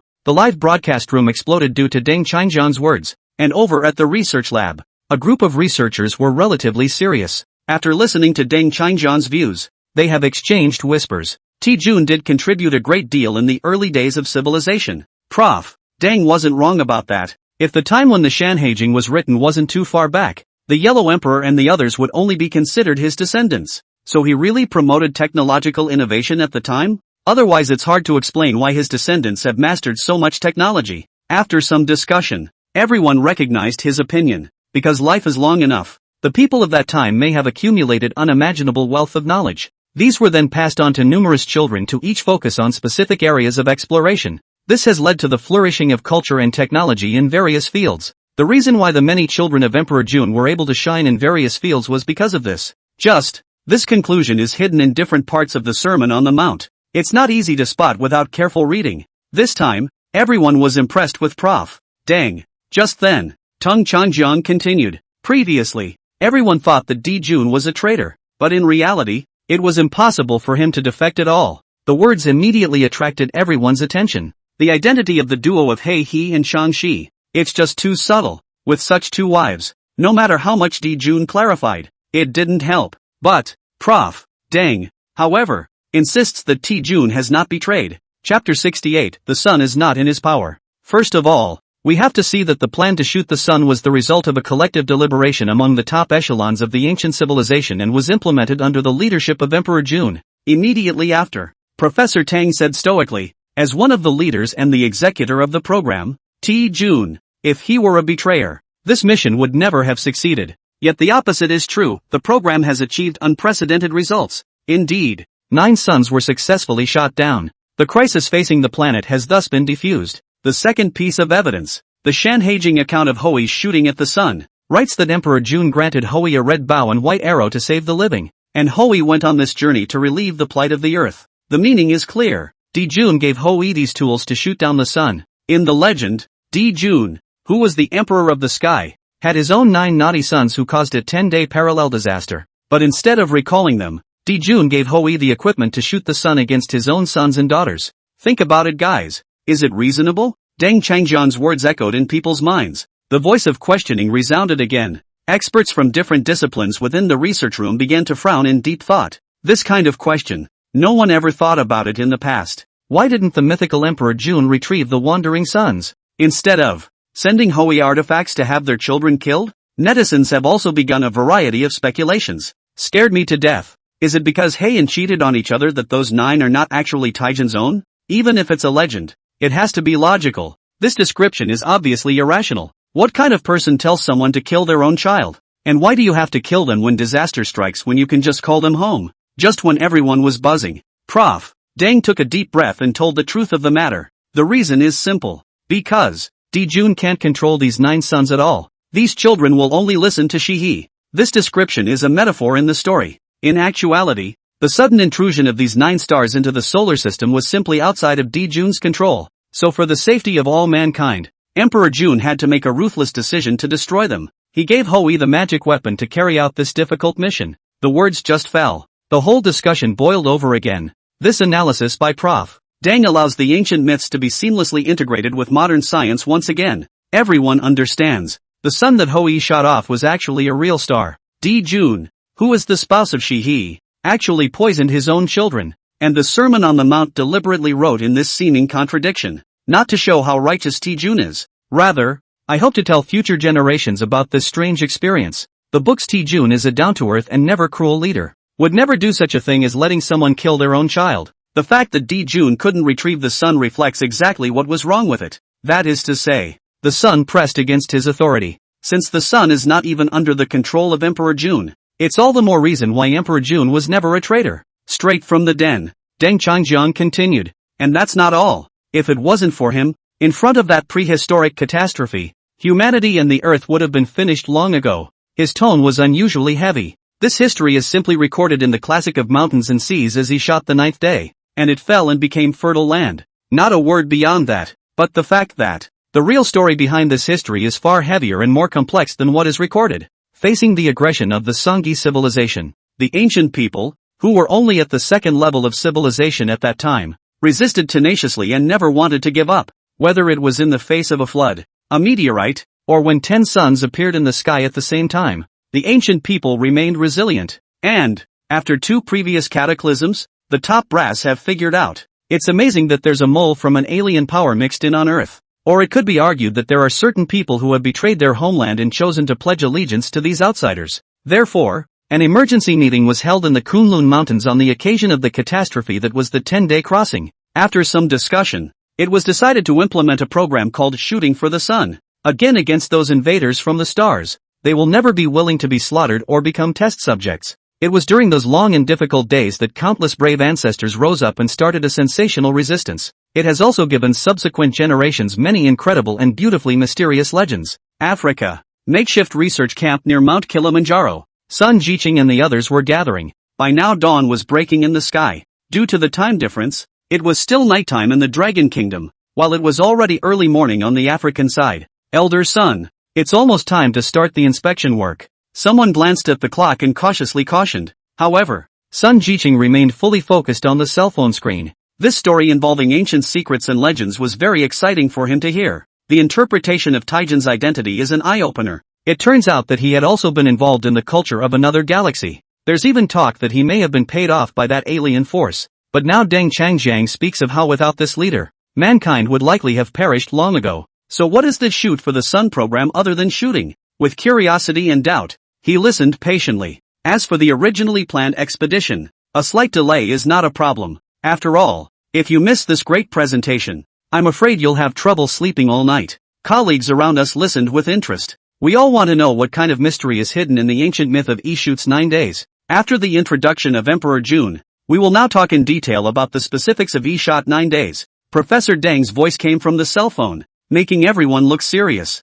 The book describes that it was Emperor Jun who gave Yi the red bow and white arrows and sent him on a journey to help rid the earth of difficult living conditions. These words were once again mentioned by the teacher, and the parsing of the artifacts began immediately afterward. According to this description, it can be seen that as one of the central figures responsible for advancing the scientific and technological progress of the time, Emperor Jun granted Yi a set of special equipment i.e., the famous sun-shooting bow and arrow combination. Sun Jiqing's eyes immediately lit up. When spoken of, it means that the process of destroying a planet with a bow and arrow is about to be revealed. That is, extinguish the star. Force down the excitement and keep listening. It was the utilization of this group of weapons that culminated in the difficult mission of shooting down the redundant celestial body, the sun. Chapter 69. Not to mention things like wiping out the sun. Every word strikes a chord in the heart of every listener. Destroy the star? Did it really materialize? Prof. Deng next turned to a more scientific angle of analysis. An abbreviated illustration of the drawing appeared on the screen, a circle representing our primary star, the sun. It is a gas planet and can produce light and heat on its own. The surface temperature is close to 6,000 degrees C and the interior is over 150 million degrees. The reason for the glowing heat is the ongoing process of hydrogen polymerization into helium, releasing large amounts of energy. This heat is then transmitted through different layers to the outside to be emitted. So the best way to get it to go out is to stop its internal changes from stopping it. While the theory sounds simple, in practice it is simply unthinkable with the current state of the art. If you can't even leave the blue planet you're on, how can you talk about changing other stars? Not to mention things like wiping out the sun. If we go by technology levels, we haven't even fully broken through the first stage, and we need to reach at least the second level to modify or even destroy a target of similar size. Just at this time, not far from the research room, several teachers of physics majors joined the discussion. There was an immediate and lively exchange of ideas. To stop the star from burning requires cutting off the reaction pathway at the core to do so. But like this old man in front of our house, I guess he'll have to live for another 5 billion years before he gets completely cold. Obviously it can't be done with what we have now. Besides, the necessary conditions are not even prepared. And even if it succeeds, the planet will lose its source of warmth and go into freeze mode. That's right, all forms of life as well as forms of civilization will be gone. To sum up the above, everyone agreed that this is simply an unattainable dream. Not to mention that no one really dares to do that because the consequences would be too severe. In short, stars shine brightly because of the immense heat generated by the constant act of transformation between atoms within themselves. On screen, Deng Changjian once again began to explain. But according to the principle of conservation of energy, no matter whether it is a nuclear fusion or fission process, it will use up energy. It also explains why the sun runs out of energy and eventually dies after 5 billion years of continuous burning. At the same time, the process of polymerization or splitting of all atoms within a star has an endpoint, and that endpoint is the element iron. This one sentence immediately brought an epiphany to the physicists at the institute. Their eyes lit up. Quickly, he pulled out a pen and paper and buried his head in his calculations. Indeed, iron is the endpoint of all nuclear reactions. When the nuclear reaction reaches this point with the iron element, it can't go any further. Nuclear reactions using iron as a material consume energy, not release it. So once a star reaches the iron stage, its nuclear reactions must stop because it has no more energy to release. Although a way to extinguish the star has been found, a small amount of iron is simply not enough to extinguish it due to the star's immense mass and volume. Inside the research room, the scientists were deep in thought. Theoretically, if a sufficient amount of iron atoms were delivered to the sun to participate in the reaction, it could be prevented from fusing further, thus allowing it to cool gradually. The 10 solar catastrophes facing the Earth could thus be resolved. However, consider the enormous mass of the star itself. The amount of iron required is astronomical, even exceeding the total amount of stones used in mythology to reclaim the sea and quell the flood. At this moment, Deng Changjian's voice came again. Let's go back to that artifact mentioned in the story of Hui shooting the sun that was the weapon given to him by Emperor Jun. Once again, his words captured everyone's attention. This historical story about shooting the sun and arrows has been heard countless times since I was a child about a bow with a few divine arrows. And Yi was also known as the greatest archer in the legend for his excellent shooting skills. However, Deng Changjiang smiled and shook his head. Trying to shoot down the sun is impossible with a bow and arrow alone. Ordinary arrows can't even reach there, let alone shoot it down. Ordinary bows and arrows can't even penetrate the atmosphere. So what exactly is the mysterious weapon that Emperor Jun, a leader in the development of technology, bestowed upon Yi? Deng Changjiang asked himself. According to the description of the original text, Tongbao Su Shao means a red bow and white arrows used to fight against the sun, which was later passed down into what we call today's sun-shooting bow and arrow. In fact, that red part should refer to the color of the fuel jet flame at the bottom of the rocket. while the so-called white arrow is the rocket compartment loaded with a large number of iron atoms. Therefore, the real DE is not a traditional archer as people think, but an advanced rocket designer. The comments shocked the audience and everyone was completely blown away. No one had expected such a deep secret to be hidden behind Tong Bao Su Su. It is actually a special rocket device loaded with iron particles ready to be dropped onto the surface of the sun to quench its combustion. Old Ian in the backstage monitoring room of the live broadcast room couldn't help but marvel out when he heard this as well. He stared at the image on the screen with round eyes full of surprise. He was fully focused throughout the broadcast, even leaving behind his concern for the show's ratings. And this viewpoint that had just overturned common sense was even more incredible to him. Going from a traditional shooter to the best rocket designer of the ancient civilization. Not only was he surprised, but the audience watching the live stream online was also talking. One viewer commented, "It's so grounded, isn't it, that it's actually a rocket expert." Someone else expressed support. Since Di Jun is of such high status, surely what was given to Dei wouldn't just be a simple wooden bow and arrow, and there's no way a regular bow and arrow can deal with the sun. The question was even asked curiously. Assuming this really is a delivery vehicle, how long will it take to get the iron elements to the target location? The overwhelming news caused the pop-ups to instantly flood the entire screen, and Lawing had to temporarily turn off the feature to make it easier to watch. At this point, Deng Changjiang continued. In reality, the so-called Tong Bao refers to the way the fuel at the bottom of the rocket ignites to produce a red light, while the so-called white arrows refer to the storage compartment that is filled with iron particles and has a silvery sheen on its surface. Zhang Qi added on the sidelines. Solid iron does have a silver-gray appearance characteristics. Especially the larger the number of this color characteristic is more obvious. After hearing this, Lawing couldn't help but take a deep breath and sigh. It seems that this is indeed the case. In addition, Deng Changjiang also pointed out that, according to the description of the classic of mountains and seas, at that time, all the power holders in various regions were basically scientific researchers and promoted a number of scientific and technological innovation projects. Chapter 70 High-Tech Equipment. If this is really the case of a man who relied on his superior archery skills to ascend to the throne is almost unrealistic. A long time ago, about 200 million years ago, there were 10 suns hanging in the sky at the same time, and the people were suffering. Deng Changjiang's voice became heavy. At this time, Kunlun Mountain quickly formulated a plan to shoot down the extra sun. This task is under the command of Emperor Jun himself, and the one who actually operates it is a man under Emperor Jun Dai. Emperor Jun mobilized all the resources he could and gave the high-tech weapon used to shoot the sun to Dai to take back to his country, the land of the poor. It makes sense that a poor country would be chosen as a launch site because it is located on the Earth's equator and has a fast rotation, which makes it perfect for this kind of thing. According to the description of the ancient books, the Arigato country is surrounded by flatness and has no high mountains. In other words, this is the perfect launching pad. In front of the camera, Deng Changjiang explains and draws a simple map, specifically pointing out where the Arigato country is located. It can be seen that, has poor countries that are right above the Earth's equator. In a key laboratory in Beijing, there was a brief silence.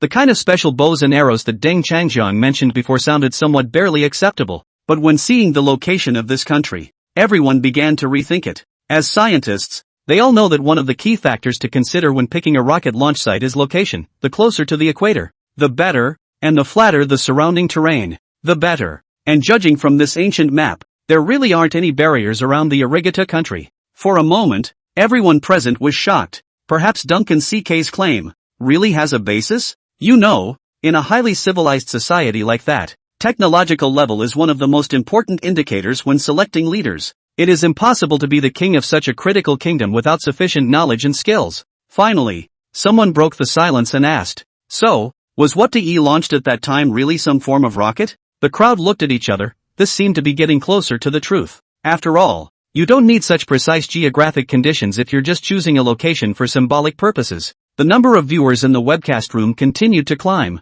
and was already approaching 10 million people, all of whom were excited about the theory proposed by Professor Deng. So that thing really is a high-tech device. It seems that's the only explanation as to why that particular place was chosen. Geez, it turns out that what's written in the ancient books might actually be true. It's awesome. Watching what Prof. Deng showed on the screen, the audience was even more convinced that what they had heard was true, that legendary divine bow might actually be a complex weapon device. And Dai, definitely a highly skilled technician. As for Di Jun, he may have been an important figure in the advancement of science at that time, or else he would not have given his subordinates such a major task. Deng Changjiang continued. After obtaining this weapon, Dai began his arduous task. Through a computer simulation, the audience was shown a virtual world of the ancient Earth. On this land, close to the equator, technical experts lead the way in preparing the equipment and waiting for the moment of action. According to tradition, Dai shot 9 suns, but this is not explicitly mentioned in other ancient records. The reality is that the task lasted a long time.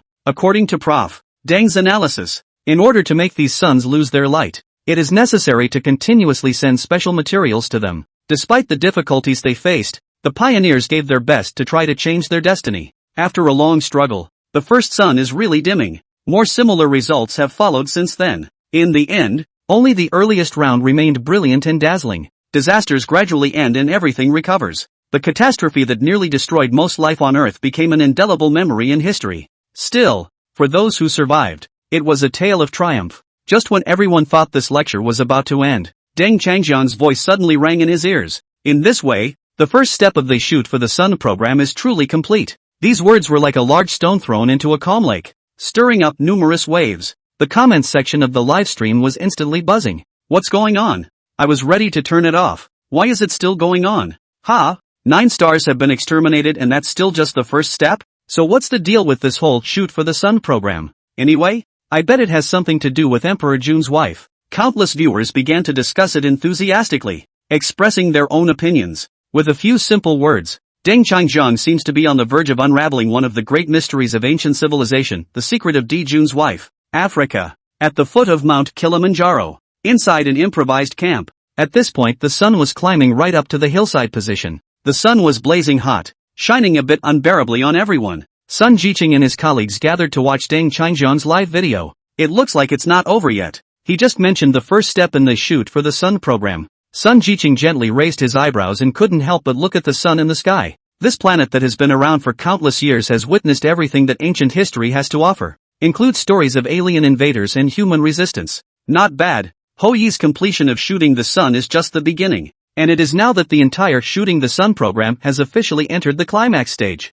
Deng Changjiang's inspiring words came from the cell phone, immediately arousing Sun Jiqing's interest again. Since we've all been watching for so long, we might as well listen to it all at once. With that in mind, several of them simply sat around and listened intently to the narrative. Hou Yi successfully completed his mission and managed to get 9 celestial bodies extinguished, and was summoned by a high-ranking figure in the Kunlun Mountains. Next, Deng Changjiang continued to tell the story of that distant and glorious era in a fascinating tone, immersing everyone in the audience in the story. They seem to have returned to that mysterious ancient period and are trying to explore the hidden truths to find a solution to the oxygen crisis. During that reception, the leaders of the ancient civilization highly appreciated his contributions, and Hou Yi himself took the initiative to request that he wished to bring immortality medicine to his people. When Deng Changjiang spoke, Sun Jiqing looked very surprised, because he remembered that the part about the immortality pill had been covered once before. Chapter 71 caught the key clue. Asking for the elixir from the Queen Mother is exactly what happened shortly after the shooting day. Mr. Dan added. Earlier our discussion concluded that the so-called asking for it here actually meant asking for the method of making the medicine. It is almost impossible to obtain this item because it is located at the equator and is not surrounded by high mountains as a protective barrier. Until then, it had only just been developed and was not widely used. Initially the beneficiary group was concentrated around the Kunlun area. This was made clear when he gave a presentation to the research organization. Out of the outstanding contributions made to the state and the nation, the Queen Mother of the West has granted special permission to agree to hand over the preparation process to the other party to bring back to the mainland for independent production and manufacturing. Hearing this, Sun Jiqing fell into deep thought. There was also a reference to the bridge where the formula for the elixir ended up in Chang'e's hands. It is precisely this incident that has caused the latter's identity to be questioned from the beginning. His eyes instantly lit up at the thought. Seems to have caught the key clue. At this moment, the fans in the live broadcast room spoke as enthusiastically as if they had exploded. It's coming. It's finally time to talk about the owner of the Broad Cold Palace. Why would she steal the secret formula at this time? Always had a feeling there was a conspiracy behind this. I think Chang'e definitely has a problem. But if that's the case, then could the hero Hou Yi himself be suspicious? If even the people carrying out the mission are suspicious, how can they still successfully accomplish such a difficult task? The screen kept scrolling with various speculative opinions from everyone. Then Deng Changjiang gives an unexpected answer. Hou Yi's ascent to the top to seek the immortal herb was actually to lure the enemy to show up. All the netizens were shocked. It turned out to be a ploy to lure the snakes out of their holes. Immediately afterward, he further explains, the reason for this approach is that only Kunlun Mountain, which is in the center of the world, possesses this unique technology. Because of the advanced science and technology as well as the tight protection system, the site was deliberately exposed to attract the enemy to sneak in and reveal the mastermind behind the attack. Deng Changjian, who was recording the program in the studio, exhaled slowly and said, "Because we understand that oxygen is a very important and indispensable key material for those extraterrestrial creatures,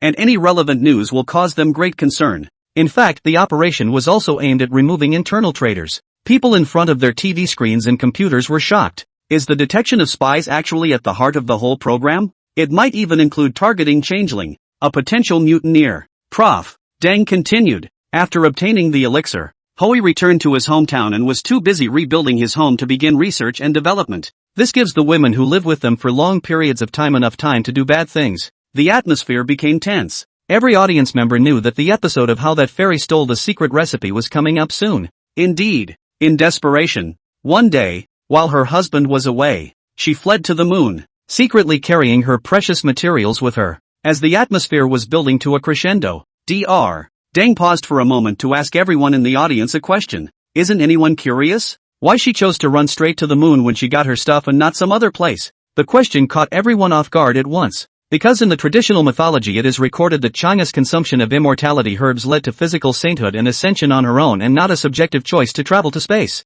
A true elixir of immortality would actually work about as well as oxygen. Not to mention that what Changa had taken away was still only the secret recipe for making this medicine. Then, who told her to get this recipe? And who was she going to get it from? Soon, Deng Changjiang's words made everyone think of an incredible possibility. That's right, because she was instructed to take the secret formula by someone, and that someone was on the moon. So after getting the secret formula, she ran straight to the moon. On the screen, this quote from Deng Changjiang. To the amazement of all, the pop-ups on the live feeds were instantly lively. Chang Shi. It must be her. Di Jun's wife. The one who manages the moon. That's absolutely right. In that case, there's a problem with Emperor Jun? How many times have I said that there is no problem with Emperor Jun? If there was a problem, then Chang'e would have been revealed long ago. The minds of people in this ancient period are too complicated. It's almost like playing werewolf. No wonder Chang'e fled after stealing the secret formula. So she wanted to give it to Changshi. This string of serial layouts and the next strategy to draw the snake out of the hole. Once again, the perception is refreshed. Unexpectedly. Instead of being ignorant and backward, ancient civilizations hundreds of millions of years ago were technologically advanced and particularly adept at operating in the shadows. Before that, everyone thought that people in those ancient societies lived extremely primitive lives and didn't even have enough to eat. But the truth is, they had created legend after legend of rebellion that shook history. Earlier we mentioned that De went to seek the pill of immortality, but in fact it was a trap, a play put on by the higher-ups of the Kunlun Mountains working together. On the screen, Deng Changjiang went on to speak. It is also clearly recorded in this Shanhaijing original. De asked the Queen Mother of the West for the medicine of immortality, and his wife Chang'e secretly took it away and ran to the moon, where she was transformed into a toad and became the essence of the moon. As you can see here, in the earliest versions of the story, the description of Chang'e's escape to the moon is very concise and clear, without any extra explanation or embellishment. In the different versions of the mythological stories circulated later, there are many different beautiful explanations for Chang'e's flight to heaven. For example, to protect the immortality pill from being stolen, or to prevent the tyrannical De from gaining immortality. But in reality, the earliest versions weren't that complicated at all. The descriptions were simple. Based on this text, we can clearly see the cause, the process and the result of the whole story. Deng Changjiang took a breath. Then he analyzed. First of all, the part about De requesting the Queen Mother of the West to give him the pill of immortality is laying the groundwork for the whole plan.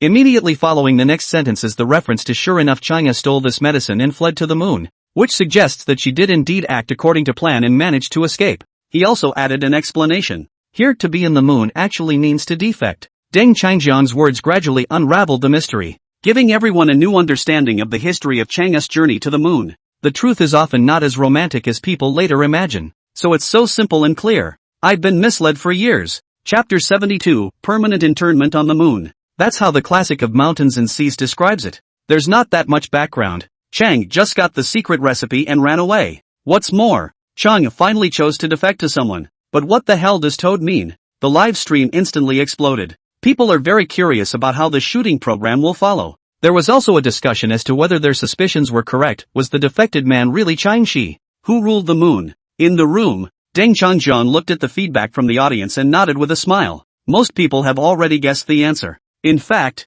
the last sentence of the original text also shows that Chang'e was confined within the Moon Palace, specifically in a place called Toad. Then he continued. And this so-called Toad is actually a prison designed by people in ancient times to imprison betrayers. For this, he had investigated for a long time in his last life. In those days toads were treated as mascots. And, within the Shan Heijing, there are many accounts of evil creatures being punished by being sent to the moon. Whether it's called the Toad Palace or the Canton Palace, it's essentially a facility used to imprison offenders. Hearing this, all the viewers in front of the TV screen were dumbfounded. There's actually a prison on the moon? And it's called Canton Palace? Yes. Ever since Pango separated the moon from the earth, our forefathers used it as the first line of defense against foreign enemies on the one hand, but also built a place to punish human criminals hidden right there. Those blurry photos taken back in the last century during the first moon landing actually show a long deserted metal structure. Deng then showed this photo taken a few years ago on the first lunar landing. Although the picture is a little blurry,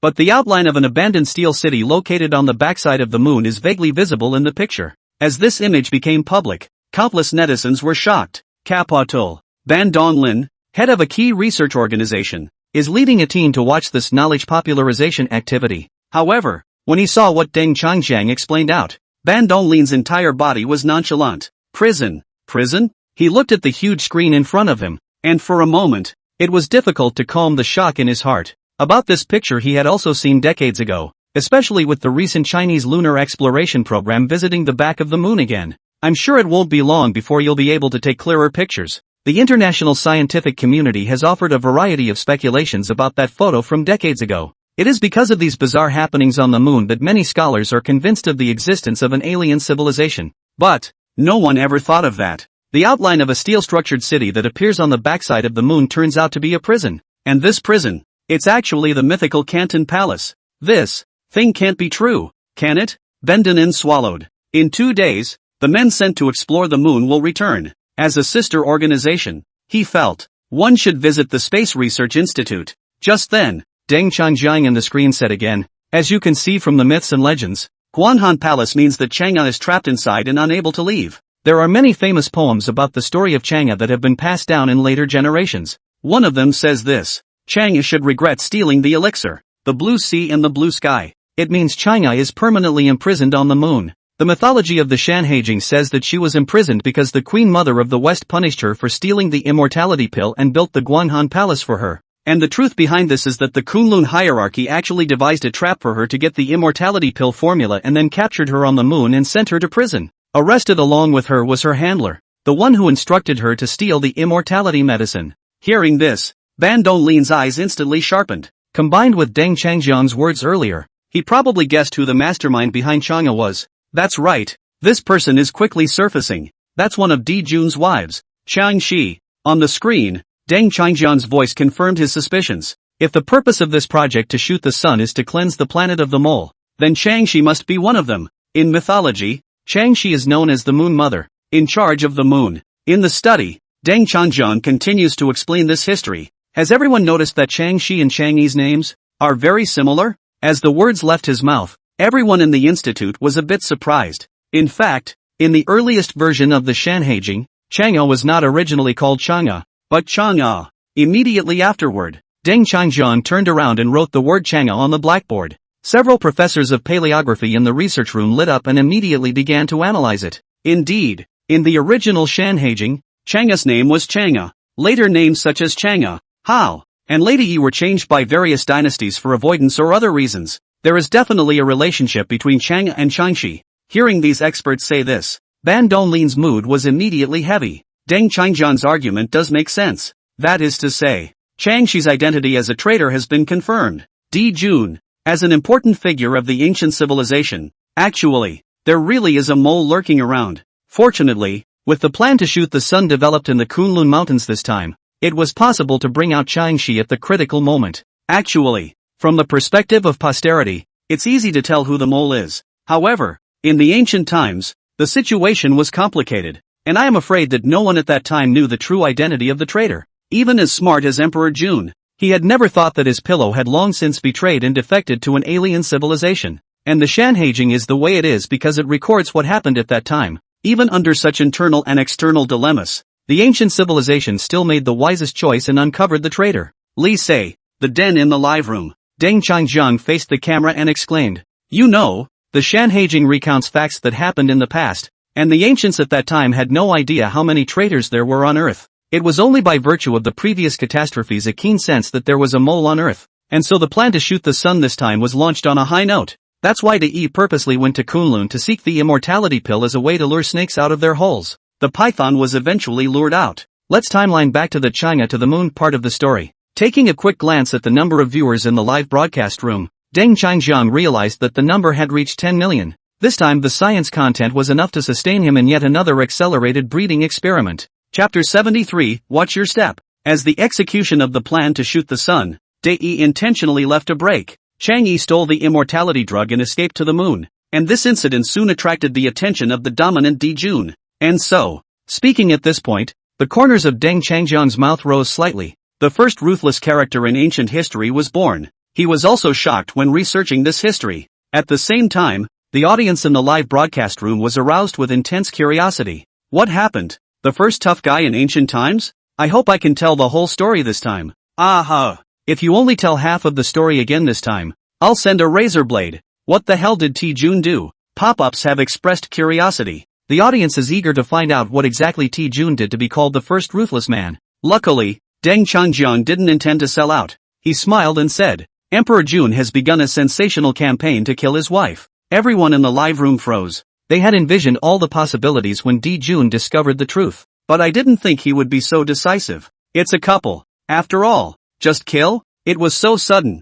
I don't even have a girlfriend and I can't imagine killing my wife at all. Shocker. First man in ancient history to kill his wife for justice. Worthy of being called the man known as the Heavenly Emperor. The patriarch of humanities truly lives up to his name. Really just give it a kill? Deng Changjiang looked at the pop-ups and nodded. Indeed. After learning of Chang Shi's identity, Di Jun led his army to forcibly occupy the moon. Chang'o was sentenced to life imprisonment as an accessory, never to be released, and imprisoned in the Guanghan Palace, also known as the Toad Palace. Chang Shi, who was the mastermind, was executed outright. Di Jun accomplished his mission of killing his wife in front of the remains of countless Pango clan warriors. The moon is an extremely sacred place. There are many ancestors buried there who pushed the moon into the sky in order to realize their plans. On the back, a specially built fortress against meteorites and alien invaders. Even when his wife did something wrong, Ti Jun never favored her. There is only one consequence for betraying your race and humanity, and that is death. Thus, in later legendary stories,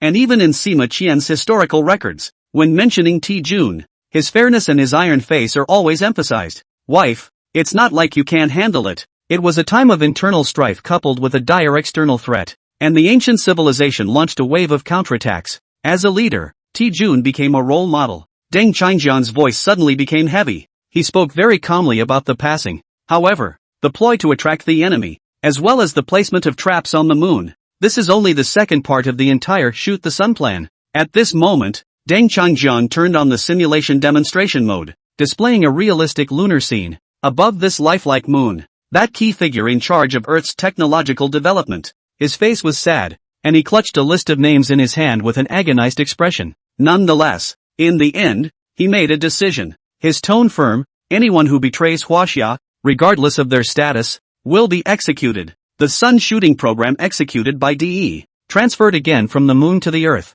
A massive purge of those top spies has begun. Everyone on the list. They were treated differently according to their respective crimes. Those who commit minor offenses will be imprisoned in the Moon Palace for life, and felons have no other option. For a direct death sentence, Li Sei, inside the TV station's monitoring room, Old Ian is leisurely working his shift, not too concerned about the ratings figures anymore. All of this was handed over to newcomer Zhang Qi to manage. Wow, Di Jun is pretty ruthless when it comes to dealing with his own wife. Only one solved. Remember, he had another wife, right? The one called Hei Ha. According to the description inside the Shanhaijing, all 10 sons are her children. Leaning forward, Old Ian exclaimed, and the volume isn't too low. Despite Zhang Qi's repeated reminders, he didn't care. Now this time, I guess everyone is watching this live. No one should notice what's going on over here. However, just as he was speaking excitedly, the office door was gently pushed open. Ku Qian-sung walked in with a serious look on his face. Scared,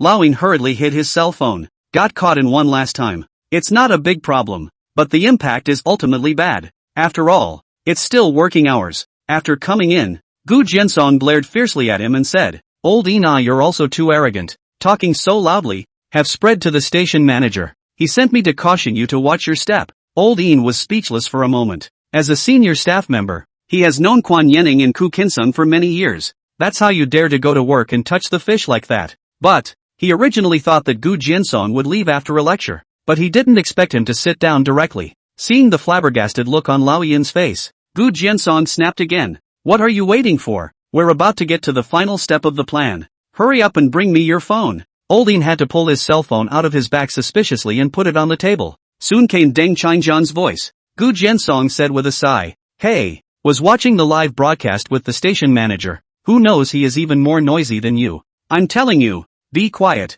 I can't possibly control the leader, but I can at least control you, right?" Young Yun, speaking in Spanish. Next to him, Zheng Qi's eyes widened as he listened and gulped. "Think the future of this station is in jeopardy. Because even the supervisors have taken the lead and started loosening discipline." Africa, Mount Kilimanjaro region. In a small temporary camp, the sun climbed to a halfway position. It shone down warmly. Sun Jiqing and his research team, sitting around a cell phone and not wanting to move places, listening to Deng Qingjian's vivid recounting of history. Everyone was deeply fascinated. As ancient secrets reveal themselves one by one, everyone is very excited and thrilled. The emperor who resolutely disposed of his beloved wife to protect the future of civilization, and the countless ancestors who bravely sacrificed their lives. Due diligence in implementing the cleanup operation DE. These distinctive characters leap off the page and still manage to strike a chord, even when separated by hundreds of millions of years of distance in time. Immediately after that, it's time to clean up Haiwa. Sun Jiqing had a twinkle in his eye.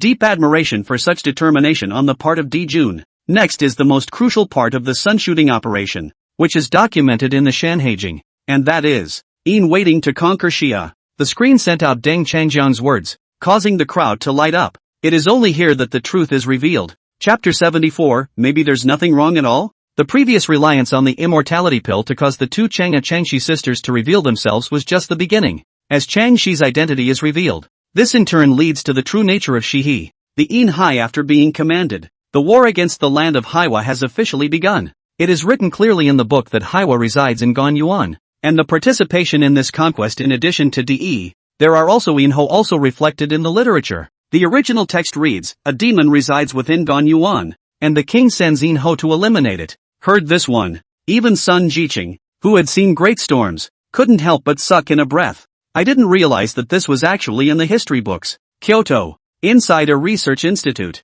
After Deng Qingjiang mentioned the Inhu attack on Shiha, scholars and professors in various fields lowered their heads and eagerly consulted the information in their hands. The Yamaha Sutra, which I bought just a few days ago, is by now full of creases and wrinkles. It doesn't look like a new book at all. Found it. It does exist. That's some pretty stealthy writing. Who's going to have to find out about this? The so-called Shoot the Sun program turned out to be like this. In mythology, Haiwa is regarded as the mother of the sun god, and the purpose of the so-called shooting of the 9 suns is to find out the real traitor behind it all. It's so well hidden. If it wasn't for Chang Shi's accidental exposure, I guess she would never have been exposed. These facts revealed by Deng Qingjiang. The more you think about it, the more it makes you cringe. If not for this plan formulated by the top management of Kunlun Mountain, it is hard to imagine the devastating blow to the ancient civilization if the moon falls under Chang Shi's control and the so-called sun is manipulated by another mysterious force. Also, even more shocking, it turns out that the alien forces have already infiltrated this area. It's amazing how many lurkers exist on Earth. Highly advanced technology coupled with omnipresent eyeballs in the face of such a dire situation. People simply cannot imagine what kind of mood the ancestors back then were in to continue their resistance. But as I recall, the Heiha, mentioned in the Shanhaijing, is the mother of 10 sons, which are said to have been born of her. So how should this be explained? If the Sermon on the Mount is really accurate, it shouldn't have this glaring error. Yes, if it is true that 9 sons appeared because of her, then it would make sense to call her the mother of the 9 sons. Next, one researcher frowned and voiced his doubts. Everyone agreed. Did notice the problem here? In mythology, Heiha gave birth to 10 sons, but this time the catastrophe appeared as 9 extra sons. It was that sun at the very beginning that was supposed to be the original existence. At the same time, inside the live stream of Hardcore Cope, the audience picked up on this as well. By all rights, the Sermon on the Mount should not have such a large omission. So they started asking questions in droves. and the pop-up scrolled across the screen at a rapid pace. Lee Say, in the den of the live stream, Deng Changjian, who had just finished telling the story about she and the story, took a sip of water. Unintentionally saw a flurry of skepticism. Couldn't help but frown. Originally he hadn't planned on saying any of this now. Since we all have questions, he thought briefly, took a deep breath, and looked at the camera again. When Emperor Jun's army arrived, Shiha was quickly defeated, and in the process discovered a fact that made everyone despair. His tone suddenly became heavy. It's a secret about the whole universe, about the solar system. His remark immediately aroused the interest of the audience. The subject of truth in heaven and earth is always so heavy. This secret is recorded in a paradoxical but plausible way in the Book of Mountains and Seas. Speaking of which, Deng Changjiang continued after a slight pause. The book says, Heiha spawned 10 suns, and 200 million years ago in prehistory, there were literally 9 extra suns in the sky, which created the catastrophic scene of 10 suns side by side. Strictly speaking, the Shan Hai Jing should have recorded He sang 9 days. Deng Changjian's views resonate. That's right. Legends like Pangu's opening of the heavens are very accurate. Humans in ancient times could not have ignored such differences. However, please think about this, if we regard Heiha as an alien civilization, maybe what is written in the Shanhaijing about Heiha creating 10 suns is not wrong at all? This statement was made. The entire broadcast exploded. What do you mean? I don't get it. Is it hard to mean that an alien civilization created 10 suns? Geez, kind of get it, but still confused. The more I think about it, the scarier it gets. So it's like this. The aliens are crazy, aren't they? What does this mean for ancient civilizations? Can you make it clearer? Anchor, don't be so secretive. People are speculating intensely in the comments section. And Deng Changjiang didn't make a pretense. A straightforward and surprising answer. In fact, it is likely that the reason the Earth was able to harbor life, and even the existence of the solar system itself, was manipulated by extraterrestrial intelligent design. Even the first sun was a product created by an alien civilization. Hear this, whether you're a viewer on a TV set or a cell phone. Everyone froze looking at the screen, despite the calm exterior. But deep inside, a huge wave of emotions rose up. There may be an invisible hand behind the course of life on Earth manipulating everything. Even the sun was purposely placed here for a specific purpose. At this very moment, the number of messages on the screen has decreased significantly. You can see how much of a shock this message was to them. Inside the study, Deng Changjiang sighed softly. He didn't want to mention this hidden message, but now that it's been brought up, let's just get it all out in the open. This hidden fact is of great significance not only for modern mankind, for those civilizations that ever existed. It's just as full of darkness. Anyone who knows this will feel an overwhelming sense of despair. In fact, many scientists have now discovered many anomalies in the solar system and have made conjectures about them. He took another deep breath, continuing to explain. First, the layout of the Sun and its 8 major planets within the solar system is very strange and different from the existing stellar system. It would be logical that a giant gaseous planet such as Jupiter-Saturn should be much closer to the Sun, but their actual position is far away, breaking the rules of natural formation. Second, the ratio of the size of the solar system to the seatbelt where the Earth's orbit is located is extremely clever, almost as if the boundaries have been artificially set. Chapter 75, they should have found Earth long ago. Third, Jupiter, which should not have been here, instead protected the Earth from asteroid impacts, allowing us to avoid numerous catastrophes in our early evolutionary stages. Fourth, there is also a huge mass of material called the Oort cloud at the border of our solar system that blocks the exchange of sight between inside and outside, acting as a natural barrier. As the signs depicted by Deng Changjiang became clearer, it is certain that the formation of the solar system and its inner planets at that time was not a purely natural process but was the result of external intervention. The paradox that the famous physicist Fermi once posited also fits well here. If there really were highly developed civilizations, they would have found Earth long ago. But in fact, when alien civilizations first discovered this land,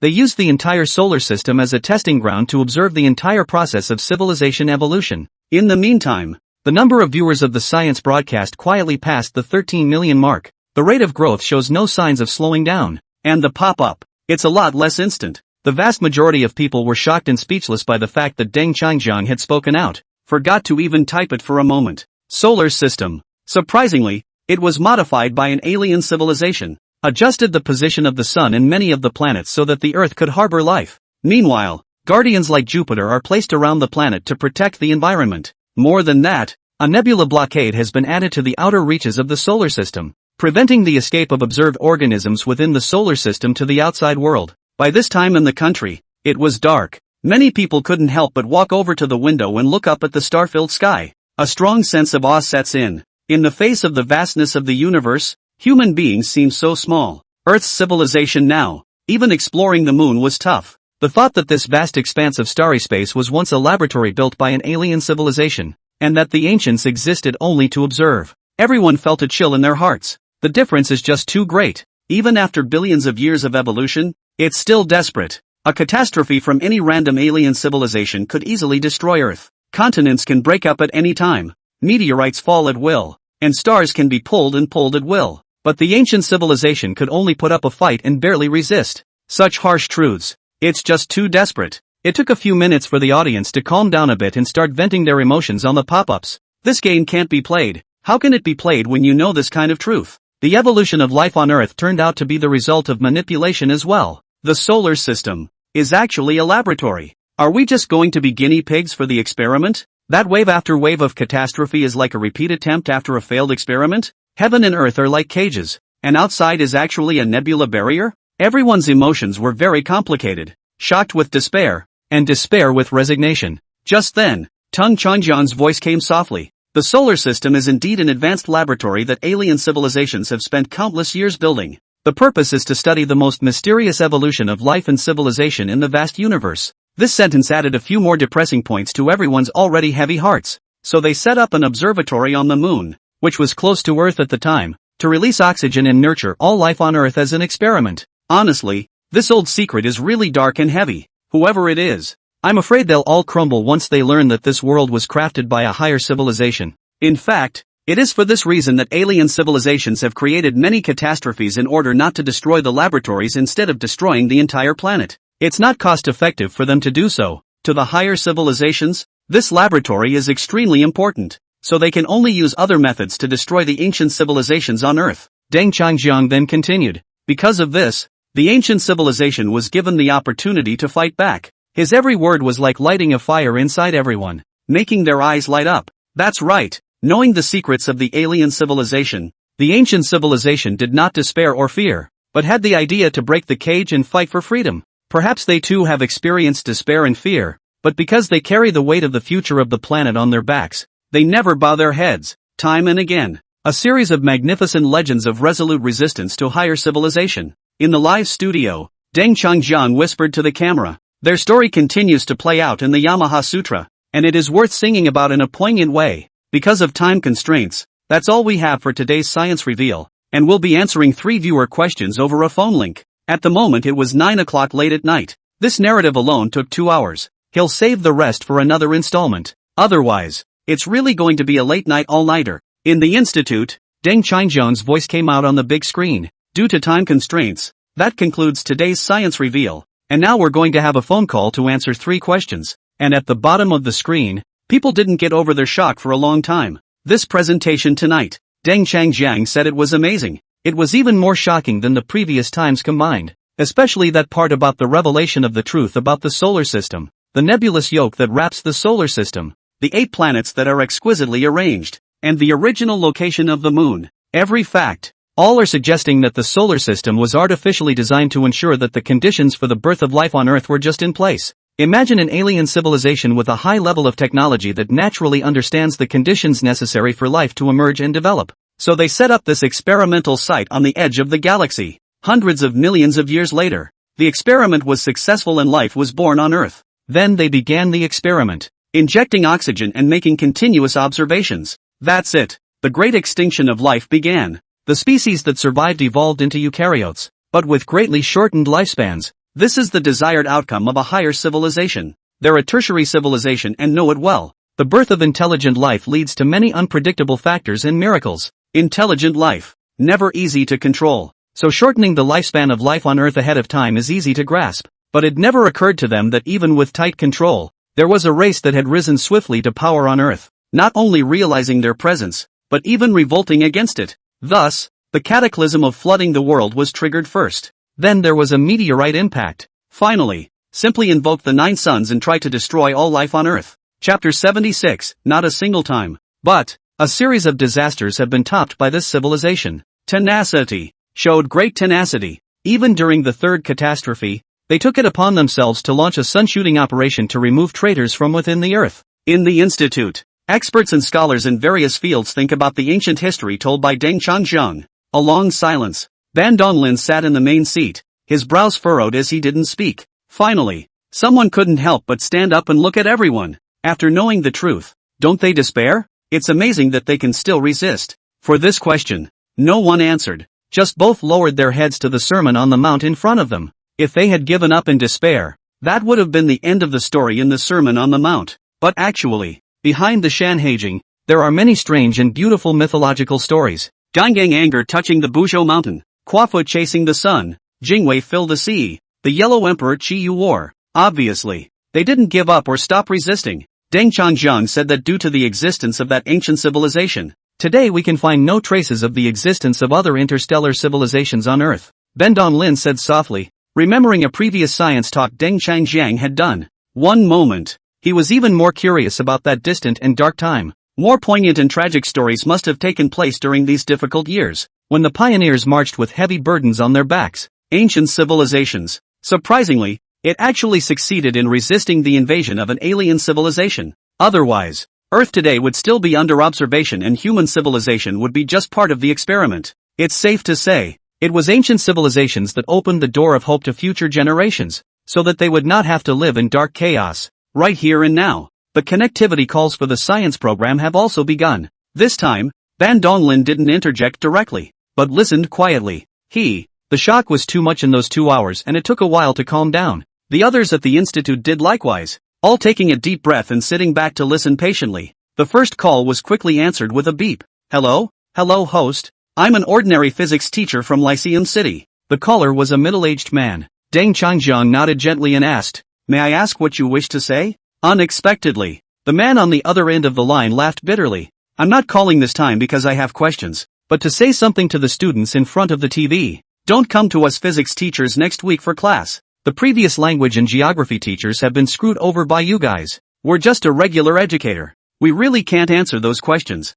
Do you hear me? Don't ever come to us and ask. The textbook doesn't even cover this. Deng Changjiang's mouth twitched. Even through the phone, I could feel the teacher's strong helplessness. Obviously, students watched his program, driven by intense curiosity. Parents have to turn to school teachers for help when they can't answer the question. But it's unlikely that regular school teachers will be able to answer that either. For example, the previous question about the distance between the moon and the earth has stumped many geography teachers. Plus this time, the study of macroscopic solar system objects is actually physics content. Hence, this physics teacher just couldn't wait to make this call. At this very moment, the TVs were on in every home in Lyceum. Most families are tuning into this highly popular program. The kids blinked when they heard their teacher say that and had to turn their attention to their parents. Dad, didn't you tell us to ask the teacher? Is it okay to ask the teacher now? But he said he wouldn't let us go to. Parents are at a loss for words in the face of their children's innocent questions. If you don't ask your teacher, then you'll have to do it yourself.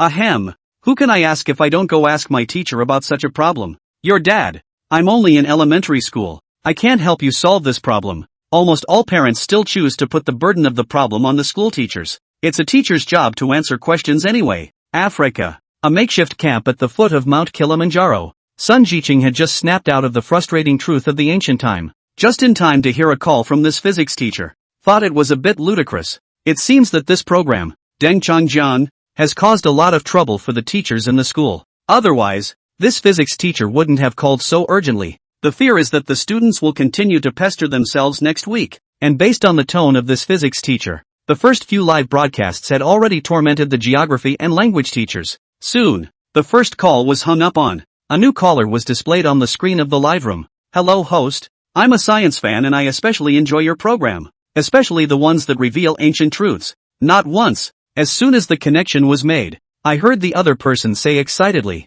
I would like to ask, what will happen after 10 suns come out across the sky? Those extraterrestrials will never rest easily after such a big loss. Can you reveal the content of the next time? He asked this. Sun Jiqing's eyes lit up. That's what many people want to know the answer to. At this moment, both TV viewers and people in the live broadcast room looked up at the screen. What really happened after he shot down 9 suns? How could the alien who brought darkness and despair stop there when he decided to destroy everything? Inside the study of the live broadcast room, Deng Changjiang froze slightly. That's an early reveal of the plot for him. but that would raise interest, I guess. After a little thought, he spoke. In fact, after understanding the true face of the solar system, that ancient civilization quickly organized a meeting of the top management to discuss it. This time they didn't have to wait for an enemy attack. They made a big, earth-shattering plan to try to escape the trap carefully laid by the alien creatures. The words just fell. All the spectators couldn't help but suck in a breath of cold air. Facing an enemy so powerful it's hopeless, ancient civilizations still show remarkable courage. Instead of giving in, instead of choosing to live and let live, he rose to the occasion. Straighten up and try to break the bonds. Out of the solar system and into freedom. Find a silver lining for the life of the entire world. For the future of the planet. And what exactly is this plan? Is it to leave the solar system through a nebula? Surely an alien civilization wouldn't allow that? On the other end of the phone, the science buff eagerly asked 3 questions in a row. Deng Changjian smiled, shook his head and said, for the specifics, let's talk next time. Chapter 77 means a big bonus. He's revealed quite a bit already. I'm afraid I won't be able to stop talking about it any further. Turning to the camera, he ended the connection and went on to say, okay, let's move on to the next phone segment. Straight from the booth, the pop-ups started to go wild again. Stopped in the middle of a sentence. Brothers, come and fill in the next one. Show this anchor. If he doesn't speak naturally, someone else will. Guys, report the takedown wave and go. Unfollowed already. The screen is full of unfollowed messages. This took Deng Changjian by surprise. Also took a look at the number of followers on the live stream. The growth rate was found to be very impressive. It added 70,000 to 80,000 new followers in just 10 seconds. It's true that this is the audience with the toughest mouths and softest hearts. Helplessly, he shook his head. At this point, a third call was made with the help of a city TV crew. Came a crisp voice. Hi, I'm a physics student and I really enjoy your science demystification videos. It's nothing specific really. Mainly I'd like to ask you to consider if you can do the declassified program more than once a week. It's a girl. The sound is particularly crisp. Deng Changjiang had expected her to raise any doubts. Unexpectedly. Surprisingly, it's a request for a raise. In desperation, he politely declined the offer. Because he also has to carry out a series of work such as oxygen experiment analysis, paleontological gene cultivation and so on. Unless, when his research lacked sufficient support, that's when he'll consider adding some more airtime. And it's amazing that on all 3 calls, no one asked a question to challenge it. It took him quite by surprise. It seems that one's science presentation has been recognized by many viewers. With a hint of relief, he looked at the camera again. Well, we've answered all 3 questions today, so we'll see you next week. Having said that, it then ended the day's broadcast. At the same time, inside the city of Lai, viewers in front of their TVs froze when they saw the show end before 10 p.m. This program, it's also too random. It's always timed out the last few times. Turns out it was only 9:30 this time and that was the end of it. Deng Changjian's figure disappeared from the TV screen. Instead of a series of advertisement screens. And at such a critical time. City TV. In the station manager's office. As the station manager, Guan Xining quickly realized that the timing was off. So, after watching Deng Changjian's live broadcast, he used the gap between the commercials that were playing. Rushing to find the host of the 10 o'clock news, Lai Maodong. In a serious tone, he said, Maodong, do you understand the situation this time? It's not finished yet. Lai Maodong then interrupted him with a depressed look. I know, station manager, this broadcast ended early again, right? I'm going to compress the news hours and make sure I make up for it. This situation, it's not the first time it's come up. It's become a family affair for him. There's no way around it. After all, your own show is no more attractive than anyone else's. Now Deng Changjian's science demystification program has become a TV station's trump card. The corner of Guan Xining's mouth twitched and she coughed. Then said, not so. In fact, the broadcast is over for the day. It ended early because no one asked questions. It's time to put you to the test. You'll have to cover the gap when the commercials are over and fill in the half hour anyway. Lu Maodong heard it here. Couldn't help but stare. Took a deep breath. Mind you, it's still only 9:30. That is to say, he still needs to make up half an hour's worth of new content before he can do that. Maodong, you're an old-timer at the station with a lot of experience. I'm sure you can do it. Guan Xining blushed and patted Lai Maodong's shoulder. Encouraging, as long as you perform well this time, the selection of outstanding hosts of the city TV station at the end of the year will definitely have you. Listen. Lai Maodong's eyes glazed over. The whole thing was like a shot in the arm. It's important to realize that the title of excellent presenter represents more than just reputation. More than that, it means a big bonus. Gritting his teeth, Lai Maodong patted his chest and said, Please don't worry. Station manager, more than 10 years of journalism experience here. I'll put my life on the line to make up for all this. Actually, this mission was even more difficult than before. The coquettish woman can't cook without rice, and he needs to make up content out of thin air. But no way. Who called themselves behind this ace program? In the meantime, millions of viewers faced a pitch-black screen. A whale went up. This anchor is so dope. Does anyone else know what this history is all about? I'm going to unsubscribe from a wave. How on earth can we break the story next time? What exactly is the secret behind this story? I think it might be the legend of Gong Gong angrily touching the Buzhou mountain. Didn't he break the pillar of heaven? The unchained mountain is the so-called cage? It may not be that simple. The crowd discussed it with you and me. Talk about unsubscribing. In fact, the number of subscribers to the live stream is still on the rise. Even after the screen turns black, more than 10 million people still continue to watch. There is simply no one who wants to leave. In the study, after finishing the live broadcast, Deng Changjian laid down on the sofa and opened the live broadcast, also blown away by the enthusiasm of everyone. Shouldn't the forum be built soon? It'll be much easier then. He was contacted by the platform not long ago, informed that a specialized discussion community is being built. It will also be given the highest level of authority to manage it. Do this, to stabilize him. Of course, keep him on the platform. After all, his show has brought immense popularity to the platform. Ding! Congratulations!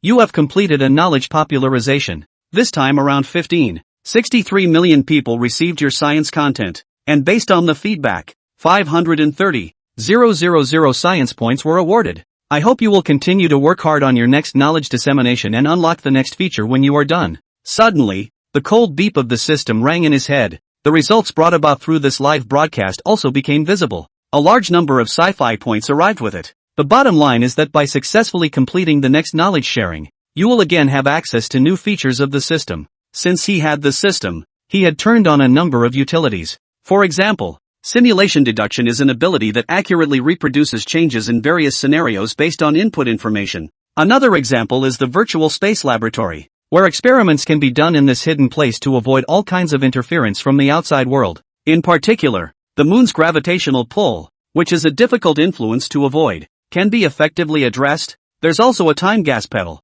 in a corner of the space lab. Chapter 78 Important Announcements. After consuming a certain number of sci-fi points, you'll be able to speed up the passage of time, in which up to 1 year can be made into 100 million years on Earth. Of course, only if you have enough points. Taking a deep breath, Deng Changjian got up and stood, and after silently thinking in his mind, he called up the spatial laboratory. A thin slit appeared in the air, and with a light tug, it was like pulling open a door. Stepping into it, his figure disappeared into the study and stepped into the lab. As soon as you entered the experimental area, then he went straight to the time acceleration device to check the status of the samples in the two containers. These two samples represent two separate paths of evolution in ancient organisms, one that survives without oxygen support at all. The other, on the other hand, develops fungal cellular structures with respiration. These reflect the two major evolutionary trajectories that once existed in the history of life on Earth. Only, there are no longer any anaerobic survival organisms to be seen. Those organisms that were able to survive in oxygen-rich environments developed into more complex eukaryotic organisms despite the long years. The price is a long life cycle. Both have evolved into multicellular structures, and one has become very well adapted to an oxygen environment. Placing these two precious samples on the operating table, Deng Changjian carefully observed them. Cultivating these samples, which are of the same root but heading down different evolutionary paths, would require a lot of science credits and millions of years of accelerated experimental processes to reach the current stage. To make further changes into higher life forms is estimated to cost billions of years of time. In the midst of the entire evolution of life, the transient sense of human existence seems especially small. The amount of points accumulated at this stage seems to leave a lot to be desired for attempting to reproduce ancient long-lived species. Next day, just as Deng Changjian was concentrating on his research, an important announcement has been made by Copliv. It has been decided by mutual agreement that an interactive section will be added during the live broadcast, allowing viewers to freely exchange and discuss various topics about the ancient secrets. When this notice came out, it immediately ignited the passion of the 800,000 regular viewers within the platform. Holy crap, there's actually a forum now? Meaning we don't have to stare at a black screen in disbelief, right? Brothers, tell you I recently painstakingly studied the classic of mountains and seas. There are a lot of new discoveries. Later open a post to discuss with you. Finally, a community of its own. The 000 active fans are feeling exceptionally excited. Soon, the technical support team quickly completed the forum setup and provided the entry link in the lower left corner of the screen. Instantly, crowds of people flooded into the new space and began clamoring for the first post. After a few minutes passed, the originally empty forum was covered with a wide variety of topic posts. Poll, anchor to consider moving to more frequent weekly installments. The current schedule is too agonizing. A personal exploration of the classic of mountains and seas has led to the astonishing conclusion that all the creatures mentioned in it can actually find related offspring in the real world. Predicting the next issue's theme may be about Quasar chasing the sun, and Earth's civilization escaping from its cage. Uncovering the mystery behind the moon. Does the so-called Chang'e's habitat really exist? And so on and so forth on all kinds of topics that keep popping up. Almost every topic has hundreds of users actively participating in the replies underneath. Since there is such a platform, the curiosity and desire to explore that were previously aroused by listening to lectures have been given a chance to be unleashed. The entire forum was permeated with a keen interest in the Sankhya Sutra and the mysteries of the ancient world. Inside a key project research center in the capital, in a little more than half a month, the research unit proposed by Deng Changjian was finally completed. Numerous state-of-the-art anti-reaction force facilities and equipment to counteract the effects of tides are fully equipped. The amount of investment in the project is huge. Had it not been for Ban Donglin's personal mediation, it would have been impossible to get the approval documents. Well, this is the end of today's discussion. To clarify the responsibilities, and tomorrow we will continue to devote ourselves to the research and development of the oxygen topic. Ban Donglin swept his gaze firmly over the participants, who were the elite backbones in their respective fields and the core force specifically selected for the next oxygen topic study. With a deeper understanding of advanced alien civilizations, everyone is acutely aware of how immense the power of alien intelligent races is. The ability to manipulate stars to move without disrupting the established laws of celestial operation. At the same time, they were faced with the task of launching an in-depth investigation of the oxygen components that could have a toxic effect. Shortly after the meeting was adjourned, Ban Donglin received a call just after he stepped out of the conference room. A call from the live online side? When he found out who he was a little confused. The caller then stated the intention of inviting the Institute's experts to the forum attached to the live broadcast, i.e., to answer questions from netizens and popularize scientific knowledge in their free time. That's fine. After a moment's thought, he agreed to the proposal. Given Deng Changjian's persistence in imparting general knowledge, a favorable atmosphere has unconsciously developed among the people actively exploring the unknown and learning about history.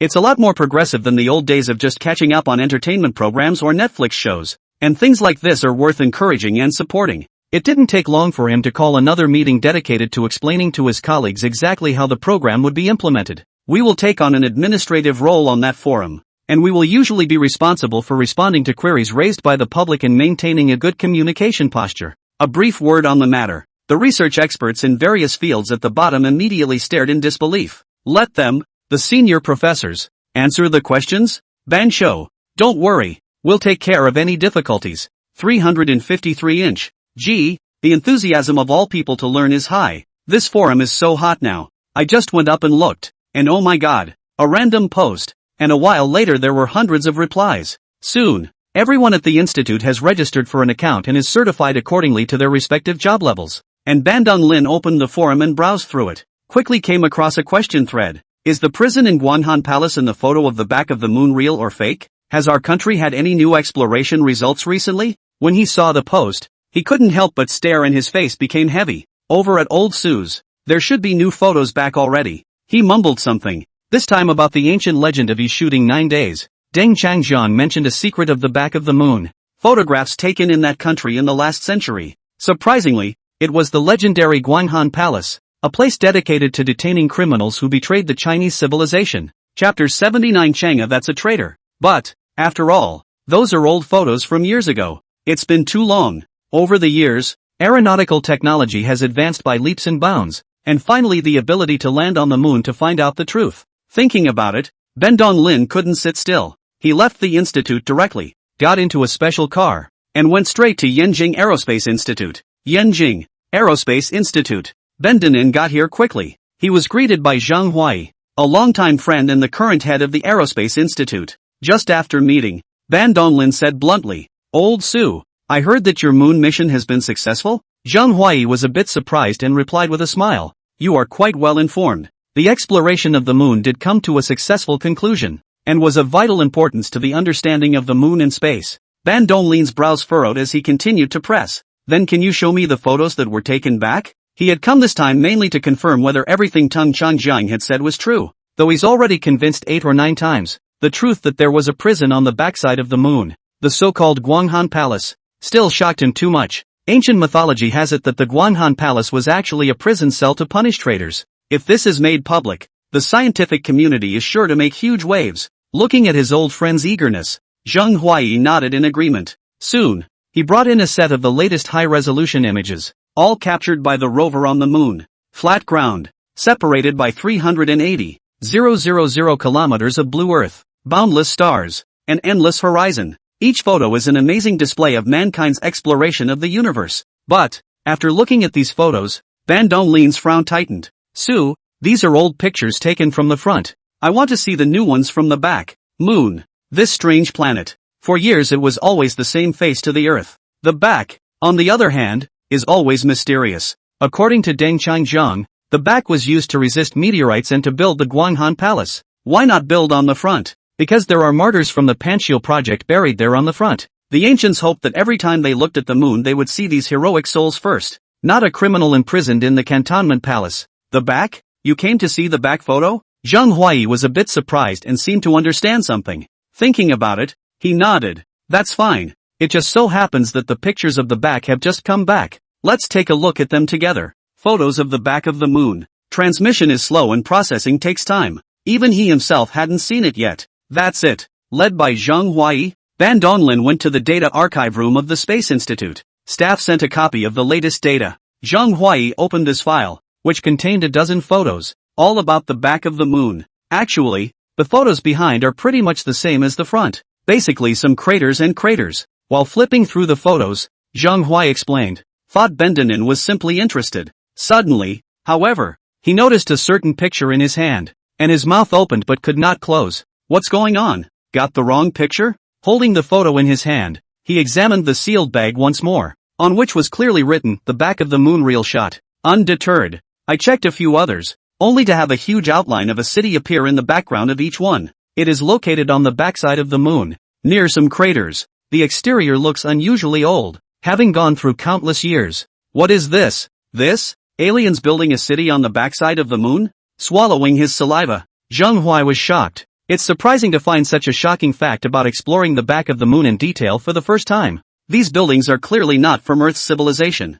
Today mankind has only just begun to explore outer space, and no country has been able to build a city on the back of the moon at all. The city looks very old and has obviously been around for a long time. Next to him, Ban Donglin was even more excited, finding a close-up in a pile of photos, staring at the picture and whispering, really found it. The mythical Guanghan Palace actually exists. At this moment, he was completely convinced of everything Tung Changjiang had said. The ancient moon was indeed a place of imprisonment for traitors. This city on the backside of the moon is proof enough that ancient civilizations once inhabited the moon and fought off invasions from foreign enemies. It also built the Guanghan Palace as a place of punishment to hold criminals for life until they died. Old Ben, what are you talking about? Isn't the Guanghan Palace a prison cell? Zheng Huaidian was puzzled and also came forward to look at it, and then he also saw the photo in Ban Donglin's hand, in which there was indeed a prison-like building at the edge of the city. It was surrounded by something uncommon and looked well guarded. Just looking at it, then he realized where it was, a prison.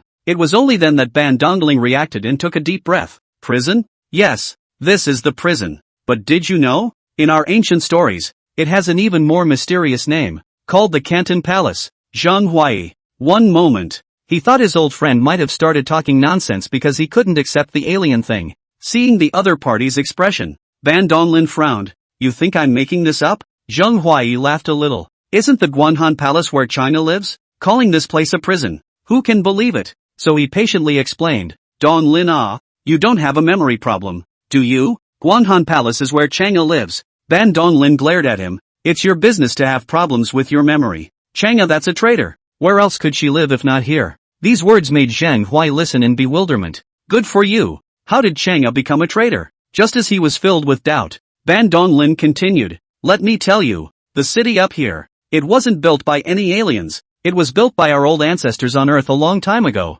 Don't believe me? Just look at where she ended up. Since the beginning of time, betrayers don't get good results. Billions of years ago, The moon was originally inhabited by a group of alien visitors, and then our forefathers killed up there and drove them out before rebuilding the city. It's rare to meet a friend who hasn't heard of these legends. Ban Dong-lin then began a detailed explanation. Have you heard about pangas splitting the sky? Actually, it's not the sky that people split, it's the one that sent the moon into the air. Then there's manhwa, who repaired the cracks in the earth during the Great Flood, when humans entered the cracks to cool the lava to stop the catastrophe. The story of Hoi shooting the sun is also strong enough that our ancestors actually destroyed all 9 stars in the sky. And then later Chang'e's journey to the moon was actually a process of capturing a large number of villains and sending them to the moon to be imprisoned. Chapter 80. It's just too much. By the way, don't you see how the structure in this picture looks like a jail cell? Listen to these narratives. Zhang Huiqi felt increasingly confused. Pangu opened the sky. Manhwa mended the sky.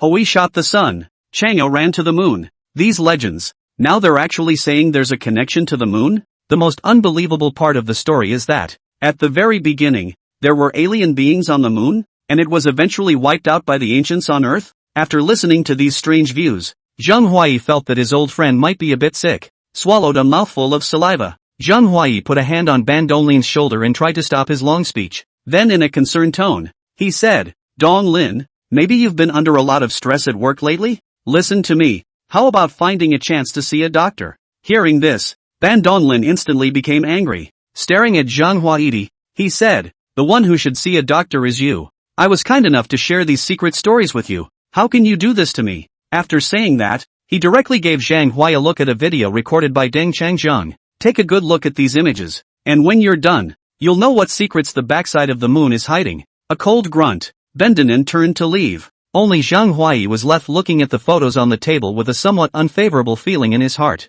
Bitterly, he muttered, Dang Yangtze? It's just a science program. Lowering his head, he couldn't help but start playing that video anyway. Honestly, these discoveries behind the moon today, enough to shake the whole world. If word got out, it might even prove that alien civilizations really do exist. Think of the words of a friend. He patiently continued to watch again. I want to see how the video will unravel the mystery of it all. 2 hours passed. A murmur of amazement rang through the office. The first thing that caught his attention was the analysis of the part about manhwa repairing heaven and earth. After only a few minutes of watching, I couldn't stop. An ancient cataclysm is described through a discussion of geological history and biology. Among other things, it's even implied that it's an action by extraterrestrials to wipe out the human race. Every point of view, every argument refreshes his perception of the world. It took a full 2 hours. Almost fascinated. Then I clicked on another video titled Pangea and the Origin of the Moon. It opens with a scene of a huge impact on the Earth, and the images are as vivid as if you had experienced it yourself.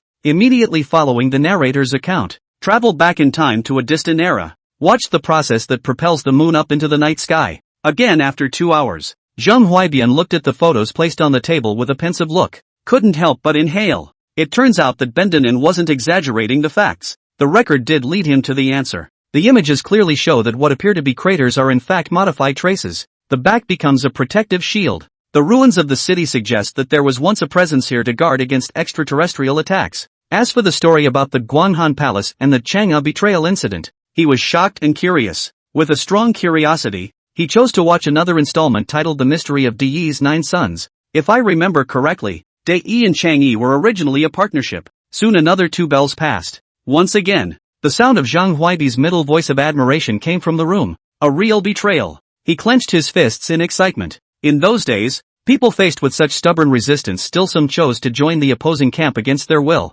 Penalties for such behavior are simply too light. What was even more amazing was the revelation that the solar system had been set up by alien intelligences as a research laboratory to observe the development of life and the evolution of cultures, with the Earth as one of their test subjects. Indeed. Imagine if he had done the experiment himself. He would never have destroyed the lab, even if he had to start over. This is so unprofitable. But, this fact uncovered by Deng Changzheng made him feel extremely desperate. If those civilizations of antiquity faced such a formidable foe, they absolutely no chance of winning. In a mixture of shock and apprehension, he picked up his cell phone. Call Banton Lin directly. Hello, old Ben. The video I watched. His voice and tone were a bit hushed, combined with photos of the back of the moon. He completely believed Deng Changzheng's words. These videos, obviously, are something that has been around for a long time, and the arguments in it are, well, just too good. On the other end of the phone, Ben Dong Lin heard his friend's mood and grunted coldly. Now you know the secret of the back of the moon, don't you? Zhang Huai let out a bitter smile. I see. It seems that the cities on the back of the moon were indeed made by an ancient civilization. The series of photos was still in front of me. The outline of the city is clearly visible.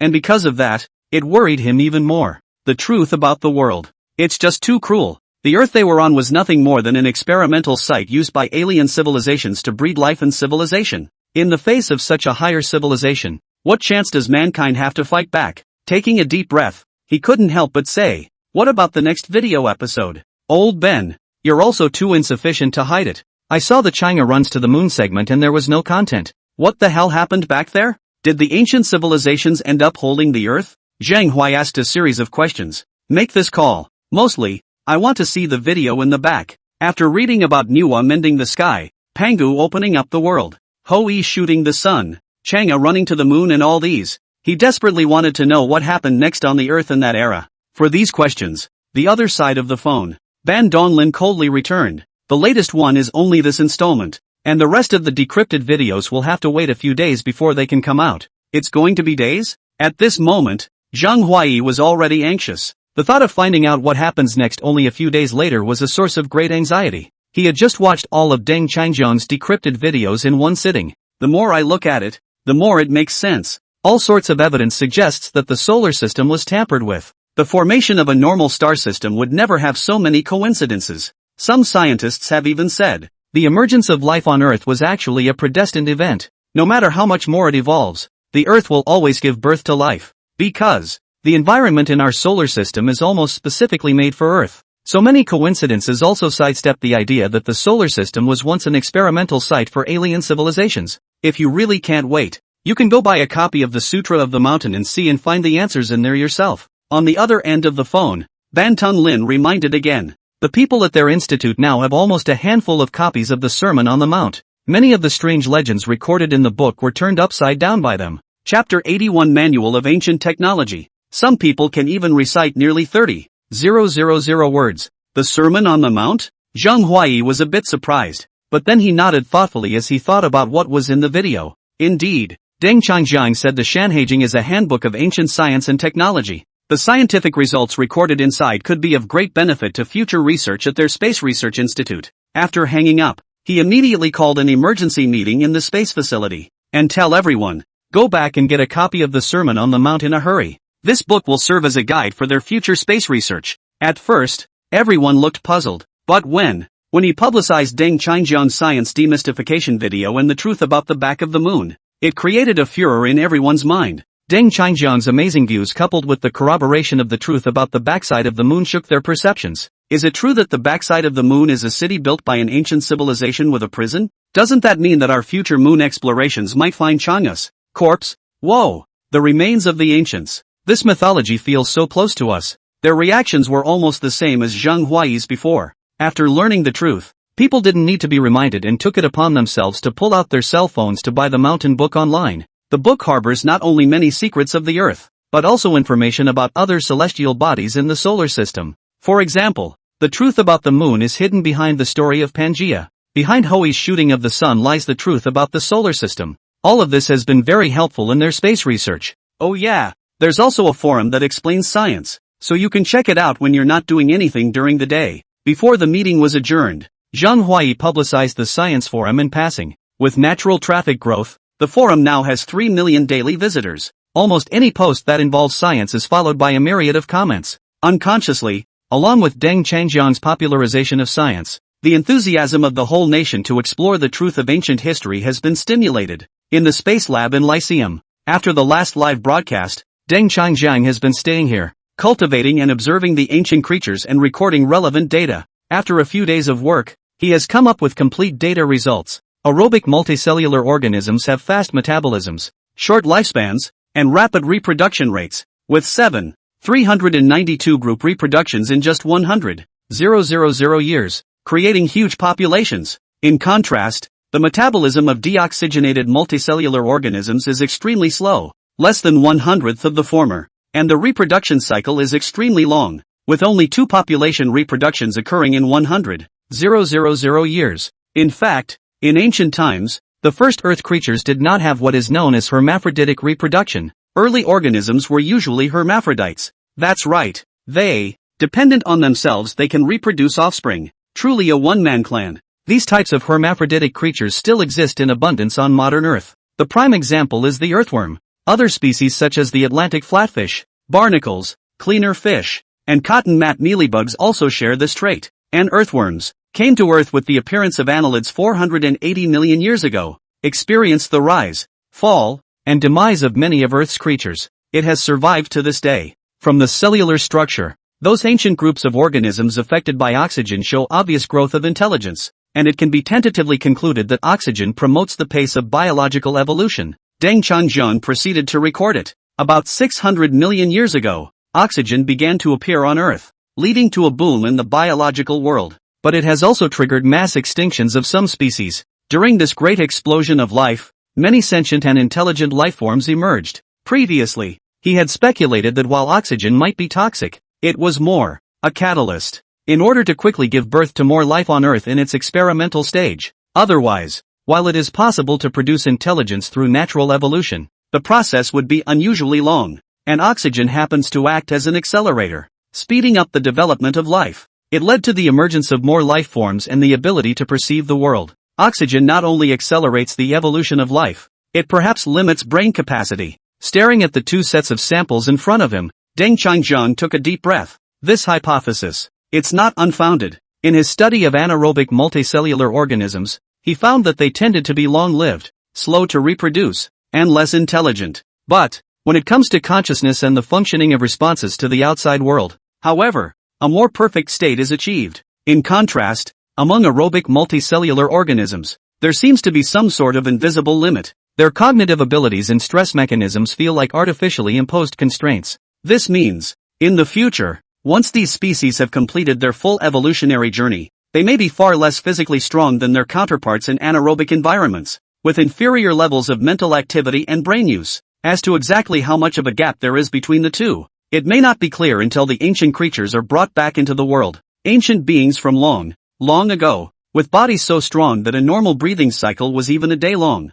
This was depicted in the ancient Chinese book Shanhaijing. But, since the emergence of oxygen on a large scale, most powerful creatures have disappeared. Subsequently, the survival of all survivors plummeted, including physical strength, agility, and quickness of thought, which were also drastically diminished. All of this is likely one of the side effects of oxygen stimulation. One of the best-known examples of this is research on the use of the human mind. Studies have shown that for unknown reasons, the brain usually develops only a very small portion, no more than 10%. In fact, scientific studies have shown that the human brain contains a large number of substances and neurons that have not yet been activated, as if they were dormant, and the principles behind them remain a mystery. From what we can observe at this stage, it is highly likely that it is due to the oxygen in the air. While organizing the experimental data, Deng Changjian continued to analyze the problem. This also explains the intentions behind the introduction of oxygen by alien civilizations. Inhibit the growth rate of creatures on the ground to avoid the risk of loss of control. But, even under close scrutiny, a new culture is gradually emerging. In this land, a sensational struggle was launched. But to completely solve the mystery of oxygen, perhaps we really must wait until the moment the legendary creature resurfaces. Looking at the experimental bottle in his hand, Deng Changjian sighed softly. After completing the data entry, it is again placed into the gas pedal for processing. Chapter 82, What did the ancients do? Time acceleration mode was then activated. The rate of flow within the machine shifted dramatically. During this time, this has become a part of Dr. Dun's daily routine. The accelerate for a few hours before recording an initial set of information. The job is monotonous, yet that's exactly what scientific inquiry is all about. Always moving forward in a down-to-earth manner without the slightest exaggeration. Day by day. Soon it will be Friday again. Local TV stations that had been lazy have gotten busy. Just after 9 o'clock in the morning, Guan Xining called a meeting with all the members. Everyone get ready. Last time our city's program had a 71% rating. Today we're trying to hit 75% and break the record. There's a lot of anticipation for our program nationwide right now, so no one can afford to drag their feet. Lai Mao Don, you have to plan for both. Just in case if the broadcast is extended or ends early tonight, the news section must have a plan to deal with it. At the meeting, Guan Xining spoke in detail about a number of considerations. After a pep talk, everyone goes into a state of intense preparation. Actually, there was no one more nervous than himself at this moment. This was because he had received news that as long as this science program could reach province-wide acclaim, then he might get the chance to be promoted and transferred to a provincial unit. And the latest backstage data shows that the content delivered by Deng Chanjiang has long crossed the boundaries of the Liking district. The spread is expanding to neighboring cities and even counties and towns. Maybe just work on 2 more episodes. It would then become an educational program known in the province and beyond. On the hardcore sci-fi live streaming side of things, since the inception of the forums, there hasn't been a wait here in the face of a blank screen since the inception of the forums.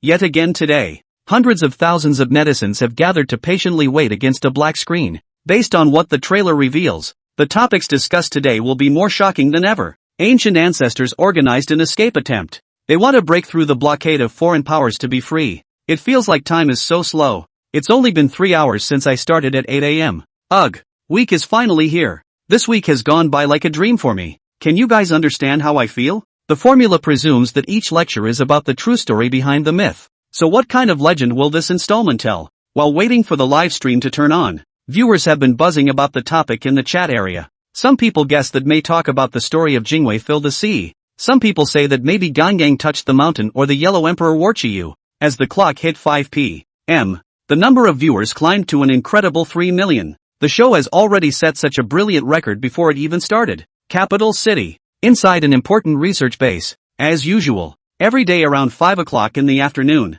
Ban Donglin would call on the researchers to temporarily put aside their tasks at hand and come together in the multi-purpose hall to watch Mr. Deng's popular science program. This has become an unwritten rule here. After several rounds of science, most people at the institute agreed with Deng Chanjiang. As one thing after another is gradually revealed and verified, they are also becoming more and more interested in those secrets and true history of the ancient times. I think this time he might be telling the story of Quartet chasing the sun, which is after all an attempt to break free from the chains set by an alien civilization. Instead, I think it might be that Gong Gong crashed through Buzhou Mountain, and that the collapse of Buzhou Mountain might have been something else. Have you guys ever thought about the story of the spermatozoa? Experts and scholars in various fields look at the Shankara in their hands while they do so. A lively discussion ensued. They all had a well-turned-over copy of the Book of Mountains and Seas in front of them. It was densely marked with many notes. These are all notes taken during the previous science listening sessions. And in Yanjing, Aerospace Institute side, Zheng Huai also brought his team together to prepare to watch the science live.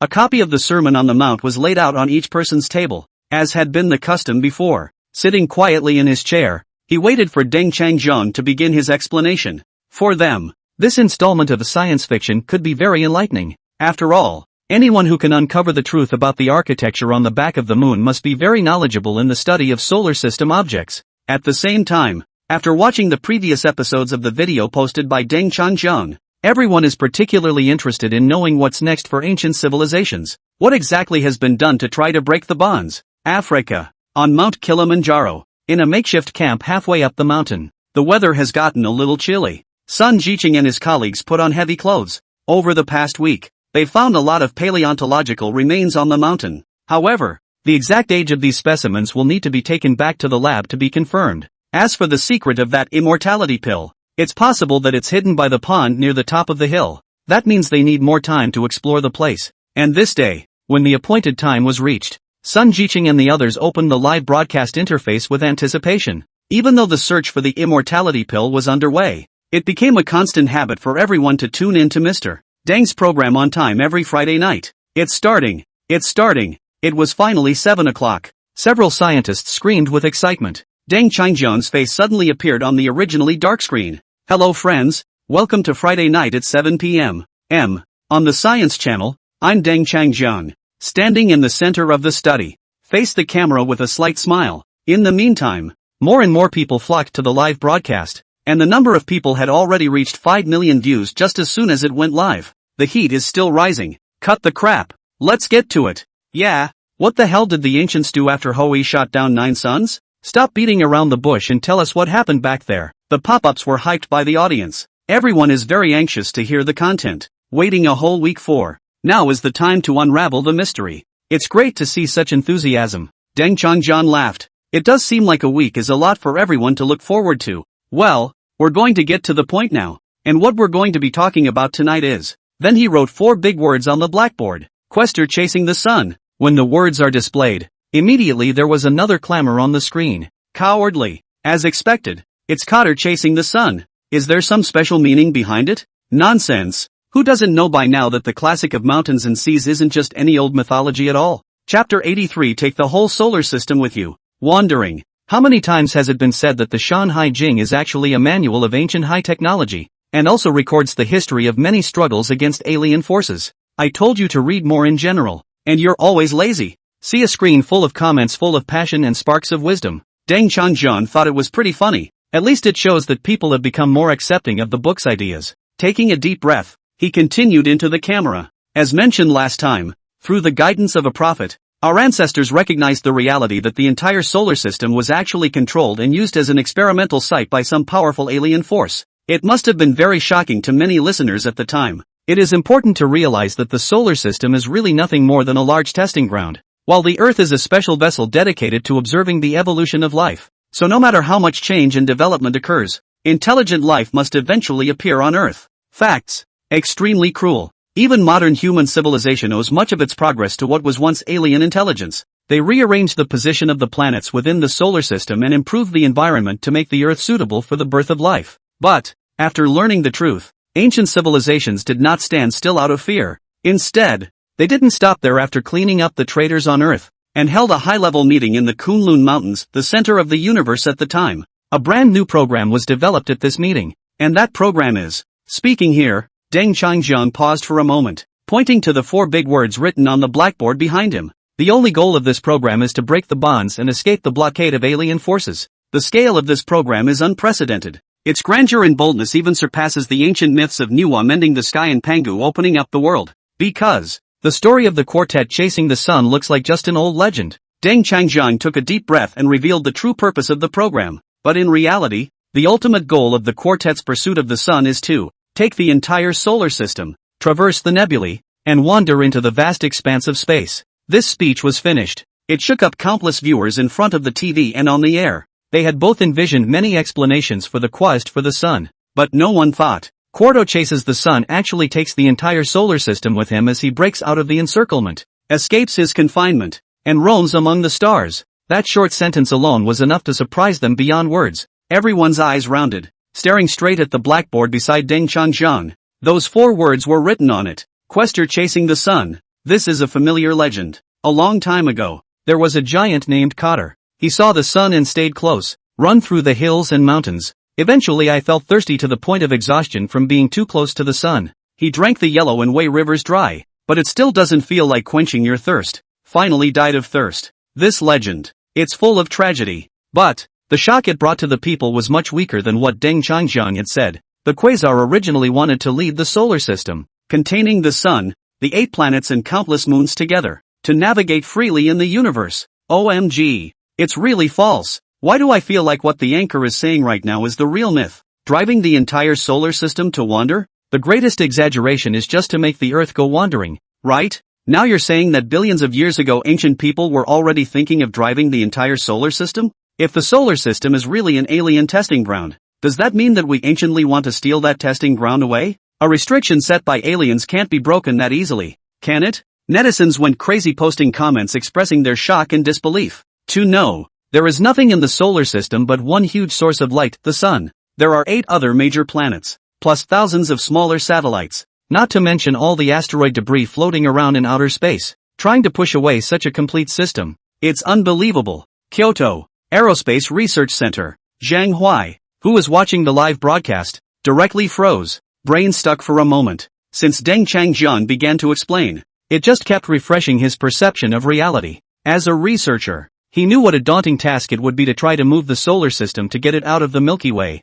It's too big. The energy required is simply unimaginable, even if it's just pushing the Earth. Just thinking about it is mind-numbing. The mass of the entire solar system is almost astronomical. The other co-workers around them were equally stunned, totally surprised that it was only shortly after the opening credits that Mr. Dunn gave us all a hard time. Being space explorers is supposed to be fantastical. However today, in the face of the idea put forward by Deng Changjian, he did not even dare to think so in his dreams. Even if science and technology in the future leaps forward by 1,000 years, it may not be able to accomplish the goal of pushing the solar system to wander. At the same moment, in other institutes, top experts in various fields, their reaction was a little calmer. The scholars who had gotten used to Deng Qingjiang's style of speech appeared more composed, but the hand still unconsciously clutched the sermon on the mount that lay on the tabletop. A story about quartet. It used to be thought to occur only on Earth. Who would have expected it to actually take place in the vast universe? Mr. Deng is really not finished until he scares people to death. Ban Donglin smiled, but he couldn't hide the vibration within his heart. He was also shocked by the phrase to lead the solar system into wandering. It took half a day to get his strength back, but the heart is still pounding. If this is all true, then the great verb of ancient civilizations is simply incredible. It is hard to believe that such dreams existed in prehistoric times. Li say, inside the room, Deng Qingjiang also knew that saying this would cause a huge reaction. But, hundreds of millions of years ago such a feat did occur. Quaaludes literally set the entire solar system on a cosmic voyage. Reality is better than science fiction. Even he hadn't dared to believe this so easily in his own previous research. It was only later that more and more conclusive evidence was discovered to confirm the conjecture. The truth of the Quaaludes did not happen on Earth. Rather, it is a great drama that is playing out across the solar system, and across the universe. He exhaled deeply. It goes on to say, next, let's look at the possibility of pushing the entire solar system up. The words fell. He turned on the simulation analysis function, modeling using accurate data. A realistic interstellar picture slowly presented itself. Chapter 84, I think the anchor must be crazy. In this endless, dark and vast starry sky, our solar system is at the edge of the Milky Way. The hot and massive star quietly radiates light, so dazzling. The powerful gravitational force took hold of all the surrounding matter. The 8 major planets are Mercury, Venus, Earth, Mars and Jupiter. Various satellites attracted by these objects, as well as a large number of asteroids floating around the area. A complex system of celestial structures is formed. In reality, it is not complicated to realize this vision. All that's needed is to find a force that will cause the sun to move. Because the sun takes up the bulk of the total mass of the solar system, the sun moving drags the whole system along with it. Deng Qingjiang continued. The audience in the live broadcast room was taken aback again. How can this be simple? The sun does make up the vast majority of the mass. But who can push the sun? I think the anchor must be crazy. TCH. How much power does it take to push the sun? The previous Pango project took over 100,000 years just to move the moon around a little. I looked up the information, and the mass of the sun is 26 million times that of the moon. It's impossible to move the sun at all. People were going crazy in the pop-ups. As one staggering statistic after another was checked out, it became clearer to them how difficult it would be to try to move the sun. Not much different than pushing the entire solar system. It's simply whimsical and almost impossible. Kyoto. In the Aerospace Research Institute. After Deng Qingjiang came up with the idea of pushing the sun, Zhang Huai immediately began calculations with his research team. Compared to the netizens on the air, the data in their hands is more accurate and the calculation method is more scientific. Director. The approximate weight of the sun is 1,989 times 10 to the power of 30 kilograms, more than 330,000 times the mass of the Earth. It's 330,000 times more difficult to propel the entire solar system than what happened in wandering Earth.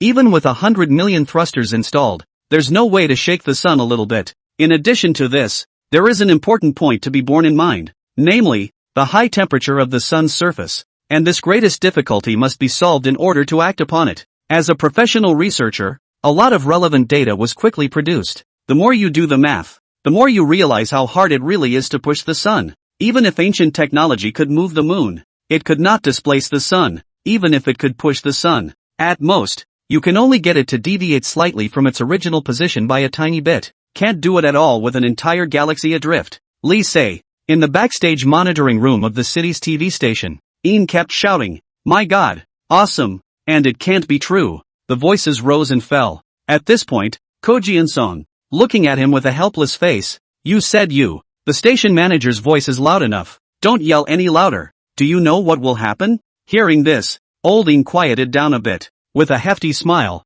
he softly explained, "Wasn't I just too excited? Who would have thought that quartet chasing the sun would turn out to be a story about how to drive the entire solar system to travel?" Gu Jian-song coldly grunted, his attention once again turning to the live broadcast on his cell phone screen. What has come out since this airing is truly shocking. A massive project hundreds of millions of years ago was actually a bold attempt to change the trajectory of the sun. And now, Deng Qingjiang is further analyzing its feasibility. Indeed, the sun is really big and very difficult to move. His voice came out of the screen. Nothing in this solar system can move the sun except the sun itself. When he said that, Laoyin and Gu Jiansong froze. Some didn't get the meaning of the phrase. It's not just the two of them. A number of questionable symbols also began to appear in the comments section of the livestream. It seems everyone is quite confused as to how to get the sun to act on its own. Inside the live room, Deng Changjiang looked at the feedback and smiled, then gently touched the huge model of the sun on the screen, gradually enlarging it. A wave of heat came over me, like it could scald a person through the screen, in order to break the chains and realize the overall transfer of the solar system. Our ancient ancestors, he continued. After countless years of research and experimentation, a way was finally found to utilize the sun's own energy to power the sun. With that said, he paused briefly and continued to throw out the heavy lifting. Invented a supersized dual fusion engine and successfully sent it to the sun. Due to the enormous size of this device, it was given a name by the ancients in the Shanhaijing, which was later passed down. At this moment, the name cries out. That's right, the fact that this giant is called a quaffle means that it is immensely large. Quartermasters, in mythology, are usually a tribe of giants. People think Katar is stout. Legend has it that he can cross rivers and chase the sun and shadows in a single step. In fact, such a description fits the characteristics of a giant nuclear fusion propulsion unit, because the so-called Quaaludes, essentially a giant stellar power engine. After a brief moment of stagnation, the netizens of the COP livestream began a heated discussion again. What the hell? The quasar is actually a dual fusion engine? Isn't letting the sun carry you around like a person running upside down through the air? Sounds more and more confusing. What the hell is this, some kind of dual fusion propulsion? This is too specialized, isn't it? It's full of unintelligible jargon. Many people were momentarily unable to digest the specialized terms explained by Deng Changjiang. The concepts involving a fusion-grade stellar drive coupled with the theory of electromagnetism are far beyond most people's comprehension. In the meantime, in the space agency, the researchers let out a gasp. The information brought by Deng Changjiang shocked them once again. In particular, the idea of using the sun's own energy to propel it is mentioned. But unlike ordinary people, these people quickly grasped the meaning behind the dual-core electromagnetic fusion propulsion system. Hiss, did the ancients really want to set the entire galaxy adrift by controlling solar energy? What a bold conception this is. Ancient civilizations are simply fearless. Except that the energy generated by the extremely high temperatures on the surface of the sun and the ongoing nuclear reactions inside is so horrible.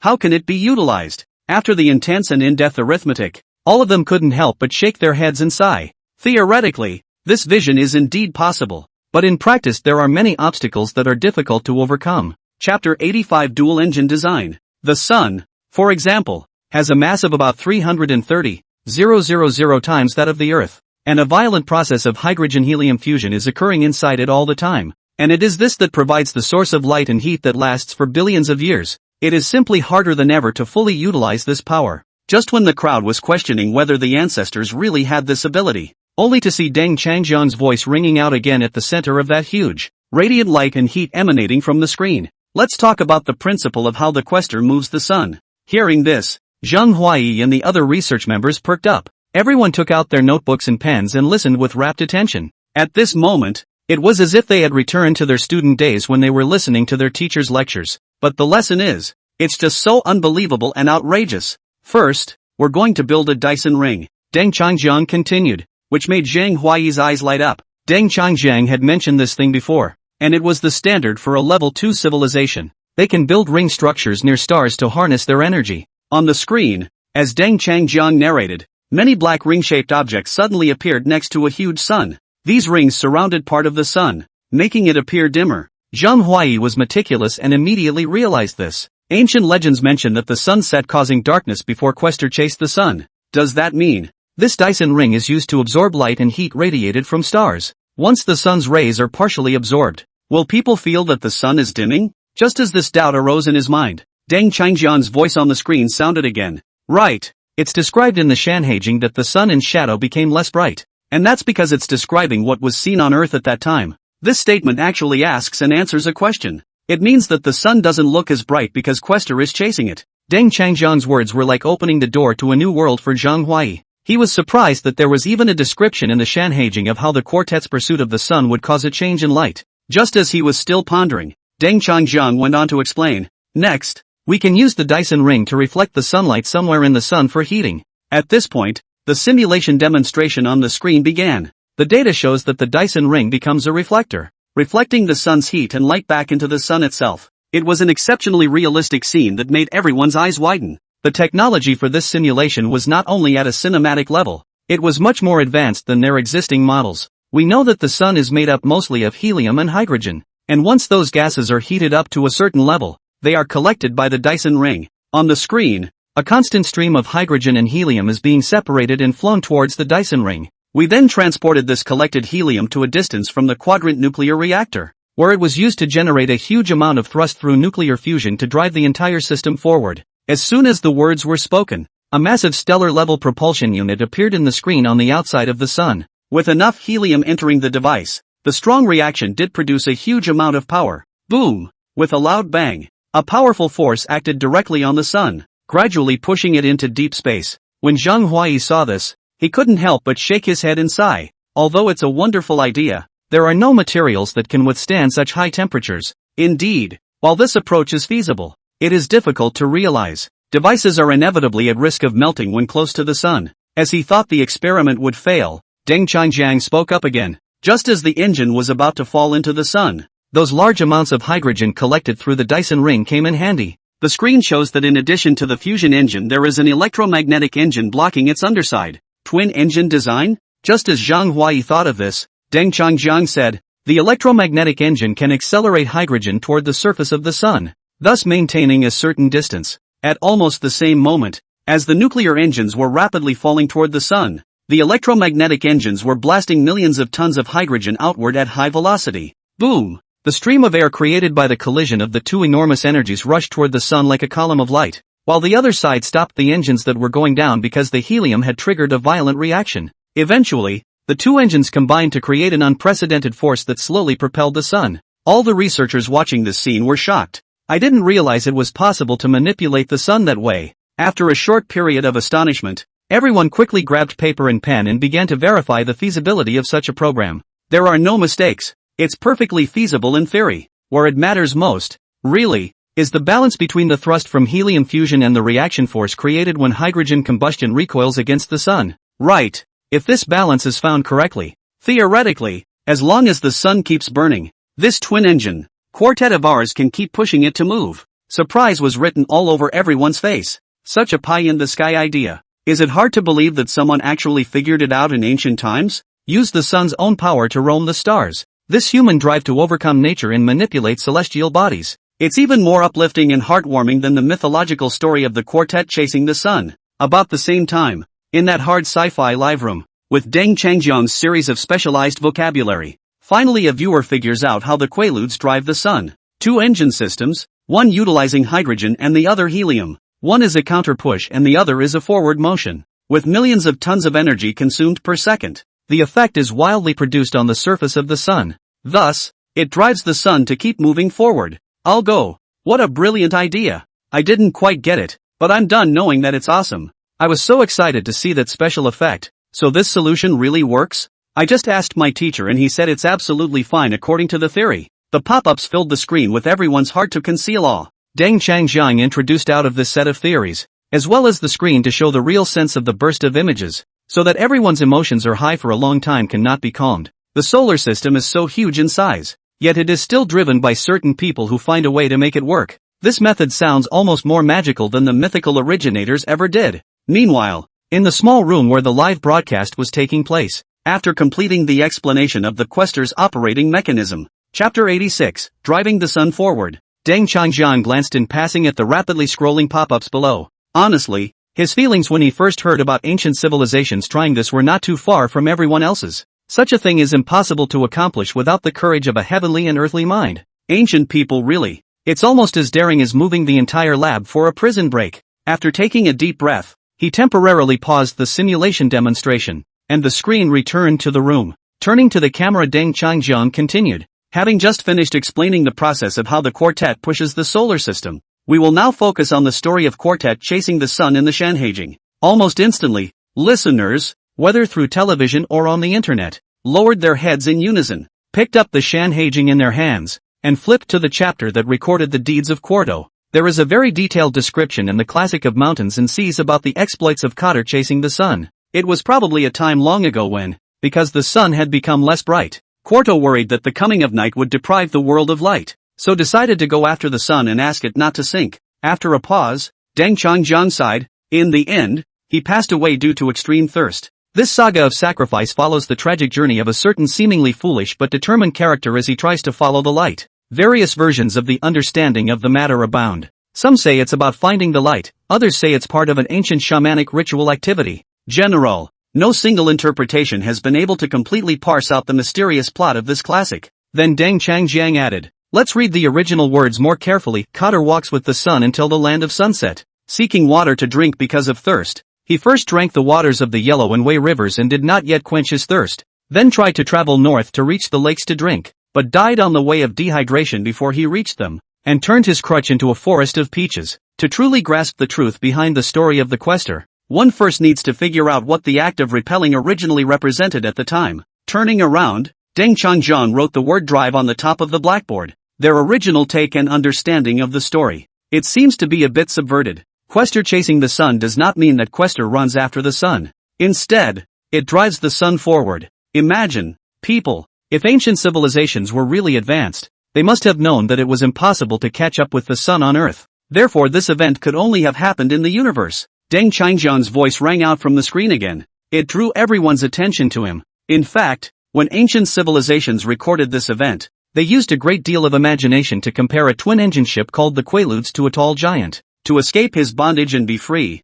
he made his way through the vast starry sky, pushing the sun forward, and the direction in which the quartet is advancing is also described in the Shanhaijing. The original text says that Quartus chased the sun, all the way to the west. We can infer where that west refers to by referring to the position between the Earth and the sun. Speaking of which, Deng Changjiang activated the simulation function again. A range of data about the Earth and other planets was entered. A vast and infinite cosmic scene appears before the viewer's eyes. These include the azure-colored Earth, Venus, and the Sun, among other celestial bodies, which are clearly visible. Next, he marked the direction of the west, using the Earth and the Sun as benchmarks. The positions of the solar system and the Milky Way were then compared. Directions for Quaaludes. Surprisingly, it's towards the center of the Milky Way. This discovery left all the audience in awe. No one had ever thought before that the Shanhaijing recorded the exact direction in which Quarto propelled the sun toward the galactic core. It's amazing that those ancient people conceived such a grandiose plan. The purpose is to lead an entire solar system across the depths of the Milky Way?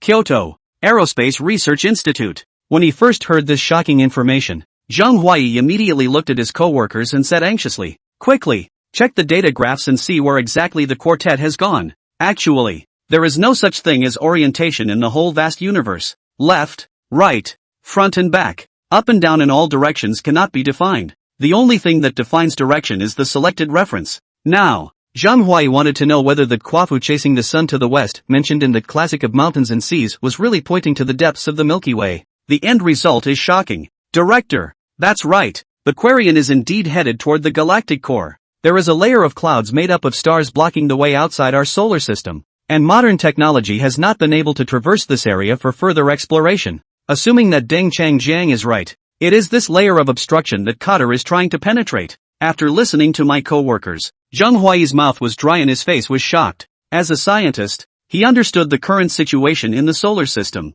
Also understand this nebula barrier mentioned by Deng Changjiang. This barrier seems to have existed for a long time, has been standing in the way of the solar system's path to the galactic center. It is because of this obstacle, humans have so far been unable to actually see the center of the Milky Way. According to Prof. Deng earlier, once primitive intelligent life realized that their habitat was a laboratory, a fierce resistance began. They want to break free from their chains in pursuit of true freedom. The way to achieve freedom is, take this experimental sight through the nebulae and into the vast expanse of the Milky Way. To the intelligent races of the time, it's not just a laboratory, it's also their home. If you're going to leave, you're going to take the whole lab with you. The live feed was filled with messages. More and more netizens are beginning to understand that the ancient word for chase actually means drive. The directions described in the Shankara were also verified by software modeling. It matches Deng Changjiang's previous theory extremely well. When the truth was known, everyone marveled at the determination and courage of our ancestors' desire to break free.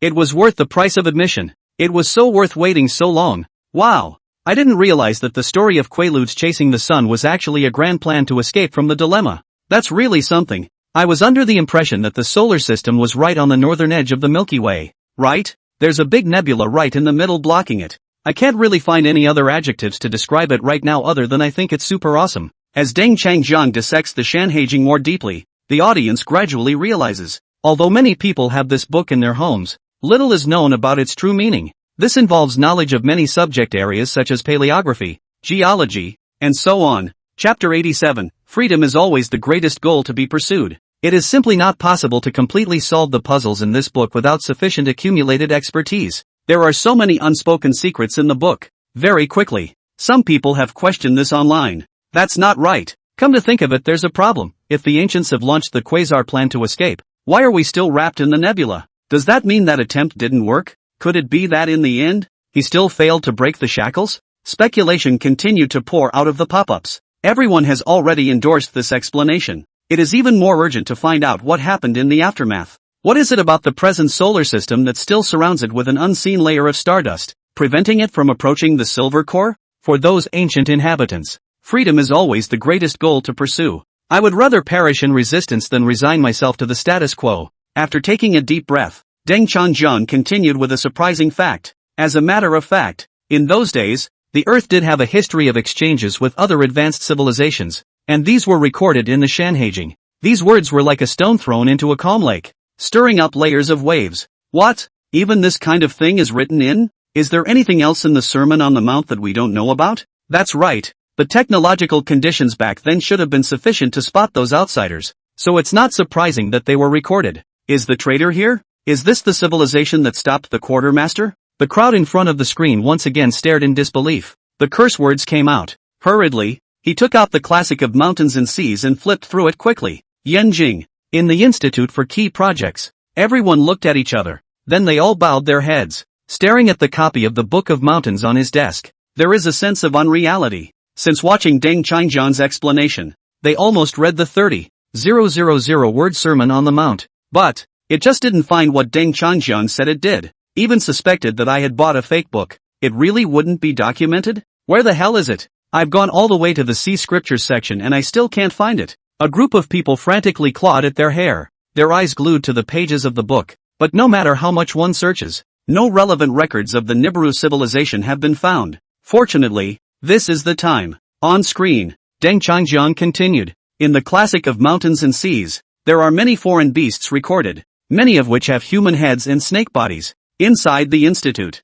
everyone froze and nodded involuntarily. Indeed, the classic of mountains and seas is full of these human-headed, snake-bodied beasts. So has anyone ever wondered why it's a human head in a snake's body instead of a human head in a horse's body or a human head in a cow's body? Deng Changjiang then asked rhetorically. In fact, the Nibiru are portrayed as half man, half snake. In the office, Deng Changjiang turned around and drew a half-man, half-snake portrait on the blackboard. You can carefully compare this archetype with those creatures in the classic of mountains and seas. Isn't it very similar? Inside the institute, immediately, everyone turned to the illustration depicting the half-man, half-snake creature and began to make comparisons. Once again, I couldn't help but suck in a breath of air. This can't be said to be different, only exactly the same. Next, Deng Changjiang added, these ancient creatures recorded in the Shanhaijing all come from beyond the heavens, possessing all sorts of divine powers. And, despite not having eaten immortality pills, their lifespans are still very long. There are also related descriptions of the Nibiru civilization in the Sumerian civilization,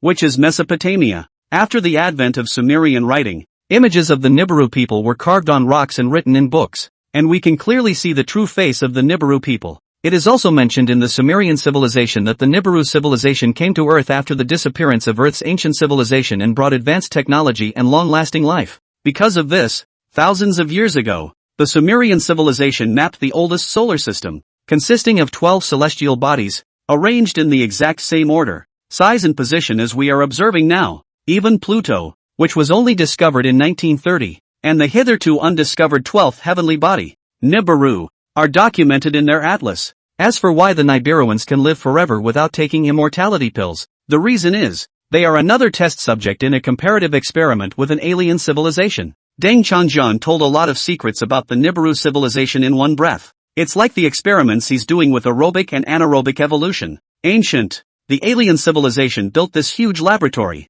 cultivating life on Earth and Nibiru, respectively. In order to study the contrast, two different directions of development were formulated. The Earth is full of oxygen, and the planet Nibiru was left to nature. This is very similar to what is now observed with aerobic and anaerobic petri dishes. Two laboratories, Earth and Nibiru, could not have conducted the same experiment. That would be a waste of experimental resources. Also therefore, Nibiruans are never limited in their lifespan. In the classic of Mountains and Seas, these human-headed, snake-bodied beasts were born to live long lives. Unlike other immortal peoples or immortal nations, immortality pills are required to avoid dependence on oxygen. Wait for Deng Changjiang to finish these. Silence once again fell over the institute. Then Don Lin stood up in excitement. Does the planet Nibiru really exist? This 12th object in our solar system is extremely difficult to observe. Because of its extremely long rotation period, very few people have ever found it. But, according to Deng Changjiang's reasoning in ancient records, this civilization is likely to be real.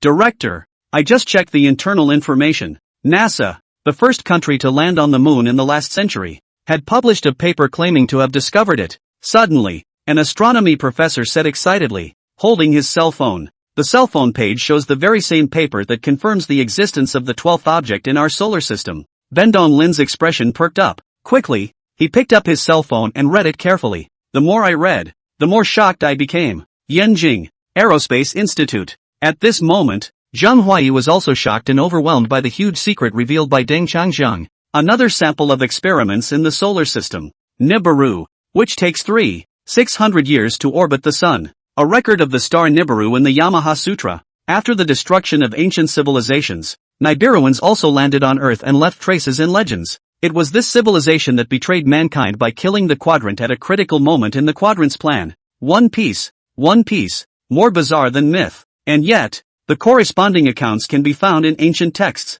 The 12th heavenly body in the solar system. He looked at the half-man, half-snake pattern on Deng Changjiang's blackboard on the screen. Chapter 88, Traitors Must Die. He couldn't help but think to himself, challenging his past perceptions. And the other researchers at the space agency were very shocked. Do you remember the orbit of Halley's Comet? Every 76 years. The orbit is not normal.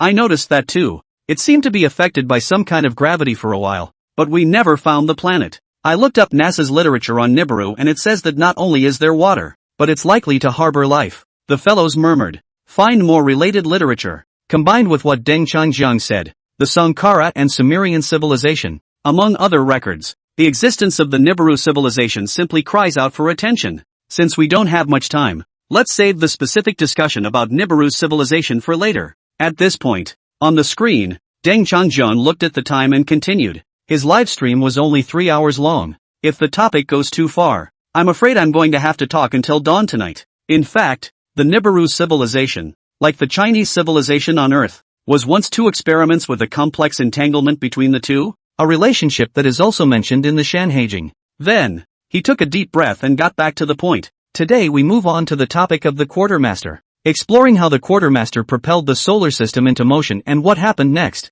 Lee Say, City TV backstage monitoring room. Ku gets together with Yoon, watching the live stream fill up with pop-ups. Both men exchanged a look. If I hadn't watched Duncan CK live, who would have thought there was a civilization in our solar system? And the reason this civilization has remained undiscovered is because it operates on a 600-year cycle. That is to say, it takes 1 year for the Earth to go around the Sun. Instead, it takes 600 years to make that turn. It takes a full 600 years to complete the cycle of spring, summer, fall and winter. Viewers watching the live stream were also blown away. You can tell by the screen full of pop-ups. The classic of Mountains and Seas. It's simply amazing. Even the Nibiru civilization is recorded. So that's how the human head and snake body describe the Nibiruans. Geez, I'm dying to know what the same civilization within our solar system has done with these 3,600 years of Nibiru. We're all experiments in a lab. And even if you don't resist, how dare you stop us on the quartermaster?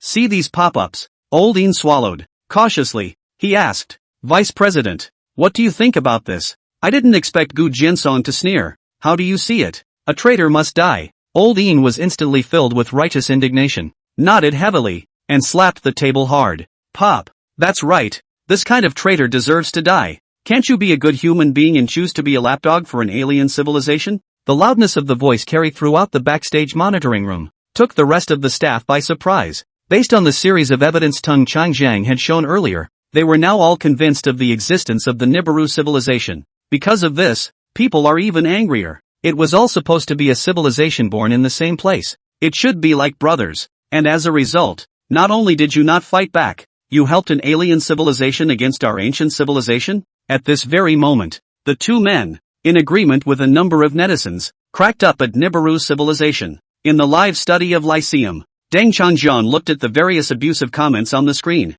Helplessly, he shook his head. This Nibiru civilization, despite its bright and glorious history, does not have the slightest bit of pride. In order to perpetuate their race, they have to bow down before alien forces, even helping an alien civilization against the Quasar in this great battle of the Quasar. He took a deep breath, reopened the simulation demo. The screen reverted to a scene of a vast starry sky, next to a huge, dazzling star. It's the so-called Quasar, a dual-powered spacecraft that's trying to change the position of the sun. As explained before, by harnessing the sun's energy, hundreds of tons of helium fuel are burned every second for fusion to generate a powerful force that causes the sun to lead its planetary system off its original trajectory and toward a nearby nebula. That target, that nebula barrier that surrounds the outer reaches of the solar system. By breaking through it, the people of ancient times hope to lead the solar system on a race to new freedom. Have to say, it's a big, earth-shattering plan. In fact, extremely thorough preparations were made by the top brass of the time in order to realize this quest.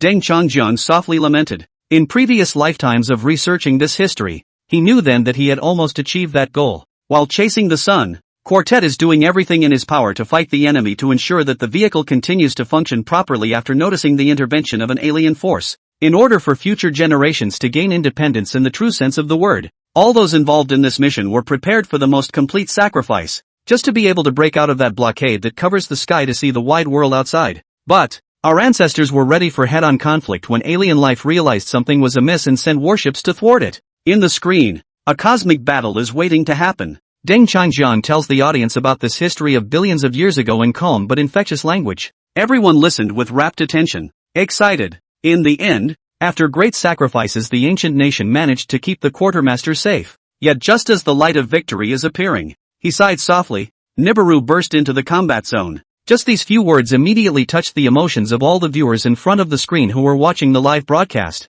Wordlessly they clenched their fists and stood up. The screen still shows it. The Quasar still insisted on pushing the star forward. But that's when the mysterious satellite known as Nibiru arrived in view just in time for its nearest point position. At the same moment, the key biological research institute in Kyoto, everyone, including Ban Donglin, had also stood up to stare intently at the sight before them. It was a completely red orb. The size is close to Earth. It also has an extremely strong magnetic field effect. It's literally on living display for all to see. It's exactly the same as the scenario depicted in the book. The whole body is red as if it's a second luminary. Ban Donglin sighed. The heart surges. I didn't expect Deng Changjiang to be able to accurately simulate the data of this unknown planet. This also explains. The level of research on Nibiru has reached considerable heights. It is quite possible that he has uncovered all the truth behind this mystery. Chapter 89 Sumi Valley actually refers to the end of the solar system. The heart rate couldn't help but speed up a few points at the thought. The star of Nibiru,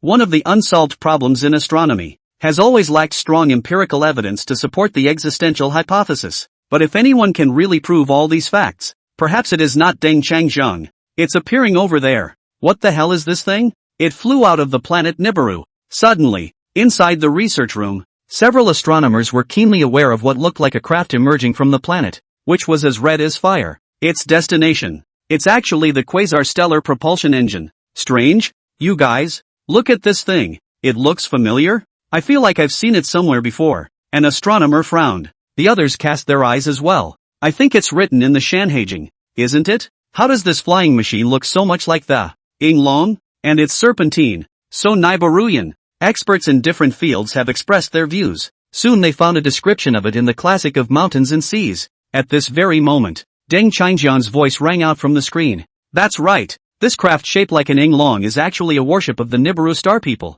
They use the snake as a totem. And the Yinglong is the top-of-the-line battleship they've made. Deng Changjiang's words. It made everyone change color at once. Everyone immediately understood what this thing was coming for. In this stalemate battle between ancient and alien civilizations, the Nibiruans' battleship Yinglong appeared. Obviously, it followed the orders of an alien civilization that was trying to stop the Quasar from chasing the sun. Even Ban Donglin's face didn't look good anymore, staring closely at the Yinglong, which was getting closer and closer to the Quaifu. In this instant, he suddenly realized that the burden carried by the ancient civilization was too heavy. That's the fate of an entire solar system. Struggle against the so-called supreme god of heaven. With mortal strength, He wants to catch up with the gods, break the chains, and pursue freedom. But it's at times like these, it also met with betrayal from other civilizations within the same solar system. There is also a detailed description of this battle in the Shanhaijing. Inside the study, Deng Changjiang sighed again. At that moment the screen showed that the quadrant had chased the nebula to the edge.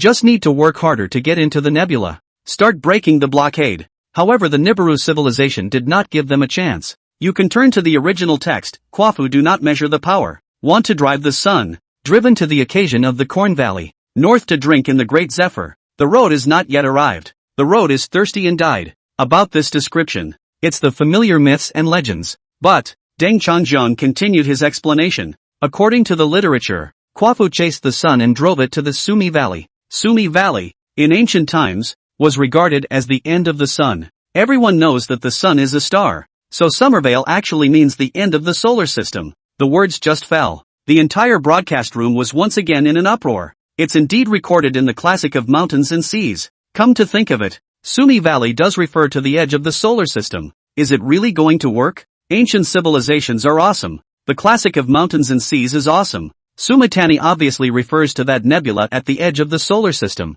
What an abomination this Nibiru civilization is. The pop-up messages were full of surprise and emotion. The most shocking thing is that this history is really recorded in the Shanhaijing. It recounts the process of the quartet's pursuit of the sun. Almost there. Then again, while traveling day by day to Summervale, suddenly the Quaaludes got thirsty. We all understand that the Quaaludes are a huge stellar propulsion engine. So how could they be thirsty? Deng Changjiang's words drew deep thoughts. On the screen, the Quaaludes are harnessing the sun's energy and forging ahead. Incredibly shocking scene. The Shanhaijing employs a romanticized, anthropomorphic description of the Quaaludes being thirsty. In reality, this represents a lack of energy for the Quaif. Indeed, it's the only reasonable explanation. And it was the Nibiruans who caused the thirst condition on the quadrant. Next, Deng Changjiang added, as we've talked about before, the quasar draws on the near-endless helium and hydrogen inside the sun, and it wasn't supposed to run out of energy. Only because of the unexpected intervention of the Nibiruans, the quartermaster took a serious hit and both sections of the engines were badly damaged.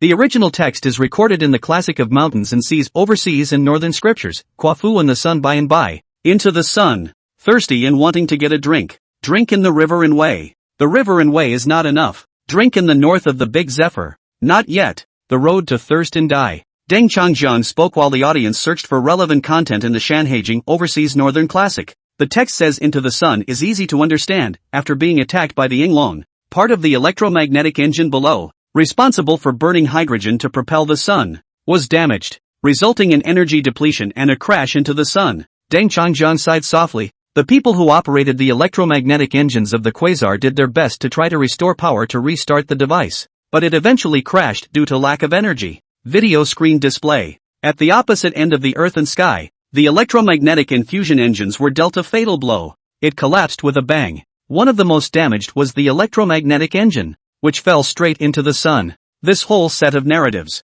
it is both sensible and well-founded, fits perfectly with the account in the Shanhaijing. Took a breath. Deng Changjiang once again vocalized from beside the blazing sun. As a matter of fact, there are still contradictions in the Shanhaijing about the story of Kwafu chasing the sun. In the overseas northern scripture, it is mentioned that Kwafu died on his way to chase the sun, whereas in the Great Desolate scripture, it is said that Kwafu was killed by Yinglong. I'm sure all research scholars have explored this. In the institute, there was a light of wisdom in the eyes of those expert professors who specialized in ancient philology and ancient history. A bold guess came to mind. Indeed, the rigorous Shanhaijing should not have such inconsistencies, because in the Sermon on the Mount, there are two quartets. One tells the story of Quaaludes chasing the sun and eventually dying of thirst. The other records the exploits of Yinglong, who appeared and took out Cotter. These two ways to die, totally different. Over the centuries, many people have tried to parse these two stories from the Sermon on the Mount, but I've never been able to find a reason that explains it. However, today, Deng Changjiang woke up the crowd with one sentence. Everyone couldn't help but suck in a breath of cold air. So it is. Ha ha ha. So it is. I've always wondered why the quartet in the classic of mountains and seas died twice, but it turns out it's because the quartet isn't even human. Instead, it's a kind of solar drive. Chapter 90, directly deciphered. More specifically, two solar drives. At the institute, one researcher came to a realization. Surprise. So it seems, the inconsistencies in the Sermon on the Mount make perfect sense. Quaaludes are not just a solitary being. It's also two stellar propulsion units. One faces the sun and keeps the engines from falling into the sun by constantly emitting hydrogen through electromagnetic forces. Another, facing the vast universe, using nuclear fusion to generate propulsion. The two work together to propel the sun. That's right, Deng Changjiang's voice rang out at that moment. In ancient times, when mankind was close to success, the Yinglong suddenly launched an attack, causing the quartet's electromagnetic drive system to run out of energy and eventually collapse, which is the term for dying of thirst. The book says that Cotter once tried to drink from the Yellow River and the Wei River. In fact, these two rivers are not really rivers. It's just a romanticization of the two energies, helium and hydrogen, that the editors of the Shan Heijing used to compare them to rivers. It's also possible that in ancient civilizations, Yellow River and Wei River were stand-ins for helium and hydrogen. It is important to realize that the Shan Heijing never said that the Yellow River or Wei River referred to real rivers, but instead later generations gave them such meanings based on myths and geographic naming. What Quaaludes really need are two fuels, helium and hydrogen. Deng Changjiang's words once again shocked the researchers present. In this way, it all makes sense. Why did Cotter want to drink from those two rivers? Because when the Quaaludes were trying to replenish their energy in the event of a loss of energy, get these fuels. The book describes that it drank the water of the Yellow River and the Wei River, but it wasn't enough. The truth is that the two energy sources of the Yellow River and the Wei River were not enough, and the quadrille tried hard to refuel itself but was unsuccessful. So it had to flee northward in search of a larger resource area. The northward flight to Ozawa here was actually an attempt by Quasar to escape from the sun, but due to the sun's overwhelming gravitational pull and with its energy supply cut off, it failed to reach that destination. Final. Deng Changjiang took a deep breath and told the end of the story. The quadrant's electromagnetic engine crashed into the sun and was completely destroyed. At this very moment, viewers in front of the TV and in the live studio, both were shocked and dumbfounded. It's a straight breakout. The direction of the quartet's pursuit of the sun, the time of day, and the entire course of the conflict up to the end are all clearly told. While they were fuming, Deng Changjiang continued, and in the other parts of the Shan Heijing's record of Yinglong killing the quartet, the one that was killed was the one responsible for maintaining the fusion engine. So, it is only in the Sermon on the Mount that two quartets are portrayed. This has led to countless years of confusion for future generations. For that matter, many experts and scholars have explained that the legend in the classic of mountains and seas may refer to a group of people called Quaif. All of the people of this race are known as Quaaludes, but that's just too far-fetched to claim. At that time, attacked by the Yinglong, the quasar's electromagnetic engines fell into the interior of the sun, while the fusion section was destroyed on the spot. He sighed. Then Deng Changjiang operated to demonstrate the function. A scene was shown on the screen. A ship similar to the Yinglong ship in the Shan Heijing suddenly appeared. Giant Quaaludes propulsion unit. One was blown to pieces on the spot. The other crashed into the sun due to heavy damage to its power system. Explosions still echoed among the stars. The battleship, which looked like Yinglong, was quietly suspended in outer space. Exceptionally true. Fans on the air were thrilled with the truth behind Quartet, but after seeing the footage modeled by Deng Changjiang, everyone instantly exploded. My God, where the hell is the Nibiru civilization hiding right now? Not doing the right thing, but taking advantage of the fire at the critical moment. Pisses me off. This civilization has no conscience whatsoever. Give me a couple nukes. Gotta blow up their planet. The comment section was full of all sorts of curses. All of it is rhetoric directed at this Nibiru civilization venting its anger. It would be just as well if the other party was really from another galaxy. But it is the original biome that existed in the solar system at the same time as the ancient civilizations of Earth. It's not enough that you don't get ahead, but you can't see others being strong. Inside the study, Deng Changjiang, who had been explaining for some time, took a drink of water. By the way, I looked at the messages in the chat room. He empathized with the anger of the audience, because in the last life, he was equally furious when he found out the truth of it all. But he smiled. Then he said, "Please don't be impatient. The story of Quaaludes is far from over. Hear this." Some of the still disgruntled viewers looked up and paid attention. Listened down intently. In the original text, after Quarto's death, there is another line that reads, "dropped his cane and turned into a forest." The audience in front of the TV as well as on the air froze. This piece of mythology, almost no one is unaware of it. Legend has it that after catching up with the sun, Questor died due to lack of water and threw his wooden staff before he died. It resulted in the growth of a peach grove. Poetic. Have you ever wondered why? In this case, if Questor was indeed a man, he chased the sun with a wooden staff in his hand? The image shows Deng Changjiang once again throwing out questions to provoke thought. Indeed, the average person chasing others should pack as lightly as possible. Chasing the sun is even less likely to carry a stick around. It seems illogical even when placed in a mythological context. Not to mention that Quaaludes is not a cripple. Just when people are in a state of contemplation, the words Tang Changjiang uttered once again stunned everyone. In fact, this wooden staff that was written down in the Shanhaijing is probably a terrifying quantum weapon and antimatter cannon. As soon as the words left his mouth, many people raised their heads and opened their eyes wide. Incredulously, he stared at Deng Changjiang on the screen, previously on the inside story of Quaaludes. It's shocking enough, but now Deng Changjiang told them, the cane that Cotter threw out before he died turned out to be an extremely terrifying quantum weapon.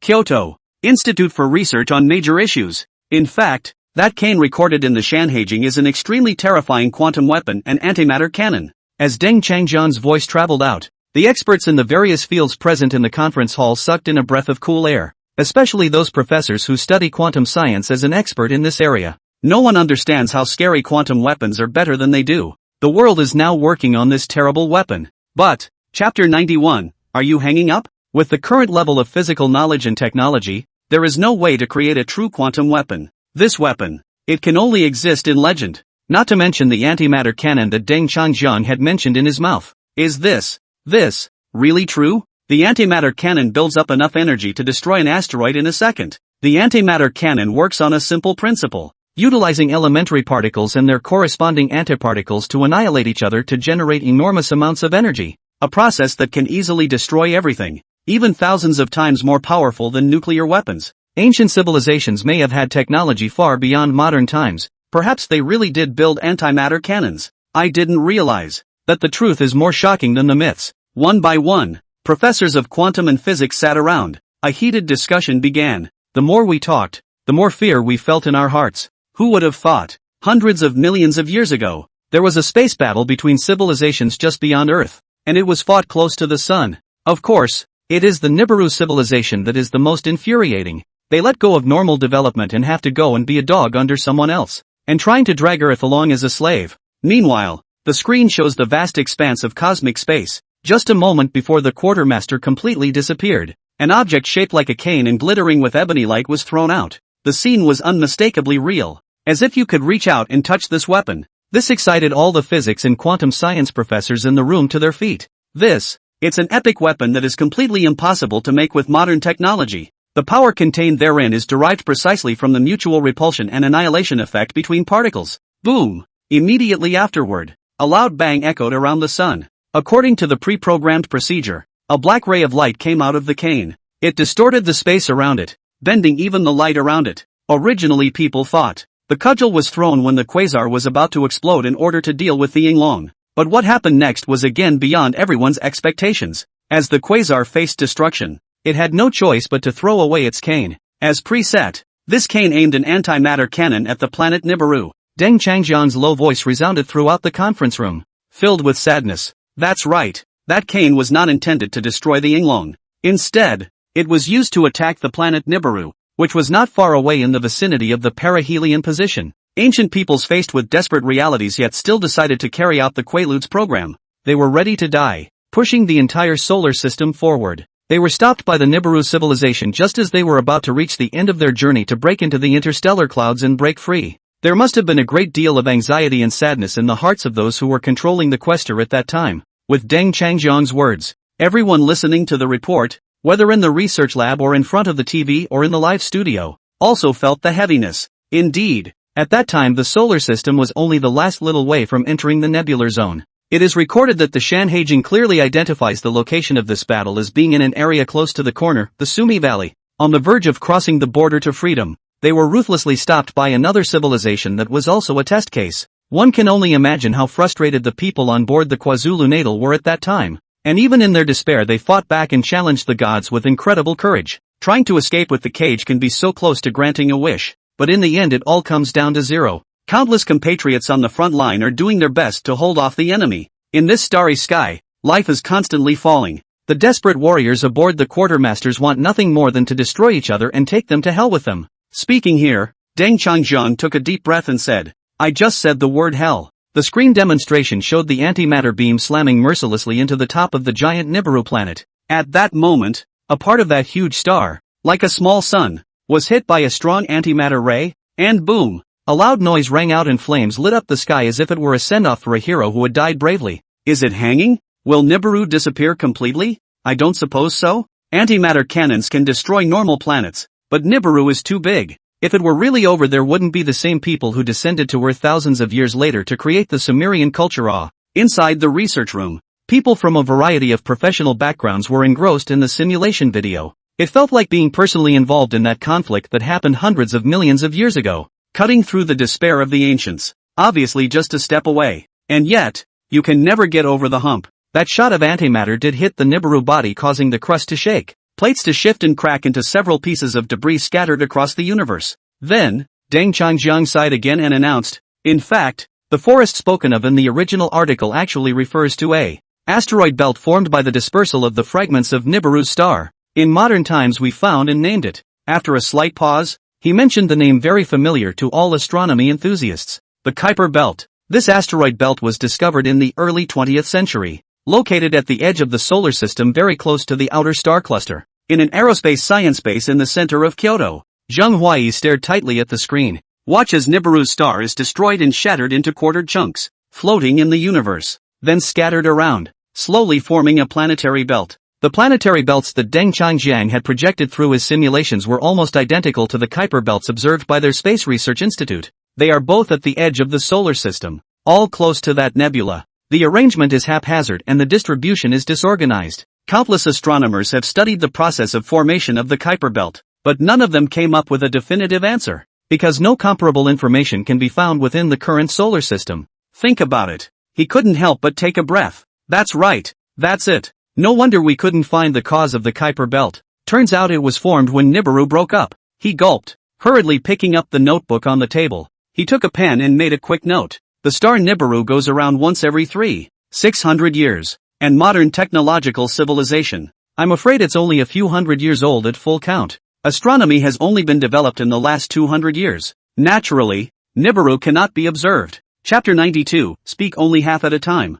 Plus Duncan CK's previous Demystifying Science. Quartet chased the sun to the edge of the solar system. This event is recorded in the Shanhaijing, which says that he chased him all the way to Sumi ******* A. Two-engine destructions. It is also recorded in the Classic of Mountains and Seas, written as the death of Quarto twice. The planet Nibiru was traumatized and turned into an asteroid belt. This is likewise recorded in the Classic of Mountains and Seas, described as Quester's deathbed, throwing his cane and turning it into a forest. Most importantly, as a final point, the Kuiper belt has indeed been found to exist in reality, and perfectly explains the astronomical puzzle of the formation of the Kuiper belt, tells a clear story of where it came from. All of this, it made Zheng Huai's heart beat faster and was unusually excited. The quartet chasing the sun really happened hundreds of millions of years ago. Ancient civilizations. It did push the solar system over the edge, trying to push the boundaries. Unfortunately, it ultimately failed because traitors showed up. Except for Zheng Huai. The rest of the Aerospace Institute was also stunned by Deng Changjiang's string of decryptions, staring wide-eyed at the screen. For a long time he could not speak. Hardcore sci-fi live in the room. The number of viewers unknowingly reached 15 million, and it's growing fast. This live stream, it's attracting more and more people. At the same time, many media outlets are squatting in Deng Changjiang's live studio. As soon as you hear the shocking truth, you will write an article with a video to post. The titles are varied. The truth behind the Great War hundreds of millions of years ago, and the hidden truth behind the quartet's pursuit of the sun. The major discovery. Astronomy's unsolved mystery, the origin of the Kuiper belt finally revealed. The quartet, you think he's a man? Actually, he's a propulsion system, a civilization with a 600-year cycle. When will it next appear? High-tech weapons mastered by ancient civilizations, antimatter cannons hit Nibiru. These headlines catch the eye. The live feeds are getting hotter. However, the pop-ups were a clear voice of anger. Only a quarter hit?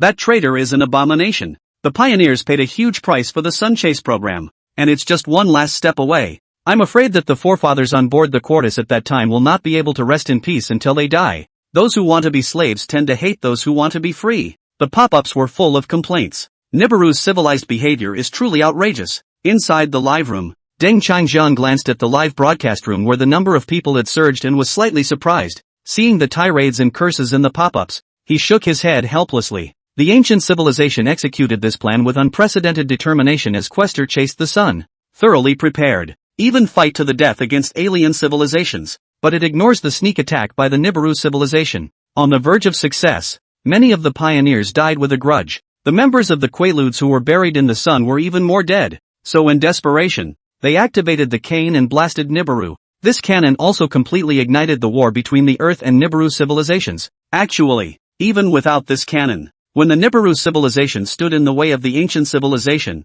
it was already destined that only one of the two civilizations would survive. The Quaaludes project has been the product of countless efforts by ancient civilizations. The pioneers involved in the battle also could not forgive the Nibiru civilization. The next is a lopsided affair. Deng Changjiang took a deep breath. It continued. Despite the Nibiru civilization's heavy damage, the ancient civilizations that were originally powerless against the alien civilizations began to crumble after they joined the battlefield. On that day, burning for billions of years near the sun, countless ancestors lost their lives. The quartet's plan to chase the sun was a complete failure, and none of the pioneers involved survived. Heavy tone. Deng Changjiang finished telling the truth behind the quartet's pursuit of the sun. It also made many people's hearts heavy. What happened afterward? The alien civilization must have been pretty pissed off. Now I just want to know what the end of Nibiru's civilization is. What happened to Earth in the end? Here we go. The anchor is at it again. Only saying half of what he says every time. The pop-ups went wild. Can't wait for the follow-up. But Deng Changjiang directly turned off the simulation push function. The image suddenly disappears into space. Duncan CK and the study reappear in front of the audience. That's all about the truth about Quartet chasing the sun. And the follow-up will be explained in the next live broadcast. He glanced at the time. Moving on to the Q&A. One ancient secret is more fascinating than the next. He can't go on and on about it. Otherwise, after one paragraph, there's another. Every myth and legend in the Book of Mountains and Seas is a true story of what once was. Recorded the bloody struggles of countless pioneers. Next, we have a phone link. So if you have questions you can call the city radio hotline and ask them. Took a deep breath. Deng Changjiang contacted the relevant departments of city radio, getting ready to start the transfer connection. Li Sei, television, backstage surveillance room. Gu Jiansong and Lao Yin looked at each other. They took their eyes off the cell phone screen. A look of regret. This Deng Changjiang, he's so appetizing every time. I'm afraid I'll lose sleep again tonight. Old Yin muttered and stood up, grumbling. Ko Jiansong nodded in agreement. Deng Changjiang's science program, everywhere is good, but the length is too short. Every time you get to a critical point you come to a screeching halt. It makes you scratch your head. Alien civilizations may be really pissed off after the failure of the Quaaludes' plan, because it seemed to them that the experiment was trying to escape with the laboratory. Hence, next, alien civilizations must have taken measures against ancient civilizations. Hurry! Don't chat for now. Hurry up and transfer the audience's calls to Deng Changjiang's side. Gu Jiansong took a deep breath and made a quick decision. The live stream is still going on right now. Immediate connectivity is required. Oldin also got up in a hurry and turned to look at Zheng Qi, who was in the monitoring room. During the time they had been chatting, it had been Zheng Qi who had been in charge of monitoring the ratings. Also, their monitoring department also manages the city station's hotline. It's broken. The hotline seems to be out of order. It's completely busy. Zheng Qi was filled with anxiety. He looked helplessly at the dozen or so dedicated lines in front of him. Since Deng Changjiang first explained oxygen via live streaming, the city desk realizes the importance of the phone connection. Thus, more than a dozen special lines have been dedicated, preventing a blowout by an enthusiastic crowd. The previous few live broadcasts about manhwa mending the heavens or Pangu opening the heavens didn't have any major problems. But this time, all the dedicated lines are occupied. The audience couldn't call in at all. And even the staff couldn't get through. Brother Ian, Vice President, what can we do about this? In desperation, Zheng Qi turns to Lao Yin and Gu Jiansong for help. Chapter 93, The Oort Nebula. The corner of Lao Yin's mouth twitched. This is too crazy for the online audience. He knows. These dedicated lines can handle thousands of calls in a short period of time. But now it's actually all occupied.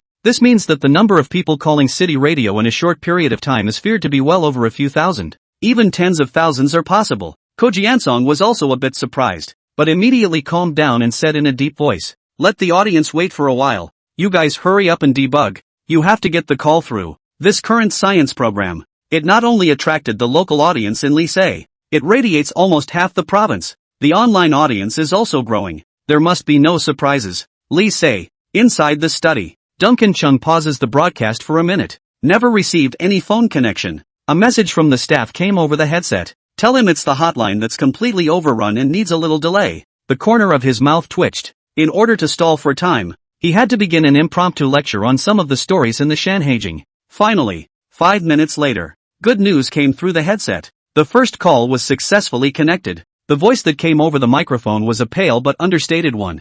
Hello presenter, I am an astronomy enthusiast and I am 78 years old. After listening to your entire presentation, there are a few points I don't understand and would like to ask for advice. The person on the other end of the phone was very polite. Deng Changjiang smiled faintly and responded, go ahead. Today his program. The audience is getting whiter and whiter. Even a 78-year-old man is full of curiosity. The fact that he was able to call in from a large number of calls shows that he has tried hard many times. What I'm asking is, hundreds of millions of years ago, quasar pushed the sun to the edge of the solar system. So does the layer of nebulae that encases the solar system mean that if you push the sun into it, you'll be free of the bindings? The old man's name is Chi Cheng. I overlooked my son's discovery of Deng Changjiang's program while watching TV. Initially attracted to the oxygen harm theory, even though he is now 78 years old. Although in good health, there isn't much time left by the average human lifespan. However, Deng Changjiang was mentioned in the program. Without oxygen, people could live at least 1,000 years. From then on, Chi Cheng watched every program on time. Until Deng Changjiang began to explain his familiar field of astronomy. Every piece of data matched what he remembered. From the quarry to the various planets of the solar system. No discrepancies at all. The famous Quaaludes project and its twin-engine fusion drive idea rocked his worldview even more. It's hard to imagine that someone made such grand plans hundreds of millions of years ago. And the formation of the Kuiper Belt. It's amazing how this century-old unsolved mystery has just been solved. In his excitement, he kept calling the city station. It took a full 5 minutes of calling before it finally connected. The other side. Inside the live feed. After listening to the old man's question, Deng Changjiang answered after a moment of slight contemplation. Earlier we said that the twin engines used by the quasar are powered primarily by the sun's fusion reaction. It has been calculated that such an engine would require millions of tons of helium per second and, with hydrogen as an aid, could move the entire solar system a distance of 50 light-years in a million years.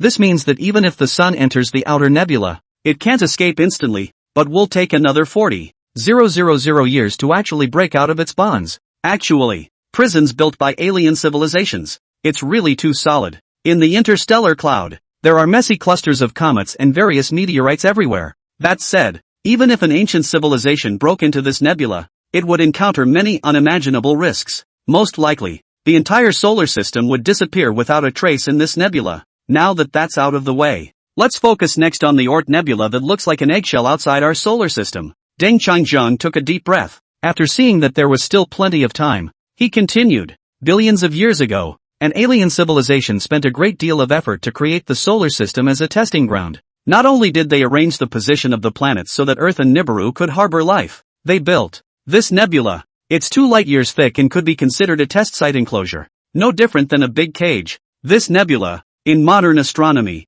is called the Oort Nebula. At the same moment, in Kyoto, inside the Aerospace Research Institute, the person in charge, Zhang Huai, immediately reacted after listening to Deng Changjiang's words on the other side of the phone, and hurriedly turned to the other researchers and said, quickly, take out your notebooks and get ready to listen to the lecture. The Oort Nebula. This is a very specialized term for the name of this nebula that wraps around the outer reaches of our solar system. Zhang Huai felt very excited when he heard that Deng Changjiang was going to focus on this big cage, because the previous mystery of the Kuiper Belt has been solved by Deng Changjiang, and the research information about the Oort Nebula. Although astronomy has been developed for so many years, very little information has really been obtained, and there is little understanding of its origin, causes and trajectory. It was so far away from Earth, beyond the edge of the solar system, that no one had ever suspected it was a prison created by an alien civilization until Deng Changjiang came up with the theory. Even he himself just thought it was just a celestial body formed by nature. The Oort Nebula was discovered in the middle of the last century by the Dutch astronomer Jane Oort, and exists as a layer of such a huge globular nebula about 30,000 astronomical units to 1 light-year from Pluto's orbit. On the TV screen, Deng Changjiang turned around to erase the original content on the blackboard, and briefly drew some planets as well as the solar system, after which he drew a circle of nebulae outside the solar system. Look closely, people. If we stand outside and observe, doesn't the solar system look like a cage covered in an eggshell? He faced the camera to ask a question, and everyone in front of the screen stared at the drawing on the board, their minds reeling with shock. From this picture, the entire solar system is a large cage surrounded by nebulae up to 2 light-years thick. Oops.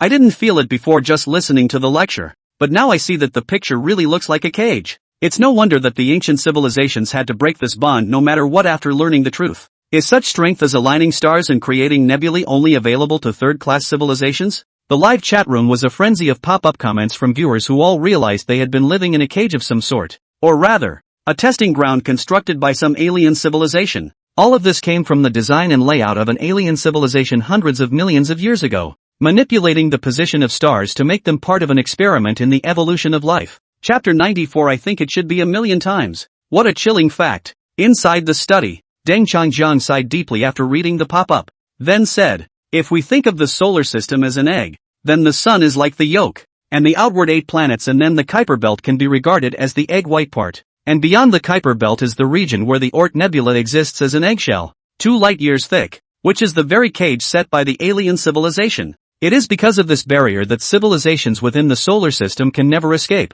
and life from the outside world can likewise not enter. Dunn then asked a new question for the audience. The Oort nebula contains trillions of objects, so how many Earth masses are as large as their total combined mass? The crowd on the air froze and began to speculate. Shouldn't it be at least 1,000,000 times that? An eggshell that big is simply too much. I think it should be 1,000,000 times bigger. There must be more than a few million times that many objects. It should reach 1,000,000,000 times. A variety of responses swarmed the room, and everyone's enthusiasm had been fully energized. At this moment, Deng Changjiang in the room looked at the answer scrolling on the screen and announced the correct answer with a slight smile. So many celestial bodies actually totaled up to weigh only as much as 100 Earths. Everyone thought they had heard wrong. How is that possible? So much celestial weight for so little? Even if each object weighs less than 1,000,000th of the Earth, that's more than 100 million Earths overall. 2. Just then, Deng spoke again and told even more shocking news. Remember that plan mentioned before, where countless meteorites hit the Earth. In fact, all of these rocks flew in from the Oort nebula.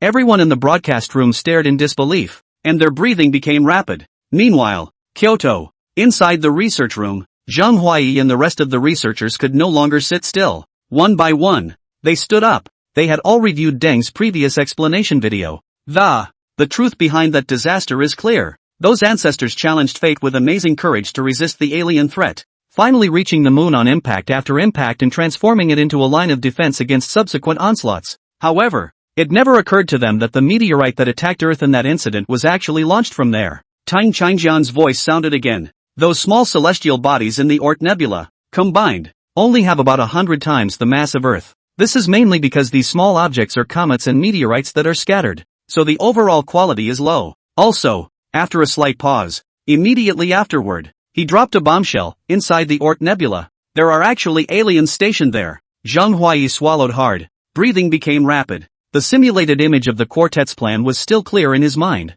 Ancestors in ancient times may have long known that the Oort nebula could be hiding an alien civilization, but they still rushed forward without hesitation, intended to lead the entire solar system into the Oort nebula. This imposing. Once again, it shook him. In fact, 40 years ago, we started a project called Project Voyager to try to explore the secrets of the edge of the solar system. Deng Changjiang sighed and continued. We launched the Voyager 1 and 2 probes, which are now hundreds of millions of kilometers away from Earth, almost near the end of the solar system. The 2 probes have captured quite a bit of data about the Oort nebula, suggesting that there are a large number of asteroids, meteorites, comets, etc., that are invisible to the naked eye. This is actually a layout set up by those extraterrestrials to take control of the situation. The room was briefly quiet for a moment. Deng Changjiang said slowly, this nebula is not only a cage that closes us inside, but at the same time, it could also carry the risk of completely destroying everything. The other side could mobilize countless comets or meteorites to attack the solar system whenever they feel the need.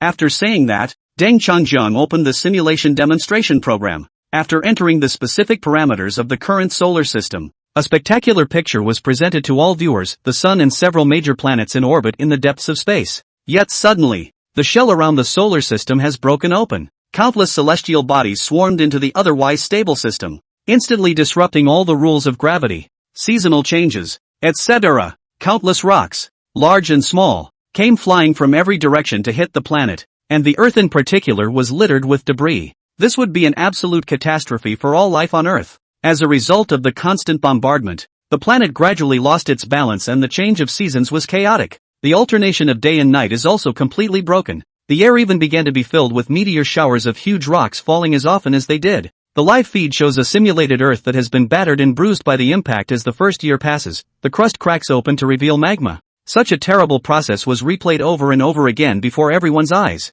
The hearts of every spectator were in their throats. The chat pop-up area exploded even more. It's so scary, isn't it? I can't even imagine it. So the Oort Nebula is more than just a cage. It's more like a death prophecy. If trillions of celestial bodies really crashed in, wouldn't they smash the entire solar system? No other planet but the sun could have carried such an intense attack. The sun doesn't seem to work either. Oh my gosh, I'm so lucky I didn't miss the main event. The live comment section was abuzz. At first it was thought that the narrative would be nothing more than a simple retelling of the story of Cotter chasing the sun. Who knows, the truth is shocking. The real danger is the threat from far away in space. Then everyone realized after they calmed down. Since we are able to detect the existence of these problems today, couldn't the ancients have detected them? To insist on moving forward into danger knowing that such a huge number of dangerous things exist? Hail to the quester. Indeed. After obtaining information about the true state of the solar system through ancient technology, ancestral civilizations may have learned the true state of the Oort Nebula long ago, but they still chose to brave the journey. A crucial meeting was held in the Kunlun Mountains to decide on the implementation of the Quartet Plan, creating a story more powerful than legend. Chapter 95, a particularly rich legacy of evidence. Ignorance is ridiculous. But if you know you're about to face death and you're still determined to gamble on it with your whole destiny, that courage is truly awe-inspiring. The key research laboratory located in the capital at this moment. Looking at the fragmented model diagram of the Earth on the screen, Van Donlin couldn't help but gently wipe the moist corners of his eyes with the back of his hand. It's really easy to shed tears when you're older. Talking to myself. The simulations show the consequences of a large-scale attack, struggling to survive in troubled times, rising and growing in adversity. Every time he looks back on this history, it always inspires a feeling of empathy in him. At the sight of the several experts and professors from various industries and fields also fell into silence. Several bowed their heads in contemplation. Yes, ancient civilizations knew far more about what was going on then than they do today, but resolutely chose to confront powerful forces when it was a matter of life and death.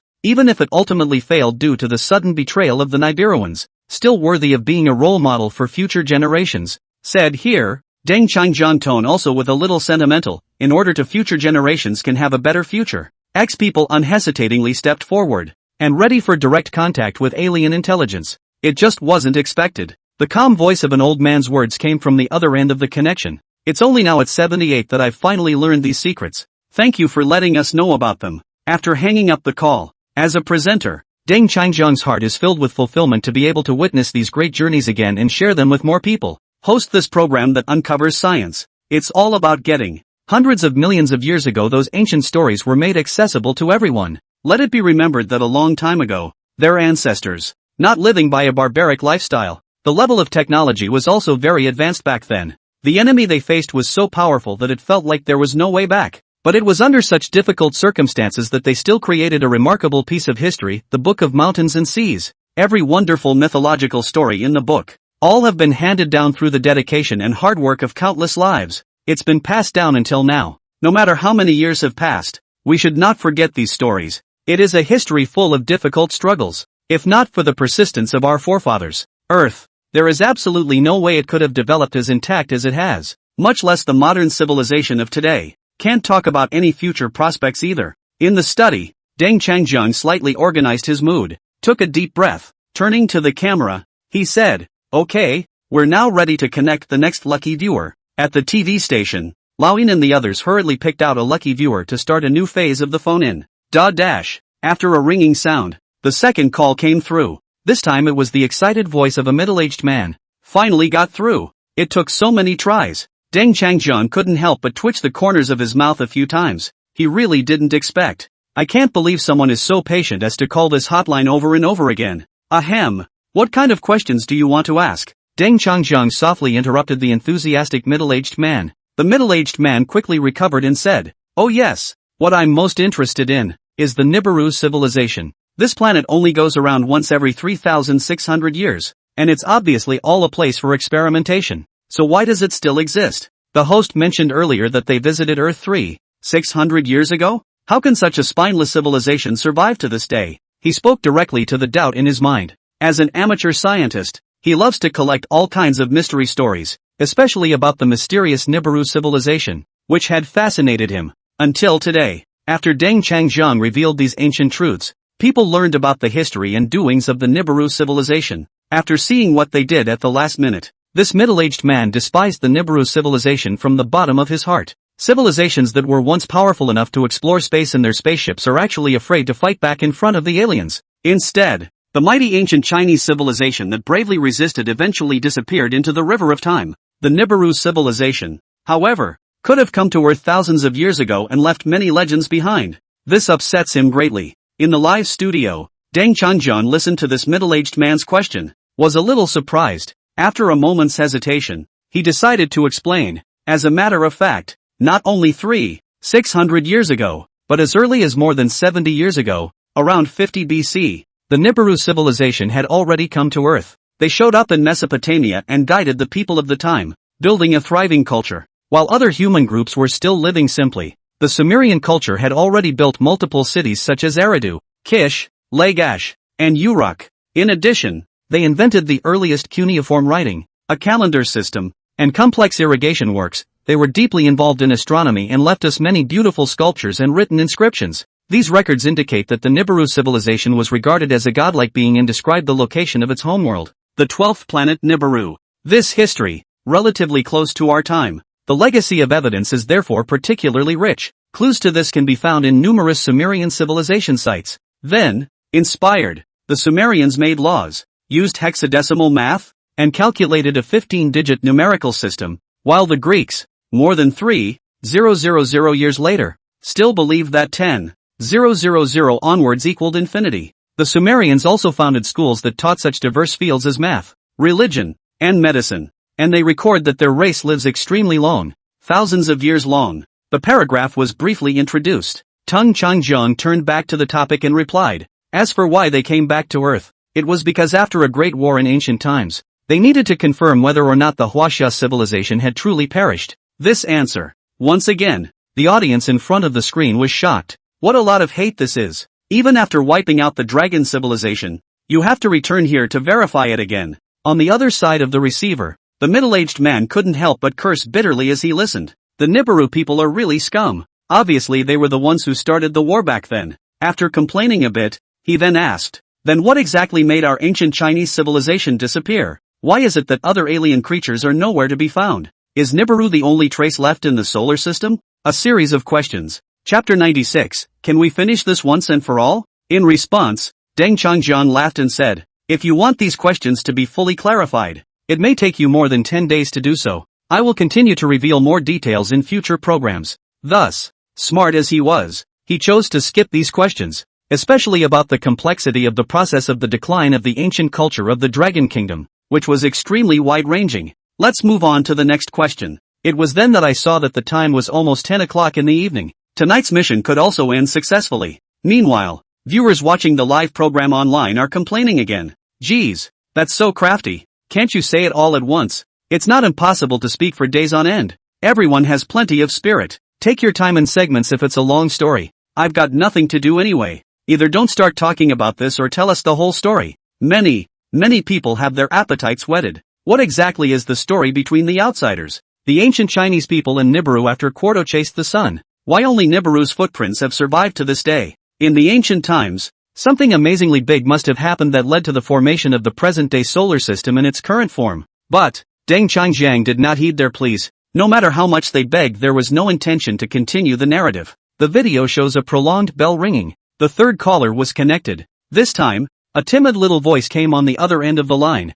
Uncle, hello. Deng Changjian froze for a moment. The voice was so tender that it sounded like a 6 or 7-year-old. A kind smile appeared on his face. Hello, little friend. Is there anything you want to ask? On the other end of the phone, the boy seemed a little timid, but still clutched his cell phone. Summoning up my courage, I said, I also watched my uncle's program. Her voice broke and she was obviously very nervous. But suddenly, a faint cry came over the phone. Why did the aliens hit us, and hit us many times? I can't we admit defeat? Uncle, I want to ask, if we admit defeat, will the aliens stop beating us? Her sobs were full of aggravation. A child's worldview is simple. She couldn't quite understand the esoteric content that Deng Changjian had just spoken, but in the company of adults, vaguely understand some of it. Hello host, I'm Ling Ling's father. Our whole family is watching your program. My child must call in after watching it, crying and fussing.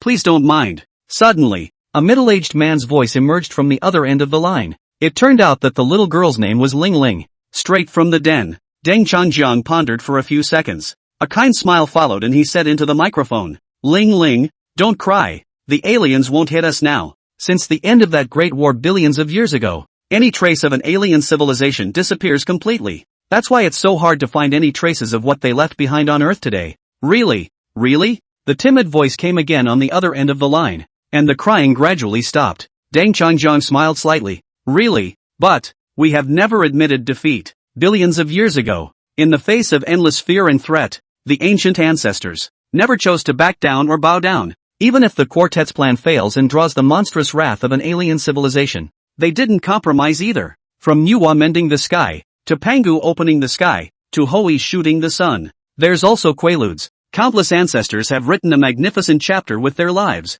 That drop by drop of blood cannot be shed in vain. Every time people look up at the moon, they are reminded of the heroes who sacrificed their lives on the moon for Pangu. Pangu, this creator god branded on the land of Kyushu. It's never a person's name. Rather, it's a symbol of a group of people. A group of pioneers who were willing to die heroically for the future of the planet and the survival of future generations. Ling Ling, remember, born on this land, we will never admit defeat. Deng Changjiang took a deep breath. In the softest of voices, he said to the little girl, hundreds of millions of years ago, the ancestors of this same land, without bowing their heads and with the determination of certain death, made a way for us to live. And now we don't need to live in terror like they did. Our ancestors recorded their stories in the classic of mountains and seas, creating a legend full of romance with the most beautiful fantasies. These legends, like an umbrella, guard us. When there is a crack in the sky, the loving Grandma Manhwa will step forward and make stones to mend the sky. When the world is shrouded in chaos, the majestic Pangu will sacrifice himself to open heaven and earth,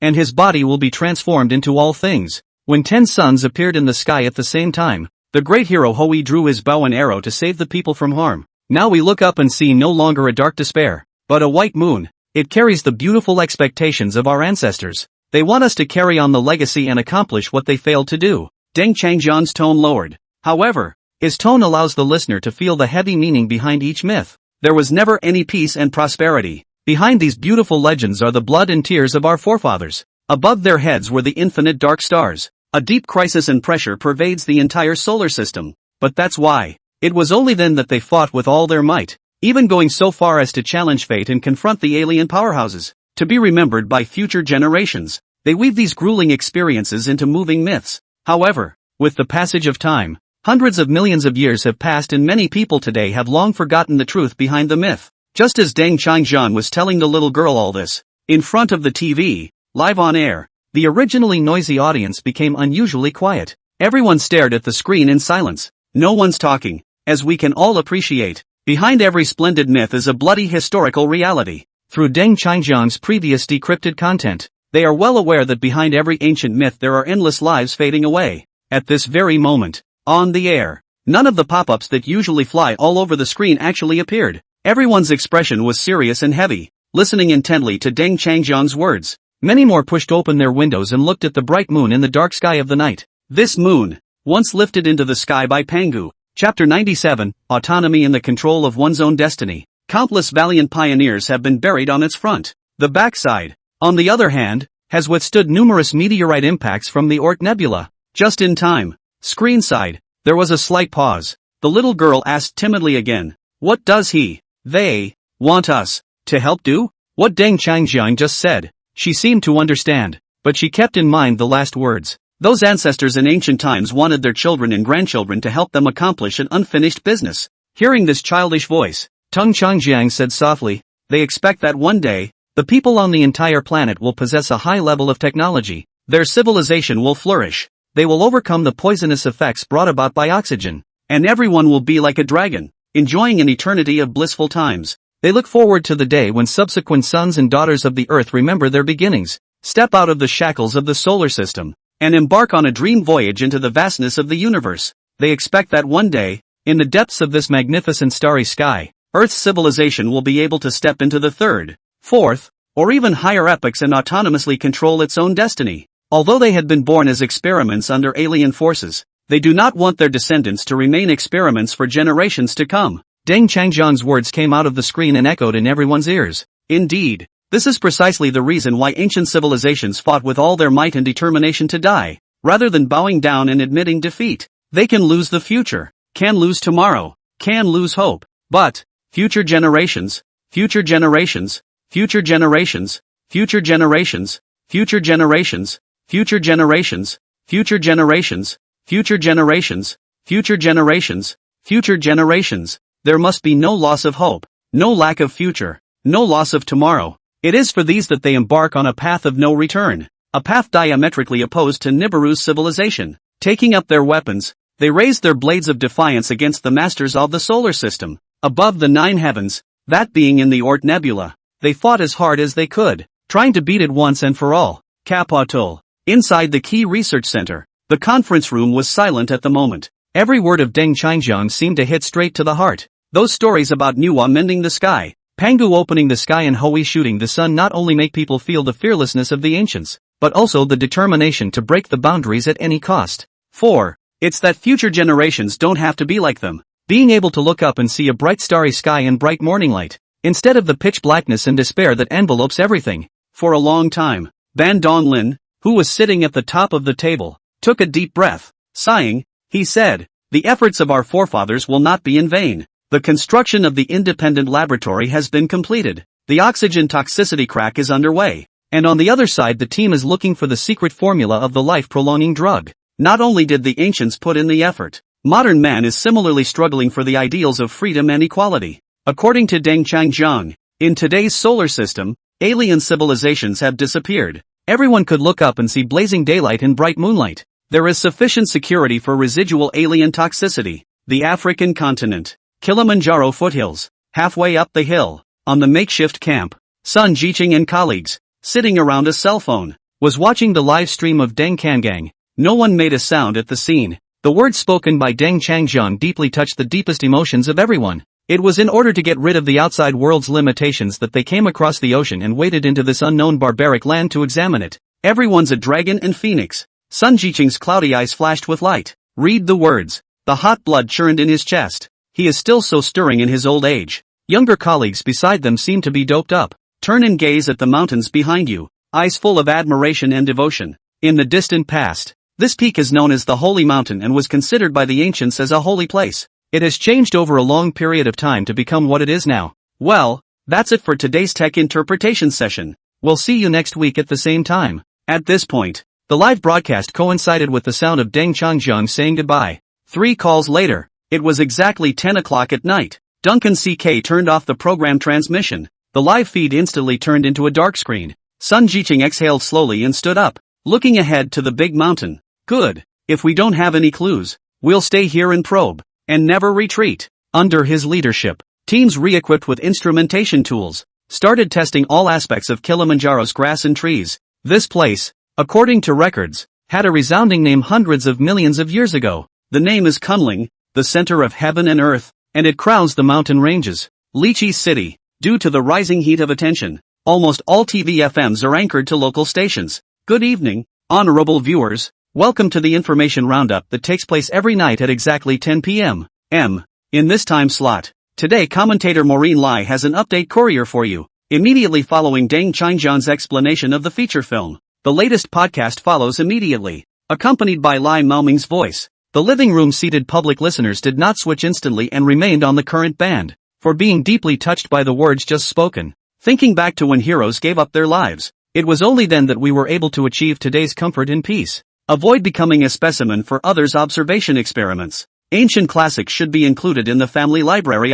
Comments appear. Similar thoughts then come to mind. Those who were previously skeptical have also changed their attitudes and purchased the corresponding readings to commemorate the event. With this transient, within the interactive space of the science and technology, slightly downturn interactive message, gradual recovery is active. No further inquiries were made to urge the resumption of the demonstration of the continuation of the process. Instead, the uniform statement is as follows. Salute to the pioneers. The legacy of history will never be forgotten. Mankind will always conquer the breath-dependent soaring the world area. Despite the darkening of the interface in front of us, online traffic continues to grow and remain high and stable. Momentum didn't slow down until hours passed. What happened at the same time took place in another important institute. As the leader of the Aerospace Institute, he was no stranger to the Nibiru civilization, the mysterious planet that is rumored to circle the sun only once every 600 years is said to be hidden somewhere in our solar system. In destroying the quasar, that planet had been subjected to a heavy bombardment of antimatter cannons.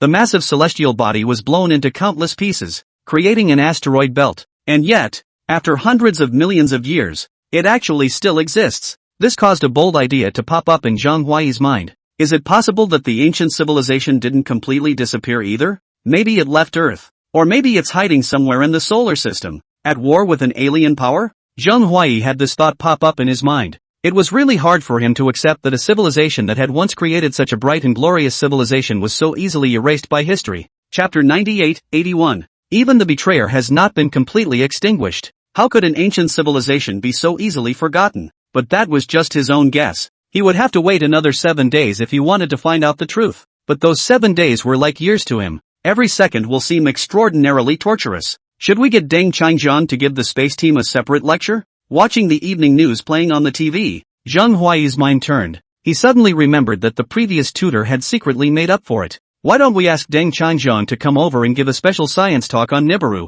Li Chang, TV station backstage monitoring room. Due to Deng Changjian's speech just now, Lao Yin and Gu Jiansong stood frozen in place for quite a while before coming back to their senses. Ancient forefathers, indeed, should not be forgotten by us. Gu Jiansong let out a long sigh. Old Yin also nodded solemnly, his expression very serious. Gu Jiansong suddenly remembered something and hurriedly asked, "What's the rating situation now? Deng Changjian's livestream is so good that you just can't take your eyes off of it." Once immersed, everyone has long since left things like work and ratings behind. Lao Yin snapped awake and rushed to the surveillance screen to retrieve the data curve of the past 3 hours. The result is that the screen just opens to a curve that is always high and still steadily rising. Holy, 81? Old Yin's eyes widened and he couldn't help but burst out. Without realizing it, the ratings actually broke through again, reaching 81. This means that the show has become a big deal for all of Lycoming.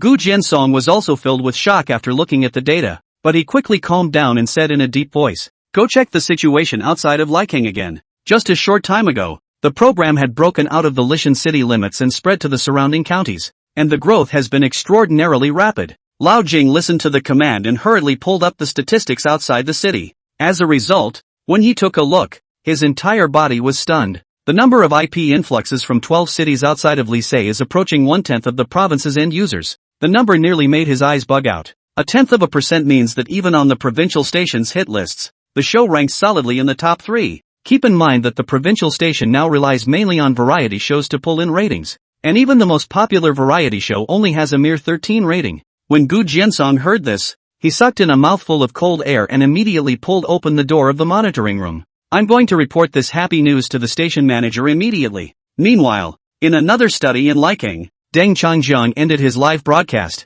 He stretched and picked up his cell phone to check the number of fans. As it turns out, the number of followers has soared to 60 million. Despite the fact that the live broadcast had ended long ago and the screen was still black, the number of viewers who stayed in the live broadcast room was still rising and was currently as high as 18 million. The screen was filled with tears and tribute pop-ups. Seeing this, Deng Changjiang smiled in relief. His original intention of launching this live science broadcast was to let more people understand the dedication and devotion of our ancient ancestors. That true history cannot be submerged in the years. As future generations, we must remember the achievements of those who sacrificed their lives and fulfill their unfulfilled aspirations to lead humanity to the stars. In fact, the ancient Chinese civilization was fully capable of getting out of the solar system, except that they suffered an unprecedented catastrophe and were plunged into the darkness of eternal night. After a lifetime of exhaustion, they failed to take the final step. All efforts are dedicated to the struggle against that source of darkness. Ding! Congratulations to the host for successfully completing a live science mission. Ding! The number of people covered by this science popularization is 300,000, and according to the audience's acceptance level back, the accumulated value of science popularization is 790,000. The system's beep sounded in Deng Changjiang's mind. The almost depleted Scion value was instantly replenished by a full 790,000. Deng Changjiang's eyes lit up and he quickly summoned his spatial laboratory. With a dazzling flash of light, he opened a rift and stepped inside the lab. Inside, he quickly found the 2 special petri dishes under cultivation. After carefully observing them, he gently shook his head. Even after accelerating for 3 million years, they still haven't evolved to the next stage. Through testing, the two samples corresponded to different primitive life types. One was an aerobic eukaryote with extremely active reproduction and an increasingly short life cycle. The other is the anaerobic archaea, which live long lives of thousands of years per generation. The latter has an extremely slow metabolic process, giving it a transcendental look. Deng Changjiang frowned slightly, thinking that if they could really be extrapolated to mature life forms, then the ability to use the time gas pedal to measure the length of their lives in each generation would be crucial. Perhaps the true lifespan of some of Earth's ancient creatures will be far greater than modern scientists realize. Patiently, he reintroduced the petri dish into the time acceleration device, then took a deep breath. Begin. Along with the command, the speed of the internal time flow climbed dramatically and ran wildly. On the other hand, within the public eye, because of this live broadcast by Deng Changjiang, the internet has set off a wave of learning about the Shanhaijing and commemorating history. Various media reports are all over the place, with a variety of headlines occupying the top of the hot search. A civilization that should not be forgotten, ancient Chinese civilization. They gave it all. Myths, far less shocking than history itself. As Earthlings, these unsung heroes must not be forgotten. What do you think of when you look up at the moon during the Mid-Autumn Festival? Did you know that the spectacular sights of solar and lunar eclipses are linked to ancient civilizations hundreds of millions of years ago? We may be the products of some experiment, but we do not want future generations to continue to be the instruments of that experiment for generations to come. As publicity continues to fester, more and more people learn about this science program presented by Lyceum TV. Also begin to recognize the hardcore science fiction live streaming room. From manhwa mending the heavens to Kwafu chasing the sun, one hidden truth after another has captivated them, setting off a wave of universal pursuit of ancient secrets. At the same time, traffic to the science forum built into the live streaming platform skyrocketed. Every time someone throws up a topic for discussion, it draws hundreds of layers of replies almost instantly. And one of the hottest topics is undoubtedly the Nibiru civilization. What has become of Nibiru civilization? Is there a knowledgeable person who can answer why Nibiru hasn't completely disappeared? Chapter 99 Sponges. An ungrateful race must pay. And Nibiru should pay for what they once did. A large number of posts trolling Nibiru sparked widespread attention. And Deng Changjiang's revelations made netizens even more furious with him. Labels such as downer and sellout have been applied harshly to this civilization. In a short period of time, the daily active users of the forum quickly exceeded 3 million. A steady influx of new members claimed to have found a sense of belonging. Particularly noteworthy is, after the live broadcast, there was actually a proposal to set up a study group on the Sermon on the Mount. Interested netizens are invited to join. This is a loose but enthusiastic civic research organization. All members must purchase a copy of the Book of the Mountain and delve into the unanswered questions in the book. And you share your insights daily and even post the results on the forum. In just 2 days, this organization exceeded 100,000 people. People from all walks of life flocked in to try to unearth clues to ancient history hidden in the Sermon on the Mount. Influenced by Deng Changjiang, everyone wants to remember this history that should not be forgotten. 3 days later, in the lab, as usual, Deng Changjiang began to time accelerate the incubator using his science points. The frantically spinning apparatus in the chamber accelerated the experiment. Though for multicellular organisms, time seems less precious. But when the cumulative time spanned 9 million years, he suddenly noticed a change in the petri dish. Life forms that have adapted to the environment are the first to evolve in an oxygen-rich environment. The cell population gradually produces mutations, and strong signs of life appear after population integration. The different parts change individually, yet work together towards unknown new forms. Witnessing this scene, Deng Changjiang exclaimed with a raised eyebrow, "Could this be the largest number of sponges born during the prehistoric species explosion? Sponges? Such life forms are important representatives of early oxygenated ecosystems with extremely ancient origins. Archaeologists have so far found countless similar fossils in rock formations, and tests have confirmed their existence over 600 million years ago. The Earth was just filling up with concentrated oxygen. The old species died out and the newly adapted struggled to survive and complete their metamorphosis. One of them is the ancient sponges." With excitement, Deng Changjiang immediately recorded all the data, and then turned to look at another closed non-oxygenated container. A very different evolutionary path awaits an answer. Yet there are no waves there. Life forms are scarce and lack significant movement. Time doesn't seem to have left much of a mark. It looks like their evolution will take many more years. Such years may run into the tens of millions, if not more. Deng Steele couldn't help but shake his head. It was clear that this space would be much more difficult and consuming than the fast-paced development of an oxygenated environment. The cobalt points I just recently earned will soon be spent again. Just then his cell phone rang. The caller. Zhang Huai from the astronomy department in Yanjing. You are brother Deng Put. I am a friend of Bandong neighbor and introduced to you. The other side of the phone directly stated his identity as well as his purpose. In fact, we're working on a number of projects right now, in the area of cosmic exploration, and we're running into a number of technical problems that are difficult to solve. I would like to invite you to come to the institute to give us some guidance in these areas. The tone was slightly apprehensive. For 3 days it was like a torture for the scientist and his team. After seeing the real story behind the vastness of the starfield, every night they were reminded of the quasar moons next to the distant sun and the dark red planet Nibiru, very curious to find out what happens next, thus emulating the methods of other agencies. Deng Steele carefully considered for a while and then readily accepted. At this time, he was in dire need of a large number of sci-fi bonus points. The extremely high level of the scientific lineup in front of you is sure to pay for itself handsomely. After the call he posted a notice on the platform. There will be a public speaking event tomorrow at 2 o'clock at the BOAC Institute. The news went viral causing a huge backlash. *******, no need to wait 4 days. Now you can hear the lecture tomorrow afternoon at 2:30 p.m. This time not only a certain lab but the whole Sky High is listening? Too bad I have a mandatory quiz tomorrow afternoon. The crowd was so excited with anticipation that they predicted the direction of tomorrow's lecture. At noon the next day, Deng Steele arrived at the clubhouse early and met some familiar faces. Among them were personnel from the previous partner's research center. It was full of anticipation, like it was waiting to be fed. In response, Deng Changjiang couldn't help but laugh out loud. The curiosity of this group of researchers, it's just too strong for words. Ahem. In fact, our institute didn't even intend to invite old Ben, but he had to come over to join in the fun. Zhang Huai glared at Ban Donglin while explaining to Deng Changjiang. He had originally thought that Ban Donglin had done a good deed without leaving his name by giving out his contact information.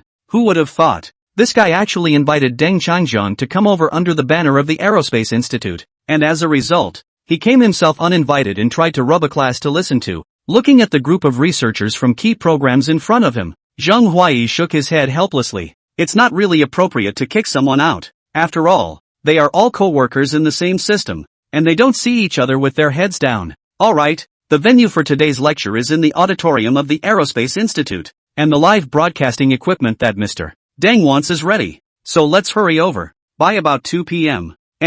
People from the Aerospace Institute and the Key Programs Institute came into the auditorium with a copy of the Sermon on the Mount. At 2:30, the broadcast officially began. Deng Changjiang stood up on the podium and looked at the two groups of people sitting neatly but distinctly underneath, and the corner of his mouth twitched. On one side was the Institute's team headed by Ban Donglin, while on the other side was Zhang Huaibi's team from the Aerospace Institute. There was a strong smell of gunpowder in the air, as if a battle for knowledge would break out at any moment. Hello everyone, welcome to the Yanjing Space Institute. I will be conducting a science program for you today. Taking a deep breath, Deng Changjiang went straight to the point. Meanwhile, in the hardcore science fiction livestream, just before 2 o'clock, there were already millions of viewers in front of the screen waiting impatiently for a blacked-out picture. When the time pointed to 2 o'clock, the black screen finally lit up. The camera switched and a large auditorium appeared on the screen. Deng Changjiang stood on the high podium. On the stage, on the other hand, sat researchers from the Institute and the Space Institute.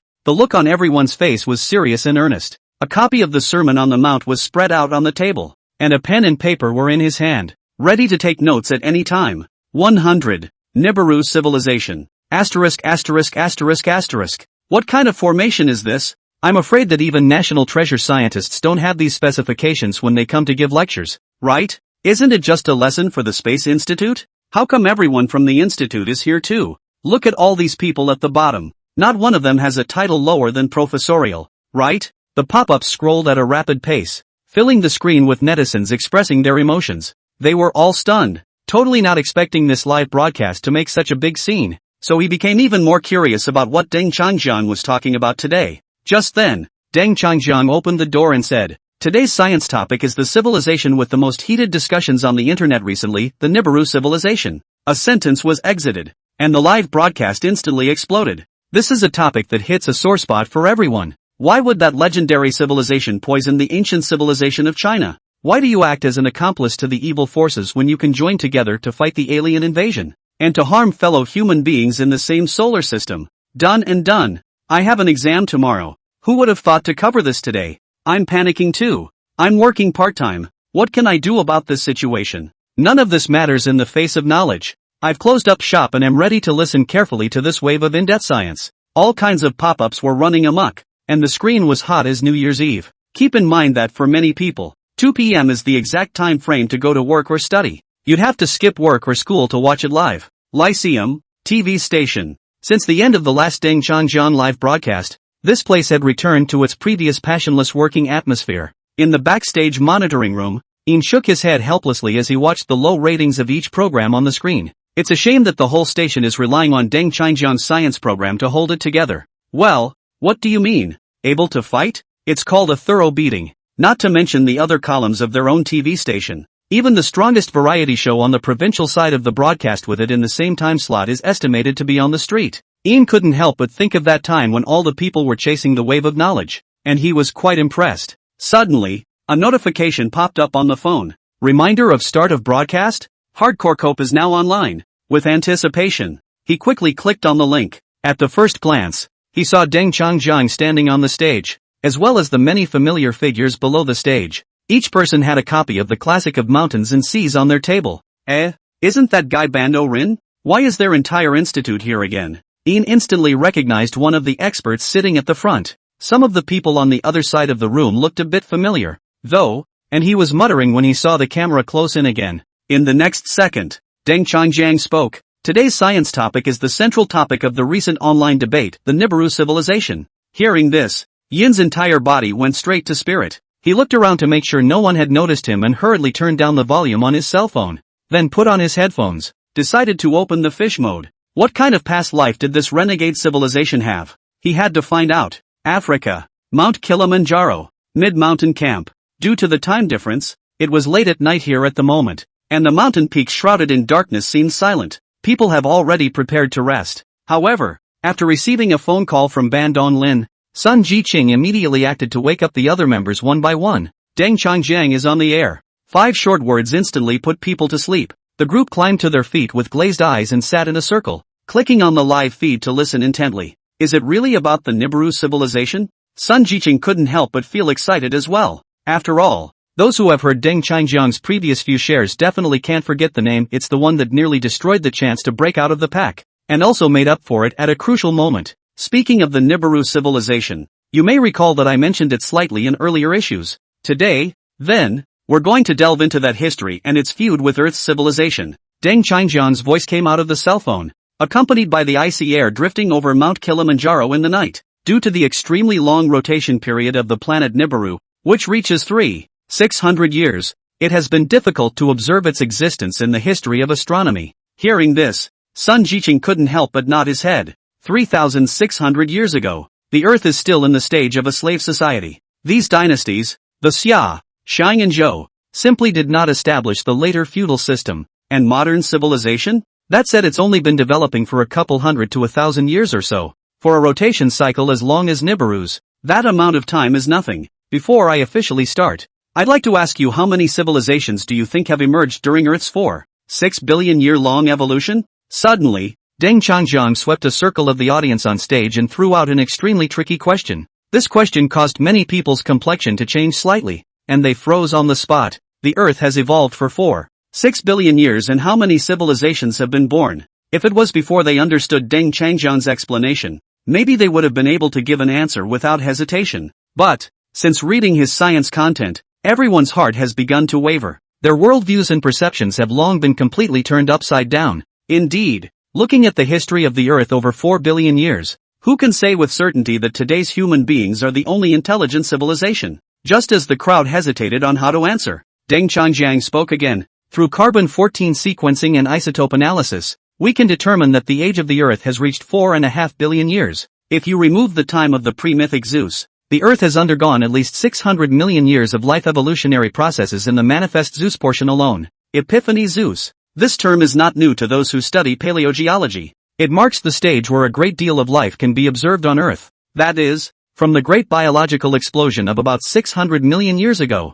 Deng Changjiang has just mentioned that the important driver of this outbreak is precisely oxygen. In those 600 million years, one might want to think about how likely it is that other civilizations have ever been birthed on Earth? Deng Changjiang asked rhetorically as his words left his mouth. And below the podium, the audience listened in contemplation. Present-day human civilization has a recorded history of only about 10,000 years. But how many million years is 600 million years? A full 600,000 of them. Needless to say, it's a creepy number. In fact, it is often easier to find traces of another civilization in this chain of time than to answer it doesn't exist. Before we explore that, let's look at some information. Chapter 101, My Little Heart Can't Take It. The corners of Deng Changjiang's mouth curled into a smile as he turned around and pointed at the huge screen behind him. The big screen then began to play what he had prepared. The researchers at the Aerospace Research Institute all raised their heads and looked intently at the screen. When the first image surfaced, the annotation read a few small words. An imported uranium ore found in Gabon, Africa. In the 1950s, a few professors in the crowd who worked on physical nuclear experiments instantly recognized them and nodded. However, Deng Changjiang's next sentence sounded like a bomb in the room. Oddly enough, the uranium content in this ore is extremely rare, almost as rare as our current nuclear reactor waste. The statement immediately sent shockwaves. Even those experts who studied nuclear physics changed their faces slightly, because the history of the development of modern nuclear technology is more than clear to them. There was no way that Africa could have afforded to carry out such high-end scientific research projects at that time. Even if you put it in today, that place is not equipped for that. Just as the crowd was puzzled in their minds, Deng Changjiang threw out another piece of heavy news. After discovering this ore, scientists from various countries rushed to the scene to start their investigations, and finally confirmed that this was an ancient nuclear reactor consisting of 6 areas and about 500 tons of uranium ore, with an estimated power of 100 kilowatts. After a moment's pause, he continued, and, according to the research, its structure is extremely complete, and its operational lifespan even exceeds 500,000 years. Immediately afterward, he added, later, through geological survey techniques, such as carbon dating and isotope comparisons, it was confirmed that the ore was formed around 2 billion years ago. The whole arena exploded when those words fell. Everyone's eyes widened in disbelief. How many billions of years ago? No one knows exactly what the Earth was like back then because it was so far away. But such a 2 billion-year-old ore actually continued to run a nuclear reactor for up to 500,000 years. What is even more amazing is that the level of technology far surpasses today's scientific achievements. Even those veteran nuclear physicists understand all too well that even with today's state-of-the-art technology to build reactors, continuous operation for up to 500,000 years is not possible. It was as if a huge wave had risen in everyone's heart, and their hearts couldn't help but beat wildly faster. Right at this moment, Deng Changjiang switched to the second photo. The screen shows a huge picture of a fossil. There were a number of paleontologists or geologists in the field who quickly identified what it was. A fossilized trilobite? Someone whispered. But soon, their eyes keenly caught a detail. There was a clearly visible shoe print on the surface of this fossil. Not only does that shoe print have a right and left foot difference, but the shoe shape looks exactly the same on both feet. Exactly, Deng Changjiang said with a smile. The trilobite fossil in this photo was unearthed by a North American expert who excavated it in the state of Utah in the United States 20 years ago. In the 1980s, when he finished cleaning this fossil, he accidentally found this shoe print firmly pressed on a trilobite. He further explained, upon measurement, this shoe print is about 26 centimeters long and 9 centimeters wide, while the heel depression reaches a depth of 1.5 centimeters, similar to the shape of a modern loafer. Upon hearing this, the audience under the podium had begun to suck in a sharp breath of cold air. Deng Changjiang said slowly to the live camera, as we all know, trilobite is an ancient marine creature that survived from 600 million years ago to more than 200 million years ago, and became extinct as early as 200 million years ago. If no intelligent creatures or civilizations existed at that time, then how can this perfect shoe print be explained? In addition, this trilobite fossil with shoe prints is still preserved in a museum in North America for those who are interested. Off stage, scholars from different fields as well as researchers from the Space Institute. At this point no one held their breath and their gasps became more rapid. They never expected that Deng Changjiang would throw out such two big shocking news at the beginning of this public lecture. The first is the remains of a nuclear power plant from 2 billion years ago, and the other is a track on a trilobite from 200 million years ago. It all seems to prove one thing. It is likely that other forms of highly developed civilizations existed in prehistoric times. At the same time, netizens watching the hardcore sci-fi livestream online were abuzz, with comments frantically swiping the screen. Where the am I well known? Why didn't anyone tell me that trilobites were extinct before? Grass. My little heart can't take it. Shoe prints can still be forced to justify themselves, but what sense does it make that there were nuclear reactors billions of years ago? It's too much. Did intelligent life and civilization really exist on Earth hundreds of millions of years ago? Deng Changjiang's rhetorical question caused the pop-ups in the live broadcast room to instantly explode. Everyone's three senses were shaken hard. These two photos. It's all well documented. The available evidence is there. Plus the question Deng Changjiang just raised. A chilling speculation bubbled up in everyone's mind. Civilizations that have existed on Earth. Maybe more than one. There may even have been other intelligent life born before the ancient Chinese civilization. Just as everyone's thoughts were wandering, on the live broadcast screen, Deng Changjiang switched to a third photo. It was a fossilized pot that resembled an ordinary iron skillet. The viewers of the live broadcast unconsciously gulped. Asterisk asterisk asterisk asterisk, don't tell me this stuff is hundreds of millions of years old too, right? The existence of a pot really does prove the activity of intelligent life, doesn't it? After all, it's not like an animal would just knock out a pot to put on shoes or make iron, right? As long as they master the smelting technology,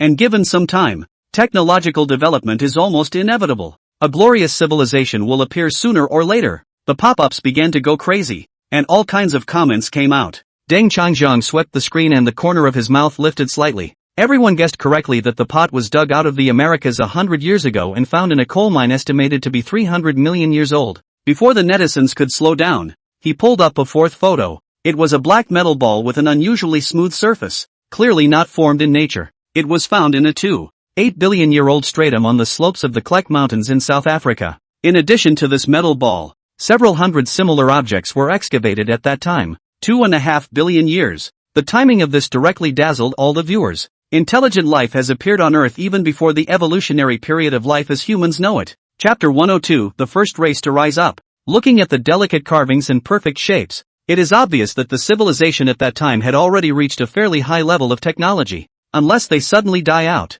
Going to the top of technology is almost a given. Next is the fifth photo, a hammer. Deng Changjiang continued. This was found in the Cretaceous strata of Texas, and tests show that it was forged with an extremely high purity that exceeds the level of modern technology. Even more striking is the fact that the handle of the hammer has long since turned to coal, enough to indicate the authenticity of the age. And the sixth photo, a metal vase, designed in a style very close to current craftsmanship. It was accidentally discovered during a rock blasting in Massachusetts. We know through carbon sequencing that it is at least 100,000 years old. Seventh, Deng Changjiang on the podium was talking as if he had entered his own world, and in the live broadcast room, the viewers' expressions all froze. I'm convinced. Can't I stop reading? The heart can't take it. Stop the sci-fi now. Bull asterisk asterisk asterisk asterisk history book. Saying we were a primitive society eating raw meat 10,000 years ago? How can I believe that now? I feel intellectually insulted with every page of my history textbook. A nuclear reactor from 100 million years ago. A sculpted iron sphere from 2.5 billion years ago. This is too incredible. Earned it. Totally worth the price of admission. It doesn't matter if I fail attendance. As Deng Changjiang continued to show photos of those ancient artifacts, the pop-ups went completely crazy. None of these photos point to the same startling conclusion. In the long history of the planet, there must have been many highly developed civilizations. It is simply impossible to fake a fossil that has been buried in the ground for billions of years. That 100 million-year-old nuclear reactor is the best hard evidence intelligent life has carried out nuclear technology research as early as the ancient times. Yenjing. Inside the auditorium of the Aerospace Research Institute. Initially, some people were able to have a discussion about what CK Deng shared, but when the screen switched to the 10th photo, the whole hall fell into a dead silence. At this moment, even the most stubborn opponents of the theory of multiple civilizations began to waver. The evidence produced by Deng Changjiang was impeccable. After various analytical tests, along with geologic isotope testing, no human forgery can be established. Sitting in the front row, Ban Donglin and Zhang Huai's eyes met for a split second. Ban Donglin was relatively calm, because he had long been used to Deng Changjiang's shocking speech style. However, Zhang Huai's face turned pale, and there was only one thought beating repeatedly within him. This planet, it's so damn mysterious. Countless civilizations have risen and fallen, and our modern civilization is but a brief moment in the vastness of time. Well, I just shared so much information with you all to tell you one thing. The ancient Chinese civilization is not unique in the long evolution of this planet. Deng Changjiang stood on the stage and interrupted the crowd's state of disorientation. In his previous life, his research in the field of paleogeology had reached its peak. Whether it's or stratification or fossil analysis, he has revealed so many buried secrets. In fact, before the birth of the Chinese civilization, the Earth had given birth to many other civilizations, but these civilizations have been destroyed by a group of beings known as outside forces. One destruction after another.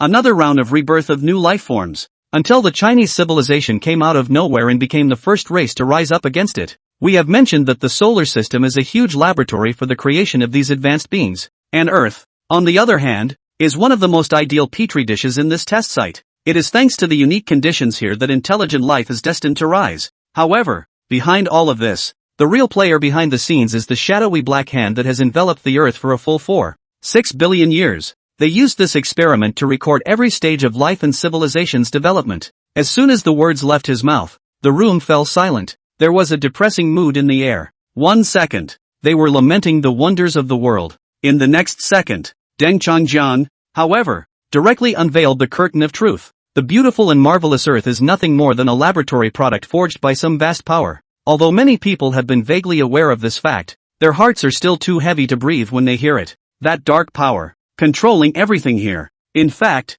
in addition to Earth, alien intelligence has set up another testing ground in our solar system. Then, Deng Changjiang continued to speak, his voice steady and strong. That's planet Nibiru. As his words fell, a huge image of the planet Nibiru appeared on the screen behind him. The planet was fiery red and hot, and from a distance, it looked like a pocket-sized sun. Except, it's much smaller than the real sun. It's like we need to set up a control group when we do an experiment, and planet Nibiru is the control subject for Earth. On the podium, Deng Changjiang took a deep breath. His voice paused slightly, and then slowly spelled out the true significance of planet Nibiru's existence. In the beginning, the alien intelligence carefully designed the solar system, and first created the Earth, the cradle that nurtures life. For comparative studies, they created the planet Nibiru again to explore a completely different path for the development of life forms and civilization. These words shook everyone in the room once again, and their thoughts were drawn back to the topic of greatest concern, the Nibiru civilization. The theme of today's lesson centers around this 12th most secretive object in our solar system.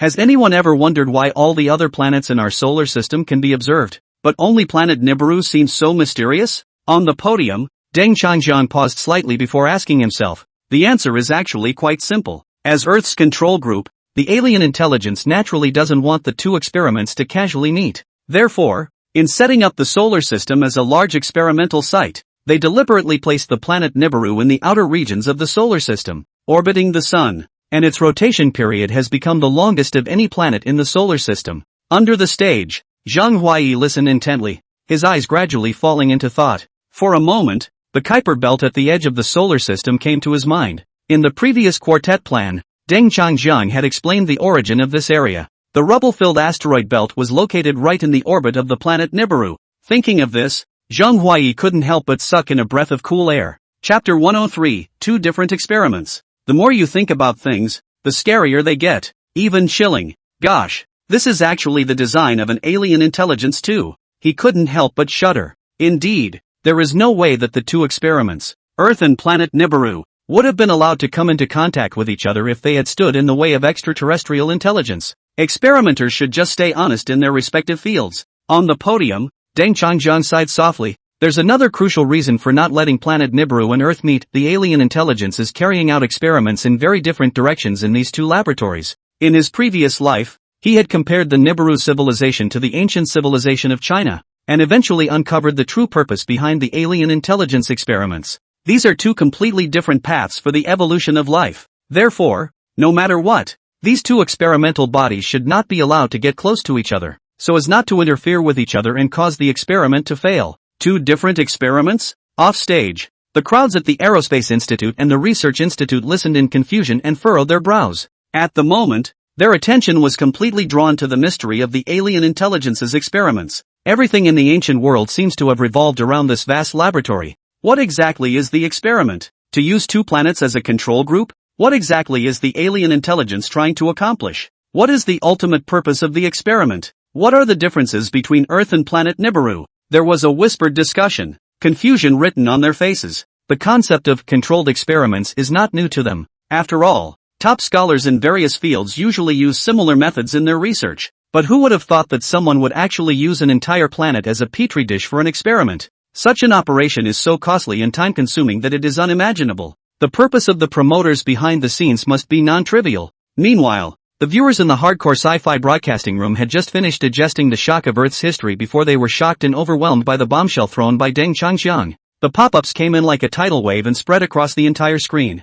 What the hell kind of experiments is this damn alien intelligence doing? The Earth has existed for 4.6 billion years, and at one time there may have been countless civilizations. Did they perish because of this experiment? Hiss. Fine thought. If it wasn't for the rise of the Chinese civilization, wouldn't we still be their experiments now? What happened in that war hundreds of millions of years ago? With a flurry of buzz and questions, the audience was eager to know the specifics of the experiment. Realize that these are not simply test tubes and petri dishes, but two real planets. The experimentation cycle is not just a few years either, but is measured in billions of years. At this moment, Deng Changjiang in the screen smiled slightly and looked at the camera and said, "In order to understand the content of the alien intelligence experiment, we first have to understand the evolution of civilization on planet Nibiru." Indeed, the ultimate purpose of this controlled experiment can be easily surmised with specific information about the planet Nibiru. However, due to the orbital path of planet Nibiru, few definitive records of it have been left on Earth for thousands of years. All of this is obviously intentional on the part of the alien intelligence to prohibit the two experiments from crossing paths, until after that great war in ancient times. This statement immediately brought silence to the room and a look of gravity to the audience. According to legend, after the story of the quartet's chase for the sun, a great and long-lasting war broke out on Earth. The war was long and unprecedented in scale. How did it turn out? Chinese civilization declined, alien intelligence faded, and only the Nibiru civilization still exists in the solar system. After that great battle, the Nibiru civilization arrived on Earth several times and left behind quite a bit of information about its home planet. Taking a deep breath, Deng Changjiang turned around and began his formal explanation. Yanjing, inside the auditorium of the Space Institute. Hearing the news that Deng Changjiang was about to reveal Nibiru's civilization, everyone couldn't hold back their inner anticipation. The Aerospace Institute researchers quickly flipped open their notebooks, ready to record every detail. The team led by Ban Donglin was not shy about taking out pen and paper with anticipation.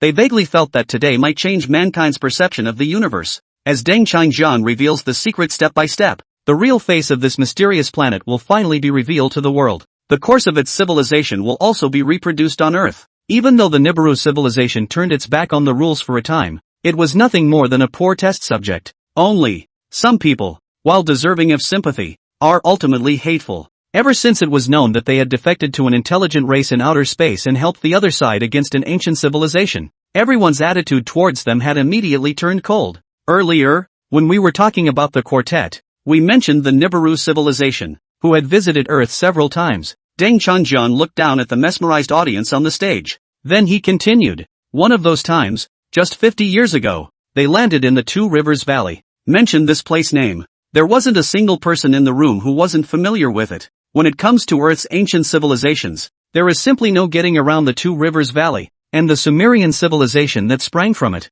Actually, before Deng Changjiang's lecture, textbooks had been referring to the Sumerian civilization as the earliest civilization on Earth. But since Deng Changjiang's lecture, no one thinks that the Sumerian civilization of thousands of years ago is the oldest on Earth. After all, that nuclear reactor from a billion years ago stood silently in the corner, looking at the textbook without a squeak. On that descent, the Nibiruans ran into the inhabitants of the Valley of the Two Rivers, who were still in the savage stage, that era being the early days after the Earth's reboot. So, the Nibiruans began teaching them all kinds of cutting-edge technology, teaching them to build cities, train armies, and make rules. In math, the Sumerians learned to multiply over 15 digits, and 3,000 years later in ancient Greece, everyone still thought that numbers after 10,000 were infinity. In the field of astronomy, the Nibiruans, for their part, popularized the Sumerians with the truth about the solar system, made them aware of such phenomena as eclipses of the sun and the moon, and drew complete images of the 12 stars on tablets.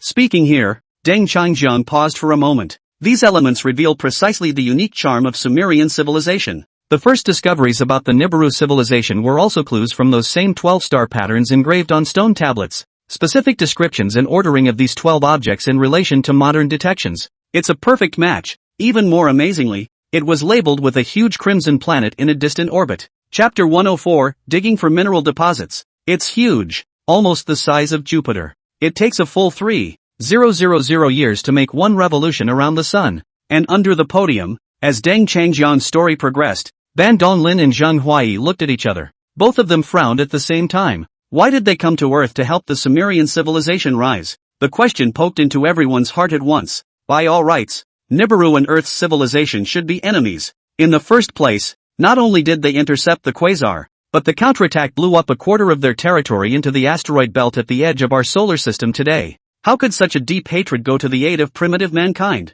Li Chang, TV station backstage monitoring room. Old Ian was watching the live stream to kill time when he suddenly slapped the table and coldly grunted, "Humph, this betrayer's little mind must be shady as hell." His voice shook the room a few times, and his other co-workers were stunned. Zheng Qi quietly gulped and reminded in a low voice, "Brother Ian, keep your voice down. What if the leader really hears you?" As a result, before he finished speaking, an even louder voice suddenly came from outside the door. "That's right, if it's not a family, don't think of anything good. This alien civilization definitely has evil intentions." It sounded like the direction of the leader's office a few rooms next door. Zheng Qi was directly confused. Old Ian was unperturbed, waving his hand and saying, "Don't worry, people are screaming harder than I am, so they don't care to come over to trouble us." As a veteran sci-fi fan, he couldn't be more aware of how fascinating Deng Changjian's live broadcast is. The plot advances layer by layer with increasingly shocking information that draws you in. At this moment, the leader is bound to be nestled in his chair concentrating on his drama.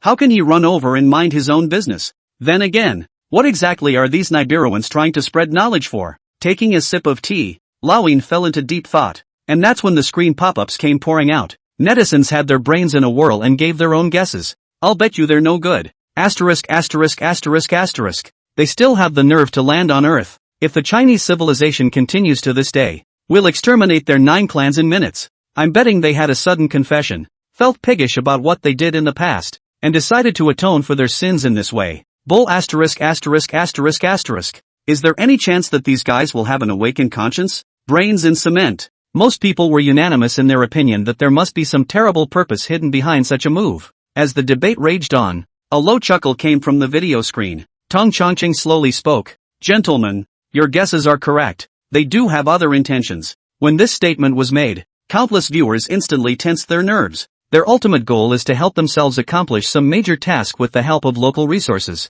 After a few seconds pause, he bursts out with a mind-boggling reason, that's digging up mineral deposits. Inside the surveillance room, Lao Yin's eyes were wide with astonishment. What's he thinking? Digging? Alien life visiting Earth thousands of years apart just to pan for minerals? Not only was he surprised, the pop-up area was completely abuzz. Asterisk asterisk asterisk asterisk. What the hell are you talking about? The Nibiru race, which is already capable of interstellar navigation, is actually here to pan for gold? What's the point of having so many resources? Don't you understand that advanced species are poor at raw materials? Anchor, you're not playing us for laughs, are you? This is outrageous, shocking to the entire audience. Across 1,000 years Kudyu appeared in the world for a mining operation. The message boards were a blur of expressions of disbelief that the assertion was so simple and crude in any case. The scene in the auditorium of the Yinjing Academy of Space Sciences was even more complicated at the moment. A full house of professional professors stared at each other in bemused response, frequently wiping drool from the corners of their mouths to ease their emotions.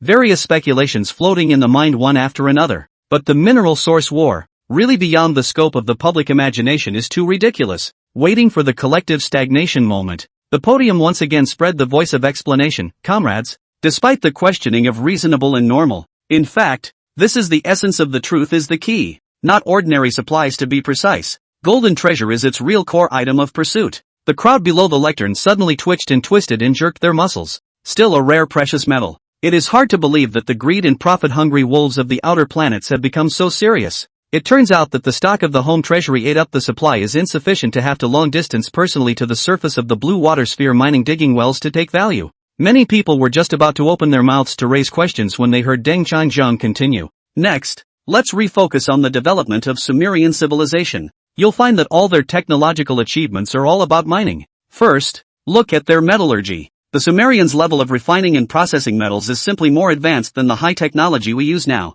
Secondly, speaking of math, those unearthed manuscripts have proven that all sorts of complex computational formulas were used to aid in the exploration and excavation of the mines. Thirdly, look carefully at the various cities of Sumeria, which are sited exceptionally close to the huge gold mines. While saying that, Deng Changjiang pulled up several pictures of the Sumerian ancient city ruins on the screen, and around these ruins, there was indeed a hidden ancient gold mining pit that had been excavated or still had remnants. Seeing this, the people under the stage swallowed their saliva and couldn't help but drum in their hearts. Just then, Deng Changjiang threw out an even more speechless fact. Fourthly, It is surprising that in Sumerian society there were specially run schools in which the most important course of study was actually mining extraction. The auditorium was silent as the researchers exchanged glances with each other, looking a little flustered. The experts at the institute were no exception, their faces filled with confusion. The big screen shows it all clearly, and all the information is a verified historical account. Some people have studied the history of this period before,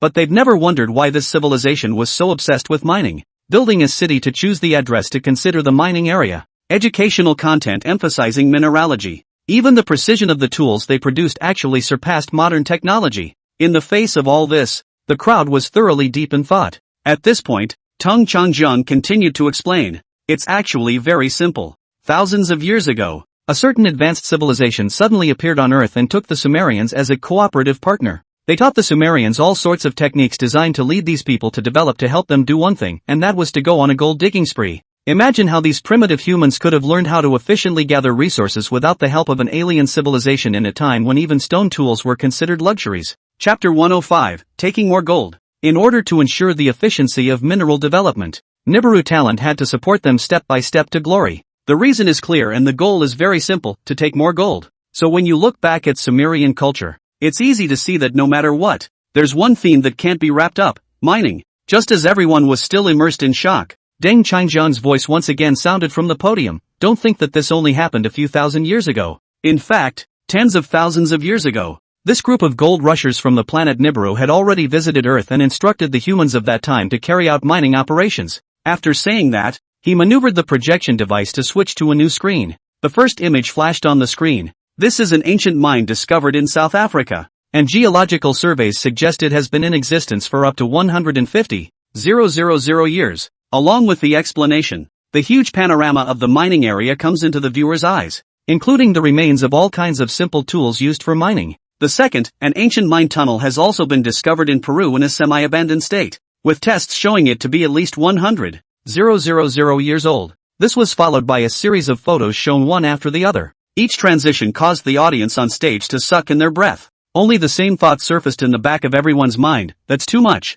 isn't it? What kind of an obsession could cause this alien race to repeatedly visit Earth? Could it be because of the lack of this precious metal in their homes? Almost at the same time, the netizens of the hardcore sci-fi livestream were abuzz. Pop-ups quickly filled the screen. Ironclad proof. Nibiru is the universe's most stingy money grubber plus interstellar looting professional. Oh my god. People started building infrastructure 150,000 years ago? I really wonder if their planet is so poor that all they have left is air. Next time it dares to come to our doorstep, we'll turn around and rob its stockpile. And of course there are the seriously analytical comments. Why do we need so much gold? What purpose does it really serve? Indeed, as more and more information piles up, one question gradually comes into focus. Where did all the gold end up? For what? With curiosity and a hint of uneasiness, everyone once again looked to the center of the stage, only to see Deng Changjiang add with a bland look. The answer is not limited to this. In fact, almost all of the solid planets and moons in the entire solar system,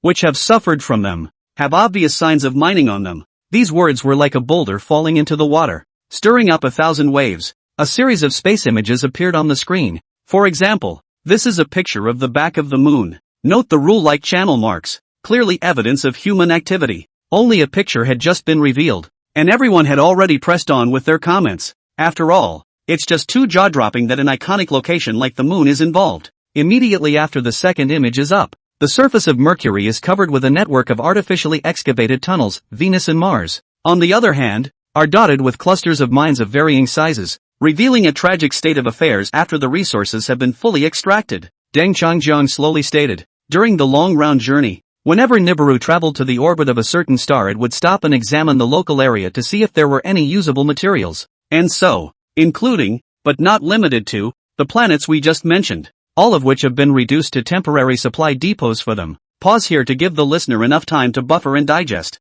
because he deeply understood that even for himself, who was familiar with the background knowledge, this truth was still shocking to him when he first learned it. If the Best Mining Contribution Award was really held, then there was no doubt the winner belonged to Nibiru. They traveled through the entire Milky Way just for that brilliant golden color. It's really too weird. Something like gold, which is a rare commodity on Earth, has always been hard currency. Does that mean it's worth more on Nibiru? Just as everyone was figuring it out, Deng Changjiang snapped again. Speaking of which, I guess we're all wondering why the Nibiru people are desperately trying to dig for gold. After hearing that, the audience in front of the TV and in the broadcast room nodded in unison. Immediately after, in the picture, Duncan CK looks into the camera and finally reveals the true purpose of the Nibiruans. The reason they are digging for gold and shipping it back to their planet is actually because they have a big hole in their atmosphere. The words just fell. Everyone froze. What does a hole in the atmosphere have to do with gold? Fortunately, Deng Changjiang continued to explain.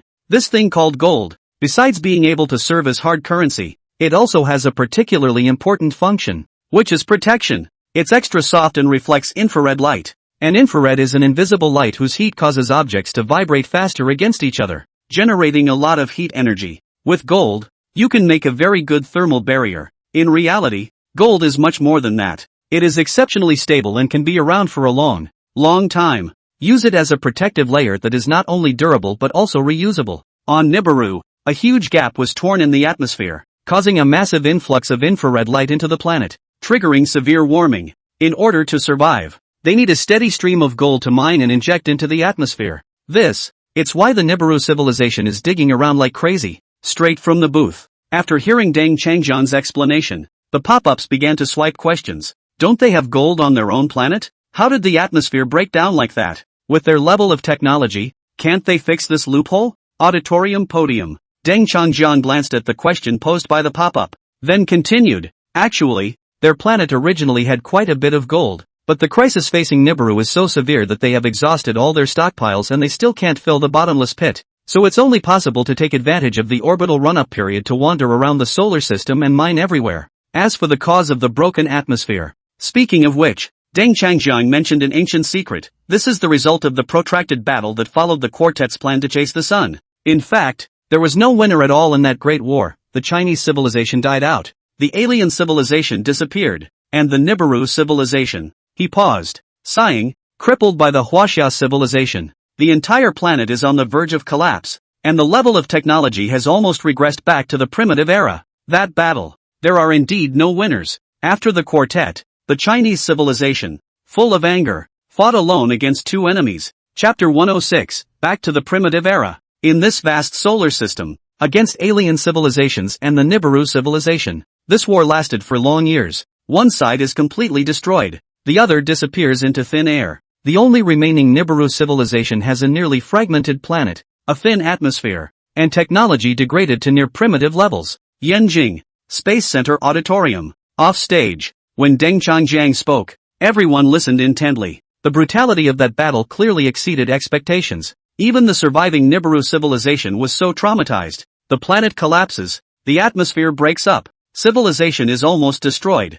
Back to primitive times. Come to think of it, the Chinese civilization and the alien civilization as the two sides of the encounter. The situation must be even more tragic. After that battle, the planet Nibiru was plagued by disaster, with constant earthquakes and frequent volcanic eruptions, which, combined with the lack of atmosphere, led to very slow progress in civilization. It took an extremely long time for their technology to barely recover to a level where they could navigate between the stars. And so, Deng Changjiang looked at the crowd on stage and continued. They had to work hard to repair the atmosphere, first gutting the native gold resources and then mining them elsewhere in the solar system as they rotated. And thus was born the Sumerian civilization on Earth. Because it was felt that the locals were too inefficient, the Nibiru people generously passed on their skills and made them cheap labor to help with the digging. Having said that, the auditorium was silent. On the origins of Sumerian civilization, Deng Changjiang has explained it all. Just the facts. It was a bit disconcerting. Listen to him before he tells it. The earliest civilization recognized in the academic world was none other than the Sumerian civilization thousands of years ago. However today, plainly, those theories are bull ********. Remains of billion-year-old nuclear reactor found in Africa's Gabon region. Countless ancient traces in geological layers. All of them are showing that there were many thriving civilizations in Earth's ancient history. Not to mention, the so-called radiant culture of Sumerian civilization is nothing more than a tool built specifically for mining. It's the enslaving social system that the Nibiruans have enabled for mining. Africa. Kilimanjaro's waste. Night fell and darkness fell around the camp. Reach for the sky. Sun Jiqing and his party, however, had no sleep. Sitting in a circle, staring at their lighted cell phones. Deng Changjiang's live streaming content. It lifted everyone's spirits, and at the same time made them break out in a cold sweat behind their backs. Traces of old civilizations on Earth. the true purpose of the Nibiru visit, and that ultimate sad ending. It was all enough to keep them up at night. Sun Jiqing let out a long sigh and slowly got up, looking at the ink-like blackness of the night. Deep in thought, how poignant was that great battle in the distant ages. It was so tragic that Nibiru's civilization suffered so much damage that it has not recovered even after all this time. Even the level of development of society as a whole has declined across the board as a result. The various manifestations of the Nibiru civilization in the aftermath of this war are described in detail in the history of Sumerian civilization. Video. Again came Deng Changjiang's voice. The clearest record is the Sumerian King's Table. Hear this. Sun Jiqing's eyes instantly glowed. King's Sumerian Watch. It is not unfamiliar to anyone who has studied ancient civilizations. This ancient West Asian manuscript is one of the very first historical sources to be written in cuneiform. This source contains detailed records of a series of towns in the area surrounding Mesopotamia, as well as the leaders of the time and their periods of power. 90% of these ancient city sites have been discovered one after another through archaeological excavations. This is enough to prove the authenticity of this list of rulers. Next, let's take a look at this roster of rulers unearthed from the ruins of the Sumerian civilization. Podium. Deng Changjiang tapped the electronic screen behind him, displaying a huge picture of a slate-like stone. On the tablets, information about the monarchs who ruled the Sumerian civilization is clearly recorded. See this. The experts and scholars in various fields on the stage unconsciously straightened their backs and listened attentively. It is clear from the excavated tablets that their dominion descended from the heavens, in the hands of the legendary gods. Deng Changjiang paused slightly. Everyone can try to imagine. For the technologically backward earthlings at that time, the Nibiruians who flew their flying machines from the sky were simply godlike. Also, it is mentioned in this roster that these gods, who resemble humans in appearance, supervise the slaves' labor and assign them heavy tasks, such as mining the mines. On the big screen, King's Table recorded this history in ancient cuneiform script, and off stage, an expert in ancient writing immediately stood up. He began to translate the contents of this roster word for word in front of everyone. Dominion descended from heaven and fell on Eridu. Alulim became ruler here. After the decline of Eridu, the dominion was transferred to Bad-Tibera. Lalki didn't fall behind and the reins went back to Sipal. The text on this is very well documented. Next, several experts quickly translated another text that specifically describes how these rulers fell from the sky. The dominions appear every 300-600 years, coming from a fiery red planet. They descend to Earth in glowing spaceships and heavy garments. After translating the passage word for word, in the auditorium, everyone looked at each other and froze in place. That's right. Just then, Deng Changjiang smiled slightly. This King's Table reveals for the first time what planet Nibiru looks like, a fiery red color when viewed from Earth. Moreover, these people also appear once every 300-600 years, falling from the sky. The so-called lightships are probably their flying tools. Deng Changjiang's words directly reveal the most direct connection between the Nibiru and Sumerians. As for the thick clothing they were wearing, it was most likely some kind of spacesuit, designed specifically for interstellar voyages. This series of readings, it's both justified and well-founded. Each of these points is well supported by the ruins of the Sumerian civilization, especially this King's Table. Even more so, thousands of years ago, artifacts were unearthed from the ruins of the Sumerian civilization. It's almost impossible to be a forgery. Actually, many of those present had previously studied the King's Table alone. But, no one has ever associated dominion from heaven with the Nibiru people as Deng Changjiang did. While everyone was still gawking, Deng Changjiang spoke again. Now, I think everyone should understand, right? The so-called monarchs in the Sumerian civilization are actually the Nibiru people from heaven. Chapter 107, Becoming Unreliable. Off stage, the scholars from the Space Agency and the Institute nodded in unison. On this point, the King's Table could not have been clearer. So, let's take a look at these so-called rulers now. Deng Changjiang laughed softly. Also turn to the section of the King's Table that lists the name and length of reign of each ruler. Aurelium, said to be the first ruler who descended to Earth. Next, Deng Changjiang pointed to the first place in the King's Table, where the name of the first monarch and the time of his reign were written. His reign in Sumer lasted 800 years. This statement was made. The people on the stage stared in disbelief. Except for a few people who had previously studied the King's Table, everyone else wore expressions of disbelief. Over 20,000 years? Almost 30,000 years in power? This is too much. But that's not all. As Deng Changjiang goes on to introduce the second, Alarga, the second ruler in Sumerian history, reigned for 36,000 years. The third, Enmanlawana, reigned for 43,200 years. Fourth place. As each monarch's reign is revealed one by one, the expressions on most people's faces became extremely shocked. It's a bit overwhelming. Until then, they had considered the Sumerian king's table to have some credibility. But now, these reigns, in turn, make them feel that the accounts in this roster are too mythologized. They had just floated the idea. On the podium, Deng Changjiang smiled again and said, "Do you all think that this king's table has suddenly become unreliable?" Most of the people, including Ban Donglin, couldn't help but nod their heads. Indeed, the first half sounds reasonable, but about all this time in office, it's just too much. However, what Deng Changjiang said next made people's jaws drop even more. In fact, there is no problem with the number of years these rulers have been in power. Can you imagine that the Sumerian civilization, which can even handle 15-digit arithmetic, would make such a low-level mistake in numbers? No questions asked. Those 6 words kept echoing through the auditorium. Lingers in every ear. In the meantime, in the pop-up section of the Hardcore Cooper live stream, the audience once again exploded at Deng Changjiang's words. God, what do you mean there's nothing wrong with them? Don't tell me they can really live for tens of thousands of years? If you can live for tens of thousands of years, it's no different from being a god, right? I specifically looked up the Sumerian king list, and the length of time it says he ruled is simply horrifying. Everyone, note that this is only the length of the reign,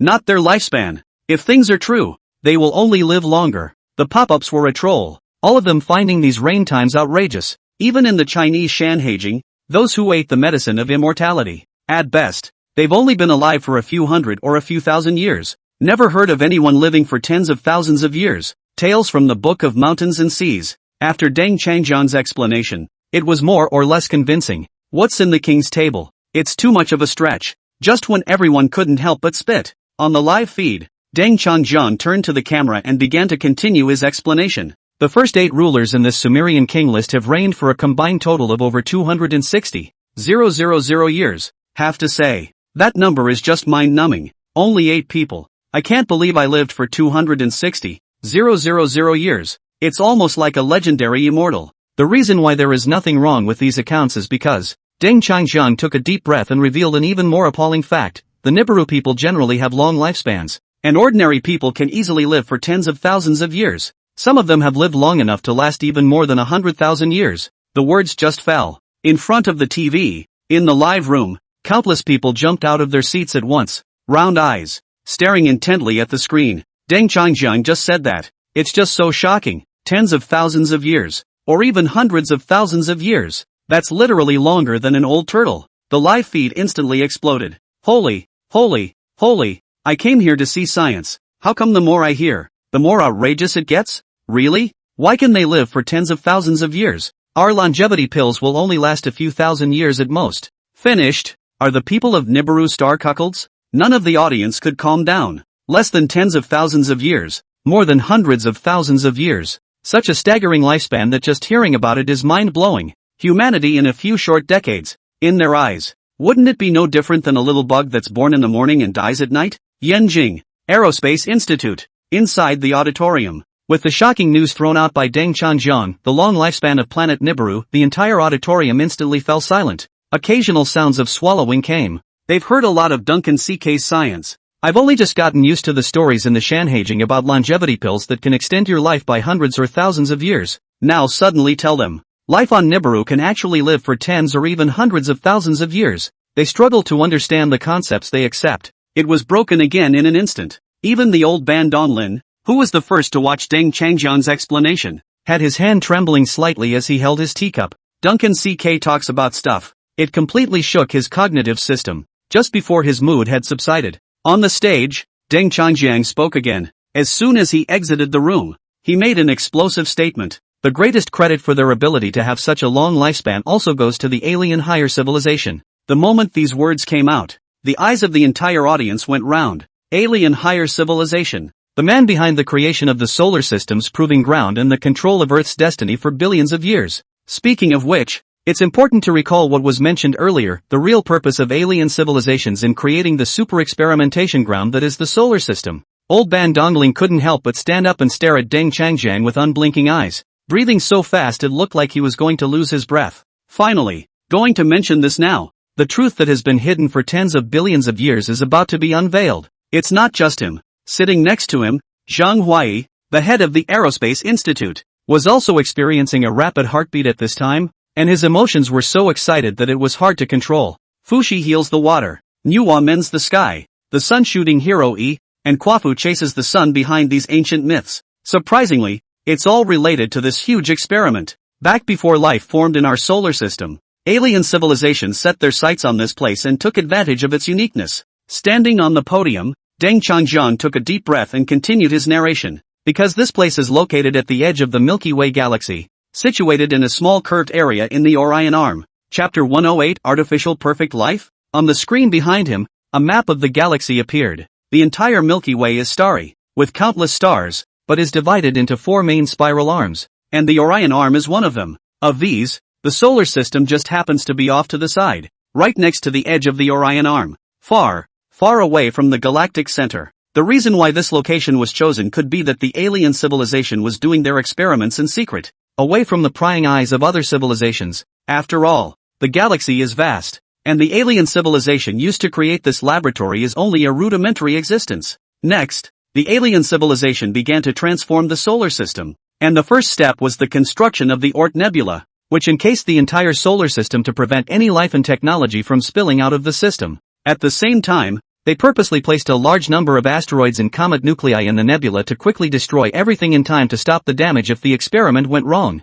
After completing this part of the preparation, they aligned the stars within the solar system and designed 2 planets in excellent conditions to serve as petri dishes for life. When he said this, Old Ban Donglin and Zhang Huai exchanged glances. What happens next is already obvious. These 2 planets are, of necessity, Earth and Nibiru. In order to prevent the 2 test beds from coming into contact with each other, the alien civilization changed Nibiru's orbit, lengthening its period to 1 orbit in 3,600 years, making it the farthest large planet. This also leads to the 12th mysterious object in our solar system fades from view. Finally, with the experimental site erected, the alien civilization officially launched their plan. Deng Changjiang looked to the crowd on stage, his tone low but clear, revealing the ultimate goal behind this experimental field. This experimental program that has lasted for countless years has only one endpoint, the shaping of the perfect life form. Before the words left his mouth, every brain in the auditorium was instantly filled with questions. What makes a perfect life?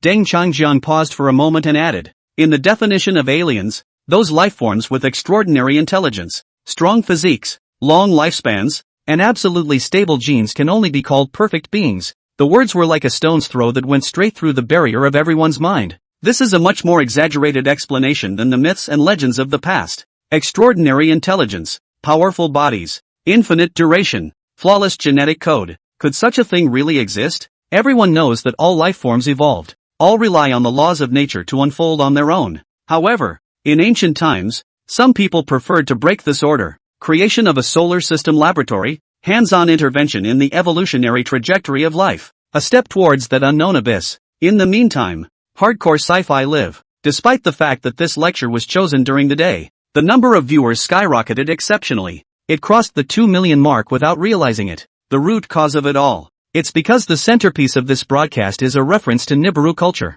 Many people have an extremely bad impression of Fushi after hearing about its water cure, so it was decided to come back and see how its destiny would end. Can be listened to more and more deeply. They suddenly realized that a truth hidden for billions of years is gradually emerging. TSK. Pissed your pants? Ha? Artificial perfect life? No wonder so many civilizations on Earth have risen and fallen and ended up without a trace. I guess they were moved by those alien advanced races. All the beings that don't meet the specifications are exterminated. And what about the ones that do? They are treated as mice. Is there really anyone who can play with the forces of nature, modifying genes as they wish and breeding perfect beings? After listening to Deng Changjiang, the netizens in the comments section felt chills run down their spines. An alien civilization conducting experiments was like messing with hybrid wheat and hybrid corn. Try again and again to pick out the best varieties. Cold and dark, those species of life that have developed on Earth. It's like the crops they grow, cutting and growing. It really makes your heart grow fonder the more you think about it. Just as everyone was too shocked to speak,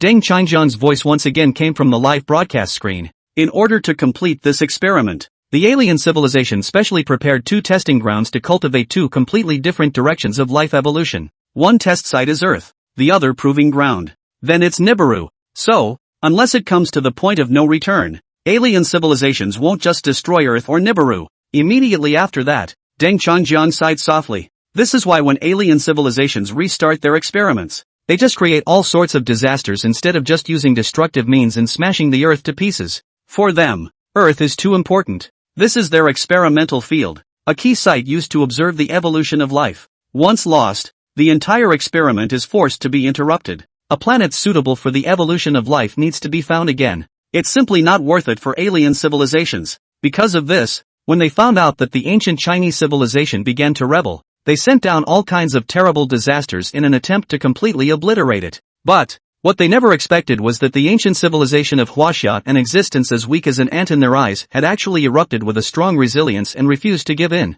Over and over again, they have survived disasters, been reborn from the ashes, and fought their way up towards the pinnacle of technology, trying to break out of the prison of bondage. From Nuwa mending the sky to Pangu opening up the sky, to Hui shooting the sun, and finally to Kwafu chasing the sun. The ancient civilization has approached the truth step by step. The most recent one even pushed the entire solar system to the border of confinement. If the Nibiru civilization hadn't shown up to intervene, the solar system might have actually washed into that nebula. In contrast, again, a testing ground, the Nibiru civilization is much more obedient. They obeyed the alien civilization and never showed any intention to rebel. Yanjing, inside the auditorium of the Aerospace Research Institute. When everyone froze after hearing this, Deng Changjiang once again sighed softly. That sigh echoed throughout the auditorium. The alien civilization has designed 2 evolutionary paths in 2 different directions in each of the 2 testing grounds in order to create the perfect life form. This explains the truth of how life was born on Earth. Zhang Huai and Ban Donglin raised their heads and looked at Deng Changjiang with complicated expressions. An icy chill rose in the hearts of the 2 men. Billions of years of Earth's evolution. Just a well-planned experiment. What's even harder to accept is that, if it wasn't for Deng Changjiang's revelation of all this, they would still be kept in the dark and foolishly thought. Chapter 109, This civilization has no backbone. That glorious Sumerian civilization of thousands of years ago was the crowning achievement of 4.6 billion years of existence on Earth. And to think that the natural miracle of the Earth giving birth to countless lives is so great. And yet the truth is, all of it is just something that is simulated as a result of manual manipulation. An invisible hand has controlled the Earth for billions of years. If there is no Chinese civilization, I'm afraid we still live under that shadow today. Next, I will focus on 2 evolutionary directions, the Nibiru civilization and the Earth civilization. From the podium, Deng Changjiang continued. In fact, he himself knows very well what he's going to say today. It's more jaw-dropping than ever. This concerns the very nature of the Earth's existence, and the roots of the evolution of life. But these are the facts. Civilization of the Earth. Indeed, it had been in control for billions of years. Remnants of those who have been on the planet, such as nuclear reactors in Africa hundreds of millions of years ago. Not, as many believe, because of the great creations of a mysterious creator or the wonders of nature. The real answer is that the people behind the scenes have always been alien civilizations. In order for the ultimate perfect life form to emerge, alien civilizations use Earth as a life database for breeding various life forms. And the other testing ground, that is, the planet Nibiru, utilizes the biological properties already present on Earth to create so-called perfect life by rewriting genes. As soon as his words fell, the entire auditorium once again fell into dead silence. Only the occasional sharp intake of breath broke the silence. The status of the original Earth, far below the level one would expect. It is nothing more than a laboratory, a tool to provide primary data. On it, every new species that emerges, every evolutionary achievement, is used as a base template for genetic optimization. On the other hand, the Nibiru civilization, it has become an improvement factory. Whenever a new creature is birthed on Earth, it is modified according to its flaws, and then these tweaked beings are placed on Nibiru to evolve freely. The evolution of life is only the first step in the design of an alien civilization. Truly perfect life does not stop at the physical level, but also requires the creation of an ideal civilization system. Deng Changjiang paused for a moment and continued. So after the birth of intelligent life, they would let the inhabitants of Nibiru planet and Earth develop themselves and gradually climb to the peak of technology. As a comparative experiment, the alien civilization resides deep within the Oort Nebula, silently watching the changes in the 2 test sites and recording relevant information. Every word of his words reached the ears of the crowd, and the hearts of everyone in the auditorium could not help but be flooded with chills. They could imagine that in the distant past, the 2 major planets of the solar system had flourished and grown, spawning countless life forms and creating many splendid civilizations. But while these civilizations get carried away, in the shadowy corners of the Oort Nebula, a group of icy eyes were watching them coldly, silently recording all the parameters of the experiment. This includes level of intelligence, behavioral patterns, physical fitness, logical thinking, creativity, longevity, and genetic merit, to name a few. By the time all the experimental data have been collected, this batch of experimental materials will have lost its significance. Thus, the Earth then began to rain down all kinds of calamities at the level of extinction. Without warning, it sweeps through the heavens and Earth, cleans up and then returns to its initial state. A similar scenario has been repeated an unknown number of times over billions of long years. Time after time, life has re-evolved and a new civilization has risen, only to be annihilated in the stream of history. On the other side of the spectrum, the lifeforms on planet Nibiru continue to improve. Having learned the lessons of their failures, these lifeforms gradually converge on the perfect form. Van Dongeling's pale eyes glittered with thought. He vaguely seemed to understand something. On the role played by the Nibiru civilization and the key decisions they made back then. So it is. He couldn't help but swallow. It's nothing like Earth. Planet Nibiru, a place for evolution. It's a planet dedicated to the cultivation of ideal life. So, in their world, there has never been any calamity. No devastating disaster has ever occurred. And because of this, they are willing slaves of the alien civilization. A willing test subject in the hands of an alien civilization. They grew up in a comfortable and carefree environment. It may have long since forgotten what it means to rebel, to seek freedom. Lee say, in the TV backstage monitoring room, old Ian, who was leisurely groping for fish, heard the truth about experiments with alien civilizations. There is also a vague understanding of the nature of Nibiru civilization. But this in no way detracts from his contempt for this civilization. I'll go. The number of people actually soared to 200,000. Glanced at the live stream headcount stats. He was taken aback. It's just after 4 in the afternoon. It's still part of the workday. It's amazing how many people are already watching the science stream online. On the screen, the pop-ups from the audience swiped like a flood. The emotion of shock was strong in every word. Wow, I finally get it. I thought that the Nibiru civilization and the Earth civilization were the same sick and difficult brothers, but I didn't think that they were having a pretty good time. Bah, what's so good about being good? Aren't you also an experiment? Think you'll be accepted just because you're a follower? What's the point of living without freedom? To sum up, this civilization has no backbone. After understanding the causes and consequences, the pop-up netizens' distaste for Nibiru's civilization intensified. Meanwhile, the heart is even more full of shock and emotion about everything that the ancient civilization of China once experienced. Those ancients, living in darkness from birth. The moment the alien conspiracy is revealed, I'm afraid despair has taken hold of them. But it was in this situation that they hardened themselves in the midst of desperation and opened up a way of life. Just a shame. They were ultimately buried in the annals of history. The Nibiru civilization, on the other hand, survived and continues to this day. Right about this time, on the live broadcast screen, Deng Qingjian's voice came again. After figuring out the layout of the alien civilization, and the real situation of the Nibiru civilization, let's revisit the records in the Sumerian King's Table. Deng Qingjian's words caused everyone's attention to instantly focus back. Their eyes, again, focused on the huge table that recorded the ancient data. This table clearly states how long the kings of the Sumerian civilization reigned. Chapter 110, Lifespan of Thousands of Years. 8 kings, with a cumulative reign of an astonishing 260,000 years. This is a good time to look back and think. Everyone snapped out of something. Perhaps the so-called long lifespan is simply part of an alien civilization's plan to build the perfect life. How can it be perfect without a sufficient time span? The kings in this table are all said to be from heaven. Apparently, they were all Nibiruans. Deng Qingjiang added, after billions of years of genetic optimization and repeated tests, the Nibiru people have long been modified many times. Handsome in appearance, robust and powerful in body, and with a lifespan of thousands of years. It's also the result of an alien civilization's handiwork. Looking back at the ancient evolutionary history of the Earth, there have been many long-lived organisms that carried genes that were harvested and utilized by alien civilizations.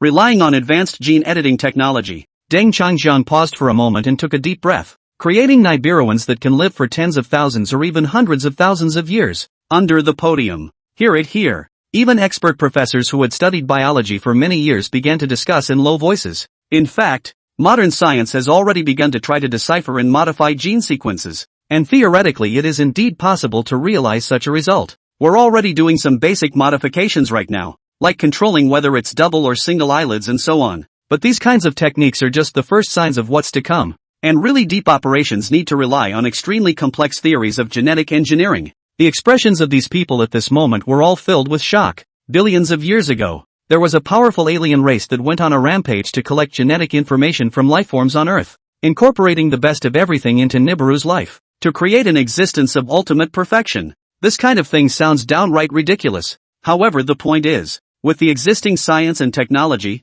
this is entirely doable, and the Earth, in turn, becomes the repository of material in this gigantic laboratory. The purpose of every evolution and evolution of life is to select those parts that are most superior, used as a piece of piecing together the ultimate perfect life. Well, keep going back to the King's Sumerian table. Podium. Deng Changjiang opened his mouth to interrupt the discussion. He adjusted the projection, switching the King's watch to a new section showing several stylized patterns of what appeared to be people. These images, all inscribed by the Sumerians themselves, are exactly what they portrayed for successive kings. The words just fell from his lips. Everyone immediately widened their eyes and stared intently at the image that appeared on the screen. These kings of the Sumerian King's Watch. Since it was a visitor from the sky, there was no need to guess who had sent it. According to the engravings on the stone slabs, the first 8 rulers came to life. The features are three-dimensional, almost human in appearance. The only difference is that they are unusually tall. The average height was well over 2 meters. In addition,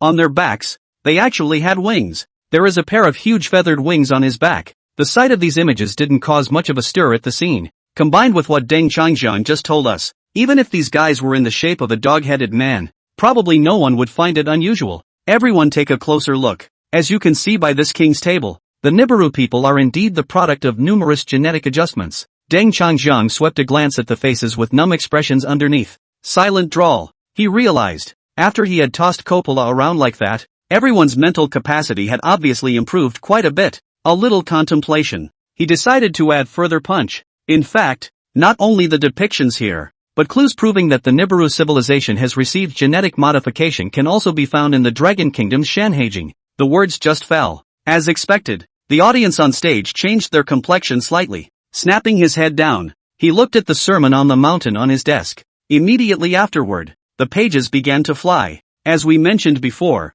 in that experiment 200 million years ago, the Nibiruans were a bit similar in appearance to the Yinglong. Deng Changjiang continued to speak. The battleship Yinglong was the culprit that destroyed the stellar thrusters of the quadrant. In the Classic of Mountains and Seas, there is also a record of this. Clearly written, Yinglong kills Quafu. In those days, most of the Nibiru aliens have a human head and snake-like body. They also have very long lifespans. Prior to the record about the human head and snake body, there were many other creatures with human characteristics mentioned in the Classic of Mountains and Seas. Deng Changjiang smiled faintly and began to point out the relevant descriptions in the book one by one. With the image of a human head and a bird's body, this could be an alien civilization coded to intercept a bird's ability to fly and then modify the Nibiruans. There are also records of people with human heads and tiger bodies, which should be the result of an alien civilization extracting the tiger's power genes and then incorporating and improving them. There are also human-headed, fish-bodied creatures, which are lifeforms optimized by an alien civilization using some kind of genetic modification from fish, and others.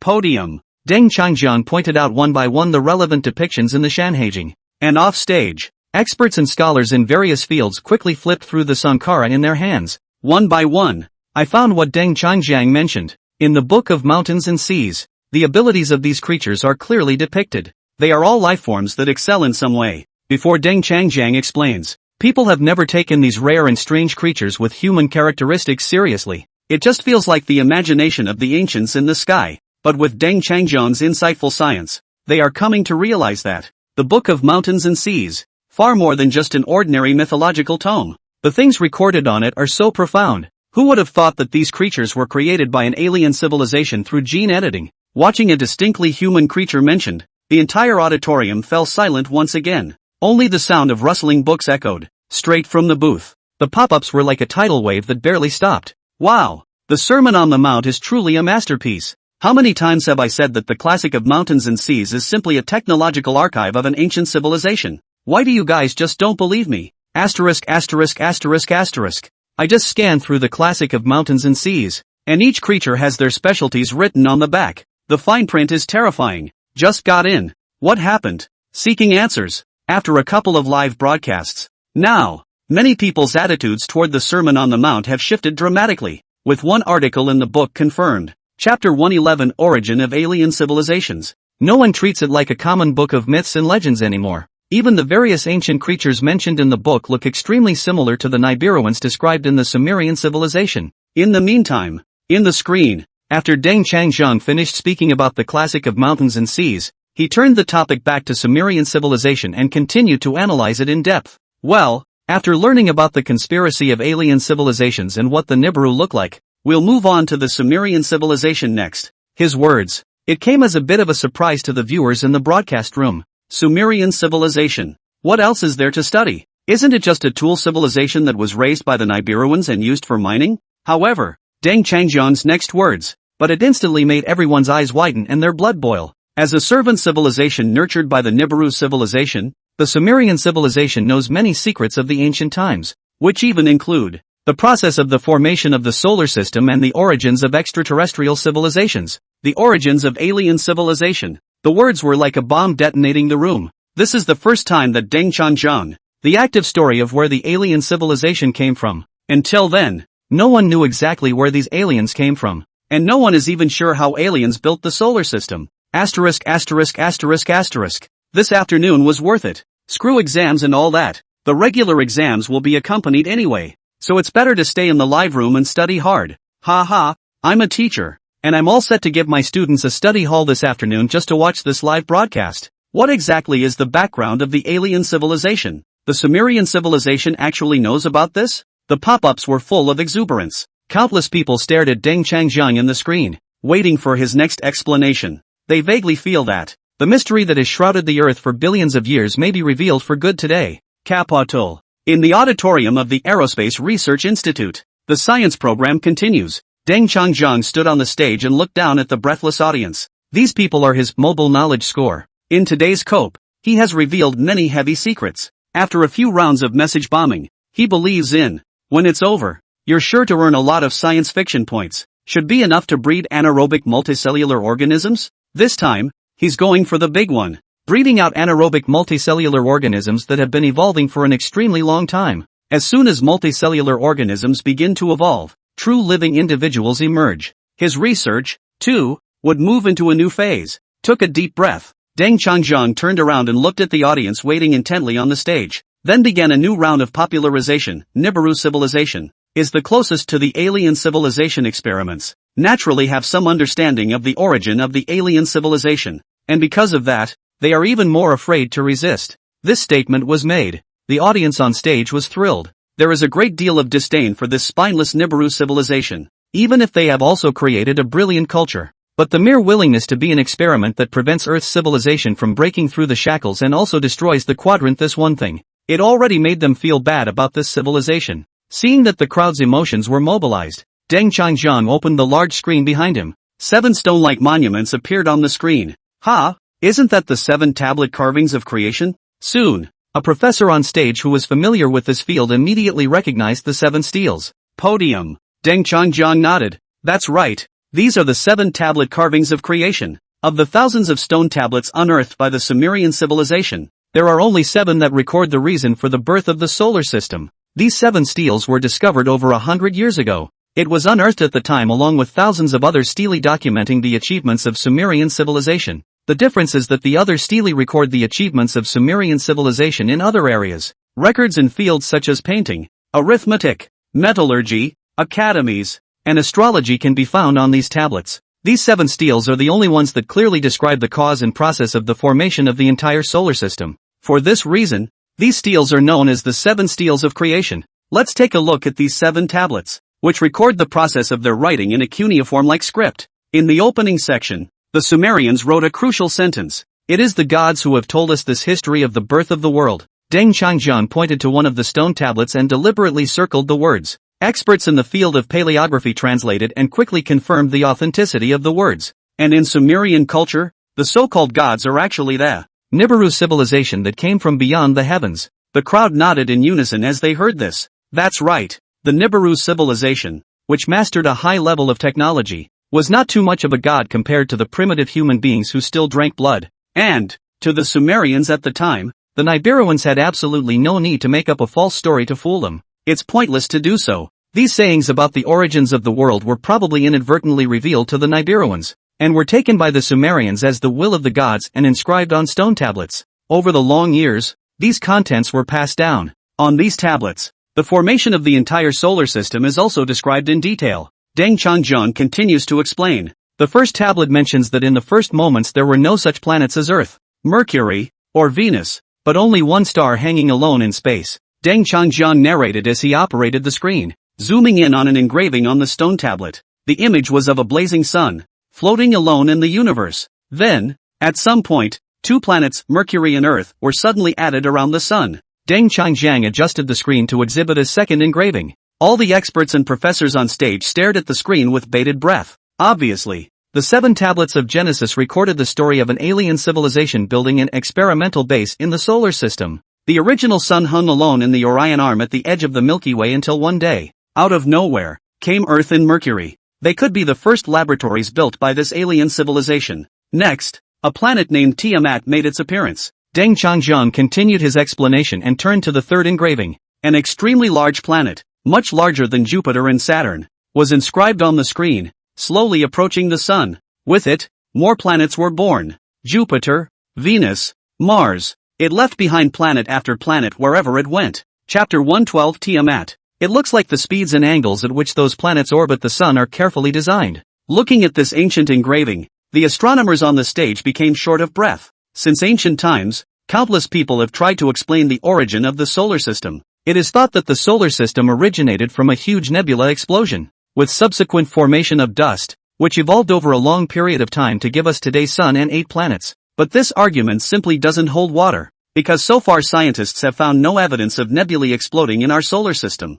There is also speculation that the solar system is debris from the collision of 2 giant stars, but this theory is too outrageous to stand up to scrutiny. It is even believed that all planets originate from a portion of the material split off from the sun. But in fact, scientific research has long since proven that the composition on the sun is completely different from that on the planets. Until now, the international astronomical community has not given a definitive conclusion on the birth of the solar system. However, at this moment, looking at the contents of these 7 tablets of creation in front of them, all of them vaguely felt that the mystery of the origin of the solar system might be about to unveil a corner. Tiamat's star. People even dare to bet that the planet has completely disappeared from sight, unable to find any clues in modern observations, but it does appear in the Sumerian civilization's 7 tablets of creation. The massive planet traveled across the entire solar system and eventually branched off at the edge of the solar system, into a new planet called Nibiru. Deng Changjiang pointed to the penultimate engraving and continued. With this image, the Sumerian civilization reveals the origins of the homeworld of the gods they worship. Their home planet also diverged from Tiamat,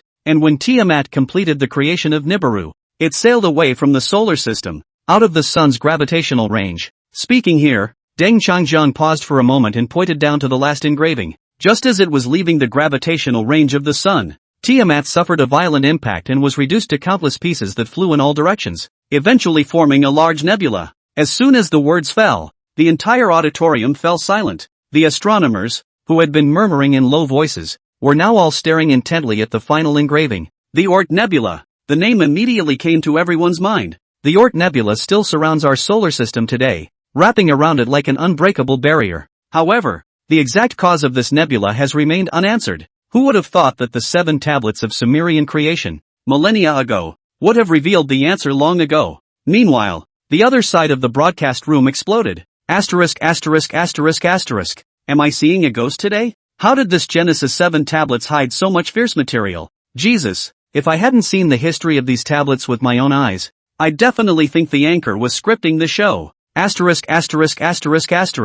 can't believe that the 7 tablets of Genesis really depicted Tiamat as the builder of an entire solar system. The motifs in the 7 tablets are an extremely visual representation of the creation of the solar system. Tiamat traversed the vicinity of the sun, creating multiple planets along the way and gradually arranging them in their respective positions. In the end, Earth and Nibiru were chosen as life incubators, the most suitable paradise for life in the solar system. Just then, Deng Changjiang once again threw out a sentence that triggered the whole room. Everyone looked carefully at the last diagram, which accurately depicts the orbital order, orbital patterns, and inclination ratios of the major planets of the solar system. Soon the screen showed a magnified astronomical chart. Mercury, Venus, Earth, Mars, Jupiter, Saturn, Uranus, Neptune. The shape, size, and orbit of each planet was clearly labeled on the celestial map. Clear too. Just by seeing these features, you can instantly recognize which planet these patterns represent. And this set of 7 tablets of creation.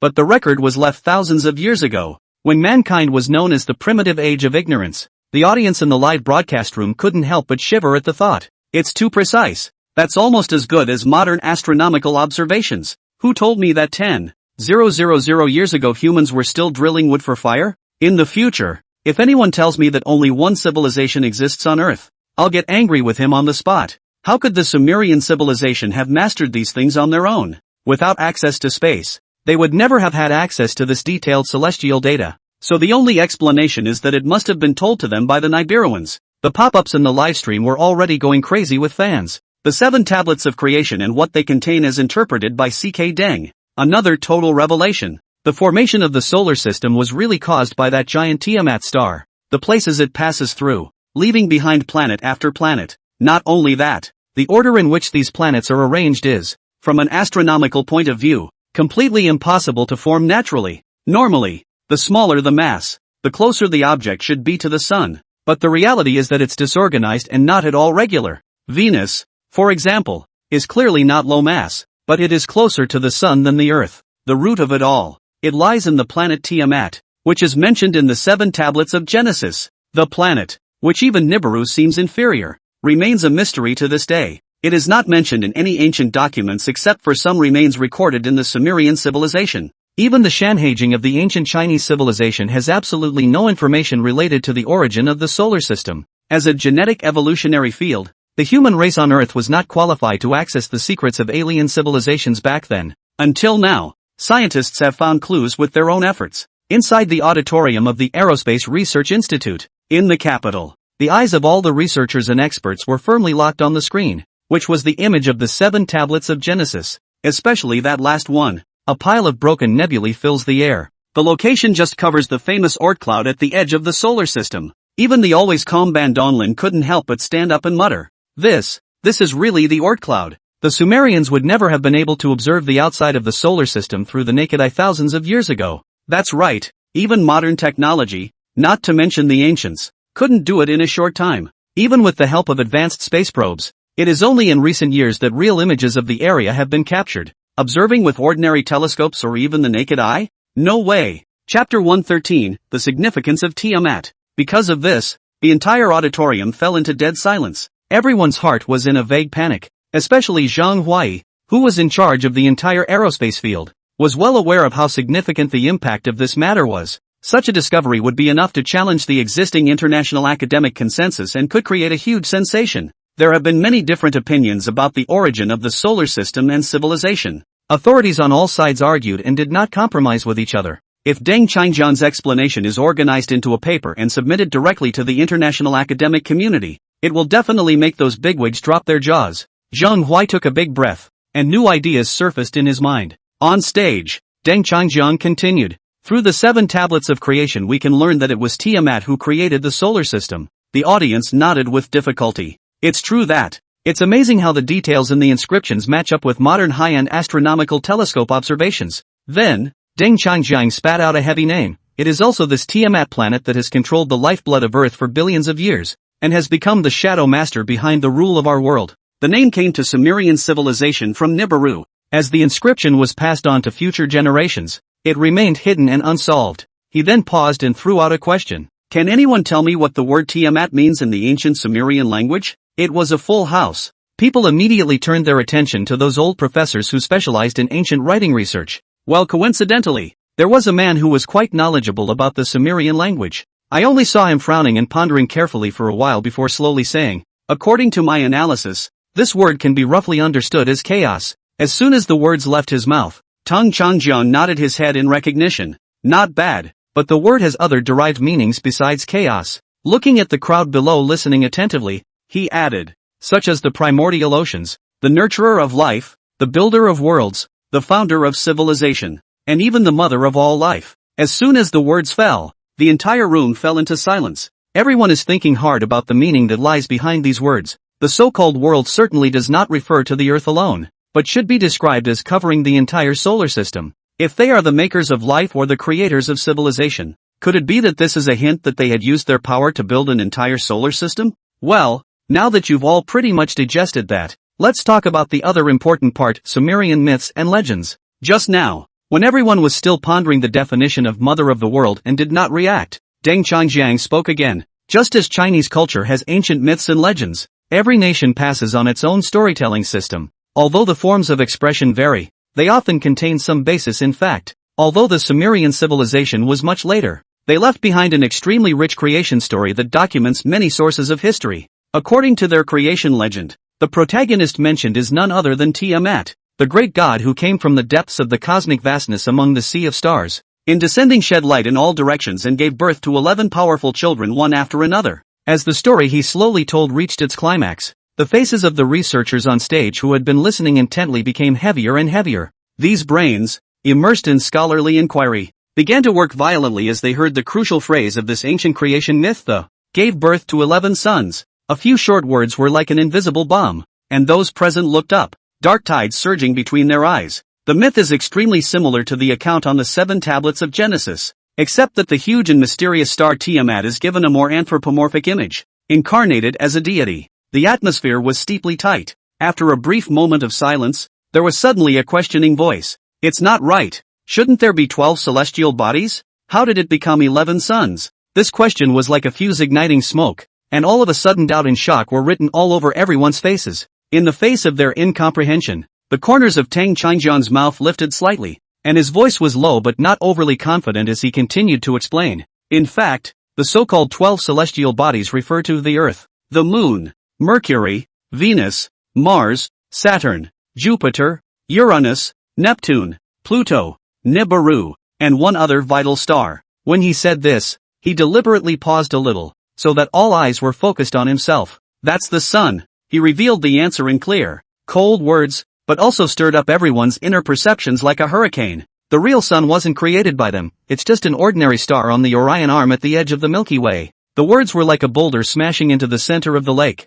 sending waves rippling through the layers. The Sumerian creation myth actually mentions 11 other planets circling the sun. It is this design that is logical. The planet Tiamat, one of the legendary archetypes, created it all. He then turned to circumstantial facts. There are quite a few here who are experts in the field of astronomy. Aren't there? As I'm sure you're all aware, there are only about 3 planets that can be captured in the universe by naturally occurring stars, on average. As soon as this statement was made, several professors in the corners had come together in a small group, confirming with each other and nodding unanimously in agreement. It was a fact that could not be denied. Indeed, almost all stars are accompanied by no more than 3 planets, both from current human observations and theoretical simulations. The solar system, on the other hand, is so special and has a huge family size. So, we can say that the Sumerian creation myth happens to be a high-level summary of the solar system landscape. At the same time, it also revealed a key clue: where exactly is that legendary place of origin in the middle of the vast sea of stars? It's right here in the boundless,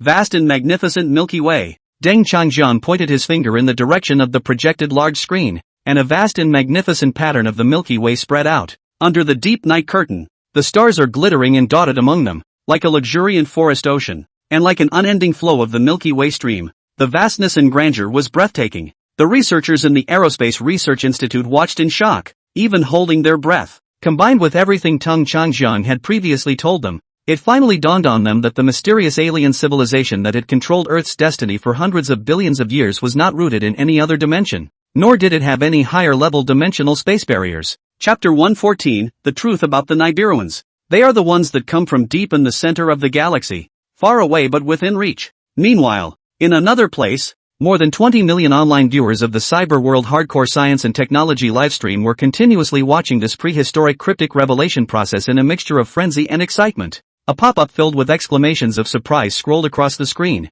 I actually got it. So this is actually where they originated from? From the deepest part of the galaxy? Damn. Nibiruans sailing through this vast unknown frontier and messing around? So strong. No wonder our old ancestors desperately resisted back then. Wait a minute. Here's the problem. If the galaxy is about 100,000 light-years wide, how long would this thing have to fly to run from the core to the edge? It's unimaginable. TSK. Now finally know how precious ancient Chinese civilization really is. If it wasn't for the guardian way left behind by our ancestors, now I guess we would really just give it to someone as an experiment. While countless questions quickly popped up, the crowd eagerly awaited the answers to be presented a little faster. So then what happened? How exactly did Quafu fall after he succeeded in expelling the sun? as well as the last ancient period of the ancient confrontation and the end of the end of the end of the end of the end of the end of the end of the ancient period? Tell me everything. In response to this series of much-needed questions, Deng Changjiang just laughed lightly and sold the suspense. These questions will be left for the content of the course in 2 days. Now it's better to focus on the subject, the truth about the Nibiruans. His tone returned to rigor and seriousness. We've talked a lot today about secret stories from those past years, but that's just the tip of the iceberg, he said with a slight frown to heighten his tone. After all, what really happened was never as simple as what just happened, especially since there was more than just one foreign power in opposition at the time. 2. These words were brief, but profound. It was enough to cause a huge wave of emotions to ripple through the entire audience in the arena. Wasn't that enough? What more frightening truths have yet to be revealed to the world? Without explaining too much further, he knew that once he continued to delve into certain specific episodes it could trigger a mentally intense reaction in some people that would be difficult to bear, and chose to avoid that part for the time being. But he still hadn't forgotten what the most important central issue of the day was. The invaders of the blue planet, the Nibiruans, who coveted its rich resources and wealth for millions of years up to the beginning of the modern era, visited this land repeatedly and even led the establishment of a famous culture, the Sumerian civilization. Culture, the Sumerian civilization. Although on the surface it seems to give technological help, but behind the scenes there are hidden ulterior evil intentions. After all, the two sides as early as a long time ago has already been immortal deadlock. What sane race would sow the foundations of development against a competing kind and then allow it to grow and thrive to threaten its own interests? When the last note fell, the whole room instantly clamored again. Flood. These two characters are seared into every abyss of the mind like a branding iron. This is the last time after the revelation of the catastrophe of the Chinese Manhwa flood era that the same destructive level of striking event was encountered again, but the last time the protagonist of the violence was a third-party alien. This time it was the turn of his fellow brothers to take action to clean up the mess left behind, yes, to erase all evidence of ever having made a mistake. This group of ruthless beings intends to launch the largest global maritime disaster extermination program in history, completely removing any trace that might give away their whereabouts, including the innocent victims and their descendants. Such an unconscionable practice makes people think very hard. Even at this moment, just simply listening to the report content still makes people's backs cold through cannot help but cold sweat trembling. Lee say, in the TV station's backstage monitoring room, Oldine stared at the screen and suddenly stood up, his face red with anger. This Nibiru civilization. I knew they weren't any good. If they were a purely alien race. Instead, he won't be so angry. The key is, the Nibiru civilization was actually experimental. If you don't make an effort yourself, you're willing to be an accomplice, enslaving the people of Earth, not to mention the Great Flood to cleanse everyone and destroy all inherited cultures. The pop-up area also exploded, and the emotions of the live audience were completely out of control. Asterisk asterisk asterisk asterisk. It's not enough to let the Earthlings mine, but in the end, they have to kill them all? No wonder the Sumerian civilization left so many mysteries behind, with only sporadic monuments and ruins remaining. It really was their work. It's practically carved out of the same mold as those alien scumbags. The tactics are practically the same. Most of the audience broke down in anger. The Nibiru civilization is so outrageous. Just as everyone was enraged, on the live broadcast screen, Deng Changjiang's voice sounded again. In reality, the Nibiru civilization did it because they were afraid. The audience in the live room froze. Then he heard Deng Changjiang slowly say, they are afraid that another Huaxia civilization will appear on Earth. After all, this civilization once fought them, and their masters, hard in the midst of these stars. That battle was fought so that the stars dimmed, the planets trembled, and the entire star field lost its color. Their planet Nibiru was nearly destroyed in that battle. Its atmosphere ruptured, and civilization nearly retreated to a primitive age. Even though their bodies are incredibly strong and healthy, and their lifespans are thousands of years long, they still fear one thing, the birth of an existence like the Chinese civilization on Earth again. Deng Changjiang's words were deeply imprinted into everyone's heart. Indeed, Nibiruans, it's real fear. Otherwise, with their long lifespans and genetically modified powerful bodies, there is absolutely no need to fear that backward Sumerian civilization. But, the threat of the ancient Chinese civilization is in front of us,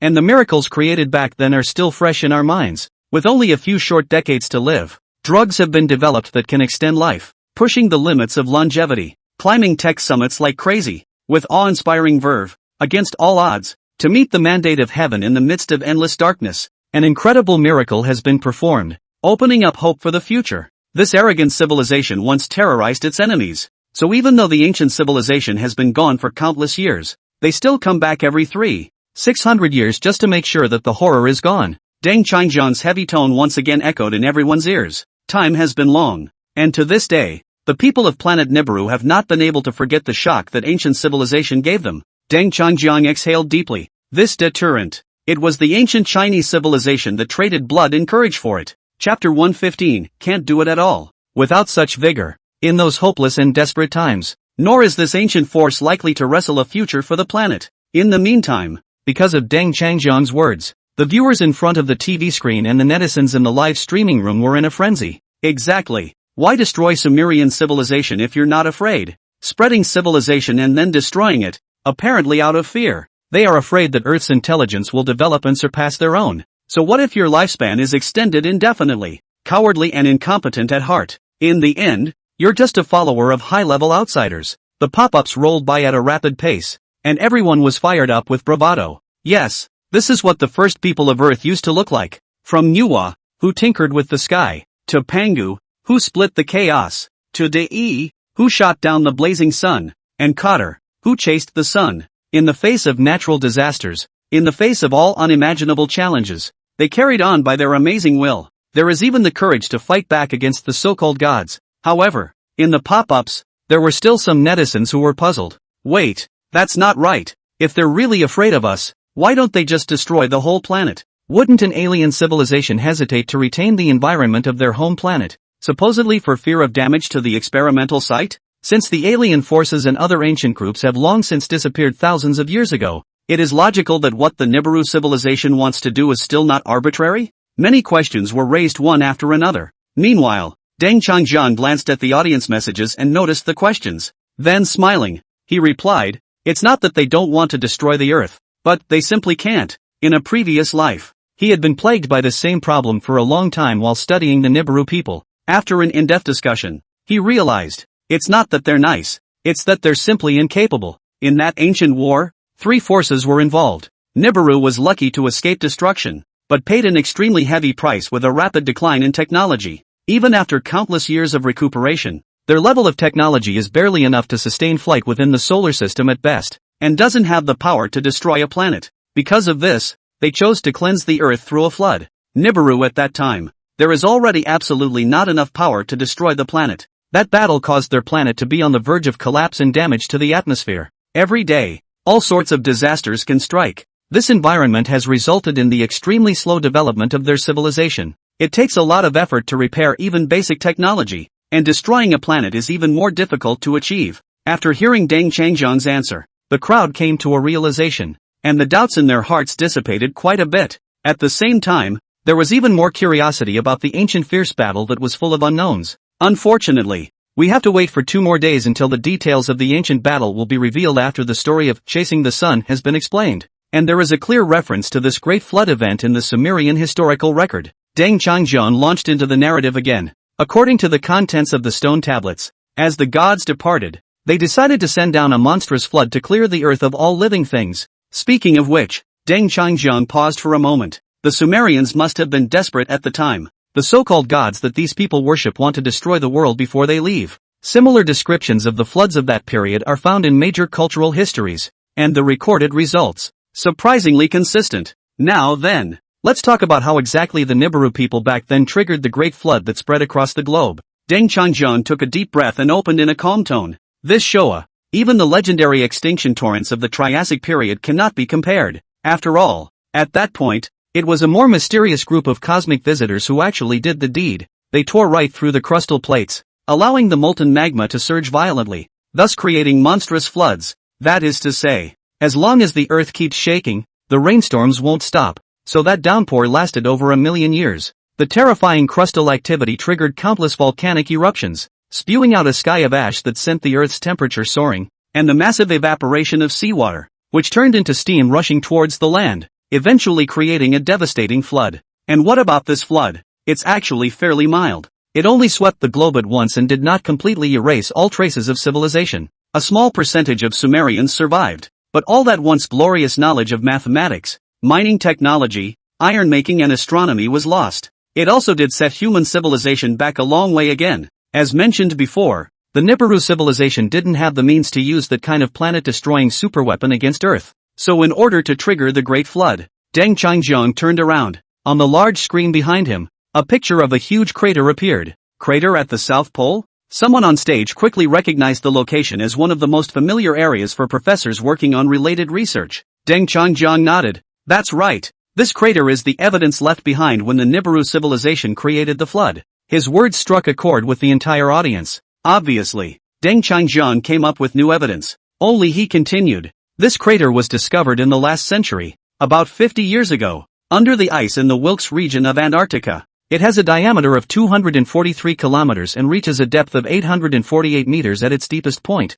It is estimated that the meteorite that hit the Earth at that time was 90 kilometers in diameter. This data has been scientifically verified. The crowd on stage listened attentively, nodding from time to time. Still, some people frowned. They're a little confused. How did this meteorite cause a worldwide flood? Fortunately, Deng Changjiang didn't intend to sell out and quickly gave an answer. Please note the location of this crater. It's right in the center of all of Antarctica. By this time the crustal plates had largely stabilized and were nothing like the primitive continents of hundreds of millions of years ago. Thousands of years ago, the Earth has long since split into 7 continents and 4 oceans. And this area, right in the heart of Antarctica. Hear this. Excitement flashed in the eyes of several geology experts, and their breathing began to become rapid. Vaguely, they had guessed the key. The surface of Antarctica was covered with a thick ice sheet that hadn't melted in millions of years. But as a result of that meteorite impact, the entire ice cap was shaken apart and began to slide off the land and into the ocean. Chapter 116, Causes of the Great Flood. The words came out. Other experts and scholars in the field have come to a realization. Anyone who knows a little bit about geography knows that Antarctica actually has a very limited land area. The vast majority of places, all covered by a thick layer of ice that had been frozen for millions of years. Due to the extreme latitudes and cold temperatures, countless seawater has turned solid over a long period of time, creating the ice caps that exist today. And after this meteorite slammed into it, the huge ice cap was shaken out of its cracks and gradually lost its balance, the equivalent of half of Antarctica sliding directly into the ocean. As the ice cap completely collapses into the ocean, a tsunami sweeps the globe. The sea level rose wildly, and the monstrous waves were enough to flood all the lands of that age. Deng Changjiang clearly explained the principle of flood formation in simple and clear language. Everyone under the podium heard it loud and clear. This approach, it may seem primitive and simple, but it is extremely effective. The modern phenomenon of so-called global warming, which leads to rising sea levels, is also nothing more than the gradual melting of the Antarctic ice sheet because of the increase in the temperature of the Earth. Along the coast, sea levels are slowly rising by a few centimeters per year. Not to mention, a meteorite smashed the entire ice cap, causing it to instantly collapse into the ocean. The huge waves set off by this situation could have completely destroyed the civilization of the time. Hardcore sci-fi live in the room. Viewers of all ages also understood the cause of the deluge. Crater. It's amazing that a single 55-kilometer diameter meteorite can destroy global civilization. My God. The Nibiru civilization is simply determined to destroy intelligent life on Earth. The anchor is awesome. Who would have thought that the secret of the flood was hidden in Antarctica? How did he find the trace of this meteorite? Antarctic meteor linked to planet-wide flood. It's not something that comes to mind for the average person. And the whole set of logic, the clarity and rigor is compelling. In the meantime, the pop-ups were not without their share of scorn for Nibiru civilization. This kind of insidious to the extreme can be thought of. While not capable of destroying the Earth, it indirectly accomplished its goal through an unprecedented flood. Okay, we've finished explaining the mechanism of the flood, and we're going to look at this photo of the crater next. Just when everyone was still marveling, Deng Changjiang's voice sounded again, and everyone's eyes couldn't help but focus on the huge crater on the screen. The reason why this was judged to be the handiwork of the Nibiruans was because after the meteorite impact, podium, Deng Changjiang pointed to the center of the crater and said in a calm tone, "At this location, the famous Wilkes Earth gravity anomaly has appeared." The mention of the Wilkes land anomaly may be somewhat unfamiliar to the casual viewer. Luckily, as a science anchor, Deng Changjiang fully considered the knowledge level of the general audience as he patiently explained. The gravity value near this area is much higher than other places on Earth. When taking gravity measurements, the researchers found that the gravity here was surprisingly more than double the normal. Everyone understands that gravity is closely related to the mass and density of an object, so it's natural that it would be so abnormal, and it's also due to that meteorite impact. Speaking of which, Deng Changjiang readjusted the projection screen and once again switched back to the content in the Sumerian civilization's 7 tablets of creation. He picked out the penultimate of these monoliths. It depicts the process by which the first primary star in the universe, Tiamat, made the second primary star, Nibiru. The last section of the painting. A new fiery red planet appeared. Around it, ringed by 27 massive satellites orbiting around it. The Sumerian civilization was mathematically gifted, and in the descriptions of the tablet carvings, the dimensions and details of the individual stars were engraved with extreme precision and negligible error. Now, you can all extrapolate the actual size of these satellites based on the information in the first few sculptures. As he said that, his gaze swept over the experts and scholars on the stage. It's true that, thousands of years ago the Sumerians had mastered advanced calculations of up to 15 digits in complexity, with absolute precision on the scale of proportions. The lecture hall fell silent. Those present, who included experts in the field of mathematics as well as professors who studied astronomy, quickly gathered around and engaged in a heated discussion. It didn't take long for the group to project a result. Of these 27 satellites, the largest one is about 130 kilometers in diameter, while the smallest one is 79 kilometers. When this conclusion was made, scholars in other fields sucked in a breath of cold air. Awesome! The meteorite is a full 90 kilometers in diameter, compared to those moons of Nibiru. Exactly the same. Soon, a guess surfaced in everyone's mind. That's right. The Nibiruans specifically adjusted the orbit of one of the satellites in order to destroy Earth's civilization. Every 600 years when it came close to Earth, they deliberately guided it to crash into Antarctica, triggering monstrous waves and devastating floods. Deng Changjiang sighed slightly. It is for this reason that the density of this meteorite is so amazing. If it's not big enough and dense enough, there's no way it could be a moon of Nibiru. Regarding this flood, the myths of the Sumerian civilization also record a final command from the gods before the flood came. As soon as his words fell, the people under the podium raised their heads, their eyes all focused on him. The gods told them that when the flood came, they could build boats and take seeds, crops, women and children with them. Below the podium, experts and scholars in various fields couldn't help but frown. There was always something about it that made people uncomfortable. Someone asked offhandedly, the Nibiru civilization would be so merciful, and give the Sumerians advance notice of the flood? Everyone's first reaction is disbelief. Same time, the viewers in the live room also began to spit in a conspiratorial manner. What a joke! The Nibiruans would be this kind? It couldn't have been a sudden awakening after the flood, could it? What words of the gods? All nonsense. The so-called mercy is nothing more than the strong giving to the weak. No one believes this passage from Sumerian mythology. In their opinion, if the Nibiruans were really so kind, they wouldn't have used a giant meteorite to create an extinction flood in the first place. It's no different than a cat crying. However, Deng Changjiang's next words, however, once again detonated the entire live broadcast room. Surely the Nibiruans would not be so kind. Hasn't everyone noticed a key detail in this myth? Chapter 117 Mandatory Injunctions.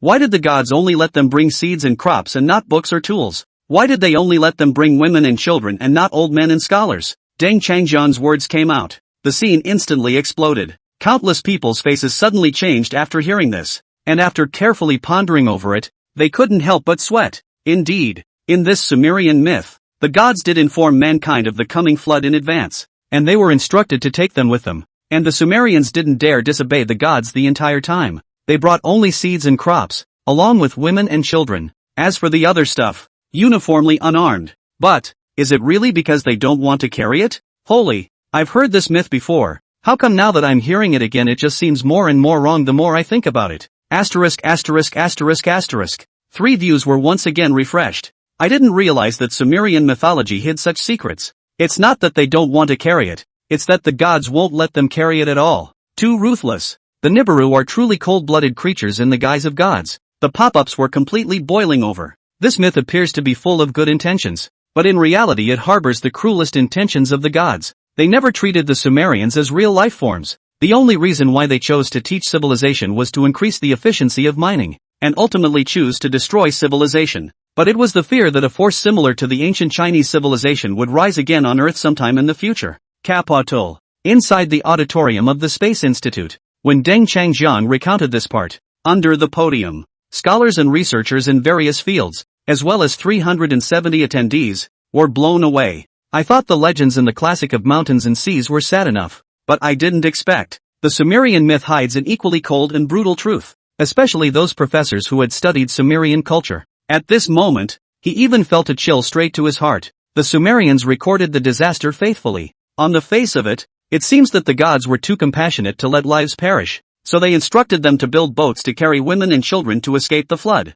Yet the meaning behind this bull. Fine thoughts. Podium. Deng Changjiang looked at the crowd on stage who were deep in thought. Pursing her lips gently, she sighed. It all seems to be full of good intentions, but in reality it is extremely cold and heartless. The Nibiruans arranged it this way because they knew very well a flood of this magnitude would not completely wipe out all life. This so-called flood intensity, totally different from a truly interstellar created deluge. The former can last for millions of years, stretching far enough to wreak havoc on an entire ancient society, and the extent of the latter, simply by following instructions to board a wooden boat and loading it with specific supplies according to the rules. Reproduction could continue after the floodwaters receded. Such an arrangement alone would not have accomplished the complete eradication of the possibility of Sumerian survival. Hence, they simply imposed a strict order directly, for fear that the Sumerians would build their own sturdy ships and flee with their own state-of-the-art technology, books, or knowledge smiths when the flood came. They simply took the lead in instructing each other on how to build ships. But add a mandatory prohibition to the guidelines. It is strictly forbidden to ship any cultural heritage materials except for the most basic biological resources, e.g.,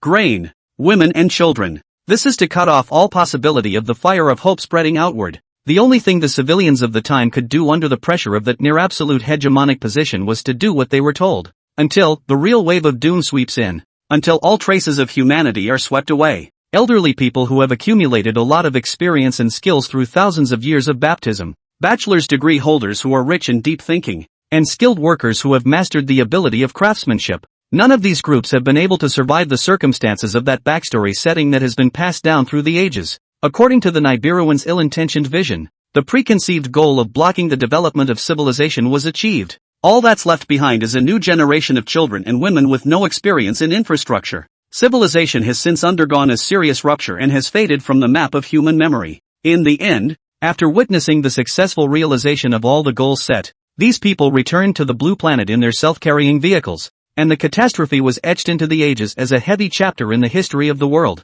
Deng Changjiang turned his head and pointed to a picture displayed on the projector screen explaining that the above is a sample of deep-sea turbidite sedimentary rock obtained by a team of undersea explorers in the last century. It has been dated to confirm that its formation took place around 7,000 years ago and that it originated from a horrific sea invasion of global proportions. He slid the photo and lit up the next one. This is a layer of clay deposits more than 2 meters thick that archaeologists dug up a while back in the desert region of Mesopotamia, the origin of the Sumerian civilization. This is exactly what the floodwaters left behind when they receded. This area is located in the highland zone and yet it is still flooded. So you can imagine how bad the flooding was. 10 years ago, geologists found the suspected wreckage of the ship in Turkey's Aal Mountains. After years of probing, research, and subsequent excavations, experts have determined that a huge ship is buried beneath the mountain. And, in this ship, researchers have not found any clues to the glorious civilization of the Sumerians. As these pictures continued to be presented,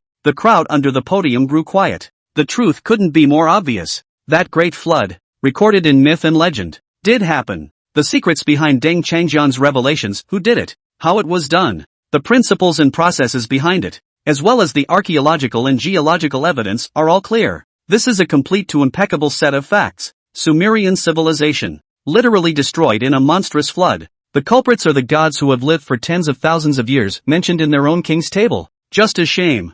They worshipped these people as gods, but the so-called gods never took them seriously. From beginning to end, they were nothing more than enslaved miners. Though cruel, it is reality. Africa. Mount Kilimanjaro. The night was dark to the touch and the temperature dropped precipitously. Halfway up the mountain, Sun Jiqing and his party, finding myself unable to sleep no matter what. If I remember correctly, the plains of Mesopotamia, where the Sumerian civilization is located, are in that direction. Chapter 118, the one who started it all. Sun Jiqing slowly stood up and leaned on his cane, his gaze cast into the distant sky. They are standing on what is known as the roof of Africa. If it's daytime, you can even faintly see the outline of the Mesopotamian plains. There was once a civilization there that learned advanced technological knowledge under the tutelage of the Nibiruans, only to eventually disappear into the dust of history. The man who started it all. Nibiruans, no doubt. If it wasn't for Deng Changjiang's revelation, this secret might have remained buried for a long time. He let out a long sigh and couldn't help but tilt his head back,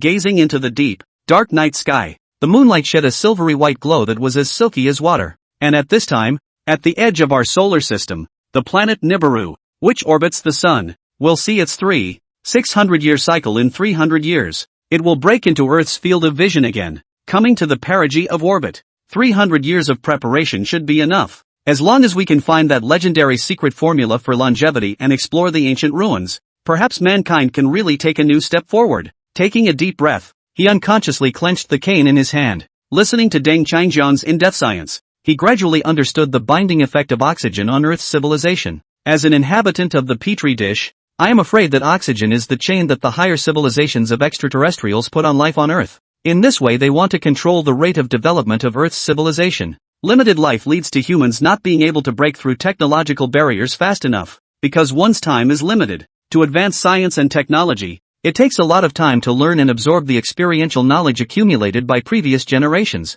Only with sufficient longevity can we inject more power into technological progress. Ancient civilizations were able to cross the oxygen limit precisely because they found the antidote, the legendary immortality drug. That's what gave today's Earth an extra spark of life. It is vital to break the toxicity of oxygen and get away from the dependence on it. Just at this moment, Deng Changjiang's voice came from the screen. With that said, the conversation about the feud between planet Nibiru and Earth is over. And that's the end of today's sharing. This broadcast lasted an unusually long time. In order to talk in detail about the relationship between Nibiru, Earth, and alien civilizations, Deng Changjiang spoke for a full 5 hours before finally wrapping things up. There is just so much involved. After all, these are secrets that have been buried for hundreds of millions of years. I'll see you in 2 days. Friday night at 7. As soon as the words left his mouth, the live broadcast screen instantly turned black, announcing the end of this lecture. However, viewers in the pop-up section clearly couldn't get enough. Many people are still requesting Deng Changjiang to continue the lecture.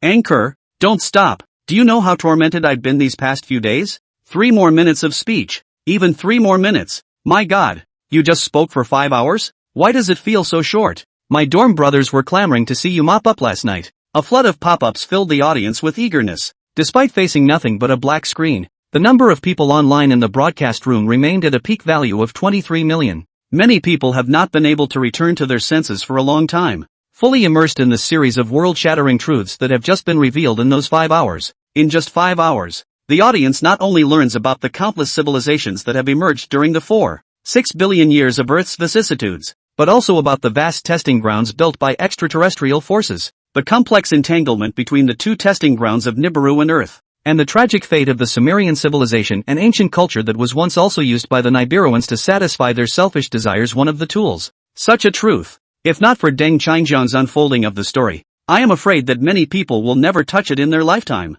Capitol. Inside the auditorium of the Institute of Space Research. After the lecture, Deng Changjiang got down from the podium and picked up the water cup on the table and gulped several mouthfuls. The throat is always more comfortable. Today's workload is just too much. However, a hint of excitement flashed in his eyes, and he couldn't help but whisper to himself, this wave must have earned a lot of sci-fi points, right? In order to gain more point rewards, he even shook out the origins of the solar system and the true origins of the alien civilization. At this moment, the scholars and experts in the audience are still sitting mute in their seats, as if they are statues and motionless. Obviously it hasn't slowed down yet. It looks like it's going to take a while to digest the massive amount of information. Deng Changjiang, this trip of yours to the science is simply a. At this time, Zhang Huai and Ban Donglin walked over shoulder to shoulder, both of them with complex expressions on their faces. It seems like they were blown away as well, especially since this sci-fi was even more amazing than the previous ones. Thinking back to the time Deng Changjiang spit on the stage, they once suspected that this guy is not making up stories nonsense, but blink of an eye. And yet, they can come up with convincing hard evidence, a segment and a secret of the ancient times. And with it, the veil is gradually being lifted. Sure enough, the truth is always unexpected. And behind those myths and legends, there are often hidden unknown cruelties. Benden inside. He had long ago agreed with many of the views put forward by Deng Changjiang and had personally promoted in-depth research on oxygen. And there have been no more explosions since the independent laboratory was built. Oxygen-related experiments, too, are progressing steadily. By the way, Deng Changjiang, the content of your science lesson is very exciting. I'm going to organize the information, summarize your views and publish them in Science magazine. What do you think? Zhang Huai looked at Deng Changjiang and suddenly spoke. In fact, while watching the live stream, the idea came to him. The results of this research, once written up in a paper and posted in Science, I'm afraid it will cause a stir in the international astronomy community. Origin of the solar system, discovery and verification of planet Nibiru, traces and sources of alien civilizations. Taking out just one of them can cause a furor, let alone all of these things appearing at the same time. Another submission to Science? Deng Changjiang raised an eyebrow. However, the paper goes out and he does get more science points. After all, the number of sci-fi points has to do with his audience. The more academically advanced a person is affected, the more points he gets. It would have grown exponentially. Pretending to think for a moment, he agreed to Zhang Huai's proposal. A brief explanation of some theoretical data followed, and he left the Space Research Institute. After working all afternoon, he now had to go back to Likang, to the space lab, to take stock of the harvest this time. After the live broadcast, the major media in China once again frantically rubbed in the heat. Chapter 119, every word has a reasonable basis. A story quickly spread. Shocker! Planet Nibiru really exists and visited Earth 70 years ago. Uncovering the prehistoric truth, the Earth was a testing ground for alien civilizations. Creepy. Is he telling the truth or not? Do we exist only for a set of genetic databases? First reveal of alien civilizations. They come from the depths of the galaxy. The Nibiru-Sumerian feud. The thoughtfulness behind the flood myth. All of these articles have captured the key topics of Duncan CK's science popularization and have swiped traffic like crazy. After all, what Deng Changjiang reveals is so eye-catching. From Nibiru civilization to intelligent alien life, each revealed truth sends a chill down the back. As media reports spread, under the comments section of these articles, countless netizens began to speak out enthusiastically. Asterisk. First time I've heard that, but it makes sense when you think about it. Stop it. Who is this anchor? Where is the live studio? When will you start broadcasting again? It is recommended that those with heart conditions watch the live broadcast from the ICU. The content impacts the 3 views too strongly, and minors are recommended to watch it with their parents. Secretly tell you guys something. I found this anchor's previous decryption video and the whole thing was bad after watching it. The comments nearly blew the internet away. What Deng Changjiang proposed was too shocking. Every truth. It's all disrupting people's preconceived notions. The bias is justified in every sentence. Amidst the media frenzy, Deng Changjiang and his hardcore sci-fi livestream, the popularity soared again. At the same time, the forum built into the live broadcast. The daily visits also ushered in a doubling of the number of visitors because of this live broadcast effect. Dozens of new posts appear almost every second. Newbie question: when does the anchor start? What do newcomers need to prepare? Below this post, it was quickly splashed with a variety of replies.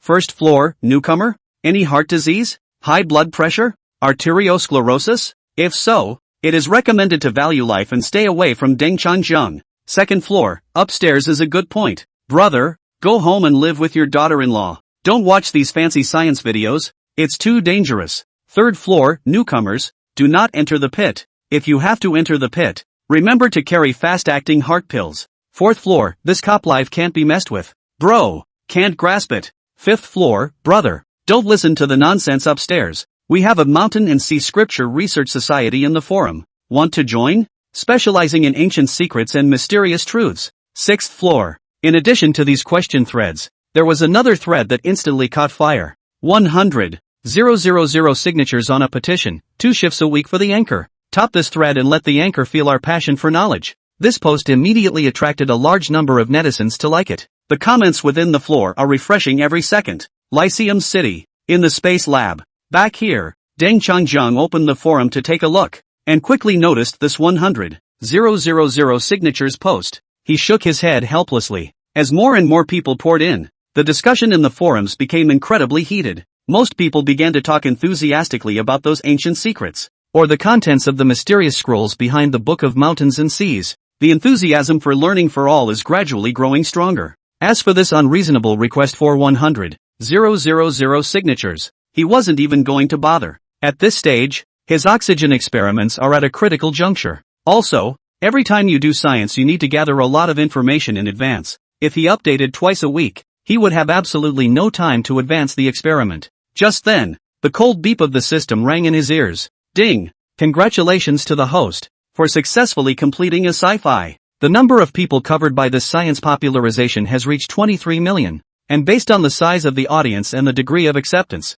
the host will receive 26 million science popularization points. Hearing this, Deng Changjiang himself couldn't help but suck in a breath of cool air. Boy, this live stream, bring on the sci-fi points. It's scary. That much actually? It also exceeded his expectations. It does seem that this time, the impact caused by his sci-fi is at an all-time high. And, of course, the number of people exposed to science is growing exponentially. Glancing at the balance of science points in the system interface, Deng Changjiang took a deep breath and reopened the door to the time acceleration room.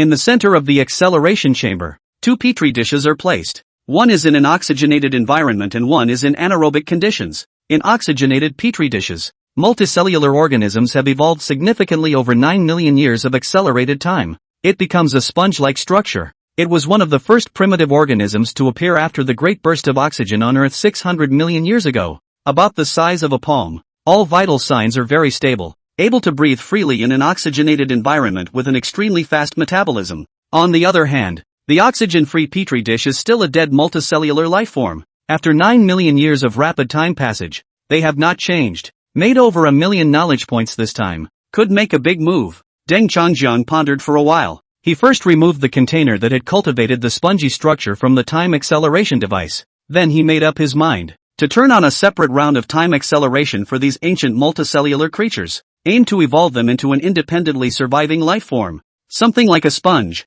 In just a few days, initiate time acceleration. 1 day, 10 million years. This is the second level mode of the acceleration device. By regulating the time flow rate, you can make time fly by quickly inside the device. This has actually been verified by Einstein's theory of relativity. It is true that when technology advances to a certain level, it is possible to control time. While time is irreversible, it can be accelerated through technology. Regarding the function of this system and laboratory, Deng Changjiang often couldn't help but speculate. This thing was perhaps the work of a level 4, level 5, or even more advanced civilization, right? But at an accelerating intensity of 10 million years per day, the consumption of knowledge points is extremely alarming. Almost every second you lose 10 knowledge points. If you accelerate continuously for a whole day, the whole 864,000 knowledge points will be cleared. However, in order to be able to successfully spawn an anaerobic lifeform, he gritted his teeth and continued to operate the acceleration program.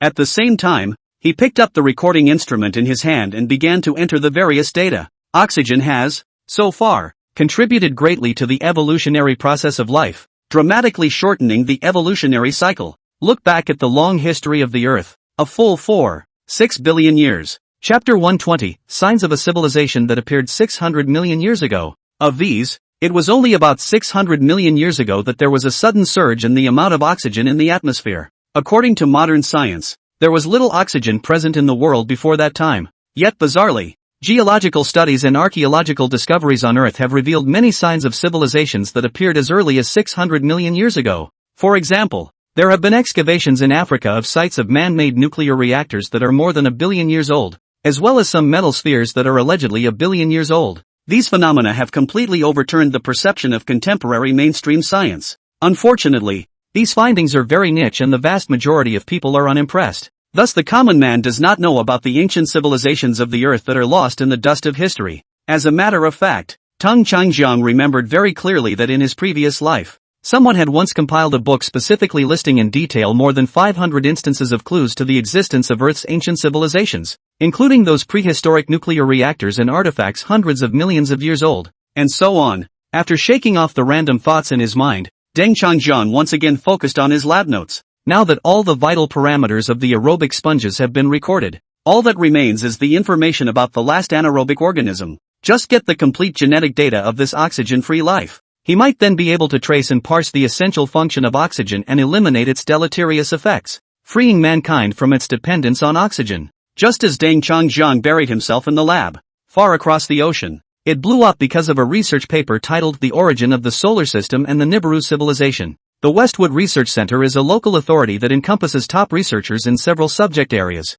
At this moment, in a serious discussion room, the atmosphere was tense to the extreme. Duluth, the director of the academic center, looked around the group of experts present with a grim expression. The youngest of these people are over 50 years old. There are even a few legendary industry leaders who are close to 80 years old. In the center of the desktop, an academic article published by the well-known scientific journal Science was spread out, and the author's name was clearly Deng Changjiang. Ahem. What do you all think of this paper? After a long silence, Duluth took the lead. The content of this article is truly shocking and completely turns many people's conventional wisdom on its head. The links between the Nibiru civilization, alien races, Sumerian culture, and ancient Chinese civilizations mentioned in the article are dizzyingly complex in their logic. In particular, one of the theories boldly put forward therein, the Earth is just a giant biological test tube, a large ecosystem designed by extraterrestrial intelligence to test different species and extract their genetic information. and planet Nibiru is just another test area.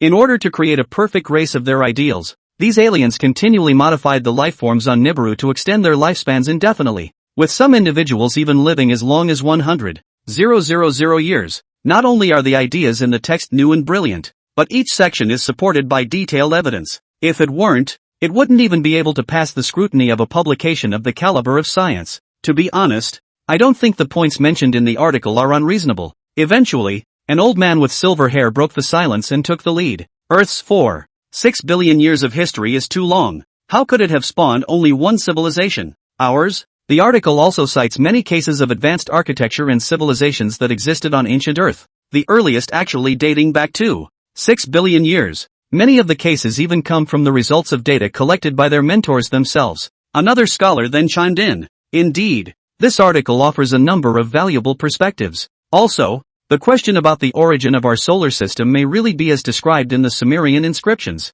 Of course there are dissenting voices. It's just nonsense. The entire solar system is clearly a product of natural evolution from a primordial nebula. The rebuttal was followed by a firmer voice. So how do you explain some of the strange phenomena we are now observing? For example, why does our solar system have as many as 8 major planets when the number of planets around other stars is generally less than 3? Yes, the theory of natural evolution alone is completely untenable. There is an element of human interference, but that doesn't make the point of this article necessarily true. The conference room was instantly buzzing with opinions. Duluth sat quietly in the chair, looking at the squabbling scholars with a slight frown on his brow, but in a rare move, he did not put a stop to it. He knows in his heart the deeper meaning behind this controversy. Prior to this research paper, he also noticed the name Deng Changjiang, who had also published 2 heavyweight research articles. An article that explores the origins of the moon and reveals the hidden history of how the Earth and the moon were once very close together. The other focuses on the formation of the Kuiper Belt and its potential connection to the Nibiru civilization. These studies. Surprisingly, there is a connection with the ancient book, the Book of Mountains and Seas. All the myths in the book are transformed into arguments in the thesis. It is mentioned several times in the text that the Shanhaijing is actually a handbook that records ancient scientific and technological civilizations. Because of this, he even crossed the ocean and came back with a special translated version of the classic of Mountains and Seas. Unfortunately, he is not well versed in ancient languages. After holding it in my hands and turning it over a few times, I still can't read it. It seems like I might actually need to take a trip to that land myself. After reading all 3 papers in one sitting, he began to have a series of doubts about what he had learned in the past. Most likely, everything he used to believe may not be the truth at all, so he had to verify it for himself. Find out if the myths behind these myths are mere fantasies or if they are real. One more thing. Oxygen is toxic. The thought had been buried in the back of his mind and he hadn't dared to tell anyone. That discussion about the origins of the solar system alone had academic circles in an uproar.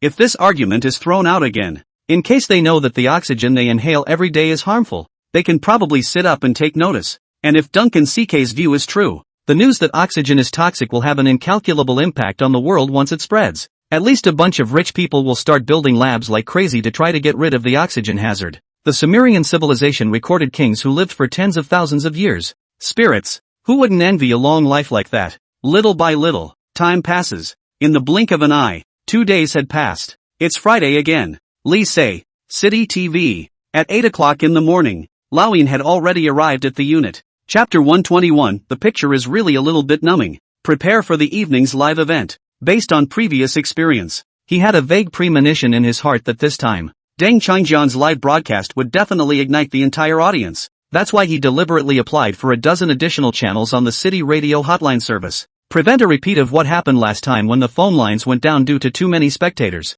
Time rushes by in a hectic manner. In the blink of an eye it was 6 o'clock in the evening. Backstage surveillance room. After all the work is taken care of, Olding leisurely took out his cell phone and opened the Hardcore Science Live. Jesus, 10 million people have come in already? Just entered the live feed. He was then shocked by the dense rain of pop-ups, and the number of people watching in real time. Oh, my God. The number of onlookers has already broken 10 million even before the official start of the broadcast. 10 million people waiting on a blank screen. The image is just a bit of a head-scratcher. In the comments section, netizens are enthusiastically exchanging their views. What kind of an epic showdown do you guys think this telling will be? There are quite a few myths and legends in the Shanhaijing, but it's still a mystery as to who exactly told the story of that ancient war. Don't mull it over. Get your emergency medication ready first. Knowing what you know, it might come in handy in a pinch. Recently came in a lot of new people. Friendly advice. This anchor explains extremely exciting, but also will make people think carefully. Oh.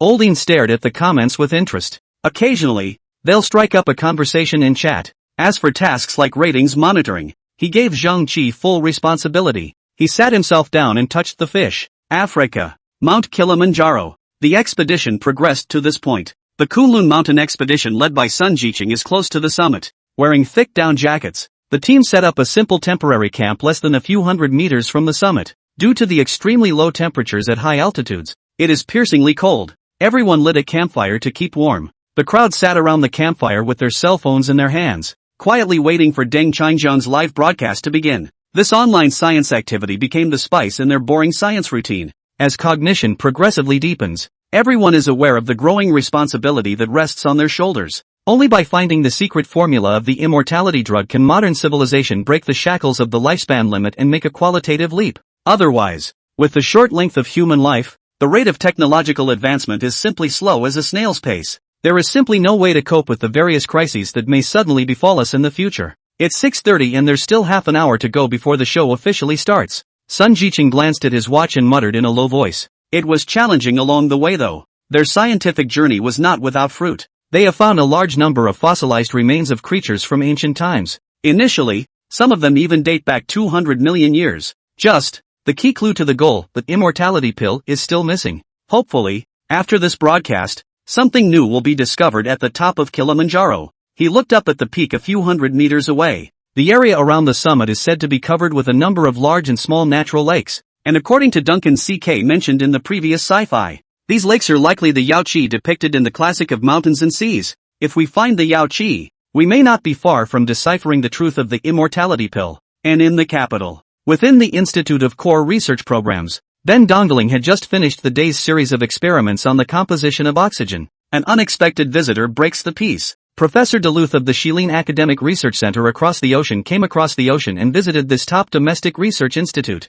Allegedly, they came specifically to conduct an in-depth academic exchange. But, after a brief exchange of pleasantries, Van Dongling was surprised to find that Duluth was extraordinarily interested in the Chinese Shanhaijing. Thus, with a friendly and enthusiastic attitude, he also gave it some serious thought and decided to invite the other man to join him. Watch a special telethon. Watching live TV? Curious, Duluth followed Bendenin into the conference room. Pushing the door in, he instantly saw many of the staff already seated. In front of everyone, both lay a copy of the Sermon on the Mount. There were also notebooks and pens on the table. Obviously this isn't the first time we've gathered everyone together to watch a TV program. He sat down full of questions, and chose a spot next to Ban Tung Lin. Just take your seat. Bendenin then handed him a book. Smiling, he said, "You've come by coincidence today, and you forgot to bring your book, didn't you? Here's my spare copy. Take it and study it first." Duluth froze, and a vague refusal escaped his lips for a while. But Ban Donglin said in a resolute tone, "I memorized the Shanhaijing long ago, so I don't need to worry about my share. And you're a beginner. You can't do without a physical book or you'll easily lose track of the course." Duluth smiled helplessly and silently accepted the sudden arrangement. He knew more than a dozen languages and could read even ancient books like the classic of mountains and seas. Still, those ancient words were a bit puzzling to him. However, in the spirit of learning with an open mind, he still took the book that Ban Donglin handed him. Mind is getting curious about this TV program. In this magical place, there are actually people who specialize in the Sermon on the Mount, an ancient book that has managed to get people from top research organizations, sitting in such a disciplined manner, with pen and paper and textbook in hand. I waited early for the program to start. Soon the time came to 7 o'clock in the evening. Lai Chi City's TV station. The scene smoothly switches to the science program of Deng Xianjiang. Deng Qingjiang's figure appeared on the big screen in the conference room. "Ladies and gentlemen, welcome to the science program every Friday night at 7 p.m. I'm Deng Qingjiang." As the words left his mouth, Duluth couldn't help but gulp. Eyes round, he thought he'd heard wrong. Deng Qingjiang? This name. How come it was exactly the same as a few papers he'd seen signed in top international journals before? "Ha? You know him?" Ben Donglin cocked his head and suddenly asked. Duluth froze for a moment, thinking back carefully. That Deng Qingjiang has published academic articles with unique insights in various fields. It's at least an academic bully of sorts. How can it be a TV show host? I should be wrong. Duluth shook his head. He'd just flown in from overseas. There was no way he'd just run into the same person by coincidence. It should just be the same name. Li Sei. in the backstage monitoring room of the city's TV station, at exactly 7 p.m. The ratings had soared to an all-time high. Chapter 122, We Must Get High Today. Zheng Qi stared intently at the screen. Eyes are plastered. And the old Ian, who has usually been lazy, also stunned. Asterisk.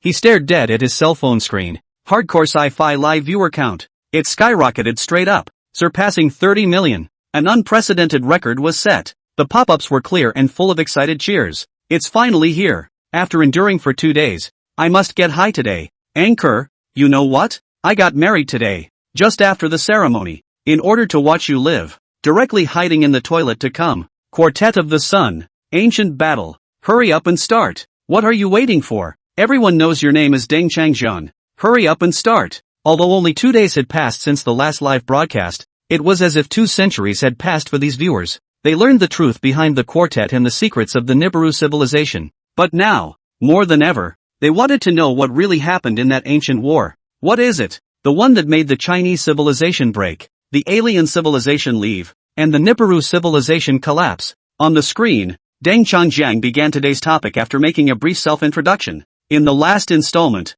we finished telling the truth about the quartet's pursuit of the sun. During the journey to chase the sun, because of the intervention of the Nibiru civilization, the Yinglong spacecraft was dispatched, which ultimately led to the crash of the quartet and the failure of the plan to chase the sun. The so-called Sun Chase project is actually an attempt by an ancient civilization to break out of its cage. This program, it was just one final step away, but unfortunately it was a lost cause and died prematurely outside the Oort Nebula. And so, at the borders of the solar system, the alien and Nibiru civilizations joined forces and began to suppress the ancient civilizations with all their might. At that time, countless ancients broke out of their cages to participate in the quartet's program, fighting for their lives against the stars in all kinds of warships. However, with the destruction of the quartermaster, this effort to break out of the cage was completely foiled. In the universe, the ancient civilization was completely outmatched when it was 1 against 2. A great number of the ancients were sacrificed among the stars, just buried in the depths of darkness beyond the sun. All those who participated in the quartet program, all sacrificed, Deng Changjiang said in a low tone. At the same time, the alien civilization was thus completely enraged and determined to destroy the ancient Chinese civilization. His narration was infectious to all. In the live room, the audience's emotions hit rock bottom. This battle was an incomparably grueling stranglehold from the start. No one who took part in the Quaaludes program was spared, all buried in space. Deng Changjiang's voice was tinged with sadness, as if pulling everyone back to that ancient time. And on the screen, after he activated the simulation deduction function, a lifelike picture was displayed in front of everyone's eyes. In the vast universe, the huge sun still emits a dazzling light. After a series of fierce battles, the starlight gradually dimmed. All the ancient warriors died in battle, and the fleets of alien and Nibiru civilizations, one after the other, heading towards Earth. Apparently, they were prepared to end the life of ancient civilizations on Earth once and for all. Seeing this, everyone's complexion tightened and they sweated for the ancient civilization. Capitol. Within the Institute of Key Scientific Research Projects, inside the conference room, listening to Deng Changjiang, Ban Donglin's expression gradually became serious. Duluth by his side. The whole group was mesmerized by the scene in the picture. This is too realistic. It's no different than the real universe, the real sun. Duluth couldn't help but gulp, his mind reeling, shocked by this image. He forgot what Deng Changjiang had just said. This screen effect, far beyond the special effects of today's movies. He reached out as if he could touch the vastness of the stars. Just then, the screen slowly moved, and a blue-colored planet slowly appeared, gradually occupying the center of the screen. As mentioned earlier, Earth is actually a testing ground designed by an alien civilization, so they didn't use weapons capable of destroying the planet. Deng Changjiang's voice sounded again, this time sounding like it was coming from that blue planet. Duluth snapped back to his senses and couldn't help but blink. An alien civilization? Earth? Proving grounds? How could this theory be the same as the papers he had read in international journals?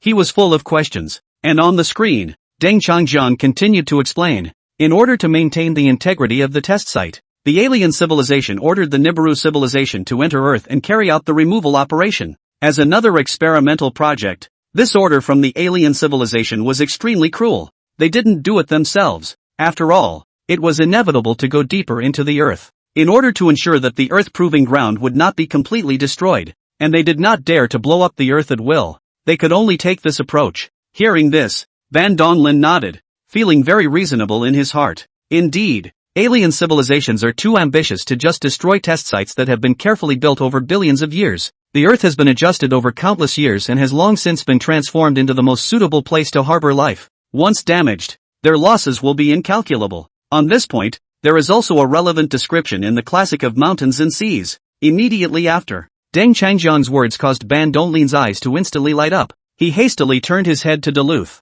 who was beside him with a blank face, and urged, "Quickly, take out the book and turn to the Book of Mountains and Seas." In the meantime, the other experts and professors in the conference room didn't even need to be reminded. They had already picked up the Shanhaijing in their hands and put on an appearance of being ready to consult it at any time. In the Book of Mountains and Seas, hidden are many truths and secrets of ancient civilizations. Previously, it was according to Deng Changjiang that everyone listened and rummaged around, gradually verifying the true existence of many ancient myths. In the classic of Mountains and Seas, Hai Jing, there is this original text: Sishan ordered Badabi and Hai, and a great plague was sent down. In the screen, the voice of Deng Changjiang came from the image of that huge blue earth. In the conference room, there was the rustle of a book being turned. Duluth looked up headfirst at the other professors burying their heads in their books. A feeling of uncertainty rose in his heart. He blinked and rushed to follow suit, rummaging around. Fortunately, he had studied multiple languages and was familiar with the contents of the classic of Mountains and Seas, and it didn't take long for him to find the relevant passages of the classic of Hai. However, these ancient texts, he read it half-heartedly. At this point, Deng Changjiang explained, "This account is already very straightforward. The so-called division god is actually a cryptic reference to an alien civilization. They ordered Ba, a snake-like creature, to enter the Kyushu region." Chapter 123, The Strongest Reaction Ever. And at that time, the image of the Nibiru people, genetically modified by the alien civilization, was resembling the legendary human head and snake body. Even the warship they built, the Ing Long, is extremely similar in appearance to a snake. This interpretation of the Shanhaijing by Deng Changjiang completely kicked off this ancient battle. And the place where this battle is taking place is none other than Earth. The alien civilization assigned the Nibiru civilization to enter the Earth and gave the order to bring down a great plague in an attempt to carry out a cleansing operation. Ban Donglin and the experts of the institute became more and more gloomy. Only Duluth, while staring at the Mountain and Sea Sutra in front of him, his heartbeat couldn't help but speed up a few points as he thought back to what Deng Changjiang had just said.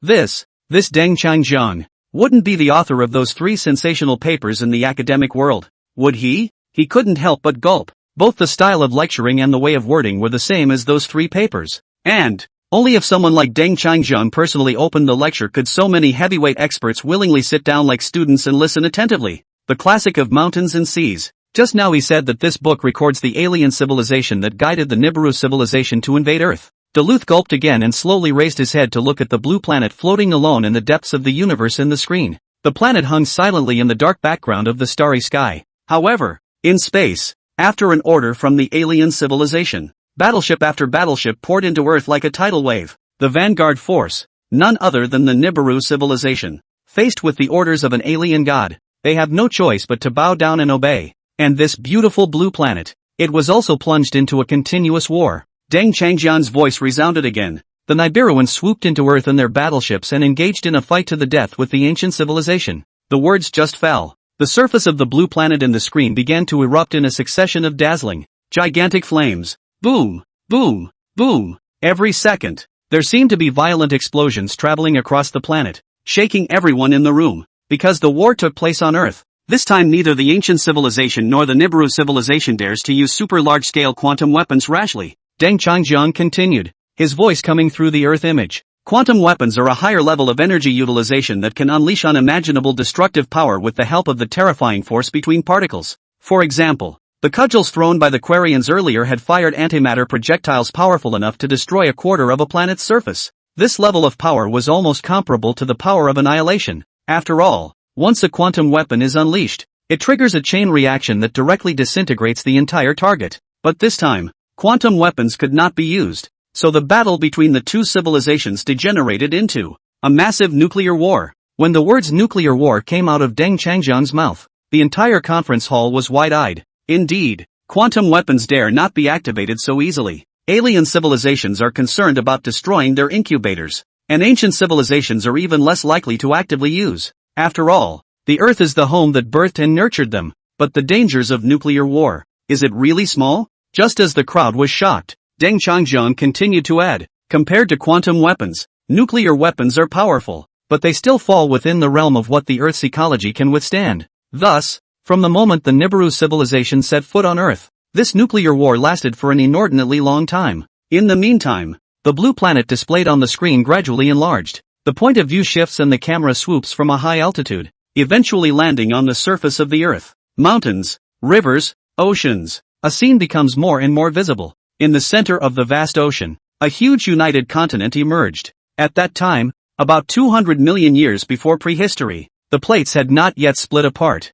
The ancient civilization of that time guarded the land of Kyushu, and the place where the Nibiru civilization descended was located near the ocean. Deng Changjiang sighed. This is a life and death battle for the survival of civilization, all the while going 1 for 2. Therefore, the ancient civilization did not slack off in the slightest. With the geographical advantage of Earth proper, they are fully committed to guarding the plate on which Kyushu is located, that is, the entire continent. Soon, the Nibiru civilization began an onslaught of attacks, using all kinds of nuclear weapons and bombing the land in a frenzy. On the other side, the ancient civilization did not show any weakness and directly gave the strongest retaliation. Countless nuclear weapons have been projected into the deep sea. As the top technological civilization of its time, the war was maintained at least in the nuclear weapons class. Listening to Deng Changjiang, the crowd in the conference room, all unconsciously gulped, their eyes filled with disbelief. All weapons involved in the war, in minimum configuration, are nuclear grade. Imagine that. If such a scene were to appear in today's world, I am afraid that the entire human civilization would immediately be knocked back to its primitive state and evolve and develop again. Just as everyone was immersed in shock, Deng Changjiang's next sentence was even more chilling to the crowd. As for this vast nuclear war, traces and evidence can be found in modern geology, oceanography, archaeology, and the study of ancient documents. Hearing this, even Dulles couldn't help but look at Deng Changjiang with his eyes rounded and dumbfounded. Thoughts back to that era, prehistoric 200 million years ago. The Earth really happened a shocking catastrophe. Nuclear weapons led war. If he hadn't read those 3 research papers, he would have dismissed the claim. But now, he was already starting to get a little shaky in his mind. Does really have any hard evidence? He gulped and stifled a low mutter. Just then, a voice came from the screen. Deng Changjiang continued. First, let's talk about the relevant records in the ancient literature. In the Mahabharata, an epic poem from ancient India, there is a mythological passage that clearly depicts a scene. Hearing this, Ban Donglin couldn't help but frown. He knows the Mahabharata quite well. It is known that this is a mythological epic unearthed in the 5th century B.C. The exact source is not clear. This book is a record of many myths and legends that took place in the great land of ancient India. He had also studied the work closely. But, is there even a mention of nuclear war in this book? He racked his brain and couldn't recall anything relevant. That's right. Chapter 124 Photographs of Archaeological Excavation Sites. In this epic, a nuclear war in the distant past is detailed through mythology. Deng Changjiang's voice once again came from the other side of the planet, and on the screen, the lifelike image of the Earth's surface began to slowly rotate, and the huge land plate gradually moved. The final image focuses on the southern continent, the region where ancient India was located. This land is near the sea, just south of Kyushu, as you can see here. In ancient times, the location of ancient India happened to be right along the coast. That is, when the ancient Chinese civilization engaged Nibiru in a nuclear war.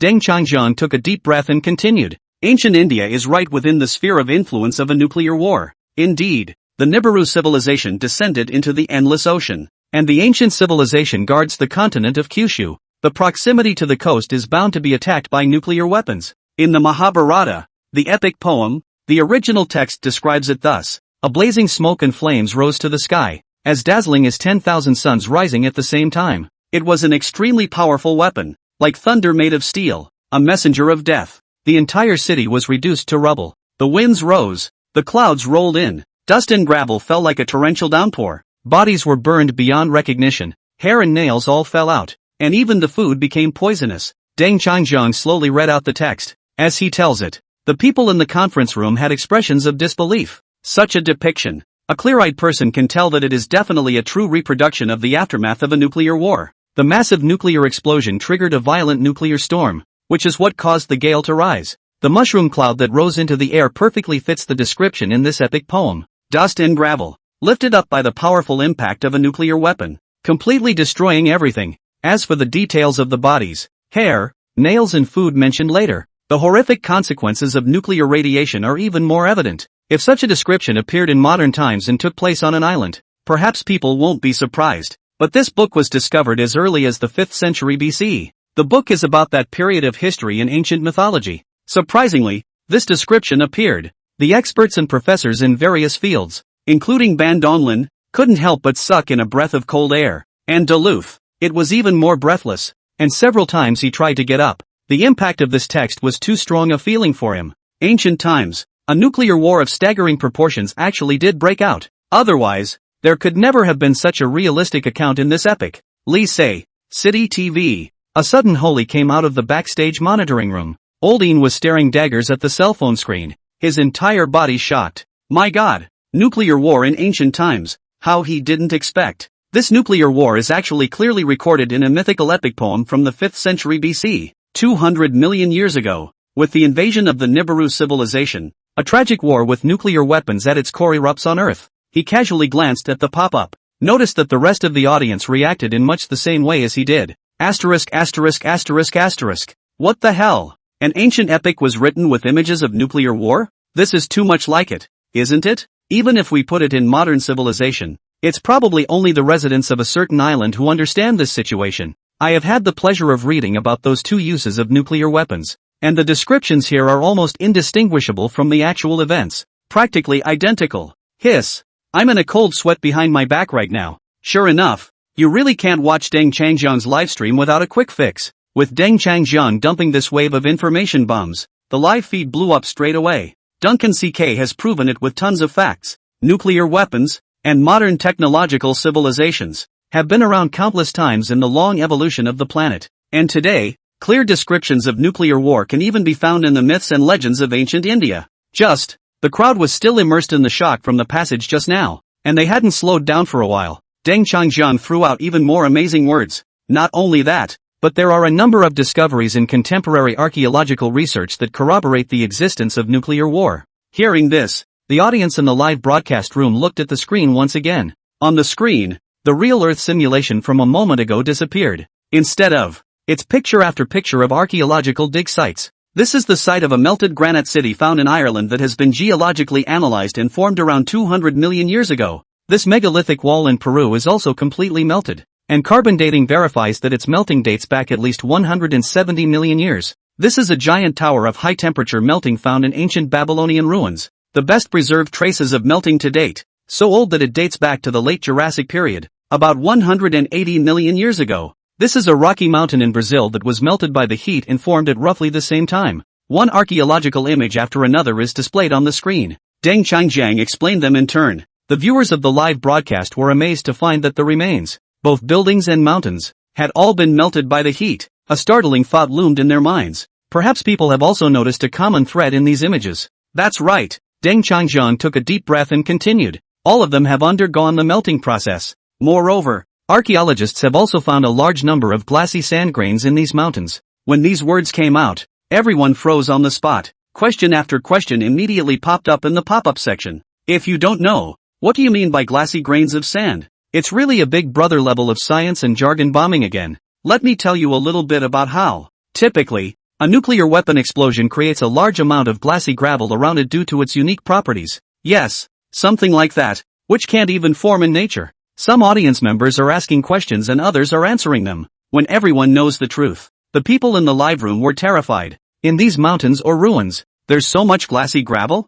Capitol, an important scientific research institute. In the conference hall, experts and professors in various fields looked at each other and fell silent. Some people even forget to keep going through the Sermon on the Mount. There are a number of physicists among them, who know a lot about this glassy sandstone. 125. Outbreaks in the Pacific region. They know full well that it doesn't exist in nature. Even a volcanic eruption would not produce such a large amount of material. So the only explanation is, those places had nuclear explosions in the distant past. This discovery is much more shocking than those ancient Indian myths that Deng Changjiang mentioned earlier. In the screen, Tung Changjiang laughed softly before speaking. Alright, we will now mark all the locations where nuclear explosions once occurred on the map of the ancient Earth. On screen, the Earth seemed incredibly real then. A large continent surrounded by an ocean. The 7 continents are not yet separated. Deng Changjiang adjusted the parameters. Places such as melted granite walls in Ireland, Melted rock surfaces in Peru. The city of Hattusa in Asia Minor suspected to have been destroyed by the heat. Giant towers melted by the heat in ancient Babylonian ruins. And hot, melted rocky mountains in Brazil are marked. The last location is marked out. The marvelous picture appeared. On the intact land mass, all the places subjected to nuclear explosions are located in the coastal zone. But, even more shocking, Deng Changjiang began modeling the changes in the Earth's plates over 200 million years. What was an entire continent began to split. These locations, the 7 continents and 4 oceans gradually emerge. The center of this area is actually in the Pacific Ocean today? All the experts were surprised to find that the marked areas formed a perfect circle. Circled range. It just landed on top of what is now the ocean. The Pacific Ocean. This coincides with Deng Changjiang's previous conclusion that the Nibiru civilization emerged at sea. This nuclear war. It was within the Pacific region that the outbreak occurred. Yes, this nuclear war, which took place about 200 million years ago in prehistory, broke out almost exactly within the Pacific region today. Deng Changjiang sighed and once again revealed an unbelievable fact. Again, this evidence confirms his claim. Civilization in the Book of Mountains and Seas. A high-tech civilization indeed. If not, there could not have been a nuclear war on Earth in that era. In the conference hall, Bendenin gulped. Listening to it felt a little dry in the throat. He picked up the glass of water on the table and took a sip of water with feigned composure. By the way, he sneaked a look at Duluth next to him. Discovered this professor at the Westwood Research Institute. Was wiping beads of sweat from his forehead with a paper towel. Are you okay with that? Bendon Lin asked worriedly. Duluth replied with a bitter smile. That host's presentation was just mind-blowing. All this opinion, together with various evidence, it left him with no way to refute it. Indeed, 200 million years ago, there was such a nuclear war on Earth. The reach is extremely broad. In fact, there are many more clues to the prehistoric nuclear war. Deng Changjiang's voice came from the screen again. For example, as early as 76 years ago, when the first atomic bomb was introduced, Oppenheimer also emphasized in an interview, this is the first successful nuclear test in modern times. He said what he said originally. In fact, the higher the social status and the more knowledgeable you are, the more you know, the more cautious you are about everything. 2. The hidden meaning behind this statement is profound. The so-called modern era. In fact, he himself is a figure who supports the theory of prehistoric nuclear weapons. In a way, he also claimed that nuclear bomb development drew on some archaeological findings. For example, that nuclear reactor in Africa 100 million years ago took a lot of technical ideas from it. All clues point to modern technology is by no means the only advanced force in the long journey of the Earth. This is all so shocking. I have to go back and study it. Duluth held his breath and inhaled deeply. He shook his head frantically. Like the 3 papers seen earlier, these claims are equally subversive. The Nibiru civilization invaded Earth and also started a devastating nuclear conflict. He believes that once these ideas spread, I'm afraid the seniors in certain Western academic institutions would be pissed off alive. Lee say, straight from the shack. Taking advantage of the brief interval, Deng Changjiang took a drink of water. Explaining knowledge really drains your voice. Taking the time, he looked at the comments section again. Discovered that everyone has been shocked by this prehistoric atomic battle and the basis presented. However, that's just the prologue. The corner of his mouth gently picked up. Deng Changjiang adjusted his breath and continued. We can conclude that the battle of the atom has indeed broken out. So let's next explore the resting place of the Nibiru tribe after they descended on the blue planet. The words were not yet spoken. A number of question marks popped up on the screen. Specific directions? You can't tell me you can figure out exactly where their tactical heavyweights were located 20,000 years ago. Didn't it land in seawater? Isn't that how alien horde invasions are described? I always feel like the anchor is about to throw us some big news. Looking at the contents of the pop-up screen, Deng Changjiang smiled slightly. Take a short break to turn off the algorithmic mode. The scene returns to the den and he is once again standing before you all for an appearance. Twisting around, he wrote 3 kanji characters on the board.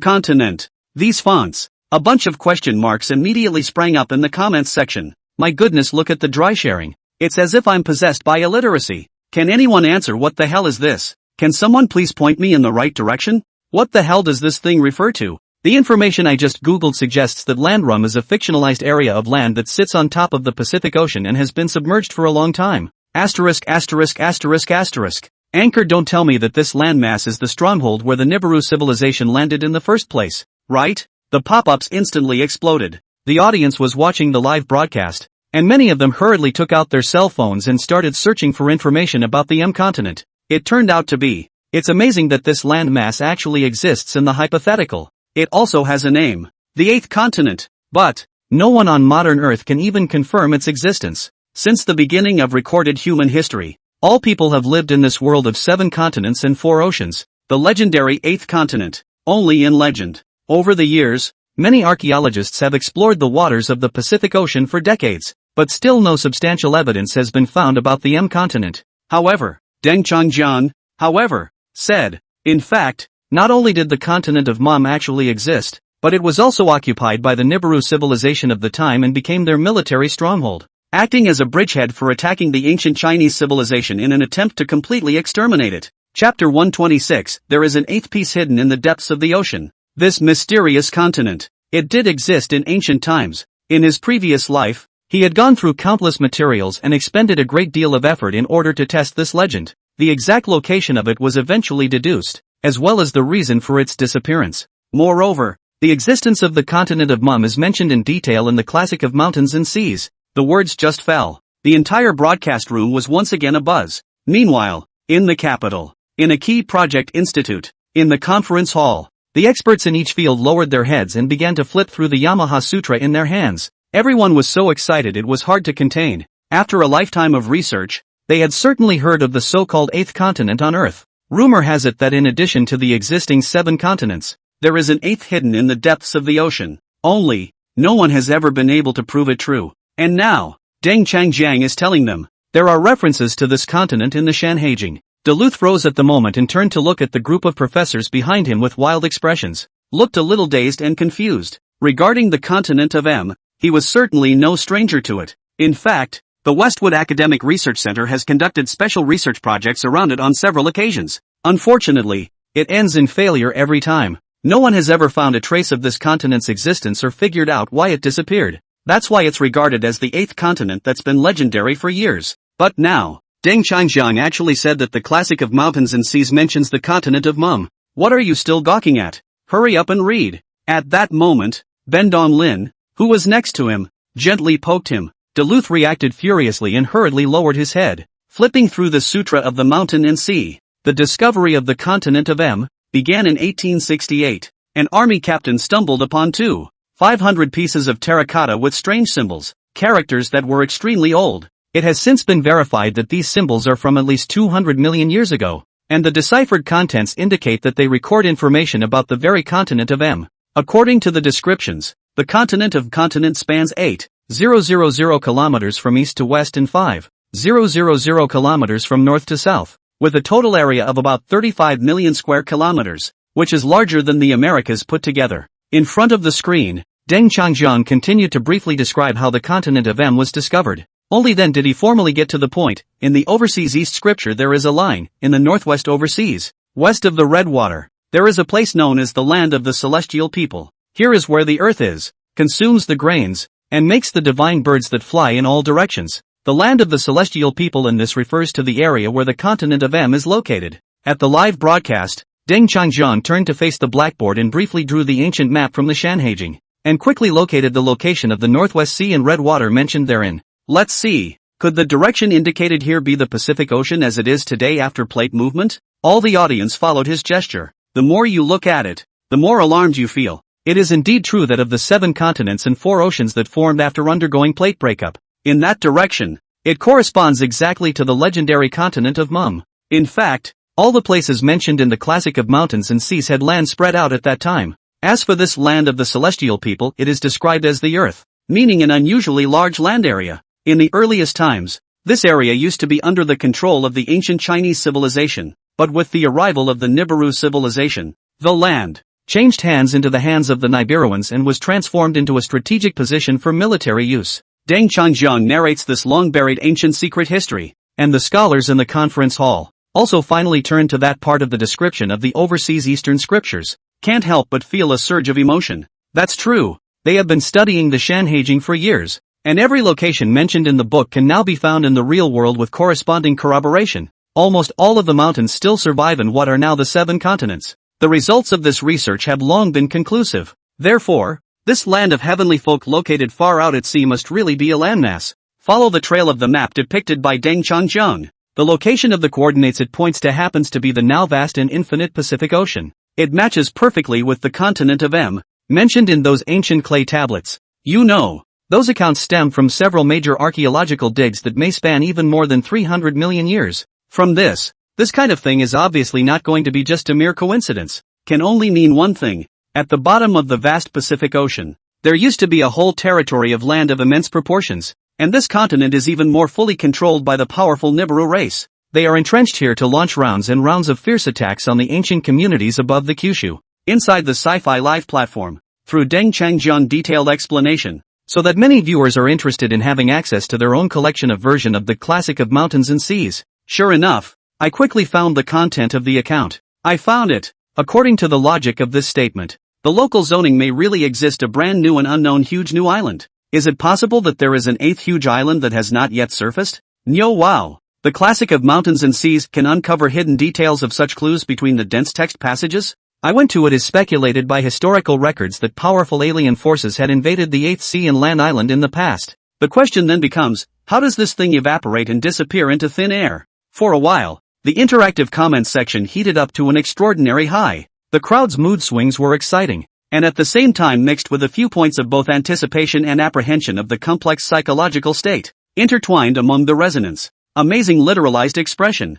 That is, it is mind-blowing, stirring, long immersed, unable to help themselves. It is worth mentioning that 11 years ago, archaeologists from 4 countries once again studied in depth the information on those clay tablets. It turned out that these ancient symbols had written down 4 shocking words, from the northwest. Deng Changjiang's words caused all the viewers in the live broadcast room to freeze. From the northwest. After a short reaction time, everyone couldn't help but suck in a breath of cold air. Suddenly, they realized that this is ing like the account in the classic of mountains and seas. Exactly the same. In other words, the owner of these clay tablets had migrated from the land of Kyushu, all the way to the northwest, and finally arrived here. Another jaw-dropping coincidence. Not only that, but those 500 clay tablets also mentioned that the people on this continent were particularly good at using all kinds of flying machines, which is exactly the same as what the Shan Heijing says about making the 4 birds fly. In the study, Deng Changjiang sighed softly. Chapter 127, as expected.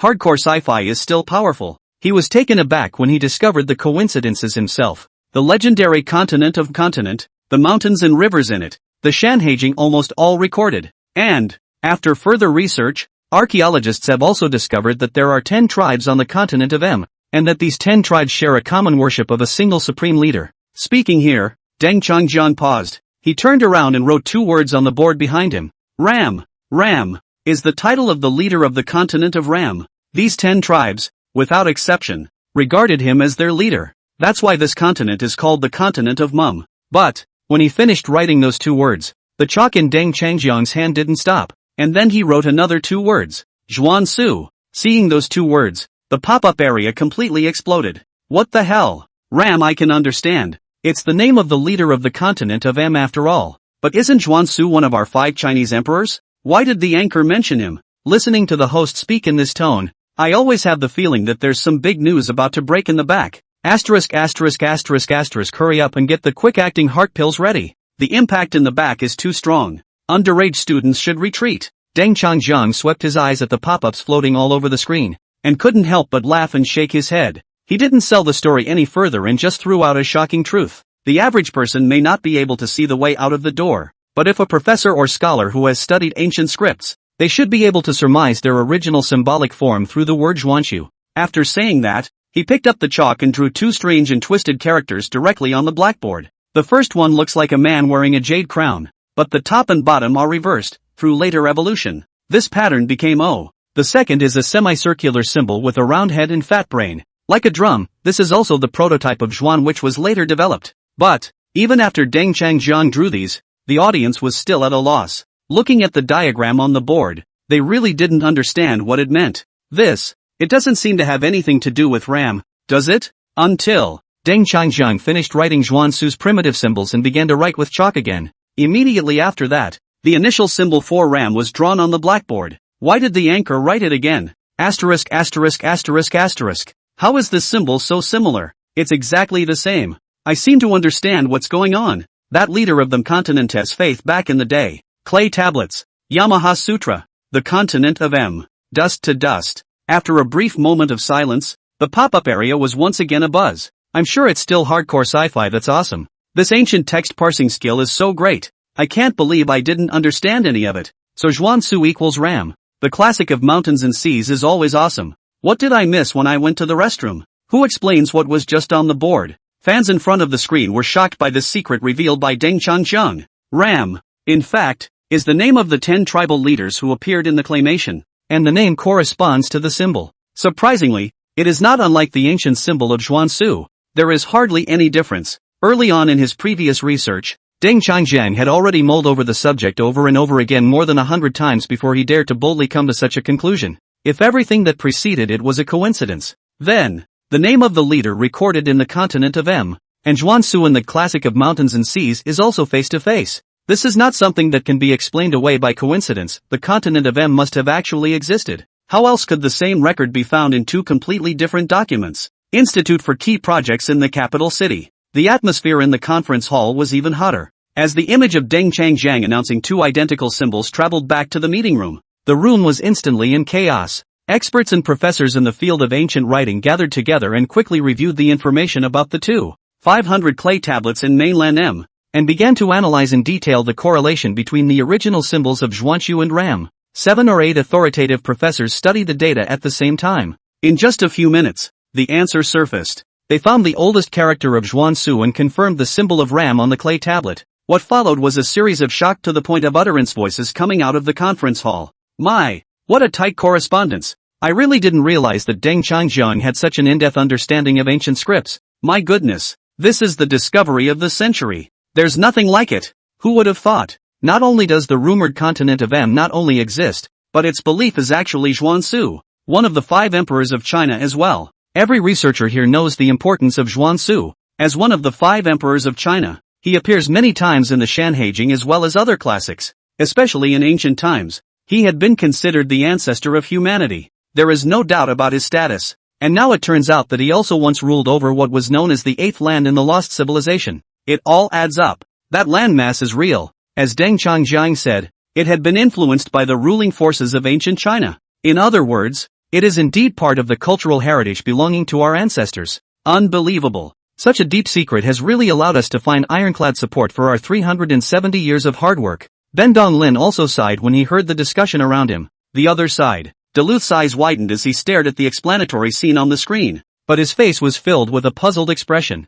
He is familiar with many languages. Yes, but he knows very little about classical Chinese culture, especially oracle bone inscriptions and the like. So the only person he thought of asking for help now was the one sitting next to him. Question A. In the end, what is the relationship between this M continent and Zhuansu? I just heard you guys discussing it very passionately just now, huh? Seeing that the other party is so confused, it's time to give Mr. Ben a chance to express himself. Cough to clear your voice first. Passing over an open book, the very same Shanhaijing that contains the chapters detailing Zhuansu's life and deeds, and turning the page to the relevant passage, he said, to put it simply, the name of the leader of the Myanmar tribe is Lam, i.e., Lamu, which is the Latin translation of the name of the leader. This trace matches perfectly with the identity of a certain character depicted in our own mythological texts. In fact, the local leadership class, which you know as the Ram or Lamu, originated from this part of the Yellow Earth. Translated, South American legend central figure equals one of the ancient emperors of the High Asian region also known as Xian Yuan. Descendants inherited the family industry. Second generation of monarchs. Foreign academic circles have not been able to deal with the matter, but even in a folk science program to understand. This came out today. Definitely qualified to be in science again. Chapter 128, Why didn't you tell me you had a heart attack? In the Shanhaijing, there's actually a reference to the lost 8th continent on Earth. This is another epic-making discovery. And Duluth finally reacted at this moment. Gulped. His eyes stared dully at the Sutra of the Mountain and Sea, his mind racing. He remembered a phrase that had been repeated over and over again in those 3 papers. The classic of mountains and seas. Not an ordinary ancient book at all, but a manual recording ancient technology. The mountains and rivers, customs and even those myths and legends mentioned in it have actually happened in history. Gradually, his heart raced like it was going to jump out of his chest and his breathing became ragged. Original cognitive system. It was torn hard once more. He stared blankly at the book in front of him, his eyes straight and his body trembling uncontrollably. Elder Du, are you alright? Ben Donglin acutely sensed that something was wrong and quickly reached out to help him. No, it's okay, old bugs are coming back. Medicine. Medicine. Duluth shivered while pointing to his pockets with all his strength. Ban Donglin's face instantly changed. Hastily, he pulled a bottle of quick-acting heart pills from his pocket. After opening the lid, he quickly stuffed a capsule into his mouth. 1 minute later, Duluth finally slowed down. Du Lao, why didn't you say earlier that you have a heart condition? Deng Changjian, this program is too stimulating. You see, this kind of thing is really not suitable for live viewing. Ban Donglin was relieved, but he still couldn't help but chide a few times. Duluth is a pivotal figure in foreign academia. If something happens to him at the institute, I'm afraid no one will dare to come here in the future. Should we take a break? For the sake of Duluth's safety, Ben Donglin tentatively suggested. However, Duluth, who had just slowed down, was unusually stubborn, staring at the live feed and insisting on refusing to leave. He said he'd watch the whole episode no matter what. There is no way around it. Ban Donglin could only go along with him for the time being. Anyway, it looked like he had quite a few more bottles of medicine. It should still hold up. Li Sei, inside the den of the live room, Deng Changjiang is completely unaware of. After he wrote the symbols Zhuan Su and Ram, almost gave Duluth away. After verifying the existence of the continent of M, facing the camera, he continued. Zhuan Su, 200 million years ago, used to be the leader of the ancient Chinese civilization, and was revered as the common lord of the world. This is clearly stated in the Sermon on the Mount. The ram recorded on the pottery shards unearthed from mainland China is in fact Zhuan Su himself. That is to say, Zhuan Su had led the entire ancient civilization in an amazing battle against alien forces and the Nibiru civilization. Speaking of which, he sighed softly. Like Di Jun before him, Zhuan Su gave his all for the continuation of Chinese civilization. Di Jun led the 9 Days Project, purging traitors while initiating a magnificent reform. As the Quaaludes move forward, Emperor Jun has long since passed away and is buried in the tomb of the 10,000 emperors near the Kunlun Mountains. There has been a turnover of generations of leaders. Eventually it was Zhuan Su's turn to take the torch and face the great threat of invasion by the Nibiru civilization head-on. As for that tragic battle, the Shanhaijing also has a clear record of it. Deng Changjiang paused for a moment and added, according to the original text of the Great Desolate Western Scripture, a long time ago,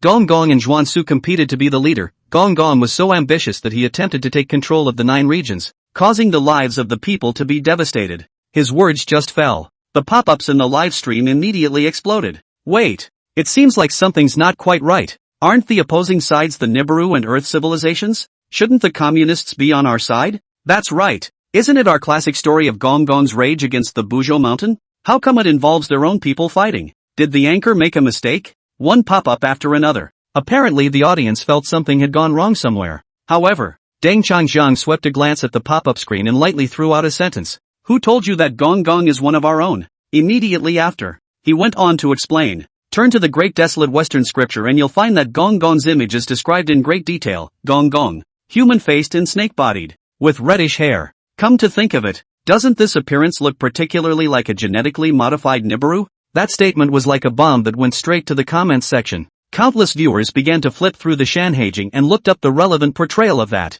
Combined with what Deng Changjiang just said, the more everyone looked, the more wrong they felt. 200 million years ago, the Nibiru's most characteristic feature was the human face and snake body. That's why the human-faced, snake-bodied Inglong battleship destroyed the quadrant ship with precision. Many people sucked in a breath of cold air. Following this logic down, then it is very likely that this so-called Gong Gong is the Nibiru commander who descended to Earth in those days. In front of the screen, Deng Changjiang's voice still came slowly. In this account from the classic of mountains and seas, Gong Gong and Zhuan Su compete for the position of leader. Mythology usually explains it as them competing for the position of heavenly emperor, but the latter purposely states, the Gong Gong attempted to dominate the 9 states. In other words, their goal was not the so-called heavenly emperor's throne. Rather, it is actual dominion over the land of Kyushu. Or to put it more bluntly, the real purpose of Gong Gong is to destroy the ancient civilization in the land of Kyushu, and to wipe out the human race from the earth completely. Zhuan Su,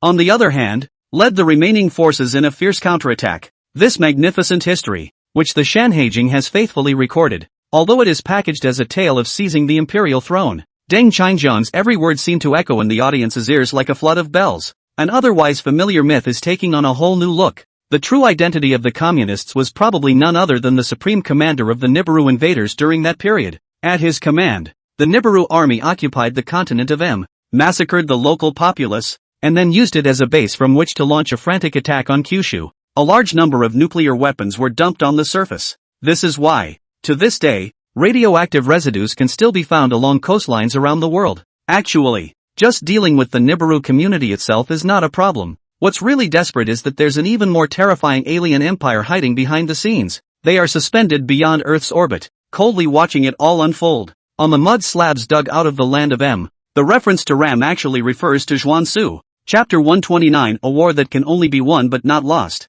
What about Zhuangsu? The number one big shot who led the entire ancient civilization to fight hard against alien forces and the Nibiru race 200 million years ago. He sighed softly as he said this. Just like Di Jun before him, Zhuangsu fought tooth and nail for the continuation of Chinese civilization. Emperor Jun planned Hui's plan to shoot the sun, setting off a major purge of the mole. By the time advances to after the quartet's plan to chase the sun, Di Jun has long since passed away and is buried in the tomb of the emperors near the Kunlun Mountains. There have been several generations of leaders in between. By the time the Nibiru civilization invaded, Zhuangsu carried the banner of this hard battle. Regarding this war, the encounters between the two sides are also recorded in the Shanhaijing. Tung Changjiang paused for a moment and continued. The original words of the great desolate Western scripture go like this. Once upon a time, Gong Gong and Zhuangsu competed for the throne. Gong Gong wanted to dominate the 9 states, causing the lives of the people to be devastated. As soon as the words fell, the live broadcast instantly exploded. Wait,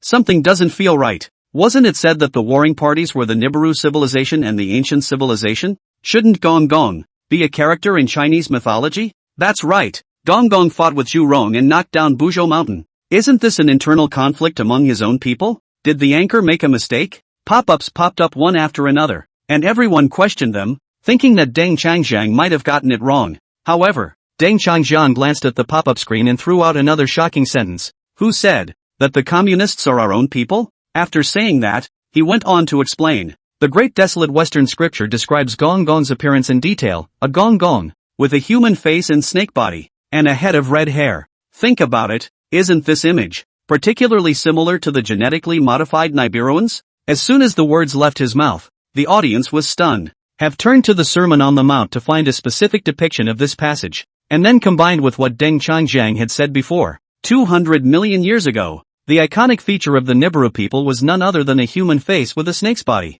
So that human-faced, snake-bodied Inglong ship directly destroyed the quartet battleship. Countless people sucked in a breath of cold air. If that's true, it is quite possible, then, that this commune is, in fact, the Nibiru who descended to Earth. The Shanhaijing mentions that Gong Gong and Zhuangsu fought for the position of emperor, and in the mythology, they seem to be at odds over the position of emperor of heaven. On the screen, Deng Changjiang's voice sounded again. We've all heard this legend countless times, but the original text was followed by a special sentence. The Gong Gong wanted to dominate the 9 states. In other words, what they're really fighting for isn't the so-called heavenly emperor throne. Rather, it's the power over Kyushu. In other words, Gong Gong's goal is clear, to level the 9 states, exterminate ancient civilizations, and assist the aliens in taking over Earth. And Zhuangsu led the ancient civilization in a tenacious counterattack. This history, full of blood and fire, was skillfully recorded by the Shanhaijing in the form of a fight for the imperial throne. Deng Changjiang's every word was transmitted into the ears of every viewer in the live broadcast room.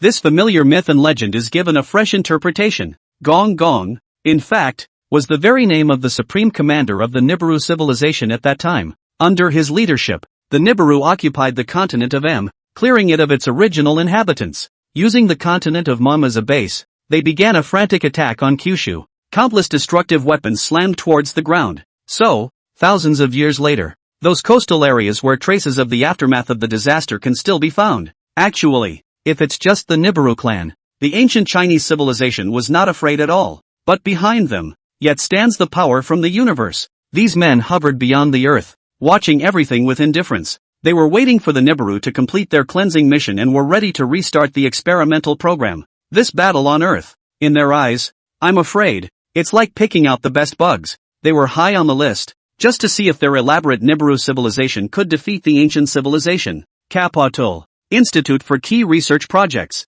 In the conference room, scholars from all fields bowed their heads and stared at a description in the classic of mountains and seas Gong Gong, with a human face and a serpent's body and red hair. The crowd was in deep contemplation. What Deng Changjiang said, it's true that it's not true at all. This depiction is a perfect fit for the alien technology-modified life form, and it's almost identical to the previous Inglong lookalike as well. So Gong Gong is really a Nibiru. No wonder he seemed like a total badass in the Shanhaijing. A professor who studies ancient writing couldn't help but exclaim. That's right. In the Book of Mountains and Seas, the appearance of Gong Gong is without cause. Legend has it that he was dissatisfied with Zhuangsu's rule and suddenly decided to rebel, and threatened to take over the 9 states. Unfortunately, it was crushed by Zhuangsu's joint efforts. After failing, he also crashed into the Buzhou mountain in anger, directly destroying the heavenly pillars that supported heaven and earth. The classic of Mountains and Seas also calls Gong Gong the god of water, or the god of the sea. So think about it, why was he given that title? Deng Changjiang in the screen suddenly threw out another question. This provoked deep thought among the scholars present. Soon, someone came up with an answer. Because they appear between the oceans. Everyone felt a chill down their spine at the thought. Who would have guessed that the characters in the mythological stories you heard as a child would have once attempted to destroy the entire planet? Inside the conference room, Ban Donglin, who was sitting in the first row, also tried to suppress his inner shock and kept an eye on the state of Duluth beside him. He was afraid that Duluth wouldn't be able to handle the mood swings and be hospitalized again.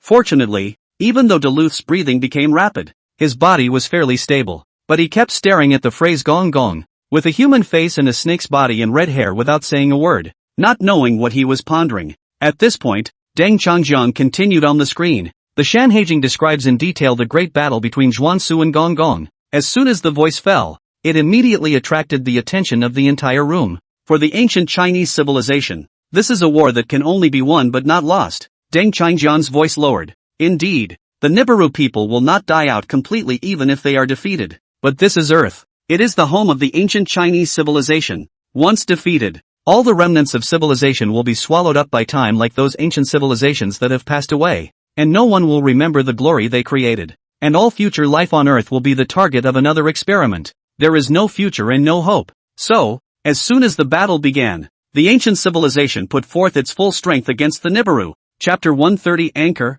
Are you talking about the collapse? Deng Changjiang drew in a heavy breath. According to the myths and legends, Zhuangsu sent out the 4 sacred beasts from the very beginning in an attempt to suppress Gong Gong. Inside the conference room, everyone looked up and stared intently at the screen, looking serious. At this moment, myths are no longer just myths. It has been interpreted as a shocking and tragic chapter of history. Behind the fight between Gong Gong and Zhuangsu for the position of Emperor of Heaven, it actually hides a genocidal race war. If you can't stop a kami, an entire ancient civilization will be plunged into oblivion, completely obliterated in this land. Just like the ancient intelligent community that created the nuclear reactor in Africa. Everyone couldn't help but clench their fists and wait with rapt attention for what was to come next. They all want to know, did Zhuangsu finally succeed? Luckily, after a while, Deng Changjiang's voice came again. After a long fight, as the legend states, Zhuangsu eventually led civilization to victory over Gong Gong. Upon hearing this, many people had a relaxed expression on their faces,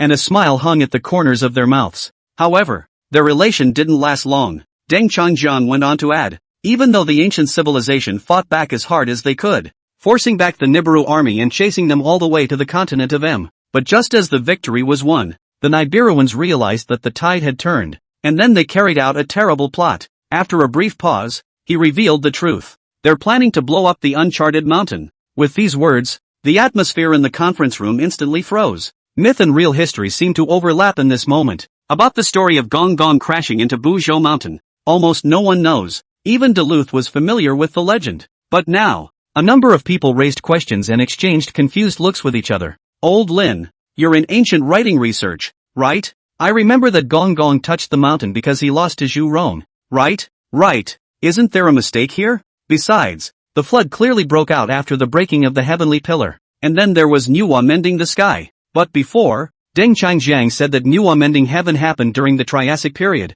And that was the first time a cosmic force came to Earth to trigger a catastrophe. How does that seem to make the timeline feel a little messed up? Inside the conference room, the experts were engaged in a lively discussion. The more they talked, the more fishy things seemed. Same moment, viewers of the livestream are also picking up on the problem and are raising their own questions. Anchor, are you mistaken? Didn't you say that Gong Gong was there to fight Zhu Rong? Is there going to be another manhwa show next? Anchor, are you speaking out of turn? I'll go. Stunned. 30 million people are online to watch the Anchor rollover scene. Pop-ups came one after the other, scrolling rapidly across the screen. A lot of people who are getting together don't care about the truth of the matter. They just make a fuss. While in the study in the live broadcast room, Deng Changjiang looked at these pop-ups, but he had an unperturbed look. He didn't panic at all. In fact, This was a situation that he had anticipated in advance. Most people today have only a superficial understanding of the mythology in the Sanheijing, and the version most people have heard is not the most original account.